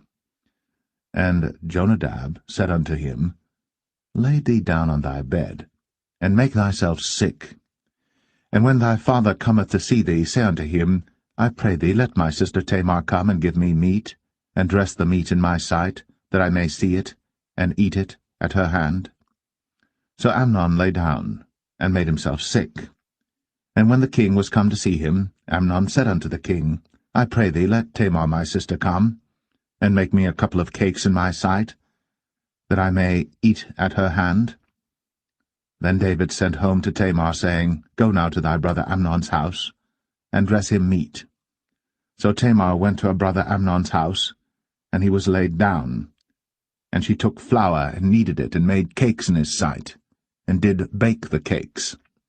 And she took a pan, and poured them out before him. But he refused to eat. And Amnon said, Have out all men from me. And they went out every man from him. And Amnon said unto Tamar, Bring the meat into the chamber, that I may eat of thine hand. And Tamar took the cakes which she had made, and brought them into the chamber to Amnon her brother. And when she had brought them unto him to eat, he took hold of her, and said unto her, Come, lie with me, my sister. And she answered him, Nay, my brother, do not force me. For no such thing ought to be done in Israel. Do not thou this folly. And I, whither shall I cause my shame to go? And as for thee, thou shalt be as one of the fools in Israel. Now therefore I pray thee, speak unto the king, for he will not withhold me from thee. Howbeit, he would not hearken unto her voice, but being stronger than she, forced her, and lay with her. Then Amnon hated her exceedingly, so that the hatred wherewith he hated her was greater than the love wherewith he had loved her. And Amnon said unto her, Arise, be gone. And she said unto him, There is no cause. This evil in sending me away is greater than the other that thou didst unto me. But he would not hearken unto her. Then he called his servant that ministered unto him, and said, Put now this woman out from me, and bolt the door after her. And she had a garment of divers colours upon her, for with such robes were the king's daughters that were virgins apparelled. Then his servant brought her out, and bolted the door after her. And Tamar put ashes on her head, and rent her garment of divers colours that was on her, and laid her hand on her head, and went on crying. And Absalom, her brother, said unto her, Hath Amnon thy brother been with thee? But hold now thy peace, my sister. He is thy brother. Regard not this thing. So Tamar remained desolate in her brother Absalom's house. But when King David heard of all these things, he was very wroth. And Absalom spake unto his brother Amnon, neither good nor bad, for Absalom hated Amnon, because he had forced his sister Tamar. And it came to pass after 2 full years that Absalom had sheep-shearers in Baal-Hazor, which is beside Ephraim. And Absalom invited all the king's sons. And Absalom came to the king and said, Behold now, thy servant hath sheep-shearers. Let the king, I beseech thee, and his servants go with thy servant. And the king said to Absalom, Nay, my son, let us not all now go, lest we be chargeable unto thee. And he pressed him, howbeit he would not go, but blessed him. Then said Absalom, If not, I pray thee, let my brother Amnon go with us. And the king said unto him, Why should he go with thee? But Absalom pressed him that he let Amnon and all the king's sons go with him. Now Absalom had commanded his servant, saying, Mark ye now, when Amnon's heart is merry with wine, and when I say unto you, Smite Amnon, then kill him. Fear not. Have not I commanded you? Be courageous, and be valiant. And the servants of Absalom did unto Amnon, as Absalom had commanded.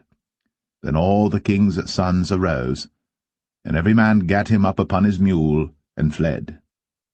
And it came to pass, while they were in the way, that tidings came to David, saying, Absalom hath slain all the king's sons, and there is not one of them left. Then the king arose, and tare his garments, and lay on the earth, and all his servants stood by with their clothes rent.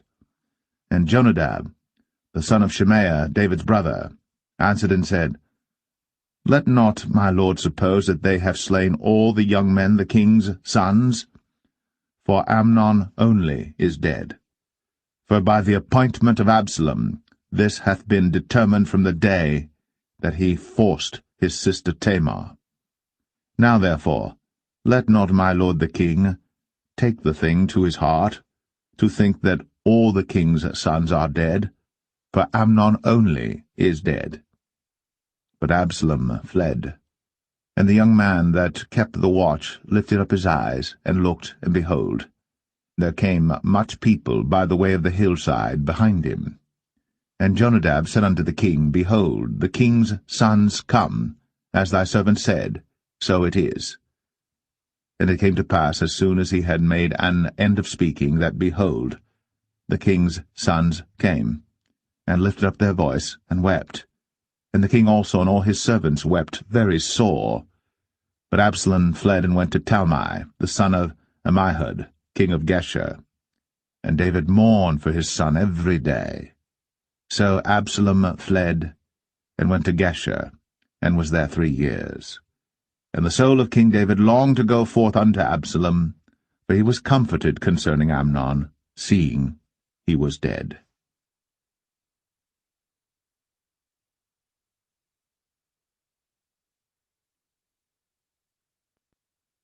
2 Samuel 14. Now Joab the son of Zeruiah perceived that the king's heart was toward Absalom.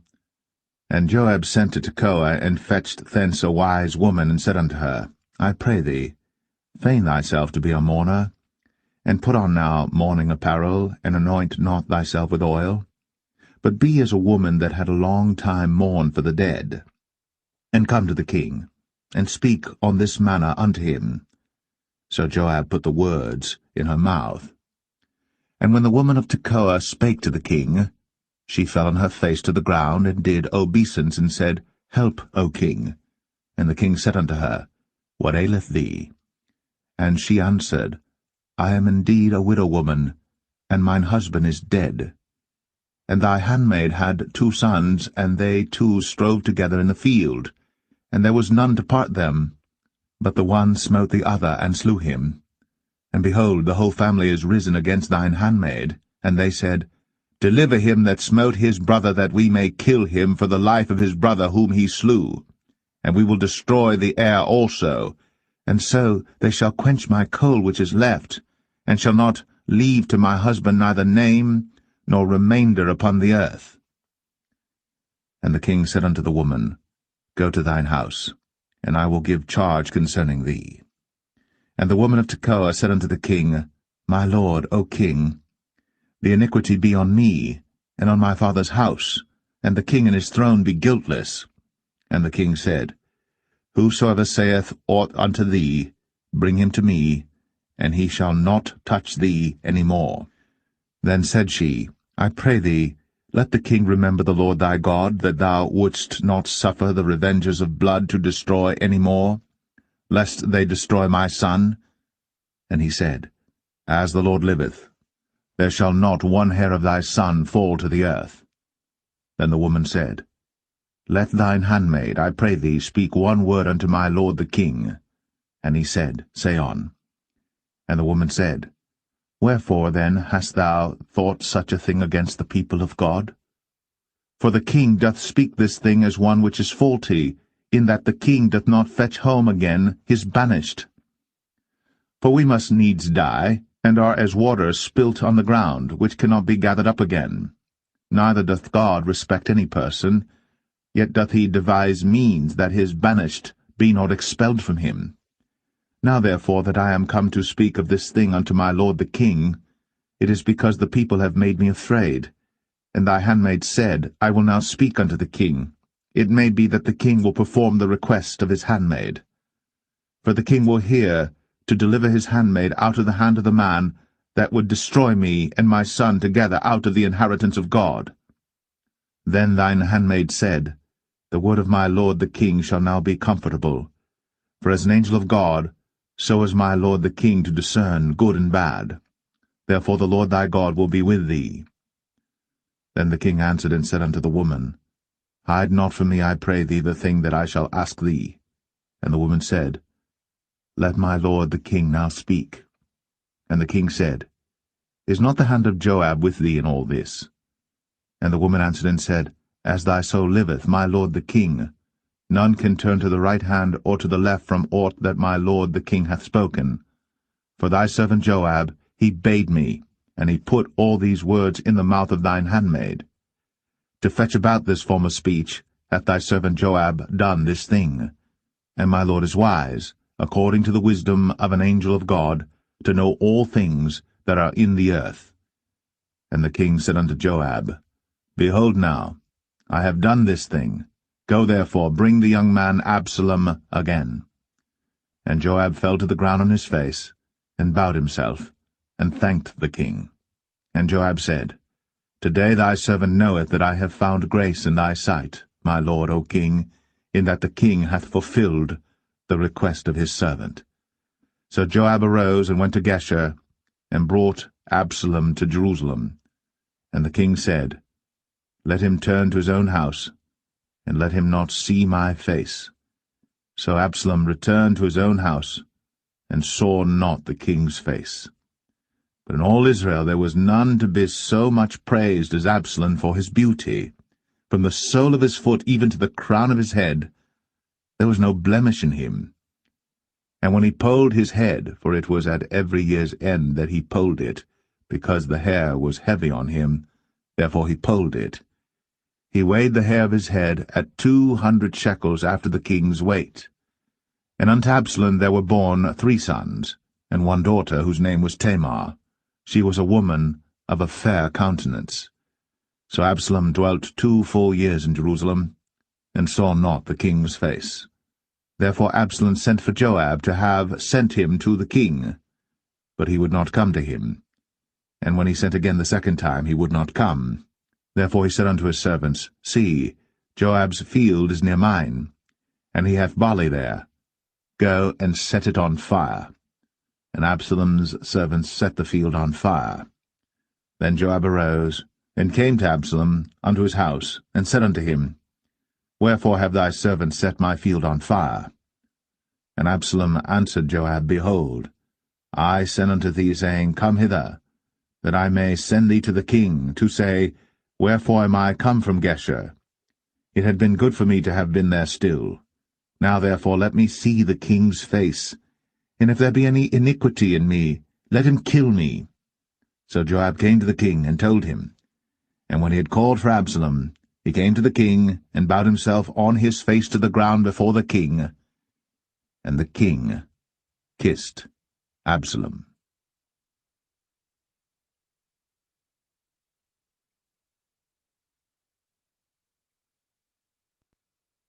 2 Samuel 15. And it came to pass after this, that Absalom prepared him chariots and horses, and 50 men to run before him. And Absalom rose up early, and stood beside the way of the gate. And it was so, that when any man that had a controversy came to the king for judgment, then Absalom called unto him, and said, Of what city art thou? And he said, Thy servant is of one of the tribes of Israel. And Absalom said unto him, See, thy matters are good and right, but there is no man deputed of the king to hear thee. Absalom said moreover, O that I were made judge in the land, that every man which hath any suit or cause might come unto me, and I would do him justice. And it was so, that when any man came nigh to him to do him obeisance, he put forth his hand, and took him, and kissed him. And on this manner did Absalom to all Israel that came to the king for judgment. So Absalom stole the hearts of the men of Israel. And it came to pass after 40 years, that Absalom said unto the king, I pray thee, let me go and pay my vow, which I have vowed unto the Lord in Hebron. For thy servant vowed a vow while I abode at Geshur in Syria, saying, If the Lord shall bring me again indeed to Jerusalem, then I will serve the Lord. And the king said unto him, Go in peace. So he arose, and went to Hebron. But Absalom sent spies throughout all the tribes of Israel, saying, As soon as ye hear the sound of the trumpet, then ye shall say, Absalom reigneth in Hebron. And with Absalom went 200 men out of Jerusalem, that were called, and they went in their simplicity, and they knew not anything. And Absalom sent for Ahithophel the Gilonite, David's counselor, from his city, even from Gilo, while he offered sacrifices. And the conspiracy was strong, for the people increased continually with Absalom. And there came a messenger to David, saying, The hearts of the men of Israel are after Absalom. And David said unto all his servants that were with him at Jerusalem, Arise, and let us flee. For we shall not else escape from Absalom. Make speed to depart, lest he overtake us suddenly, and bring evil upon us, and smite the city with the edge of the sword. And the king's servant said unto the king, Behold, thy servants are ready to do whatsoever my lord the king shall appoint. And the king went forth, and all his household after him. And the king left 10 women which were concubines to keep the house. And the king went forth, and all the people after him, and tarried in a place that was far off.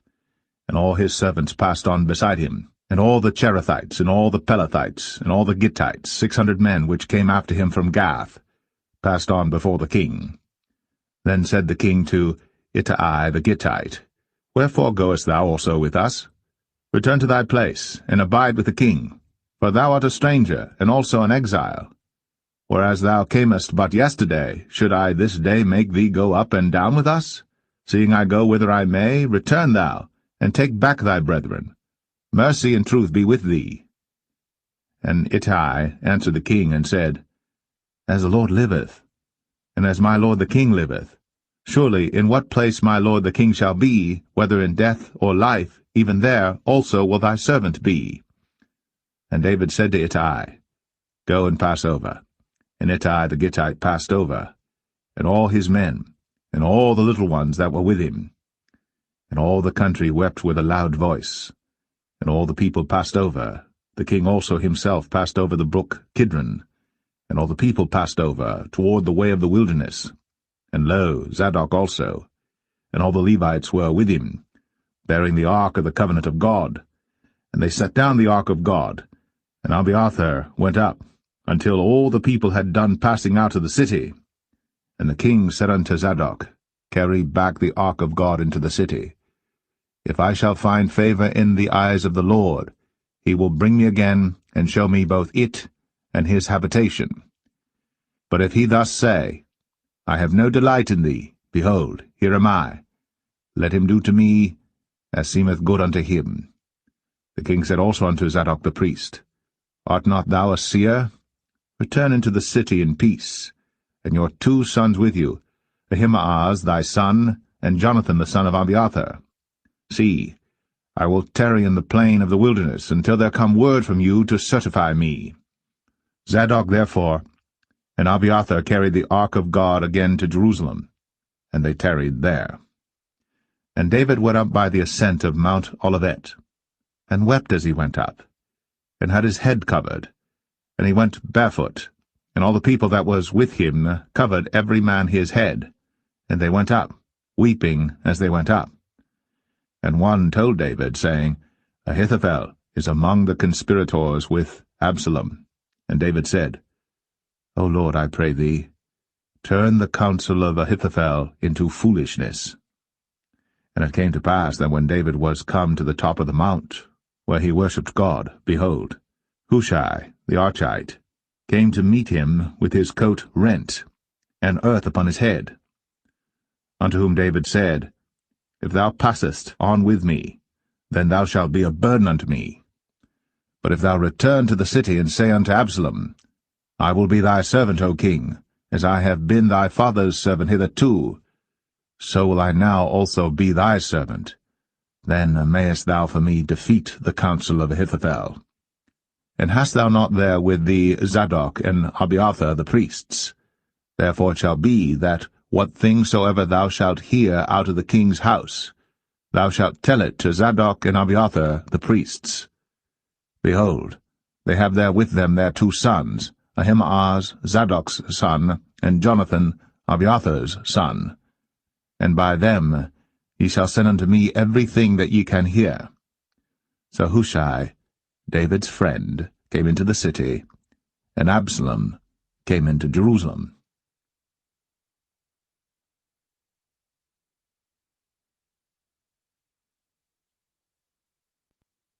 Second Samuel 16. And when David was a little past the top of the hill, behold, Ziba, the servant of Mephibosheth, met him with a couple of asses saddled, and upon them 200 loaves of bread, and 100 bunches of raisins, and 100 of summer fruits, and a bottle of wine. And the king said unto Ziba, What meanest thou by these? And Ziba said, The asses be for the king's household to ride on, and the bread and summer fruit for the young men to eat, and the wine, that such as be faint in the wilderness may drink.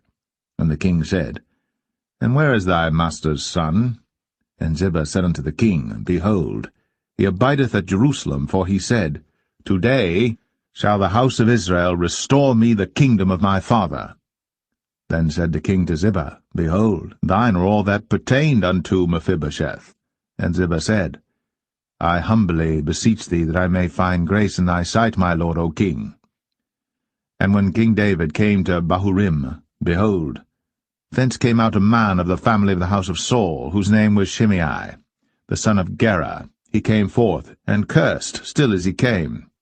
And he cast stones at David, and at all the servants of King David. And all the people and all the mighty men were on his right hand and on his left. And thus said Shimei, when he cursed, come out, thou bloody man, and thou man of Belial. The Lord hath returned upon thee all the blood of the house of Saul, in whose stead thou hast reigned. And the Lord hath delivered the kingdom into the hand of Absalom thy son, and behold, thou art taken in thy mischief, because thou art a bloody man. Then said Abishai the son of Zeruiah unto the king, Why should this dead dog curse my lord the king? Let me go over, I pray thee, and take off his head. And the king said, What have I to do with you, ye sons of Zeruiah? So let him curse, because the Lord hath said unto him, Curse David. Who shall then say, Wherefore hast thou done so? And David said to Abishai and to all his servants, Behold, my son, which came forth of my bowels, seeketh my life. How much more now may this Benjamite do it? Let him alone, and let him curse.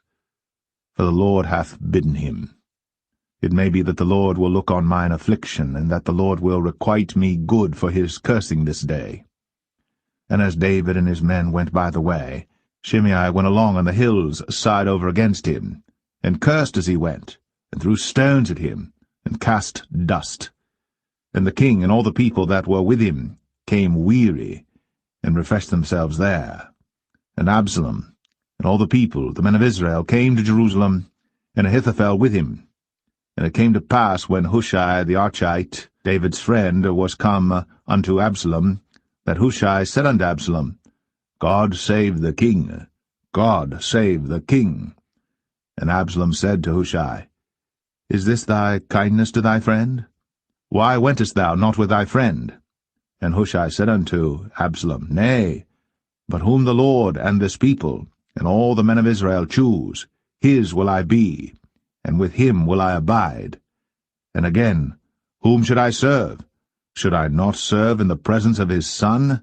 As I have served in thy father's presence, so will I be in thy presence.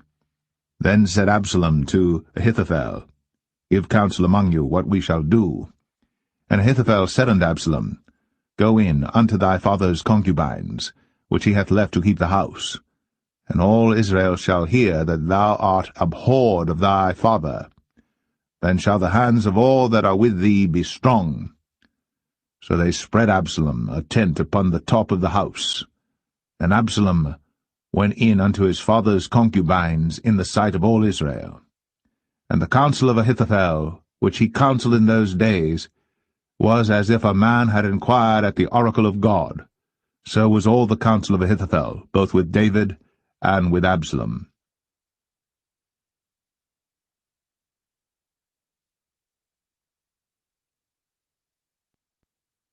2 Samuel 17. Moreover Ahithophel said unto Absalom, Let me now choose out 12,000 men, and I will arise and pursue after David this night. And I will come upon him while he is weary and weak-handed, and will make him afraid, and all the people that are with him shall flee, and I will smite the king only. And I will bring back all the people unto thee. The man whom thou seekest is as if all returned, so all the people shall be in peace. And the saying pleased Absalom well, and all the elders of Israel. Then said Absalom, Call now Hushai the Archite also, and let us hear likewise what he saith. And when Hushai was come to Absalom, Absalom spake unto him, saying, Ahithophel hath spoken after this manner. Shall we do after his saying? If not, speak thou. And Hushai said unto Absalom, The counsel that Ahithophel hath given is not good at this time. For, said Hushai, Thou knowest thy father and his men, that they be mighty men, and they be chafed in their minds, as a bear robbed of her whelps in the field. And thy father is a man of war, and will not lodge with the people. Behold, he is hid now in some pit, or in some other place, and it will come to pass, when some of them be overthrown at the first, that whosoever heareth it will say, There is a slaughter among the people that follow Absalom. And he also that is valiant, whose heart is as the heart of a lion, shall utterly melt. For all Israel knoweth that thy father is a mighty man, and they which be with him are valiant men.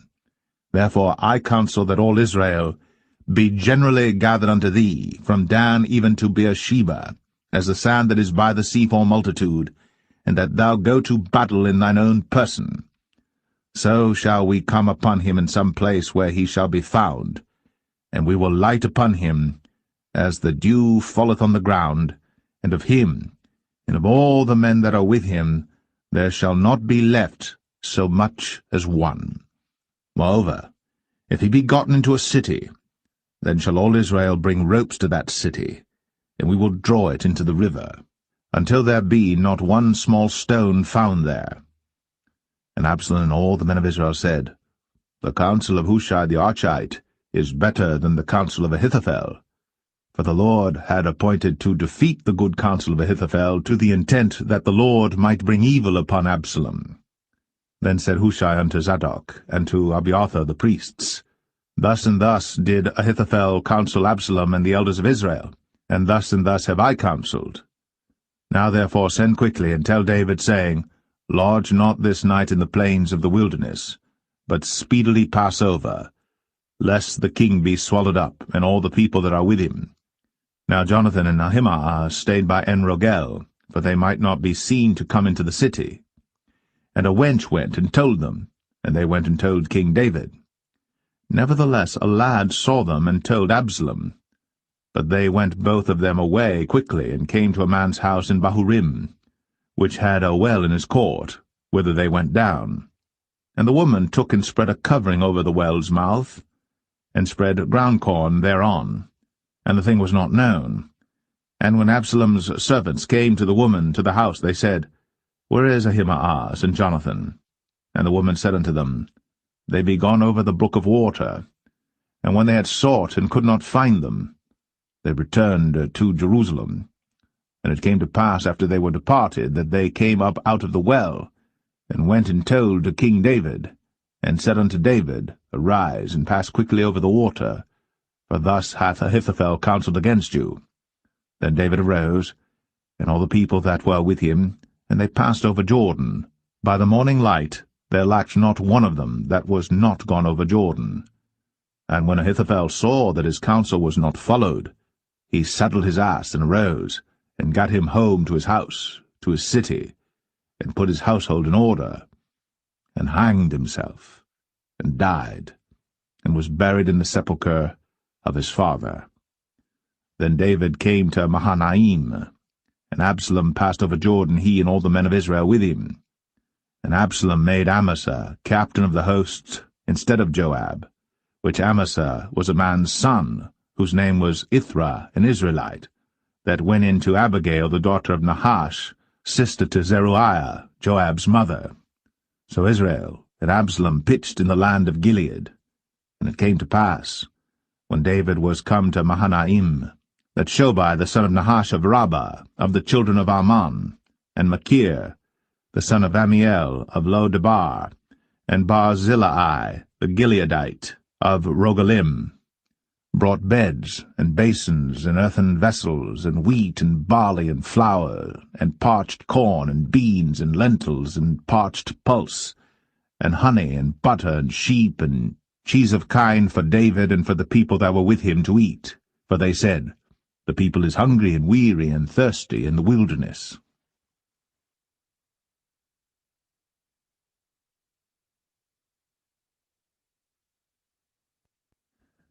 2 Samuel 18.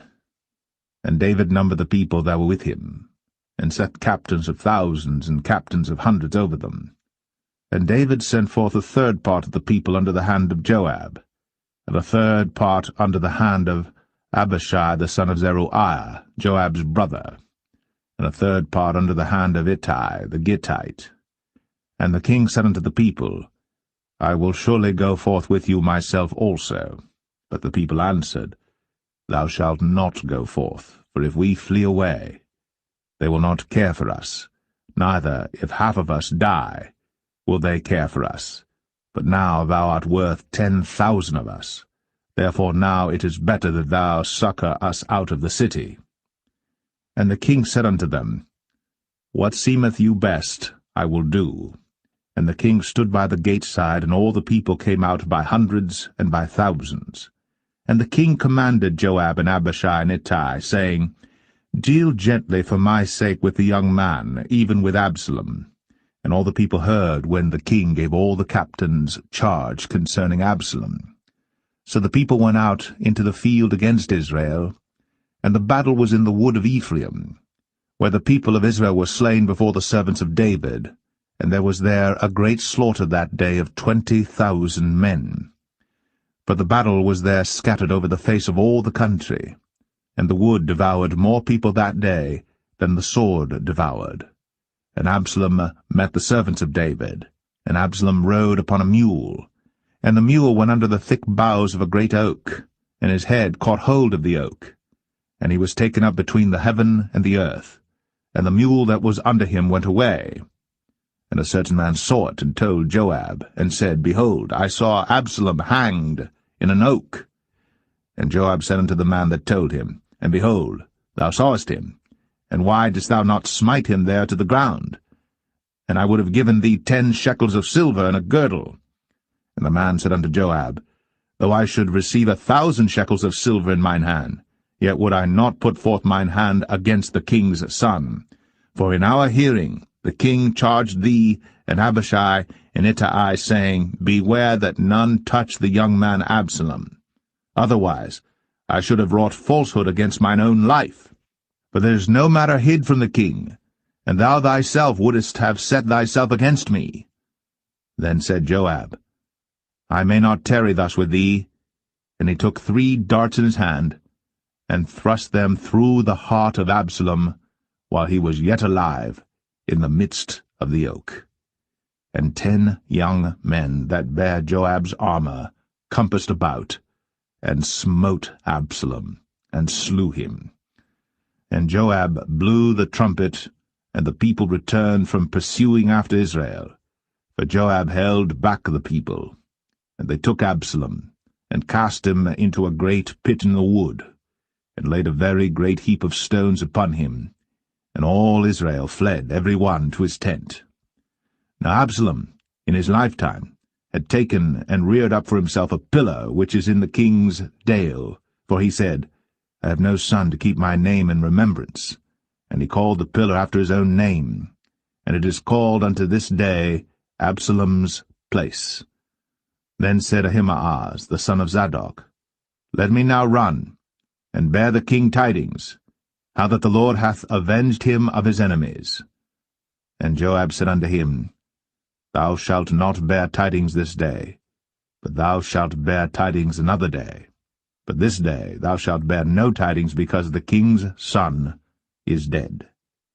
Then said Joab to Cushai, Go tell the king what thou hast seen.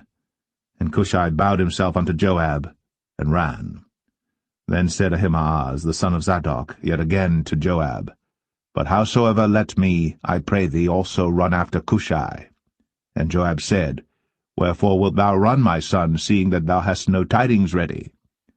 But howsoever said he, Let me run. And he said unto him, Run. Then Ahimaaz ran by the way of the plain, and overran Cushai. And David sat between the 2 gates, and the watchman went up to the roof over the gate unto the wall, and lifted up his eyes, and looked, and behold, a man running alone. And the watchman cried, and told the king.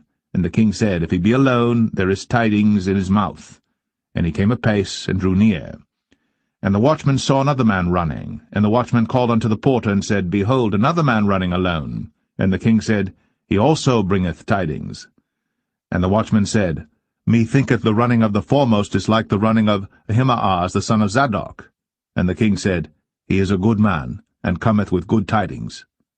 And Ahimaaz called, and said unto the king, All is well. And he fell down to the earth upon his face before the king, and said, Blessed be the Lord thy God, which hath delivered up the men that lifted up their hand against my lord the king. And the king said, Is the young man Absalom safe?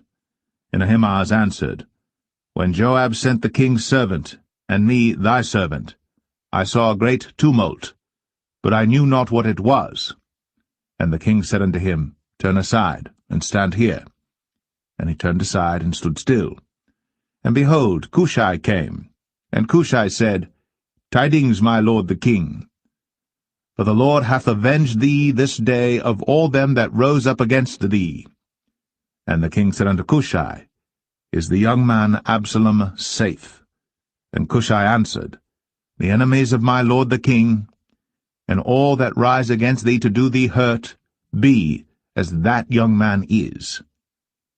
And the king was much moved, and went up to the chamber over the gate, and wept. And as he went, thus he said, O my son Absalom, my son Absalom, would God I had died for thee, O Absalom, my son, my son.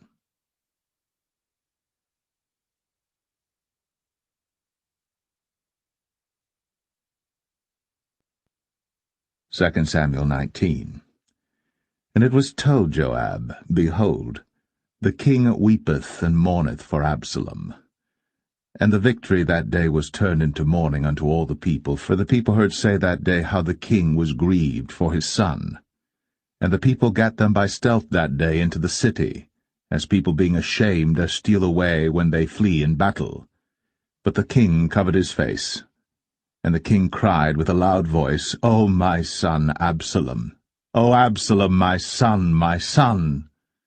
And Joab came into the house to the king, and said, Thou hast shamed this day the faces of all thy servants, which this day have saved thy life and the lives of thy sons and of thy daughters, and the lives of thy wives and the lives of thy concubines, in that thou lovest thine enemies and hatest thy friends.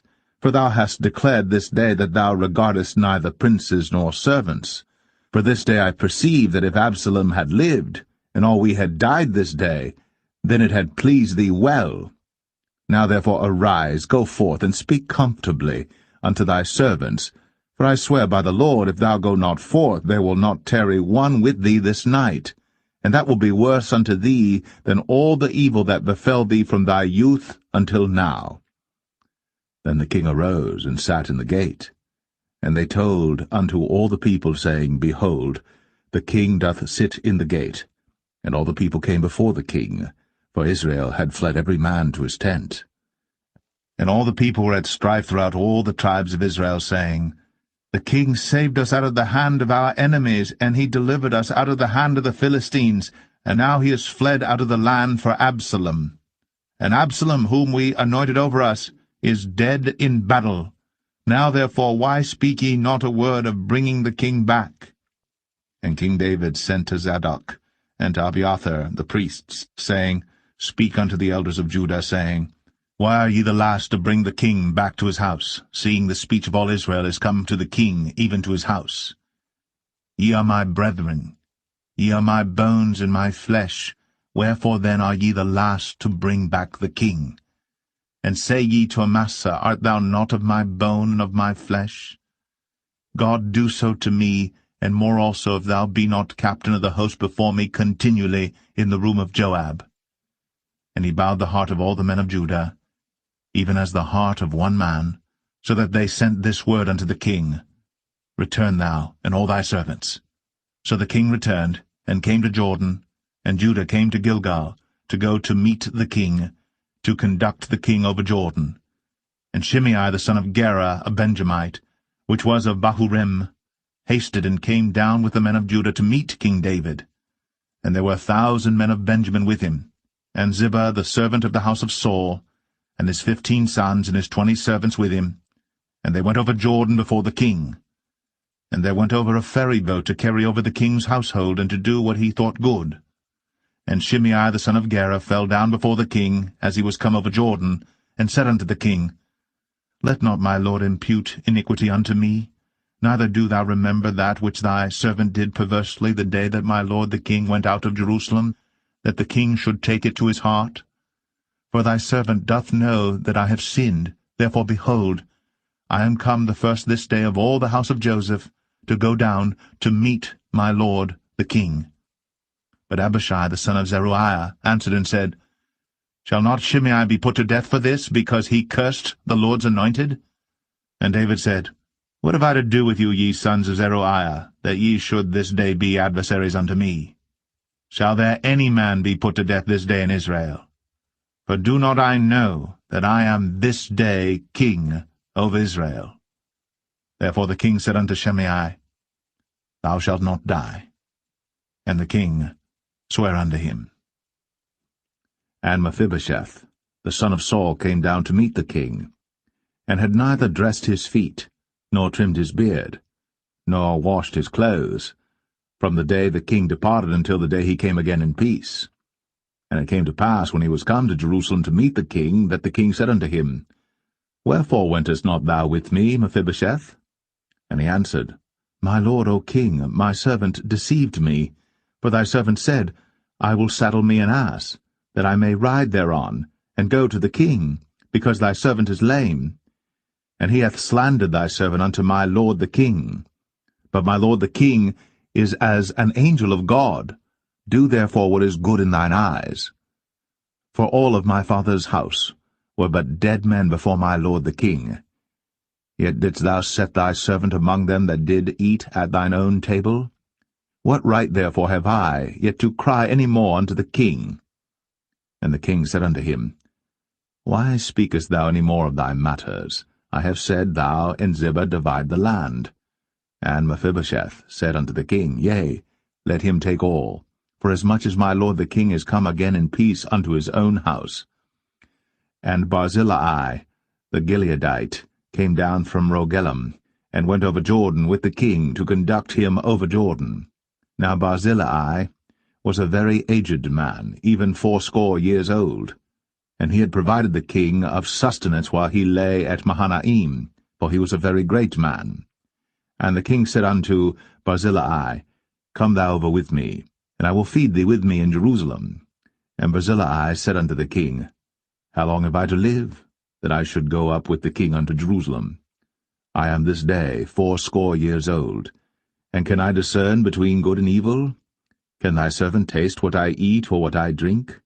Can I hear any more the voice of singing men and singing women? Wherefore then should thy servant be yet a burden unto my lord the king? Thy servant will go a little way over Jordan with the king, and why should the king recompense it me with such a reward?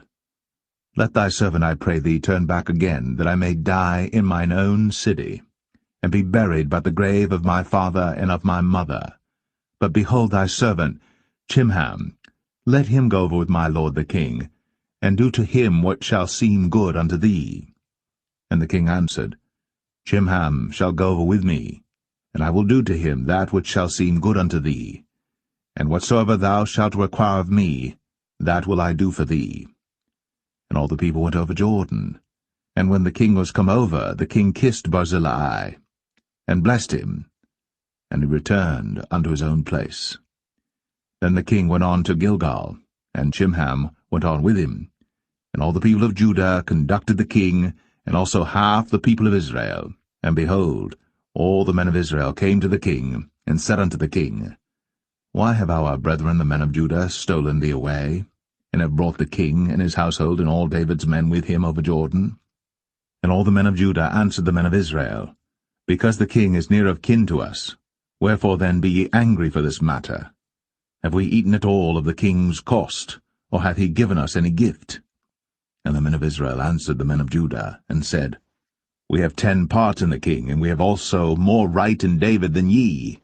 Why then did ye despise us, that our advice should not be first had in bringing back our king? And the words of the men of Judah were fiercer than the words of the men of Israel.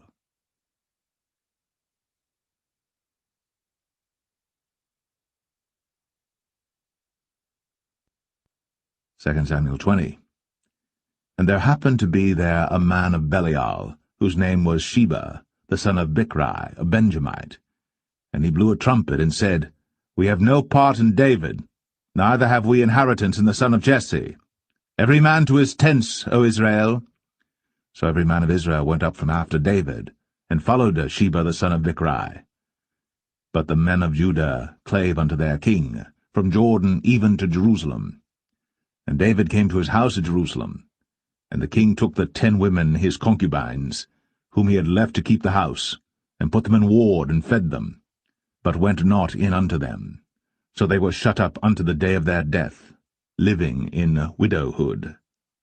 Then said the king to Amasa, Assemble me the men of Judah within 3 days, and be thou here present. So Amasa went to assemble the men of Judah, but he tarried longer than the set time which he had appointed him. And David said to Abishai, Now shall Sheba the son of Bichri do us more harm than did Absalom. Take thou thy lord's servants, and pursue after him, lest he get him fenced cities and escape us. And there went out after him Joab's men, and the Cherethites and the Pelethites, and all the mighty men, and they went out of Jerusalem, to pursue after Sheba the son of Bichri. When they were at the great stone which is in Gibeon, Amasa went before them, and Joab's garment that he had put on was girded unto him, and upon it a girdle with a sword fastened upon his loins in the sheath thereof. And as he went forth it fell out. And Joab said to Amasa, Art thou in health, my brother? And Joab took Amasa by the beard with the right hand to kiss him. But Amasa took no heed to the sword that was in Joab's hand. So he smote him therewith in the 5th rib, and shed out his bowels to the ground, and struck him not again, and he died. So Joab and Abishai his brother pursued after Sheba the son of Bichri. And one of Joab's men stood by him, and said, He that favoureth Joab, and he that is for David, Let him go after Joab. And Amasa wallowed in blood in the midst of the highway. And when the man saw that all the people stood still, he removed Amasa out of the highway into the field, and cast a cloth upon him when he saw that every one that came by him stood still. When he was removed out of the highway, all the people went on after Joab, to pursue after Sheba the son of Bichri. And he went through all the tribes of Israel unto Abel, and to Bethmachah, and all the Berites, and they were gathered together, and went also after him. And they came and besieged him in Abel of Bethmachah. And they cast up a bank against the city, and it stood in the trench, and all the people that were with Joab battered the wall to throw it down. Then cried a wise woman out of the city, Hear, hear, say, I pray you, unto Joab, Come near hither, that I may speak with thee. And when he was come near unto her, the woman said, Art thou Joab? And he answered, I am he. Then she said unto him, Hear the words of thine handmaid. And he answered, I do hear. Then she spake, saying, They were wont to speak in old times, saying, They shall surely ask counsel at Abel. And so they ended the matter. I am one of them that are peaceable and faithful in Israel. Thou seekest to destroy a city and a mother in Israel. Why wilt thou swallow up the inheritance of the Lord? And Joab answered and said, far be it from me that I should swallow up or destroy. The matter is not so. But a man of Mount Ephraim, Sheba, the son of Bichri by name, hath lifted up his hand against the king, even against David.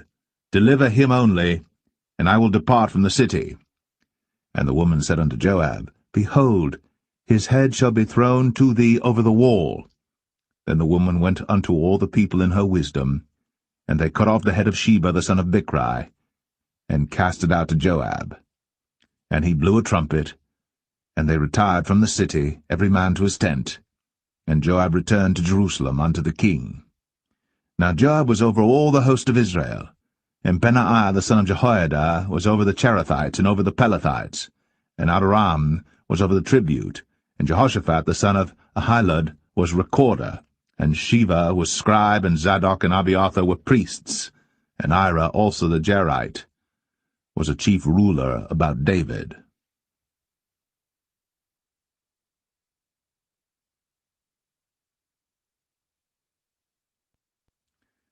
Second Samuel 21. Then there was a famine in the days of David 3 years, year after year. And David inquired of the Lord. And the Lord answered, It is for Saul and for his bloody house, because he slew the Gibeonites. And the king called the Gibeonites, and said unto them, Now the Gibeonites were not of the children of Israel, but of the remnant of the Amorites, and the children of Israel had sworn unto them. And Saul sought to slay them in his zeal to the children of Israel and Judah. Wherefore David said unto the Gibeonites, What shall I do for you? And wherewith shall I make the atonement, that ye may bless the inheritance of the Lord? And the Gibeonites said unto him, We will have no silver nor gold of Saul, nor of his house, neither for us shalt thou kill any man in Israel. And he said, What ye shall say, that will I do for you. And they answered the king, The man that consumed us, and that devised against us, that we should be destroyed from remaining in any of the coasts of Israel. Let 7 men of his sons be delivered unto us, and we will hang them up unto the Lord in Gibeah of Saul, whom the Lord did choose. And the king said, I will give them. But the king spared Mephibosheth, the son of Jonathan the son of Saul, because of the Lord's oath that was between them, between David and Jonathan the son of Saul. But the king took the 2 sons of Rizpah, the daughter of Aiah, whom she bare unto Saul, Armoni and Mephibosheth, and the 5 sons of Michal the daughter of Saul, whom she brought up for Adriel the son of Barzillai the Maholathite. And he delivered them into the hands of the Gibeonites, and they hanged them in the hill before the Lord. And they fell all 7 together, and were put to death in the days of harvest, in the first days, in the beginning of barley harvest.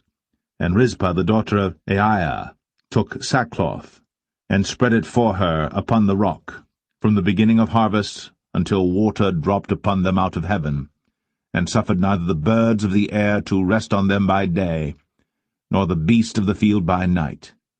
And it was told David, what Rizpah the daughter of Aiah, the concubine of Saul, had done.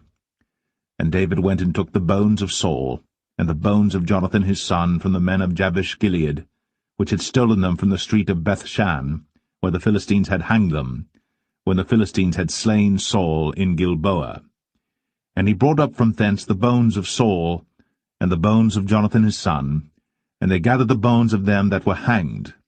And the bones of Saul and Jonathan his son buried they in the country of Benjamin in Zelle, in the sepulchre of Kish his father, and they performed all that the king commanded, and after that God was entreated for the land. Moreover, the Philistines had yet war again with Israel, and David went down, and his servants with him, and fought against the Philistines, and David waxed faint. And Ishbi-Benob, which was of the sons of the giant, the weight of whose spear weighed 300 shekels of brass in weight, he being girded with a new sword, thought to have slain David. But Abishai the son of Zeruiah succoured him, and smote the Philistine, and killed him. Then the men of David sware unto him, saying, Thou shalt go no more out with us to battle, that thou quench not the light of Israel. And it came to pass after this, that there was again a battle with the Philistines at Gob. Then Sibbechai the Hushathite slew Saph, which was of the sons of the giant. And there was again a battle in Gob with the Philistines, where Elhanan the son of Jaare-Oregim, a Bethlehemite, slew the brother of Goliath the Gittite, the staff of whose spear was like a weaver's beam. And there was yet a battle in Gath, where was a man of great stature, that had on every hand 6 fingers, and on every foot 6 toes, 24 in number, and he also was born to the giant. And when he defied Israel, Jonathan the son of Shimea, the brother of David, slew him. These 4 were born to the giant in Gath, and fell by the hand of David, and by the hand of his servants.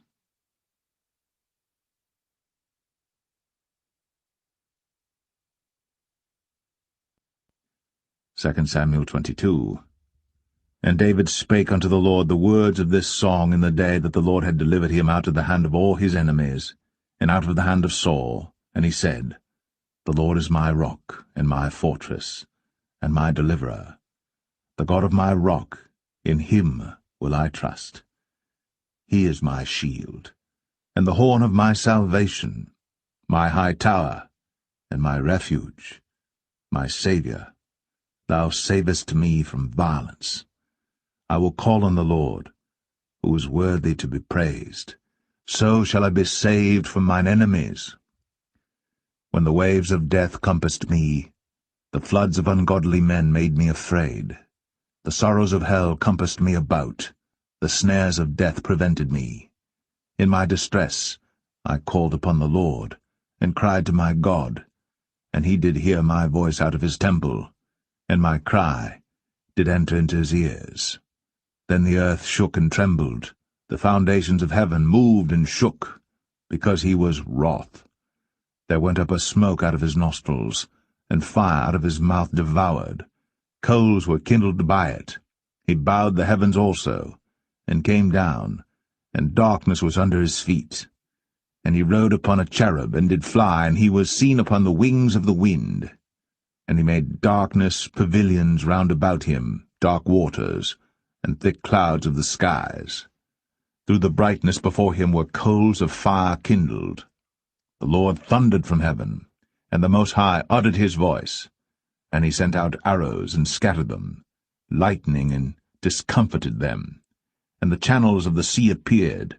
The foundations of the world were discovered, at the rebuking of the Lord, at the blast of the breath of his nostrils. He sent from above, he took me, he drew me out of many waters. He delivered me from my strong enemy, and from them that hated me, for they were too strong for me. They prevented me in the day of my calamity. But the Lord was my stay. He brought me forth also into a large place. He delivered me because he delighted in me. The Lord rewarded me according to my righteousness, according to the cleanness of my hands hath he recompensed me. For I have kept the ways of the Lord, and have not wickedly departed from my God. For his judgments were before me, And as for his statutes, I did not depart from them. I was also upright before him, and have kept myself from mine iniquity. Therefore the Lord hath recompensed me according to my righteousness, according to my cleanness in his eyesight. With the merciful thou wilt show thyself merciful, and with the upright man thou wilt show thyself upright. With the pure thou wilt show thyself pure, and with the froward thou wilt show thyself unsavoury. And the afflicted people thou wilt save, but thine eyes are upon the haughty, that thou mayest bring them down. For thou art my lamp, O Lord, and the Lord will lighten my darkness. For by thee I have run through a troop, by my God have I leaped over a wall. As for God, his way is perfect. The word of the Lord is tried. He is a buckler to all them that trust in him. For who is God save the Lord? And who is a rock save our God? God is my strength and power, and he maketh my way perfect. He maketh my feet like hinds' feet, and setteth me upon my high places. He teacheth my hands to war, so that a bow of steel is broken by mine arms. Thou hast also given me the shield of thy salvation, and thy gentleness hath made me great. Thou hast enlarged my steps under me, so that my feet did not slip. I have pursued mine enemies, and destroyed them, and turned not again until I had consumed them. And I have consumed them and wounded them, that they could not arise, yea, they are fallen under my feet. For thou hast girded me with strength to battle. Them that rose up against me hast thou subdued under me. Thou hast also given me the necks of mine enemies, that I might destroy them that hate me. They looked, but there was none to save, even unto the Lord. But he answered them not. Then did I beat them as small as the dust of the earth. I did stamp them as the mire of the street, and did spread them abroad. Thou also hast delivered me from the strivings of my people. Thou hast kept me to be head of the heathen. A people which I knew not shall serve me. Strangers shall submit themselves unto me. As soon as they hear, they shall be obedient unto me. Strangers shall fade away, and they shall be afraid out of their close places. The Lord liveth, and blessed be my rock, and exalted be the God of the rock of my salvation. It is God that avengeth me, and that bringeth down the people unto me, and that bringeth me forth from mine enemies. Thou also hast lifted me up on high above them that rose up against me. Thou hast delivered me from the violent man. Therefore I will give thanks unto thee, O Lord, among the heathen, and I will sing praises unto thy name. He is the tower of salvation for his king, and showeth mercy to his anointed, unto David, and to his seed for evermore.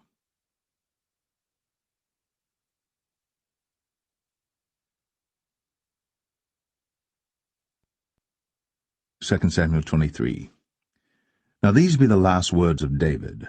David the son of Jesse said, and the man who was raised up on high, the anointed of the God of Jacob, and the sweet psalmist of Israel, said, The Spirit of the Lord spake by me, and his word was in my tongue. The God of Israel said, The rock of Israel spake to me. He that ruleth over men must be just, ruling in the fear of God. And he shall be as the light of the morning, when the sun riseth, even a morning without clouds, as the tender grass springing out of the earth by clear shining after rain. Although my house be not so with God, yet he hath made with me an everlasting covenant, ordered in all things and sure. For this is all my salvation and all my desire, although he make it not to grow. But the sons of Belial shall be all of them as thorns thrust away, because they cannot be taken with hands. But the man that shall touch them must be fenced with iron, and the staff of a spear, and they shall be utterly burned with fire in the same place. These be the names of the mighty men whom David had. The Tachmonite, that sat in the seat, chief among the captains. The same was Adino, the Esnite. He lift up his spear against 800, whom he slew at one time. And after him was Eleazar the son of Dodo the Ahohite, one of the 3 mighty men with David, when they defied the Philistines that were there gathered together to battle